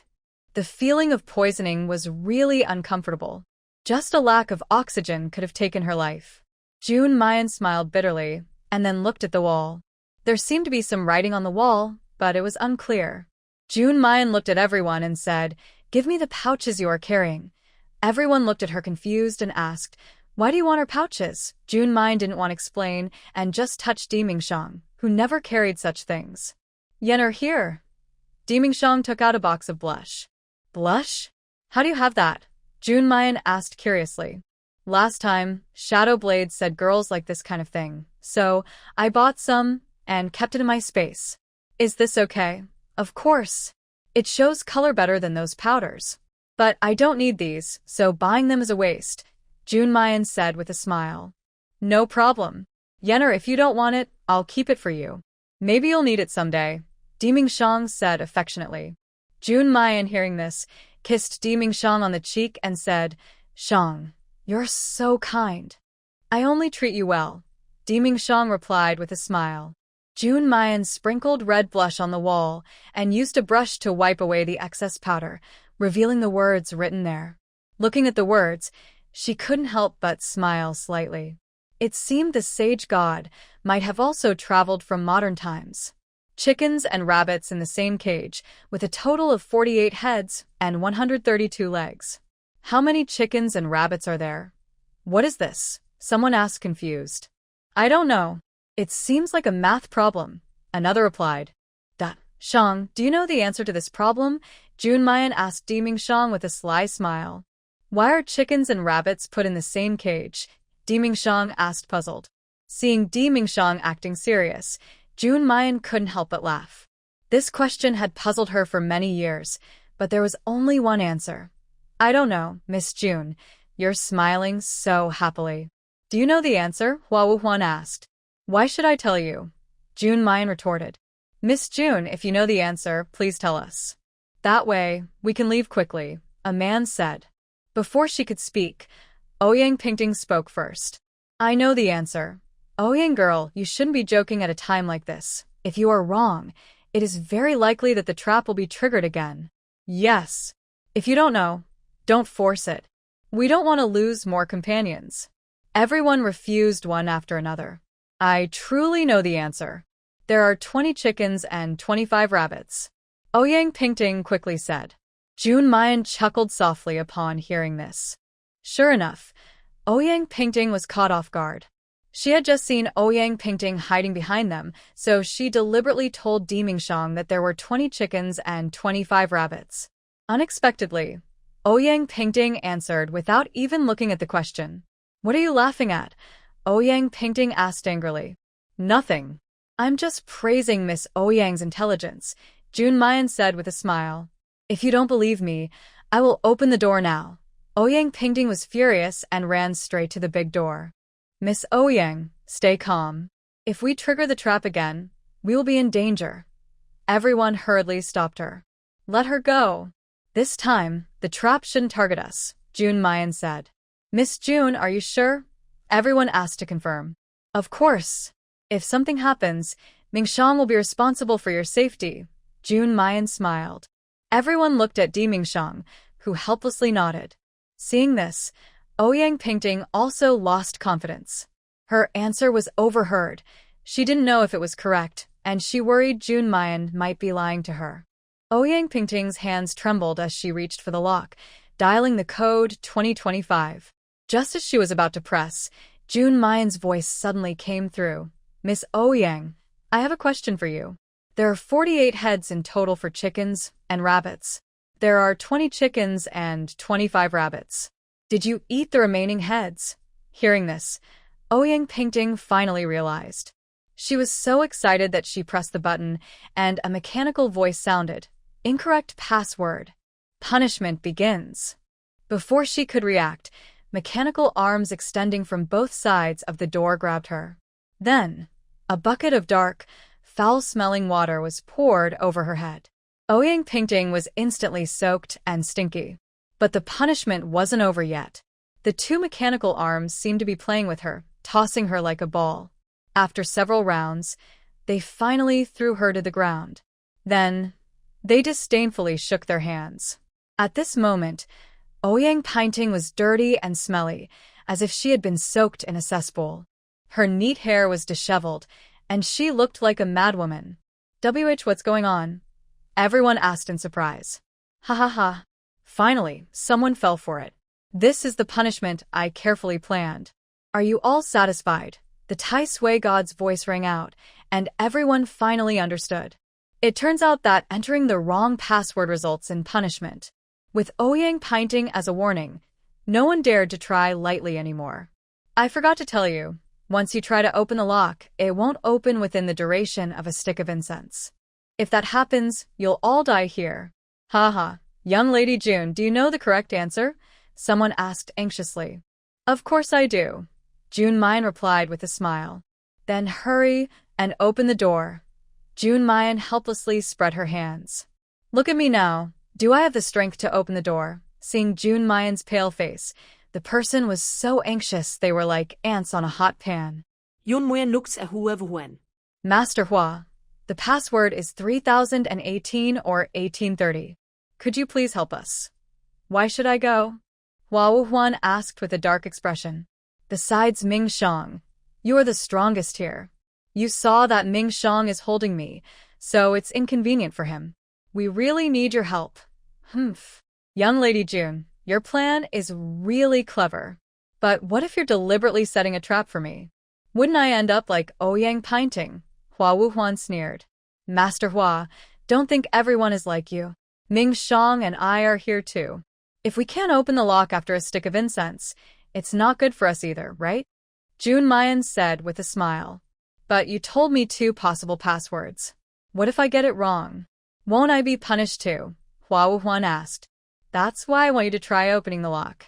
The mechanism takes time to activate. If the first password is wrong with your speed, you can change it to the correct one before it locks, Junmayan explained. Hua Wuhuan frowned and looked at her. Are you sure the password is one of these two? Of course. If you don't believe me, just count the people here. Imagine them as chickens and rabbits, Junmayan said helplessly. Flower Wuhuan looked at everyone and said, I will trust you this time.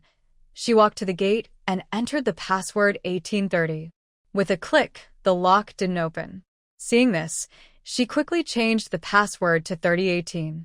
The two mechanical arms stopped halfway, and the lock opened.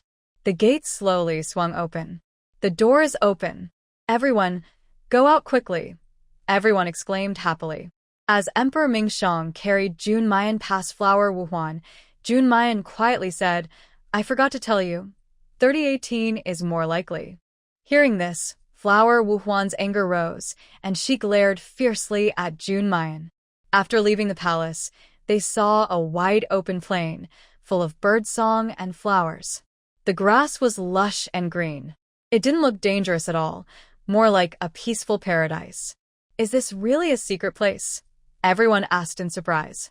It's so beautiful. It doesn't seem like a secret place. The more beautiful something is, the more dangerous it can be. We should be careful, Flower Wuhuan said, glancing at Junmayan. Junmayan rolled her eyes silently. Was she saying she was in danger? While everyone hesitated, the voice of the old man sounded again. Congratulations, little ones, on passing the first level under the guidance of a very smart little one. Of course, some little ones with less brains got punished. Everyone looked behind them and saw Ouyang Pingting, who was covered in dirt and looked very messy. Everyone knew she was the one being talked about. Ouyang Pingting kept her head down and said nothing. The foul smell on her almost made her faint. The old man's words made her even angrier, but she couldn't say anything. Don't misunderstand. It wasn't that she didn't want to speak, but she simply couldn't. She couldn't even use her spiritual power, and she couldn't take out the pills from her storage space. For the second level, you need to cross this plane within 3 days. Of course, if you don't, you'll have to stay here and keep me company. The old man finished and then disappeared. This plane is so big. How can we possibly walk out in 3 days? Yeah, I can't see the end.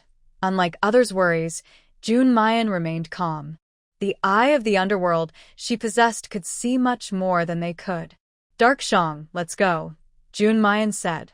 Seeing Emperor Mingxiang and Jun Muyan walk forward, everyone quickly followed them. It seemed they all believed that following Jun Muyan and Emperor Mingxiang would surely lead them out. After about 15 minutes, everyone saw a huge gate a few hundred meters ahead, with the words, Deserted Tomb Maze, written on it. Where's this place? Someone asked. A maze. Are we supposed to go inside? Others guessed. Suddenly, with a squeak, the gate opened. A mechanical female voice said, Welcome to the Deserted Tomb Maze. By passing through this maze, you can cut the distance across the plains in half. Half the distance. That's a lot, someone exclaimed. Great. As long as we get through this maze, we can leave, another said happily. But someone warned, don't celebrate too early. It might not be that easy inside. Jun Muyan looked at Hua Wuhuan and raised an eyebrow. He wasn't stupid. If the maze was that simple, the god of the toad wouldn't have let them come here. This time, Emperor Mingxiang and Jun Muyan didn't rush inside. Instead, they carefully examined the strange patterns on the gate. Jun Muyan looked at the patterns, which resembled a modern 5 elements and 8 trigrams formation, but not quite. She wasn't familiar with Taoist yin-yang techniques either, so she just memorized the patterns in her mind. Once they entered the maze, the gate closed behind them. Jun Muyan looked at the 2 paths ahead, but didn't know which way to go. Everyone was stuck at the entrance, hesitant to step forward. Some even stared closely at Jun Muyan and Emperor Mingxiang, watching to see which way they would choose. Both paths looked the same. Let's just pick one and go, Jun Muyan said helplessly. Hearing this, everyone hesitated, but eventually Hua Wuhuan led his group to the left. Some others followed Hua Wuhuan. Since they went that way, let's go this way, Junmu Yen suggested. Two groups started down their respective paths. After 15 minutes, they surprisingly returned to the starting point. What? What is going on? Why are we back here? Everyone asked in panic. This maze isn't so easy to escape from. We need to be careful, Hua Wu Huan warned. Junmu Yen looked at the green wall ahead and felt something was wrong.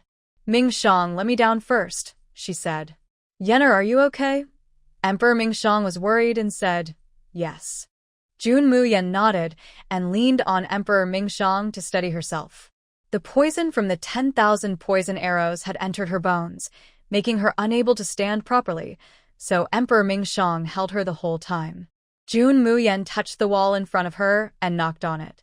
The sound inside was hollow. Shang, this wall is empty, Junmu Yen said. Emperor Ming Shang understood and struck the wall with his palm, smashing it open. Suddenly, the path on the other side appeared. The group seemed to have found a way. They all struck the walls around them, but their force bounced back. What's going on? Are these walls all different? Some walls can be broken, but others are protected by formations. Don't attack the walls easily, Junmu Yen advised. After standing for a little while, Junmu Yen felt her legs weaken, and she couldn't stand steadily. Seeing this, Emperor Ming Shang picked her up again. Ouyang Pingting was jealous and almost went crazy. Why did this woman receive such special care from Emperor Ming Shang? Let's go. Following the path, the group wandered through the maze and finally made some progress. Just as they started to feel relieved, a new crisis appeared. Little ones, my treasures are here. Be careful, the old man's voice rang out. As soon as he finished speaking, the sound of barking dogs came. Two vicious dogs with blood-red eyes stared fiercely at everyone, drooling from their sharp teeth. Woof. Woof. Mwoof. The two dogs, starving for days, lunged viciously at the people ahead. Emperor Ming Shang quickly moved to the side, holding Junmu Yen. The dogs rushed past them, attacking others. Help! Save me!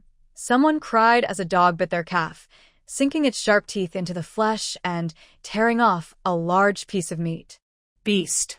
Take this. A man with a big sword swung at the dogs, but the sword stopped just above their heads, unable to cut. How? How is this possible? The man exclaimed in shock. Before he could react, the dogs pounced on him. They tore into his head with fierce bites. The man soon lost his life. The dogs kept gnawing at his body. Both dogs ate quickly, and soon only a pile of bloody bones and some internal organs remained of the man. After the dogs had eaten their fill, they looked at the others and then left. Everyone suddenly collapsed to the ground, looking at the remaining blood-stained clothes of the big man. They remembered the scene just now. Besides Emperor Ming Shang and Junmu Yen, as well as Hua Wu Huan and others, everyone looked pale. Some even vomited so much they fainted. I want to go back. I don't want to stay here anymore. A weak man panicked and turned to run away, ignoring what others said. Soon, a loud scream was heard. It was clear that he was in serious danger. Little kids in the wilderness realm, you are not allowed to retreat. If you do, your ending will be worse than that coward's. Also, my pets will be hungry again in half an hour, so hurry up. Hearing Tai Sui's words, everyone became even more nervous. Even Junmu Yen and Emperor Ming Shang looked worried. Shang, try to see if you can fly up there, Junmu Yen said. Emperor Ming Shang slowly took off into the air, but was stopped halfway by a transparent barrier. There is a barrier above, Emperor Ming Shang said. Junmu Yen frowned. Since they couldn't find the way and couldn't fly out, the secret of the maze must be in the pattern on the door just now. She took out paper and a pen and drew the pattern from her memory. When Hua Wu Huan saw the pattern, her brow furrowed. It's the secret great array, Hua Wu Huan said seriously. Do you recognize this pattern? Junmu Yen asked. Where did you get this pattern? Hua Wu Huan asked. It was carved on the door just now. Junmu Yen replied confusedly. Didn't everyone see it? There's a pattern on the door? Why didn't we see it? Someone asked doubtfully. Junmu Yen looked at the others. They all looked like they hadn't seen anything. Could it be that only she could see it because of her ghostly eye? Shang, did you see it? Jun Muyen asked. Emperor Ming Shang shook his head. He hadn't seen it either. Then why were you staring at the door just now? Jun Muyen asked, puzzled. I just felt that the door was a bit different, so I looked at it a few more times, he replied. Yun Muyen's face darkened. So only she saw it. Hua Wuhuan shook her head. I only saw it once in an ancient book. But shouldn't you ask the Emperor Lord about the array? He's a disciple of the Yaori sect's leader, and the sect leader is one of the best array masters. Jun Mayan looked at Emperor Ming Shang. You know arrays? I haven't heard you mention it before. I know many, Emperor Ming Shang said with a smile. If you want to know, I can tell you everything when I go back. That's amazing. Jun Mayan raised an eyebrow and looked at Emperor Ming Shang with a smile. Of course. I wouldn't be worthy of you otherwise, Emperor Ming Shang said, then took out a drawing. The mysterious Great Array is an ancient formation. It contains 88 killing arrays and 99 trapping arrays, changing in many ways. This one seems to have been modified, otherwise, we wouldn't have reached this place, he said seriously. Even you aren't completely sure? Jun Mayan frowned. Even if the master comes, he wouldn't be completely sure we could get out, Emperor Ming Shang replied. This mysterious Great Array is so powerful that even the master can't escape from it, Jun Mayan exclaimed in amazement. The array was created by the celestial emperor of the heavenly pivot. For thousands of years, no one has been able to break it. How can we compete? Hua Wuhuan said with a smile. Luckily, this isn't the real mysterious Great Array. Otherwise, we would have been stuck here today, Jun Mayan said with a relaxed tone, showing no sign of worry. Haha, are you afraid of death? Hua Wuhuan asked. Yes, of course. But I won't back down, Jun Mayan said casually. Hua Wuhuan looked into Jun Mayan's determined eyes. Suddenly, her heart skipped a beat, and she felt a strange sensation rising inside her. Ming Shang, do you know how to get through this? Yun Muyen asked. The array has been greatly changed, and I don't know some of the details, Ming Shang replied. There's a mix of the 5 elements and 8 trigrams principles here. Listen to me. The 8 trigrams are Qian, Kuan, Zhan, Sun, Ken, Li, Zhen, Dui. The 5 elements are metal, wood, water, fire, and earth. Qian and Dui are metal, Kuan and Zhen are earth, Zhan and Sun are wood, Ken is water, and Li is fire. The changes in the array's directions are based on the evolution of the 8 trigrams. The array was modified according to the 5 elements and 8 trigrams, so the original door moved based on these changes. It should be the hour of Wu, and the original door should be in the southeast corner. Among the 5 elements, fire is yang, and Ken is fire. The east side is the yang direction, so it should be directly east. Jun Mayan pointed east and said, Everyone, listen to my command and stay still, Emperor Ming Shang said coldly. Everyone froze in place, afraid of making a wrong move. Take 5 steps east, Ming Shang ordered, and everyone moved 5 steps east. The wall in front disappeared, and everyone felt happy. They had chosen the right path. Now, step back 4 steps southwest. Everyone followed Ming Shang's instructions carefully. Suddenly, a dog barked, and everyone's faces turned pale. Those 2 dogs are out again, someone shouted, and everyone became very nervous. Soon, the vicious dogs tracked their scent and found them. The scene of the big man's death was still clear in everyone's mind, and they were too scared to breathe loudly. Shang, have you noticed that they can't see us if we don't move? Jun Muyen said. Yes. Everyone stay still, Ming Shang shouted loudly. The 2 vicious dogs approached step by step, finally stopping beside Ouyang Pingting. Maybe because the smell of mud and dirt on her was too strong, the dogs kept sniffing around her. Ming Shang, do you think this Tai Sui star might be doing it on purpose? They say dogs can't change their habits. The first punishment was getting splashed with mud, and now they release 2 dogs.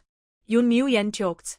Just as he finished speaking, a familiar voice sounded in Jun Muyen's ear. Little girl, you guessed right. I did it on purpose. I don't like that woman. She even bullies you. I just took the chance to help you get revenge. You don't need to thank me too much. Jun Muyen was surprised and looked around.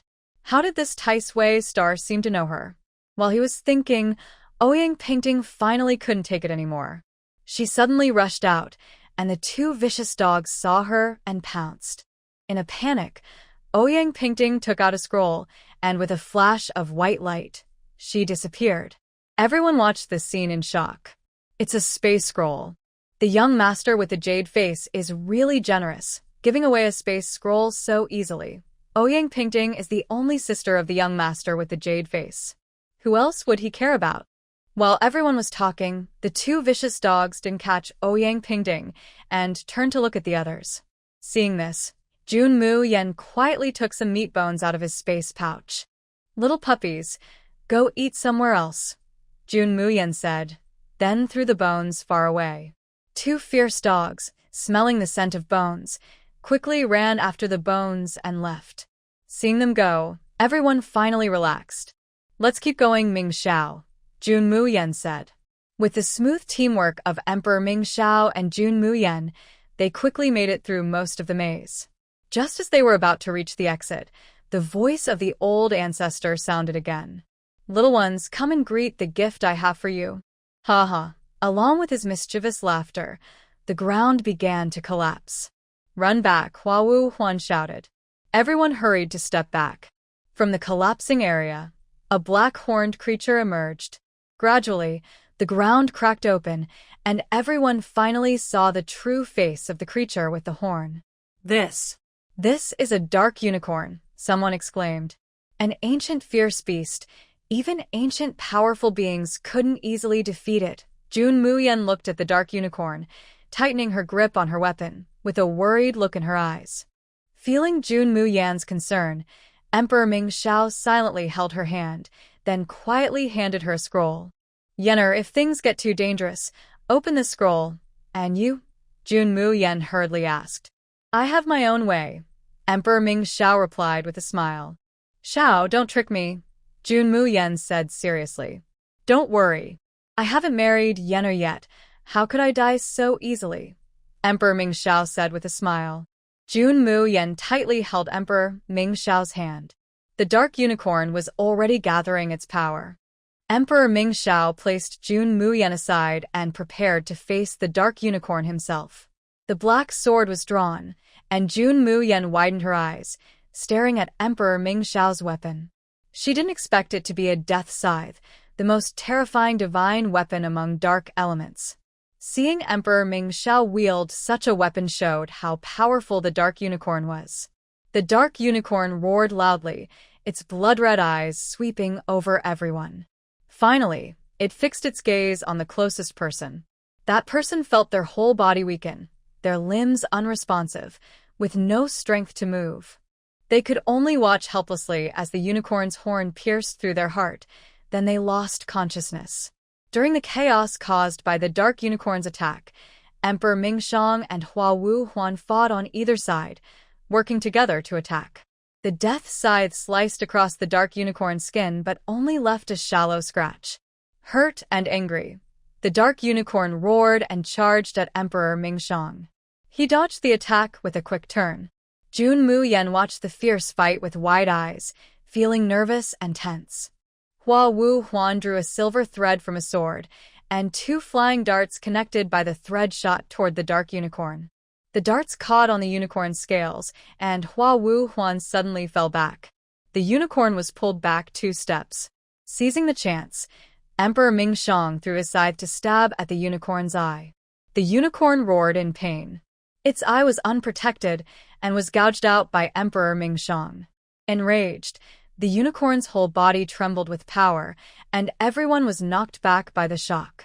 The unicorn swung its paw at Emperor Mingxiang. Its sharp claws tore through his defenses, leaving a scratch on his chest. The unicorn's special dark energy seeped into Emperor Mingxiang's body through the wound. His face turned pale, and a little blood dripped from the corner of his mouth. "Mingxiang!" Jun Mu Yen shouted in alarm, struggling to crawl toward him. "Yenner, don't come any closer," Emperor Mingxiang urgently called out. Jun Mu Yen, weak and exhausted, watched as the unicorn charged at Emperor Mingxiang. Just when everyone thought the unicorn would kill him, Hua Wu Huan suddenly moved quickly, grabbing Emperor Mingxiang and pulling him away from the attack. At this moment, the unicorn's hatred had reached its peak. It looked at Jun Mu Yen nearby, and a huge pressure suddenly pressed down on her. Already weak, Jun Mu Yen coughed up blood from the force. Emperor Mingxiang rushed toward her with all his strength, blocking the pressure. The unicorn's anger was mostly because of Emperor Mingxiang. He seemed to realize this. Looking at Jun Mu Yen, who was barely holding on, Emperor Mingxiang made a tough decision. He threw her to Hua Wuhuan and faced the unicorn alone. "Take her and go," Emperor Mingxiang said, then fought the unicorn by himself. "Haven't I always been loyal?" Hua Wuhuan angrily said. "Take her away and take care of her. If not, I will destroy your Jade Flower Palace," Emperor Mingxiang replied coldly. Seeing this, Hua Wuhuan hesitated for a long time, but finally decided to leave with Jun Mu Yen. Di Mingxiang saw that Jun Mu Yen was safe. A smile appeared at the corner of his mouth, then his eyes darkened. Suddenly, a powerful force burst out from within him.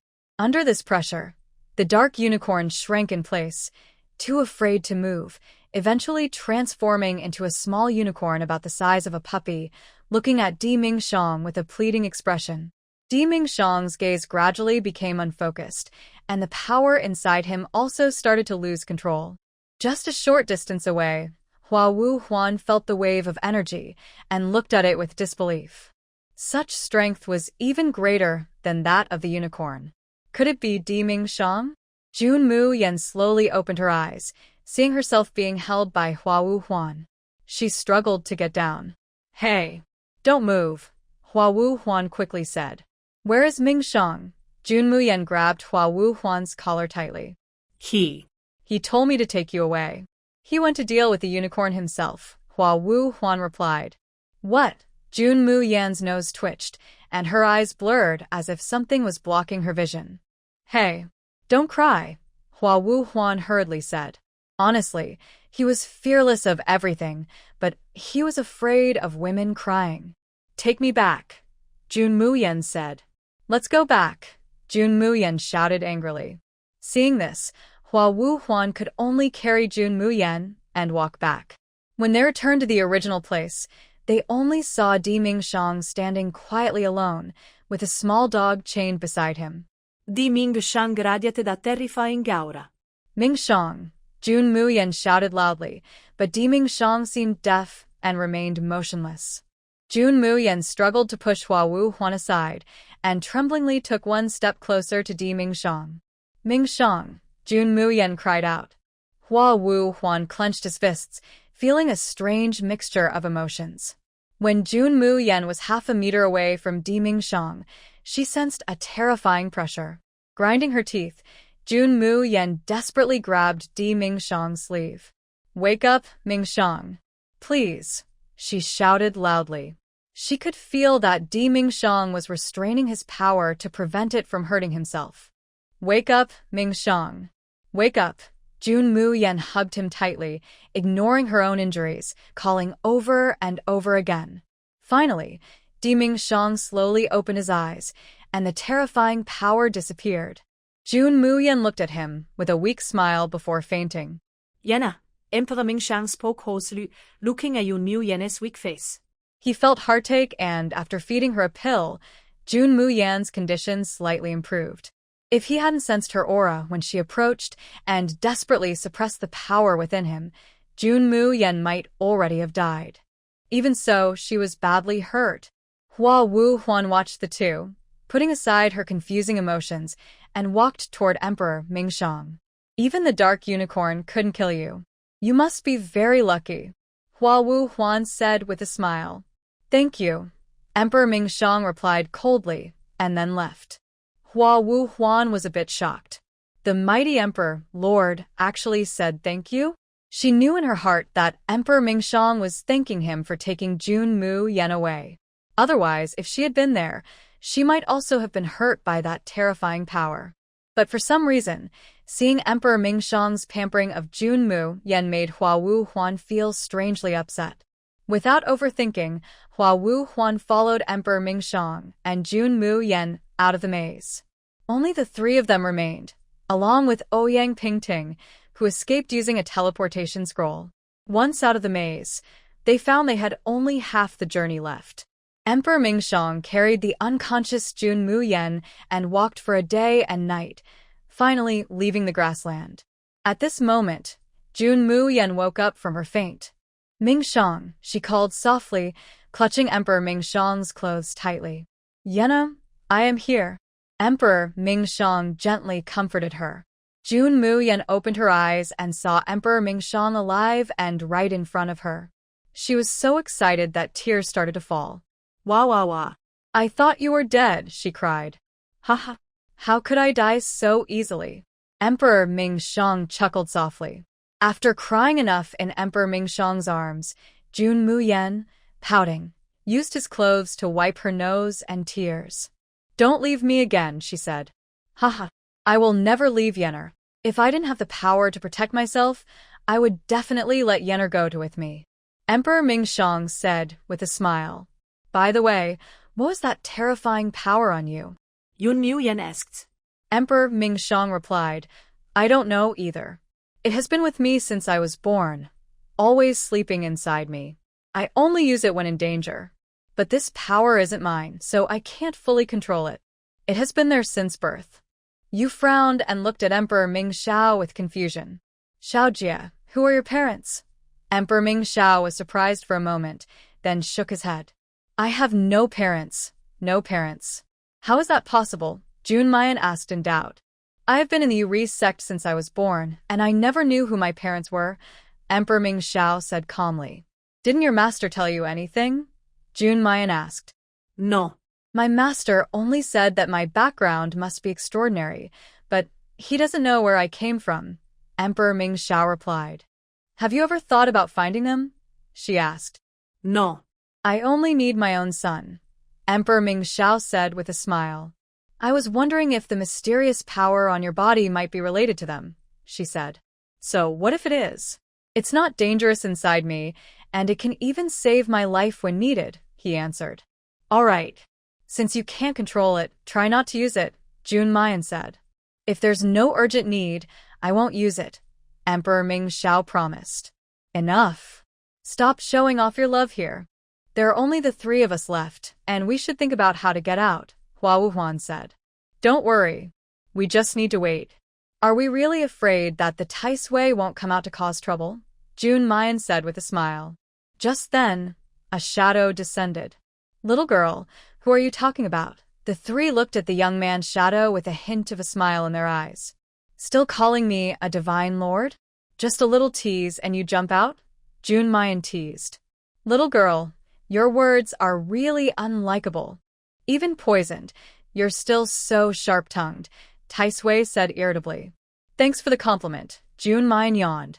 You, just tell me what the next task is, she interrupted Tai Sui directly. All right. I won't bother with you, little girl. I was planning to let you two stay, but now there's an extra one. Tai Sui glanced at Hua Wuhuan. Hua Wuhuan's eyes flashed with a sharp light. The relationship between Tai Sui, Emperor Mingxiao, and Jun Mayan must be complicated. Forget it. This is fate. Kid, I advise you, love can be a poison. Don't be greedy for it, he said. Tai Sui spoke earnestly and sincerely. Yun Muyen looked at Hua Wuhuan. Hearing Tai Sui's words, it was clear that Hua Wuhuan was a romantic at heart. Hua Wuhuan didn't speak, but cast a quick glance at Jun Mayan. All right. I won't waste more words. The final test for you three is different for each of you. Emperor Mingxiang heard this and tightened his grip on Jun Mayan's hand. Seeing Emperor Mingxiang's serious expression, Tai Sui couldn't help but laugh loudly. Don't worry, kid. I won't hurt her. She just needs to go through some things she must experience. And you, too, should know some things. After speaking, Tai Sui waved his hand, and Emperor Mingxiang and Jun Mayan disappeared from the spot. Tai Sui then looked at Hua Wuhuan. Kid, do you want to know your future? My future? Hua Wuhuan frowned in confusion. Exactly. If you want to know, I can tell you a fortune, Tai Sui said with a smile. Hua Wuhuan was silent for a moment, then nodded. Tai Sui opened his palm, and a compass appeared. He muttered some words, and as the strange symbols were spoken, the compass spun quickly. Hua Wuhuan watched the compass, and a scene flashed before his eyes, an arrow piercing into his chest. He was startled and quickly snapped back to reality. What is this? Hua Wuhuan asked hurriedly. This is your future, Tai Sui said with a smile. Does that mean I will be killed in the future? Hua Wuhuan asked with a laugh. Kid, you only see the result, but not the cause. The compass shows only your final ending. Anyway, I'll die someday no matter how, Hua Wuhuan said indifferently with a smile. What if I told you that you will die for love? For love? Ha ha ha. That's even less likely. I, Hua Wuhuan, have spent my life among women, but I've never understood what love really is. Kid, one day you will understand. But if you want to change your fate, follow that girl. Junmayan? Hua Wuhuan said in a deep voice. Exactly. She's both a blessing and a curse in your destiny, Tai Sui said with a smile. Hua Wuhuan didn't say much after hearing this, but his clenched fists and slightly lowered eyes showed his current unease. All right. That's all I can tell you. The rest depends on you. After speaking, Tai Sui waved his hand, and Hua Wuhuan disappeared. At this moment, Junmayan and Emperor Mingxiang are going through their test. In the dark space, Junmayan walks alone. Suddenly, the Tai Sui appears before her. Little girl, are you ready? Tai Sui asks with a smile. Junmayan nods seriously and looks at Tai Sui. Tai Sui laughs loudly. There's no need to be so nervous. You are poisoned, and I would never joke about your life. Don't be afraid. I just want you to know what you need to know. Tai Sui waves his hand, sending a white light into Junmayan's forehead. Junmayan closes her eyes, and scenes that do not belong to her flash through her mind. In her memory, a stunning woman who looks very much like her sits on a swing. The woman's belly is swollen, and she has been pregnant for 9 months. Baby, in a month, your mother will see you, the woman says with a happy smile. Madam, a handsome man with a gentle breeze walks over, gently puts his arm around her shoulder, and crouches down to listen to her belly. Madam, I hear our daughter calling me daddy, the man says with a smile. Hee hee. In a month, our daughter will be born. Have you thought of a name, husband? The woman asks. Mu Yen, do you think that's good? The man asks with a smile. Mu Yen, like the dawn light. Our daughter will surely be beautiful and smart. The woman gently strokes her belly. Tianshu, something's wrong. A man rushes in hurriedly. Tianxian, what's wrong? Tianshu asks. The Blood Clan has rebelled, and the Blood Demon plans to conquer the 3 worlds. Tianxian says anxiously. What? Both men are shocked. Madam, I'll go check. I'll be back soon, the man says, and hurriedly leaves. Be careful, the woman says quickly. Junmayan opens her eyes, looking at Tai Sui with confusion in her eyes. The 2 people you just saw are the god Emperor Tianshu and the goddess Yaoguang, Tai Sui explains. Junmayan frowns tightly, then closes her eyes again, continuing to watch the memories in her mind. Yaoguang did not notice the look in Tianshuan's eyes before she left. There was a hint of passion and possessiveness in it. The scene shifts to the battlefield between the Blood Clan and the Divine Clan. Tianshu has defeated hundreds of thousands of Blood Clan soldiers. Just as victory seems certain, Tianxian suddenly appears and joins forces with the Blood Demon to set a deadly trap. Tianshu gets caught in the trap and Tianxian thinks Tianshu is dead. She then returns to the 9 heavens to tell Yao Guang the news. Tianxian, what happened? Why are you the only one back? Yao Guang asks quickly. Junior sister, big brother. Tianxian says sadly. What happened to him? Yao Guang asks urgently. Big brother was betrayed by the Blood Demon. He has lost his soul and spirit. What? No, that can't be. Yao Guang steps back weakly. I don't believe it. I can't believe it. Yao Guang tries to run out, but suddenly feels a sharp pain in her stomach. Tianxian quickly supports Yao Guang. Junior sister, what's wrong? I am going to have the baby, Yao Guang says painfully. Tianxian takes Yao Guang to a room. After a life-threatening experience, Yao Guang finally gives birth to a baby girl. Yao Guang looks at her daughter in the blanket, thinking about Tian Shu's death. She feels very sad, glances at the child, then struggles to get up. Tian Xian, take good care of my child, she says, then rushes toward the Blood Clan. When Tian Xian arrives, most of the Blood Clan members are already dead, and Yao Guang is badly injured and barely alive. Blood Demon, you promised me you wouldn't hurt her. Tian Xian shouts angrily. Ha ha ha. Tian Shu is dead. What right do you have to talk to me? The Blood Demon laughs wildly. At this moment, Yao Guang realizes that Tian Shu's death was all planned by Tian Xian and the Blood Demon. Tian Xian, why? Yao Guang demands loudly. Junior sister, Tian Xian tries to explain, but then she sees Tian Shu, who is supposed to be dead in the trap, appear before her. Big brother. Tian Xian looks at Tian Shu in surprise. You have no right to call me big brother, Tian Shu says coldly. Tian Shu, please save our child. She is with Tian Xian. Yao Guang shouts. But it's too late. The Blood Demon has already snatched the baby from Tian Xian's hands. TSK. The child of the Divine Emperor and the Divine Maiden is truly extraordinary. I wonder if I eat her, will my strength improve? The Blood Demon laughs. Blood Demon, let go of my child. Yao Guang struggles and shouts. He quickly helped Yao Guang to stand up. Ha ha ha. Heavens, Yao Guang, you and Tian Shu have never fought me. The Blood Demon laughed loudly. No. My child. Yao Guang struggled to break free from Tian Shu and rushed toward the Blood Demon. But even injured, Yao Guang was no match for him. The Blood Demon struck with a single palm, causing Yao Guang's spirit to scatter. Yaoer. Tian Shu watched helplessly as Yao Guang fell. Yao Guang was gone. Enraged, Tian Shu used his spiritual power to seal the entire Blood Clan, including the Blood Demon, who could not escape. However, the baby girl captured by the Blood Demon was barely alive due to the sealing power.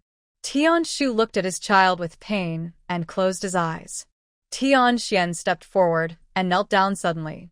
Big brother, I am sorry for you, Tian Xian said with guilt. Tian Shu looked at Tian Xian coldly.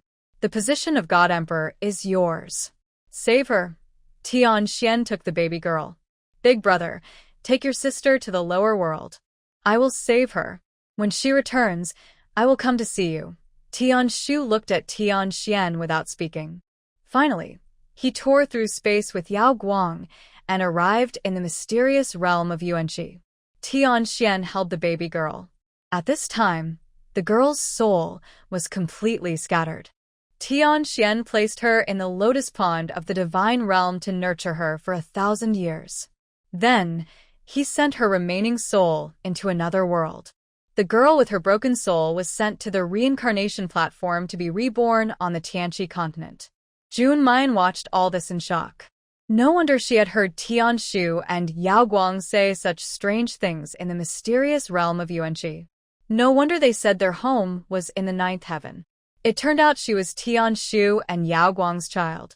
Jun Mian opened her eyes and looked at the Tai Sui. Little girl, now you understand, Tai Sui said with a smile. Then who are you? How do you know I would come to the Huangling realm? Jun Mian asked. I am Tai Sui, the Lord of the Stars. I can read fortunes and predict events. I was once the chief protector under Tian Shu, the God Emperor. After the fall of the God Emperor and the goddess, I came here to wait for you, he replied. What about them now? Jun Mian asked nervously. Don't you already know? In the mysterious realm of Yuanqi, they transferred their power to you and that boy, and then they completely vanished, Tai Sui said calmly. Mu Yen felt uneasy upon hearing this, even though she had never interacted with them before. After all, they were her former parents. Girl, you don't need to be sad. As long as you're safe, that's their last wish. Is Tian Xian now in charge of the 9 heavens? Mu Yen asked. When Tian Xian was mentioned, Tai Sui's face suddenly changed. Currently, Tian Xian is the only divine emperor in the 9 heavens. The gods of the 9 heavens do not interfere with the mortal world, so you don't need to worry. But if you step onto the 9 heavens, Tian Xian will definitely notice. Since he listened to Tian Shu's last words and worked hard to let me reincarnate, he probably won't kill me again, Mu Yan said. If he were the original Tian Xian, he wouldn't. Although Tian Xian betrayed the Divine Emperor, he was only deceived by the Blood Demon.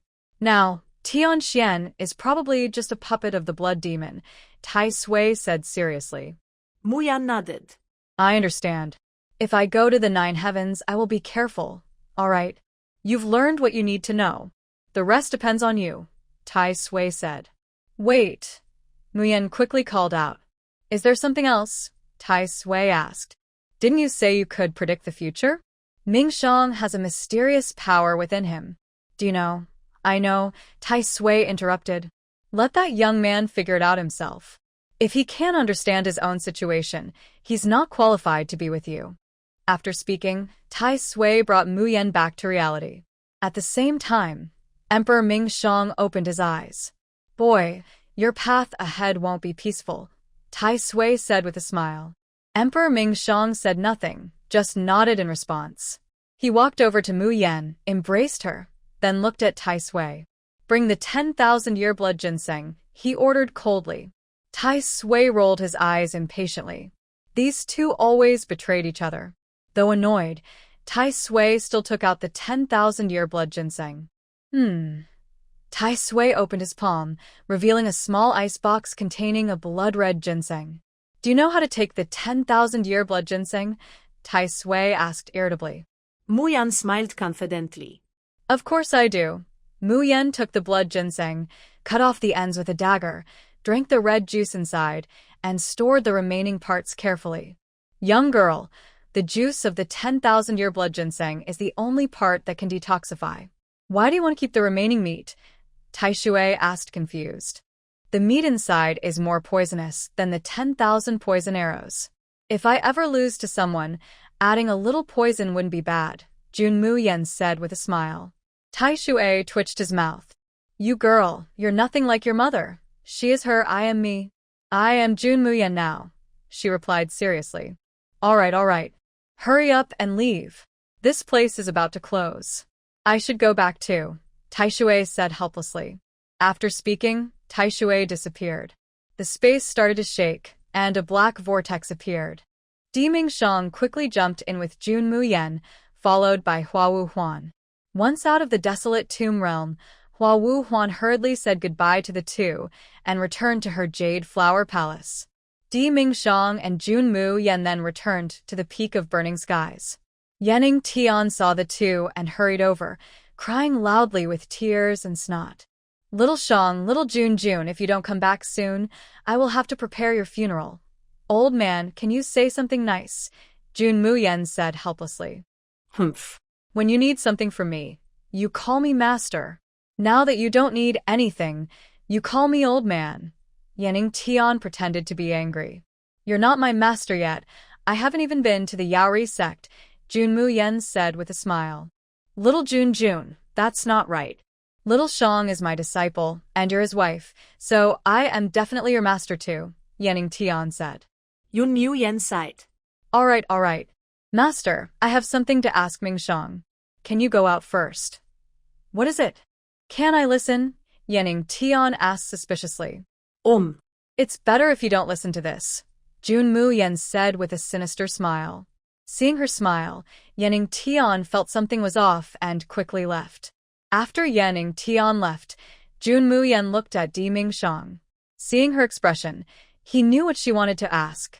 Yenner, are you asking about the power inside me? Di Ming Shang asked knowingly. Tell me quickly if you know, Jun Mu Yan said. Have you heard of the underworld god? He asked. Underworld god? The one who rules the underworld, she asked. Exactly, but now, the ruler of the underworld is not the underworld god, but his guardian. The underworld god fell long ago, over 10,000 years ago. Legend says that after the underworld god fell, he left behind his bloodline power and instructed his people to guard it. Over the ages, these people merged into the 3 realms and called themselves the Underworld Clan. They have hidden away for generations, and no one knows where they are. Are you saying you are part of the Underworld Clan? Jun Mu Yan guessed. An illusion. I saw that every descendant of the underworld clan must be tested for the bloodline of the underworld god. When I was born, my bloodline had already reached half of its potential. I don't remember what happened after that, but the last thing I saw was someone throwing me, still a baby, into a chaotic space stream, Di Mingshang said. So, you mean that for some reason someone in the underworld clan threw you into the chaotic space stream to kill you, but by accident, you fell onto the Nine-Nether Continent and was found by an old man? That's probably right. As for the power inside me, it should be the bloodline of the underworld god. I see. No wonder that Taisui god is so mysterious. Junmu Yen suddenly understood. Where, no matter what, I will protect you. Di Mingshang looked seriously at Junmu Yen. I know, Junmu Yen smiled. Shang, I should go back now. Uncle Mo is waiting for me to treat his dantian, Junmu Yen said. Sigh, I knew you would always leave me behind. Di Mingshang pretended to be sad. Shang, it's not that I want to leave you, but with my current strength, I can't stand by your side, she replied. I will wait for that day, he promised. At their farewell, Di Mingshang gently kissed Junmu Yen on the forehead and then sent her through the space portal. In a moment, Junmu Yen appeared at the top of the Tianji snow peak. As soon as she opened her eyes, she saw a small, dark creature napping in the snow. Junmu Yen watched the little thing excitedly. She thought she would have to search all over the mountain, but she found it right away. She tiptoed closer to the black silkworm. Just as she was about to catch it, the silkworm woke up. When it saw Junmu Yen, it immediately disappeared. She remembered that the silkworm had little attack power. Its only way to protect itself was to turn invisible and blend in with the snow, making it impossible for humans and predators to find it. This method naturally works for ordinary people, but for Junmu, it's hard to say. The Eye of Darkness can see through everything. Junmu slowly looked around and finally saw a small white silkworm in the snow. Junmu secretly smiled, but kept a calm face. He slowly approached the ink silkworm. When the silkworm saw him coming, it was so scared that it didn't move at all, not knowing that Junmu already knew where it was. When the time was right, Junmu quickly caught the silkworm. It was so frightened that it revealed its true form. Little thing, where are you trying to run? Junmu said with a smile. The silkworm lay still in his hand, as if it was dead. Junmu couldn't help but laugh a little. You little thing, you're pretending to be dead. But it's okay. Even if you're dead, I just need to cut open your belly to get some silk, he said on purpose. But as soon as the silkworm heard this, it suddenly cried out loud. Wah! Bad person. Bad person. It squeaked. Its childish voice surprised Junmu. You can talk? Humph. I am the ink silkworm king. Of course I can talk, the silkworm proudly replied. Junmu looked carefully at the silkworm. He could see a faint golden snowflake pattern on its head. Oh! I didn't expect you, little one, to be a big king, Junmu teased. Since you know, then quickly let me go, the silkworm demanded angrily. No way. I need your silkworm's silk to save someone. Give me 2 strands, and I'll let you go. Impossible. I only produce 1 strand of silk every 100 years. I've only produced 3 strands so far. If I give you 2, I'll only have 1 left. The silkworm refused. Stop wasting time. You have 2 choices. First, give me the silk yourself. Second, I'll cut open your belly and find it myself, Junmu said fiercely. You, bad person. Wah! The silkworm cried again, tears almost filling his palm. Shut up. Junmu was annoyed by the crying and snapped angrily. The silkworm was so scared that it stopped crying, but tears still fell down. Junmu sighed helplessly. All I want is 2 strands of silk. Why are you so stingy? He said with a helpless smile. Our black silkworm family is very rare, and we have weak reproduction ability. Plus, many humans hunt us down. Now only I remain on the Sky Peak Snow Mountain. In a few 100 years, I will spin my cocoon. Without silkworm's silk, I will surely die. The silkworm choked with emotion. I see. Is there any way to make you produce more silk? Junmu Yen asked. We rely on a special silkworm herb that absorbs spiritual energy to produce silk. But the herb is covered by snow and ice. I haven't found it for a long time. If my father were still here, he could help me gather energy to spin silk. But now, The silkworm's eyes filled with tears. If I help you find the silkworm herb, can you produce more silk? Jun Mu-yen said. Yes. As long as I have enough silkworm herb, I can give you 10 strands, not just 2. The silkworm replied. great. Let's go find the silkworm herb now. Yun Mu-yen smiled. Do you know what the silkworm herb looks like? The silkworm asked with disdain. I don't know. But since you're in my hands, you should recognize your food.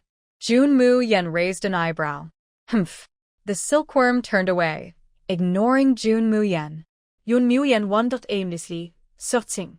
The silkworm herb grows on trees, but the snow on Sky Peak Snow Mountain is too thick. I can't even see the treetops. As Jun Mu-yen was walking, suddenly her foot slipped, and she fell rapidly. She quickly stabilized herself and slowly descended. Looking at her hand, she saw the silkworm tightly clutching her thumb, with a terrified look on its face. Haha. Aren't you the king silkworm? You're afraid too. Yun Mu-yen hissed. Humph. Who? Who's afraid? The silkworm loosened its grip. If it turned white, you could probably see a red patch on its face. If you're not afraid, why are you holding my finger? Jun Mu-yen asked with a smile. I was just worried you'd fall. The silkworm said seriously. Seeing this, Jun Mu-yen felt unexpectedly happy. This silkworm is just a proud little kid. Then I thank you for protecting me, Jun Mu-yen said. The silkworm snorted and turned away. You're welcome. Jun Mu-yen looked around. It was an ice cave, surrounded by snow. The ground was frozen into ice. She looked at the ice surface and seemed to see something dark through it. Seeing this, Jun Mu-yen pressed his palm on the ice surface. His spiritual power burst out from a single point, spreading like a web. With a loud, the ice broke open, revealing what was inside. It was a black box, very beautiful and delicate. Jun Mu-yen took out the box and asked, What is this? Mo-kun jumped onto the box, looking left and right. It's just a broken box. Maybe it was left behind by some explorers or soldiers who died. Jun Mu-yen examined the box carefully. No, this doesn't look like a soldier's box. The patterns on the box seemed to give Jun Mu-yen a feeling of pressure, like a seal. Forget about this box. You should hurry and find some Mo-kun grass for me, Mo-kun said anxiously. Jun Mu-yen stored the box in his space. Then he and Mo-kun climbed out of the cave. The sky-high snow peak was all white, with no sign of green anywhere. Jun Mu-yen kept using his ghost eye to scan, but there was no sign of life, not even plants. After running for a while, Jun Mu-yen took out the Holy Spirit spring from his space, warmed it, and took a sip. The usually droopy Mo-kun immediately perked up when it smelled the Holy Spirit spring and quickly jumped onto the rim of Jun Mu-yen's cup. Jun Mu-yen pinched Mo-kun. What are you doing? I want to drink it, Mo-kun said, looking at the Holy Spirit spring with drooling. Mo-kun, do you drink water too? Of course not. This water has spiritual energy. It's even better than Mo-kun grass, Mo-kun hurriedly explained. Are you saying this water can replace Mo-kun grass? Jun Mu-yen asked happily. Mo-kun nodded eagerly, staring at the Holy Spirit spring. I have another option. You carry me, give me water to drink, and I will spin silk for you. How does that sound? Mo-kun clung to Jun Mu-yen's finger and said. Jun Mu-yen raised an eyebrow and looked at Mo-kun. So, you're after my spring water, do you agree? Mo-kun asked carefully. In Mo-kun's hopeful eyes, Jun Mu-yen smiled and said directly, Deal, yay! Mo-kun cheered. But your silkworm silk can only be used for your cocoon. Everything else belongs to me. No problem. I won't need the silk except when I'm making my cocoon, Mo-kun replied happily. After settling the silk issue, Jun Mu-yen quickly descended from the Sky Peak Snow Mountain. At the foot of the mountain, she saw a tent, and standing in front of it was Xian Wen-tian. Xian Wen-tian, Jun Mu-yen said with a smile. Hearing the voice, Xian Wen-tian looked over quickly. Mu-yen, he rushed over and hugged her tightly. Jun Mu-yen felt a bit uncomfortable, but didn't push him away. She knew Xian Wen-tian was worried about her. Mu-yen, are you okay? Xian Wen-tian asked with red eyes. I'm fine, Jun Mu-yen said with a smile. Fortunately, he came just in time, Xian Wen-tian said with some guilt. It's all over now. Look at me, I'm fine. And I've found the silkworm, she added. I'm glad you're okay, Xian Wen-tian said with rare happiness. By the way, what happened to Zhang Ting? Jun Mu-yen asked. I destroyed her dantian and limbs. Now she's locked up at the Zhang family, Xian Wen-tian said coldly. And Zhang Sheng? Did he say anything? Jun Mu-yen asked. He knows Zhang Ting made a big mistake.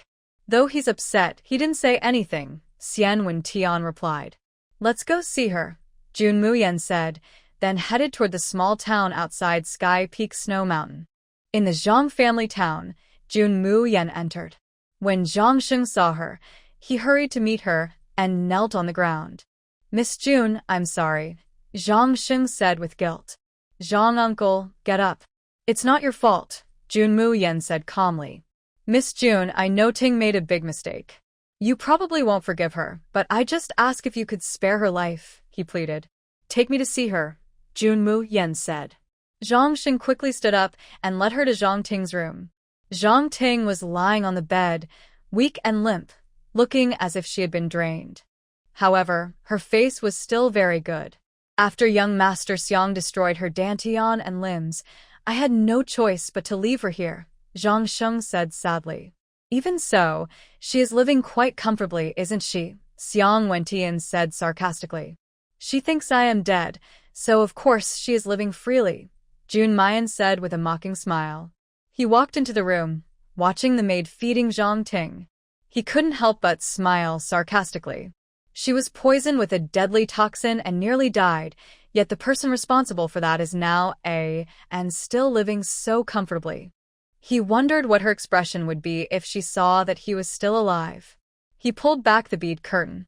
Zhang Ting, the taste of that deadly toxin was really unpleasant, Jun Mayan said with a smile. When Zhang Ting saw Jun Mayan, her face suddenly changed. You.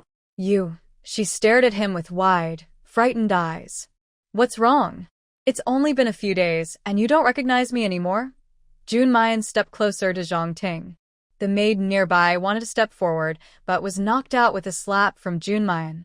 Don't come any closer, Zhang Ting shouted in fear. Outside the door, Zhang Sheng heard the noise and wanted to go in but was stopped by Xiang Wen-tian. If Mayan wants to kill her, it's useless for you to go in. His words made Zhang Sheng stop in his tracks. Xiang Wen-tian was right. Zhang Sheng clenched his fists weakly and stepped aside. Inside the room, Zhang Ting kept trying to move away from Jun Mayan. No matter how she struggled, Jun Mayan kept getting closer little by little. Now you're afraid, huh? When you shot that deadly toxin, did you ever think about this ending? But seeing you now, I guess I'm dead. And you're still doing well. Even with your limbs gone, you have maids to take care of you. Without your dantian, your father can still support you, Jun Mayan said as he grabbed Zhang Ting's shoulder and threw her to the ground. No, don't. Don't kill me. Please, Zhang Ting cried out in fear. Killing you? I'm afraid of getting my hands dirty, but don't worry, I won't let you go so easily, Jun Mayan said with a cold look in his eyes. He turned and left the room, and Zhang Ting's screams could be heard behind him. Don't come any closer. Zhang Ting rolled on the ground, screaming. When Jun Mayan came out, Zhang Sheng hurriedly went in. He saw Zhang Ting rolling on the ground, her face full of terror, as if she had seen something horrifying. Ting. Zhang Sheng looked at Jun Mu-yen. What's going on with Ting? If she has a stronger mental strength, she would be fine. If she has done many bad things, she will pay the price for her evil deeds. Looking at her now, she probably hasn't done anything good, Jun Mayan said. Miss Jun, you're making her feel like she wishes she were dead, Zhang Sheng said sadly. Wish she were dead? The real wish to be dead. You probably haven't seen it, Jun Mayan sneered, then walked out of the Zhang family with Xiang Wentian. Zhang Shen quickly picked up Tingting, but what Tingting said next completely broke his heart. Dad. Dad. Sorry, that cup of tea was from Zhao Yi. I didn't mean to give it to you. It wasn't me. Zhang Sheng was stunned. He remembered once he fainted and missed the chance to fight for a treasure. Before that, he only drank a cup of tea brought by Tingting. Because of that, the Zhang family became a second-rate family and was constantly oppressed by others. He thought it was his old injury acting up, but it turned out to be Tingting and Zhao Yi's doing. Seeing Tingting curled up in the corner, Zhang Sheng felt helpless and angry. Tingting, who had lost her mind, revealed everything she had done before. In the end, Zhang Sheng couldn't bear that his daughter was such a wicked person. Jun Mayan and Xiang Wentian didn't stay any longer and left directly for Yuntian sect.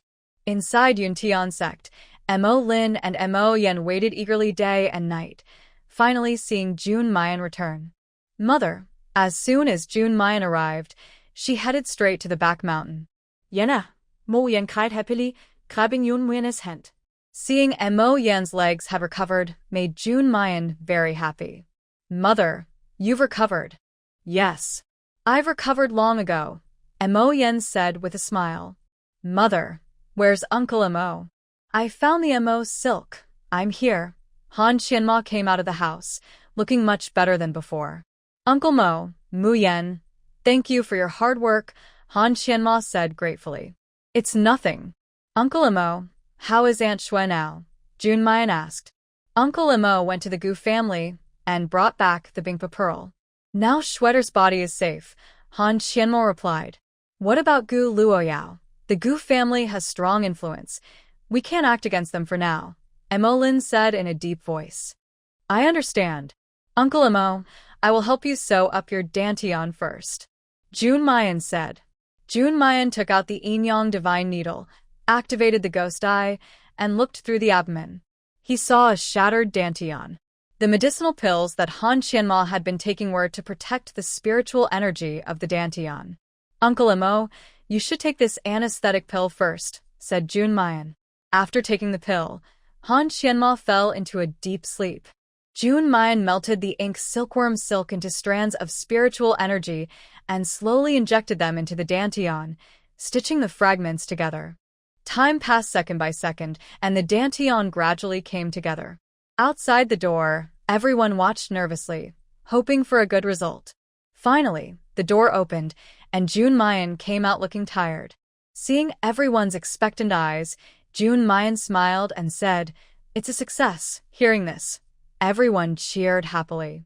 Mo Yan stepped forward to support Jun Mayan as they returned to the room. Grandpa, ask the guardian elder to bring a few healing pills for Uncle Mo's dantian, she said. Okay, go rest for a while, Mo Lin quickly replied. Back in the room, Jun Mayan took the healing pills and sat down to practice. The power she had received from Yaguang had not been fully absorbed yet, and now was the best time to do so. Jun Mayan gathered her strength and absorbed all the remaining power, turning it into her own. After 7 days, a huge wave of spiritual energy suddenly burst out from her room. Xuanling, Montag Lin exclaimed. Yenner has advanced, Mo Yan said happily. I didn't expect this girl to improve so quickly. She advanced to Xianling in such a short time, said the guardian elder with a smile as he entered. In the room, Jun Mayan felt a completely different kind of power within her body, and she was overjoyed. The power above the spirit master is truly extraordinary. Jun Mayan nodded with satisfaction. Just as Jun Mayan was about to leave, she suddenly felt a sharp pain in her eyes, and then she fainted. Mo Lin and Mo Yan saw that Jun Mayan had not come out for a long time.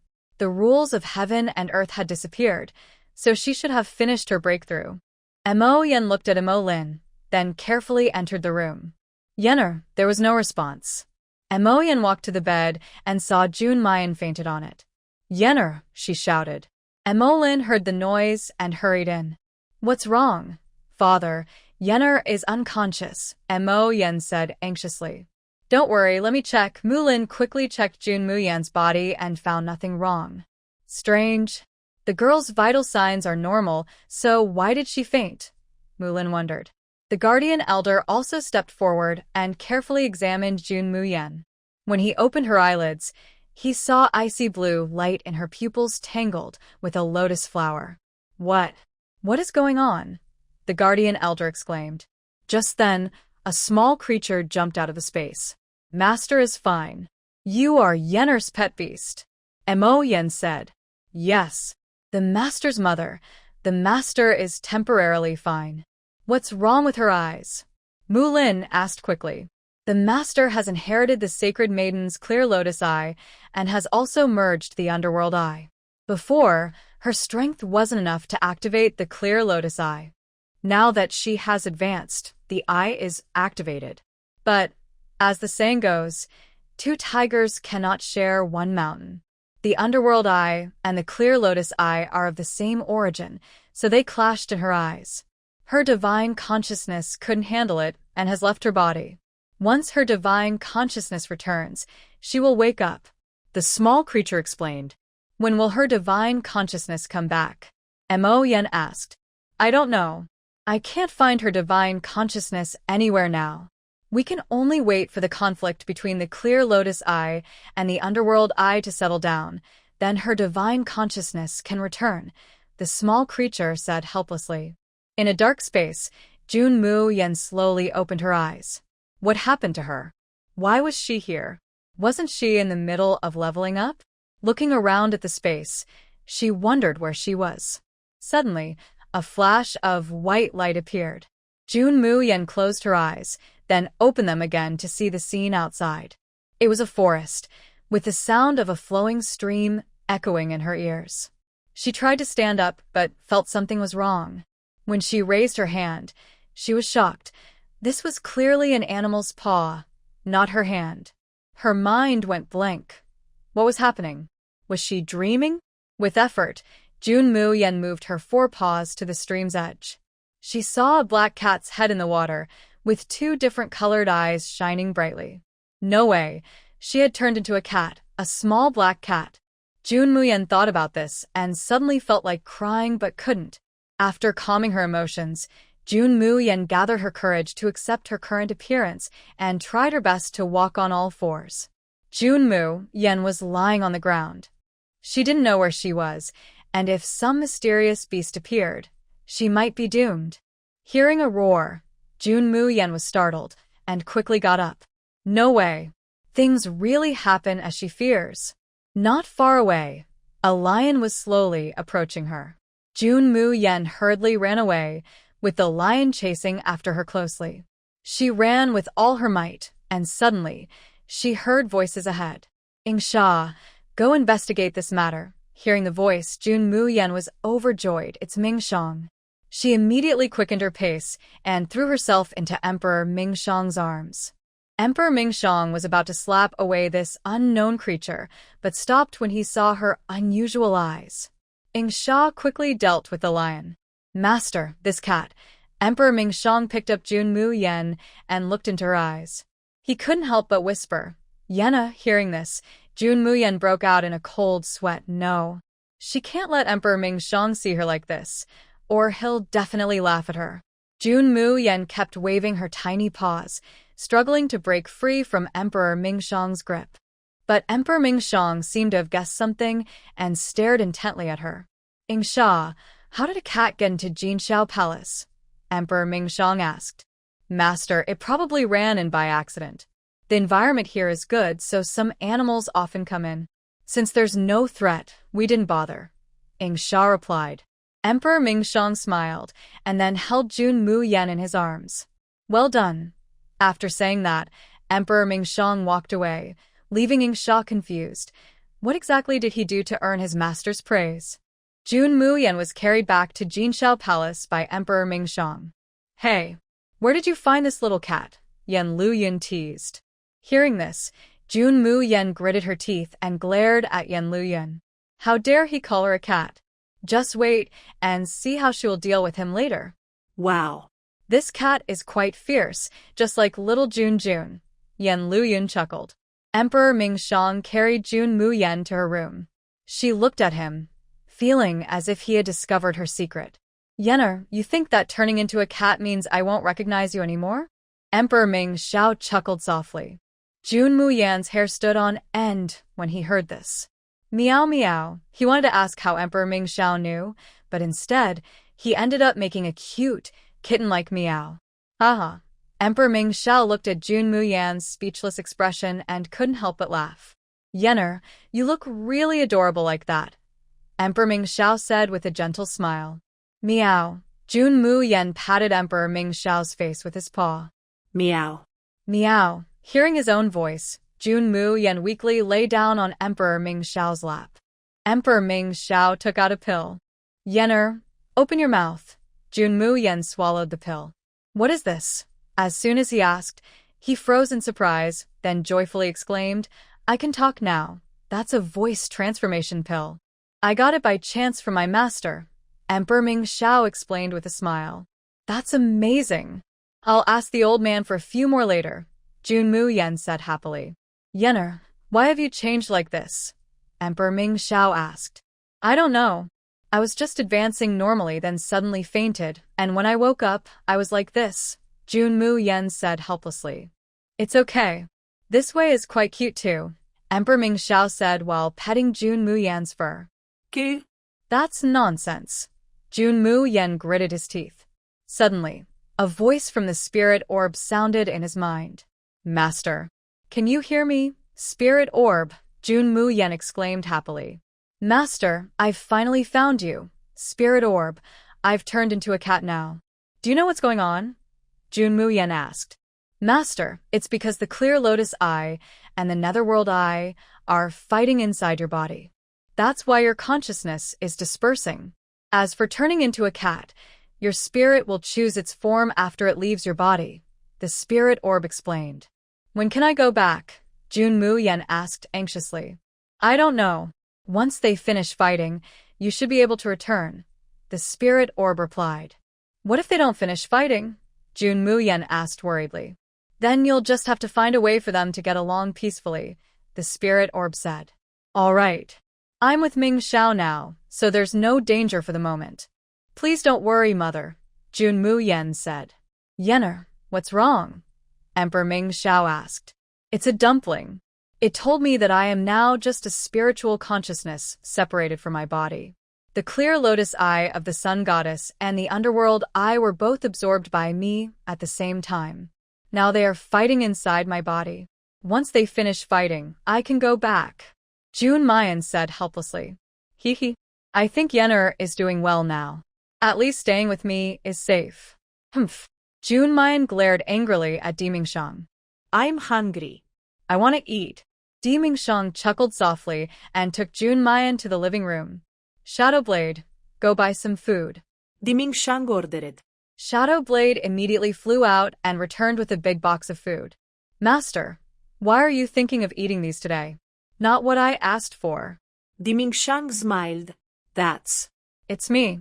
Jun Muyan climbed onto the table and opened the lunchbox with a paw. You are the lady of the house. Shadowblade was surprised. What do you think? Jun Muyan gave Shadowblade a sidelong glance. Shadowblade quickly knelt down. Greetings, lady of the house. Get up. Don't always kneel. Men have gold under their knees, don't they? Jun Muyan said. Yes, lady of the house. Shadowblade slightly lifted his head and glanced at Jun Muyan. Seeing Shadowblade trying not to laugh, Jun Muyan was so angry she snorted. If you want to laugh, go outside and laugh. I dare not. Shadowblade hurriedly replied. Humph. If you dare not laugh, hold it in. Dimingshang, I want to eat, Jun Muyan said angrily. Dimingshang helplessly brought out plate after plate of food and fed Jun Muyan bite by bite. Being a cat isn't bad. Someone takes care of me, and I don't even have to move my paws. Jun Muyan sighed. Yenner, you only have paws now. Dimingshang teased. Jun Muyan angrily slapped her paw on Dimingshang's face. Just then, Yen Luyun, who was entering, saw this scene. Ha ha ha. The mighty emperor was actually bullied by a little cat. Yen Luyun burst out laughing. Jun Muyan's face darkened even more. She was in a bad mood and needed to vent. Yen Luyan was still laughing when suddenly, a shadow darted over. Jun Mayan swiped with her paws left and right, making Yen Luyan wail loudly. After venting, Jun Mayan returned to Di Mingxiang's lap, lazily licking her paws. "Child, your paws are dirty." Emperor Mingxiang gently wiped clean the front paws of Jun Muyen with a handkerchief. Jun Muyen felt her own actions and was a bit speechless. She couldn't resist the urge to lick her paws. "Hee hee. Child, if you want to lick, go ahead. I won't laugh at you," Emperor Mingxiang said. Jun Muyen glared fiercely at Emperor Mingxiang. She was determined not to lick her paws. She didn't want to become a cat named Yen. But in the end, she gave in to her impulse and slowly licked her paws clean. Jun Muyen's eyes filled with tears. She felt so embarrassed she wanted to hide. "Why is your cat temper so bad? Even harder to please than Lady Junjun," Yen Luyan complained. Shadow Blade kept giving Yen Luyan hints, but he couldn't see them. "Shadow Blade, are your eyes full of sand? Why are you squinting all the time?" Yen Luyan asked, confused. "And no, it's not," Shadow Blade awkwardly replied. "Why are you all so strange?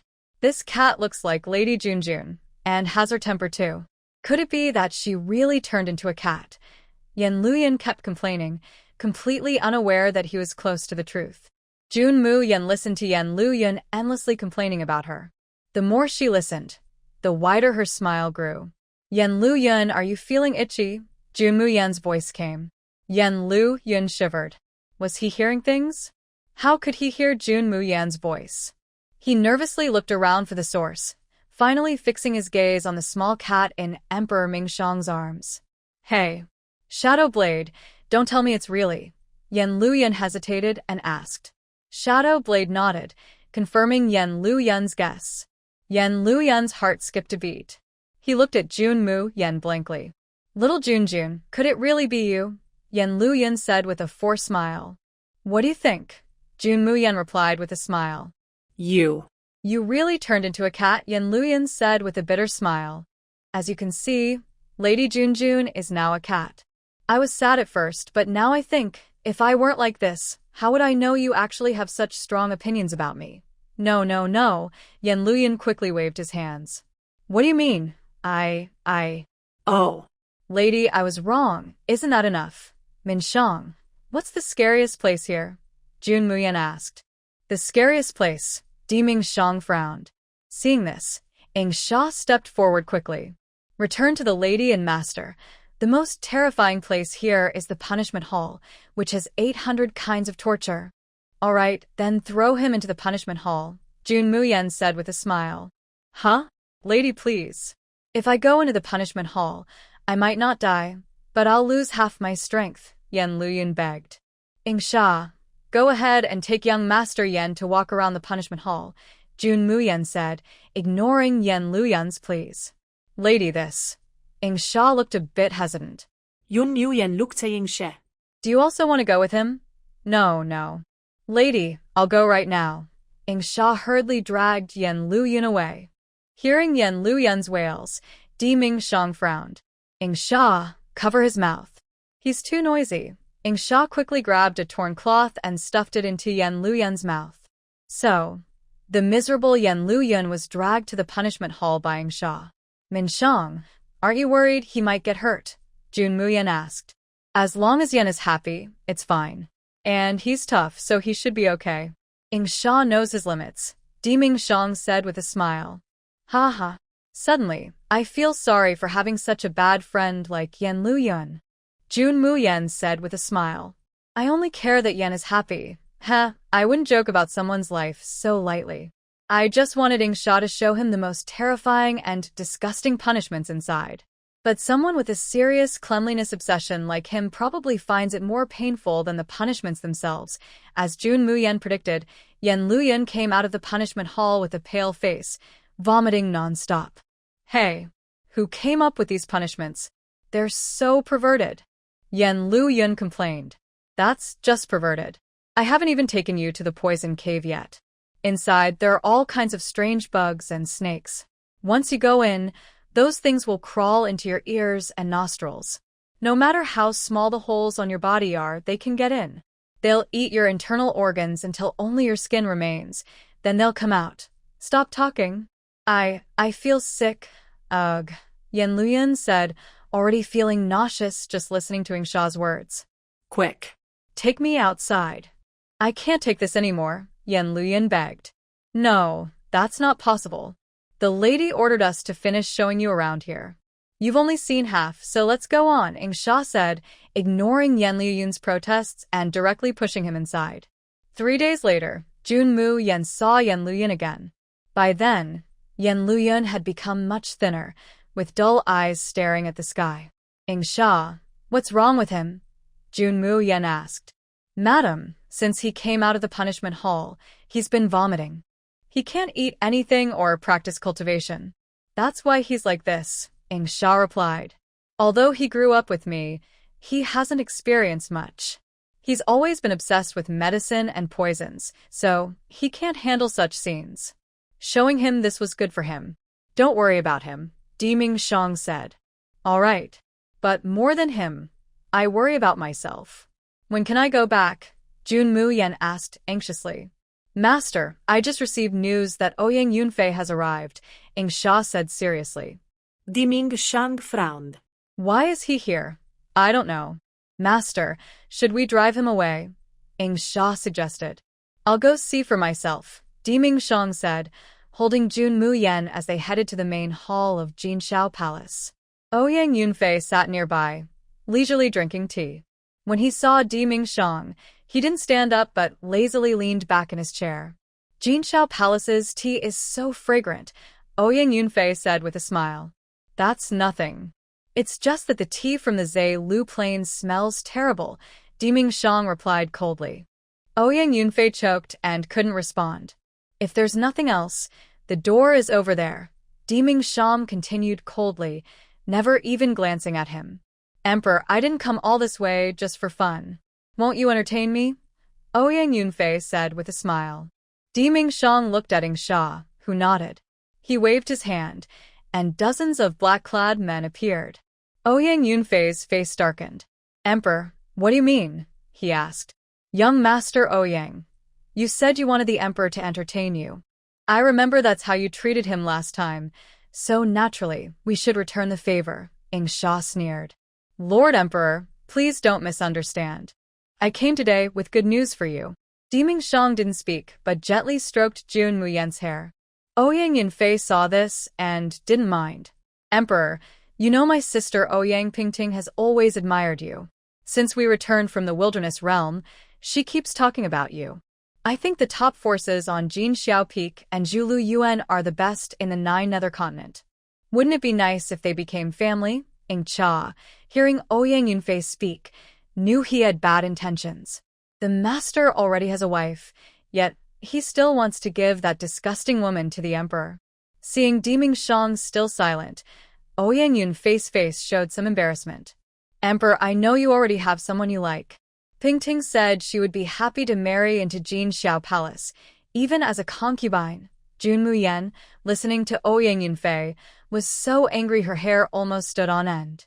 She suddenly broke free from Diming Shang's embrace and clawed at Ouyang Yunfei's face. Ouyang Yunfei, with no plan, was scratched, leaving a bloody mark. Emperor, when did you start keeping a cat? Ouyang Yunfei said coldly, suppressing his anger. Do I need your permission to keep a cat? Diming Shang replied coldly.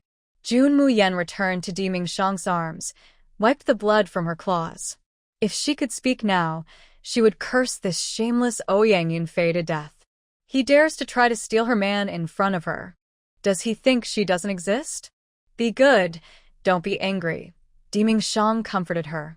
Meow, Jun Mu Yen huffed irritably. At this moment, Ouyang Yunfei finally noticed Jun Mu Yen. Diming Shang usually disliked these useless animals, so why was he so interested in this ordinary cat?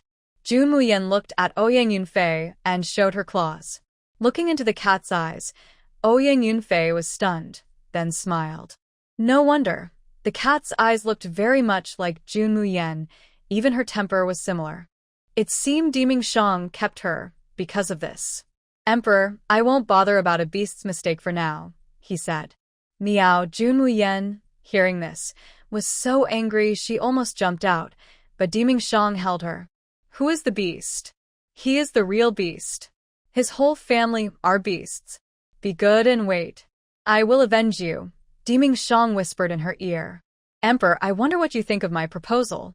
Ping Ting is still waiting for good news. It's really good that Jin Shao Peak and the Ziluyuan are getting married.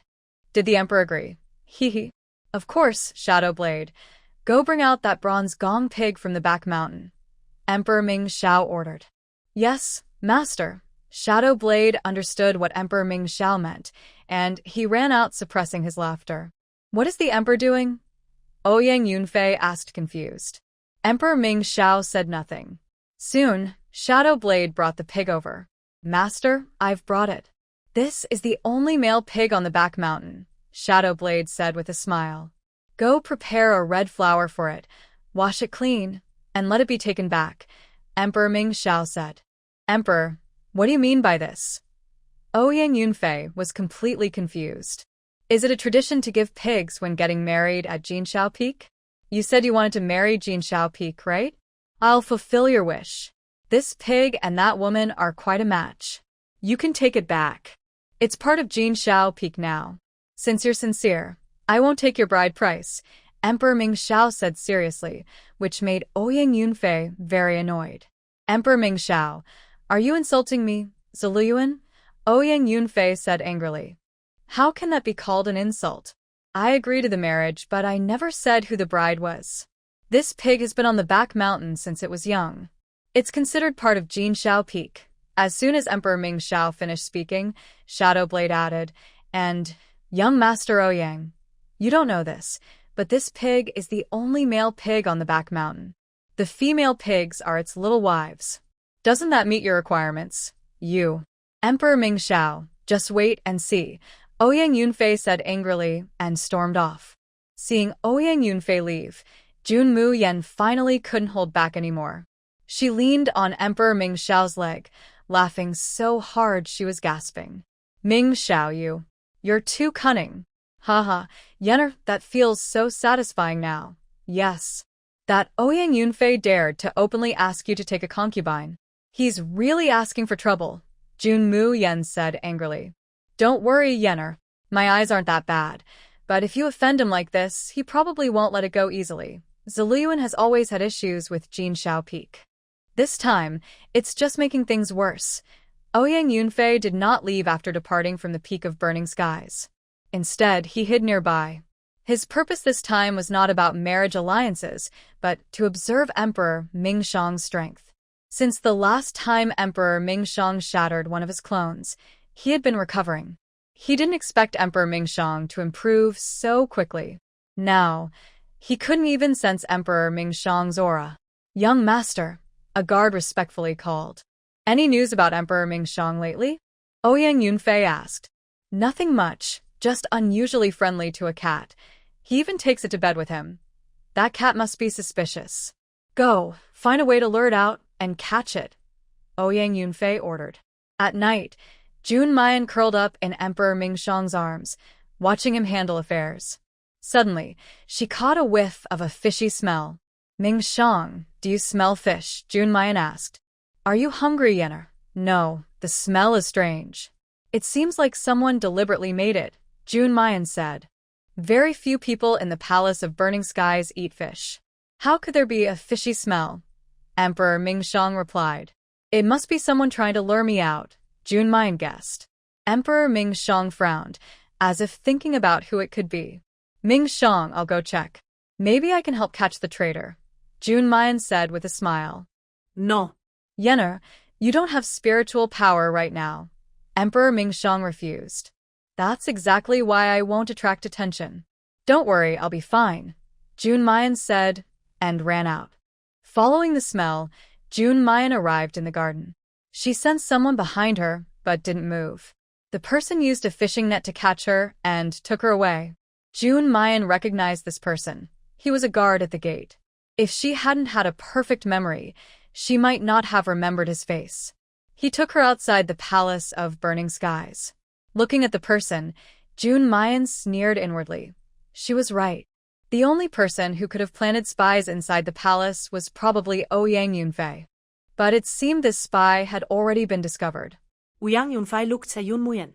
She appeared to be an ordinary cat, nothing more than a look-alike of Jun Mayan. What skill do you have that makes Emperor Mingxiang value you so much? Ouyang Yunfei wondered, puzzled. When Jun Muyen heard this, she pretended to meow. Since Ouyang Yunfei could place spies in Jinshao Palace to gather information, she also decided to take this chance to visit the Zulu Plain. Meow meow, Jun Muyen called out to Ouyang Yunfei twice. Little one, do you want me to take you away? Ouyang Yunfei asked with a smile. Meow, Jun Muyen nodded, then broke free from the net and jumped onto Ouyang Yunfei's shoulder. Ha! It seems Emperor Mingxiang isn't very kind to you either. During the day, he was fierce to me, and now you want me to take you back. Do you think I would believe that? Ouyang Yunfei said with a smile. Meow, Jun Muyen pawed at Ouyang Yunfei's face and shook her head. Ouyang Yunfei looked at Yun Muyen. Are you saying you didn't mean to hurt me? Meow, Jun Muyen nodded, though she secretly wanted to torment Ouyang Yunfei many times over. Ha! In that case, I will take you back to Zulu Plain. I doubt a cat like you can cause any big trouble, Ouyang Yunfei said, then took Jun Muyen back to Zulu Plain. Back at Jinshao Palace, Emperor Mingxiang felt relieved after hearing that Jun Muyen had sent him a message. Although she was not in physical form now, her phoenix bracelet was connected to her divine sense, so she could still send messages to Emperor Mingxiang through her spiritual awareness.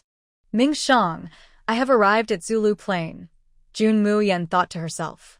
Yenner, if there is any danger, call for me immediately, Emperor Mingxiang replied seriously. When Ouyang Yunfei returned to Zulu Plain, Ouyang Pingting hurriedly ran forward. Brother, how did it go? Humph.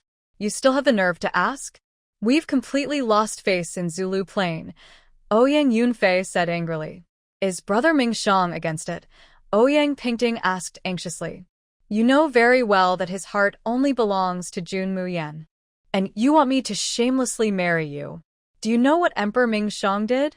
He even arranged for a pig to marry you and said he would never marry you, not even as a concubine, Ouyang Yunfei said furiously. What? Brother Mingxiang is truly so heartless? He wants to humiliate me like this, Ouyang Pingting said sadly.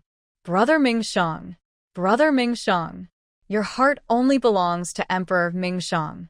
Where do I, your biological brother and Zulu Plain, stand in your heart? Big brother, You know, I only have Brother Mingxiang in my heart. Besides him, I won't marry anyone else. Really? Ha! I want to see how loyal you are. Guards, take her to her room. No one is allowed to leave without my order, Ouyang Yunfei said angrily. Soon, 2 guards carried Ouyang Pingting and threw her into the room. No matter how she cried out, Ouyang Yunfei acted as if he didn't hear her. Back in his own bedroom, Ouyang Yunfei saw Jun Mayan and immediately remembered Emperor Mingxiang's insult. He became very angry and pushed Jun Mayan aside. Jun Mayan instinctively grabbed Ouyang Yunfei's hand with her claws, then ran away. Ouyang Yunfei looked at his wounded hand with a deeper, colder gaze. Jun Mayan didn't care about Ouyang Yunfei's situation. She needed to observe the situation in the Ziluyuan area to plan her escape later. Unconsciously, Jun Mayan arrived at a quiet place. She looked around and saw nothing unusual. Just as she was about to leave, she felt a strange sensation behind her. She turned around and saw a faintly visible large gate. She wanted to go forward, but was suddenly grabbed. Little one, so it's you, Ouyang Yunfei said with a smile. Then, a group of guards ran over. Master, who touched the secret chamber? It's nothing. It's just my pet accidentally entered. Everyone, step back, Ouyang Yunfei said. Ouyang Yunfei looked at Jun Mayan, and the darkness in his eyes made her feel a chill. She always felt that Ouyang Yunfei must have a big secret. Little one, you're really not obedient. Meow, Jun Mayan looked at Ouyang Yunfei with a confused expression. Seeing her animal-like eyes, Ouyang Yunfei smiled cheerfully. Look at this, I'm so confused. A little cat like you is worth making such a fuss over. Hearing Ouyang Yunfei's words, Junmayan felt a slight relief inside. Let's go. You must be hungry too. I'll take you to eat fish, Ouyang Yunfei said with a smile, then carried Junmayan back to his bedroom. Bai-he, prepare some food that cats love to eat, Ouyang Yunfei ordered. Cat? When did the young master get a pet? Bai-he asked in confusion. Do I need to tell you everything? Ouyang Yunfei replied coldly. Young master, I dare not. I know I was wrong, Bai-he quickly said. Don't do it again. Thank you, young master. Bai-he lowered her head. Jun Muyen noticed the hint of admiration and helplessness in her eyes. Soon, Bai-he brought in some fish. Jun Muyen sniffed the lunchbox. It smelled strongly of fish. She only took a quick smell and then stepped back. Young master, this cat doesn't seem to eat fish, Bai-he said. If cats don't eat fish, what else can they eat? Ouyang Yunfei looked at Jun Muyen. Little one, you probably aren't hungry, he said. Meow, Yun Muyen shook her head. No, then you're hungry, meow, Jun Muyen nodded. If you don't eat fish, what do you want to eat? Ouyang Yunfei asked. Jun Muyen raised her paw and pointed at Ouyang Yunfei's mouth. Inside, she was very worried. She had no spiritual power now and was already starving. She was human, so of course she wanted to eat the same food as them. Ouyang Yunfei looked at her confused. What do you mean, meow? Jun Muyen weakly lay on the table. Young master, do you think this cat wants to eat our food? Bai-he guessed. Hearing this, Jun Muyen quickly nodded, raised her paw, and gave Bai-he a thumbs up. Haha. Young master, this cat really understands people, Bai-he said with a smile. Go prepare some food now. Ouyang Yunfei said coldly. Yes, young master, Bai-he hurried out.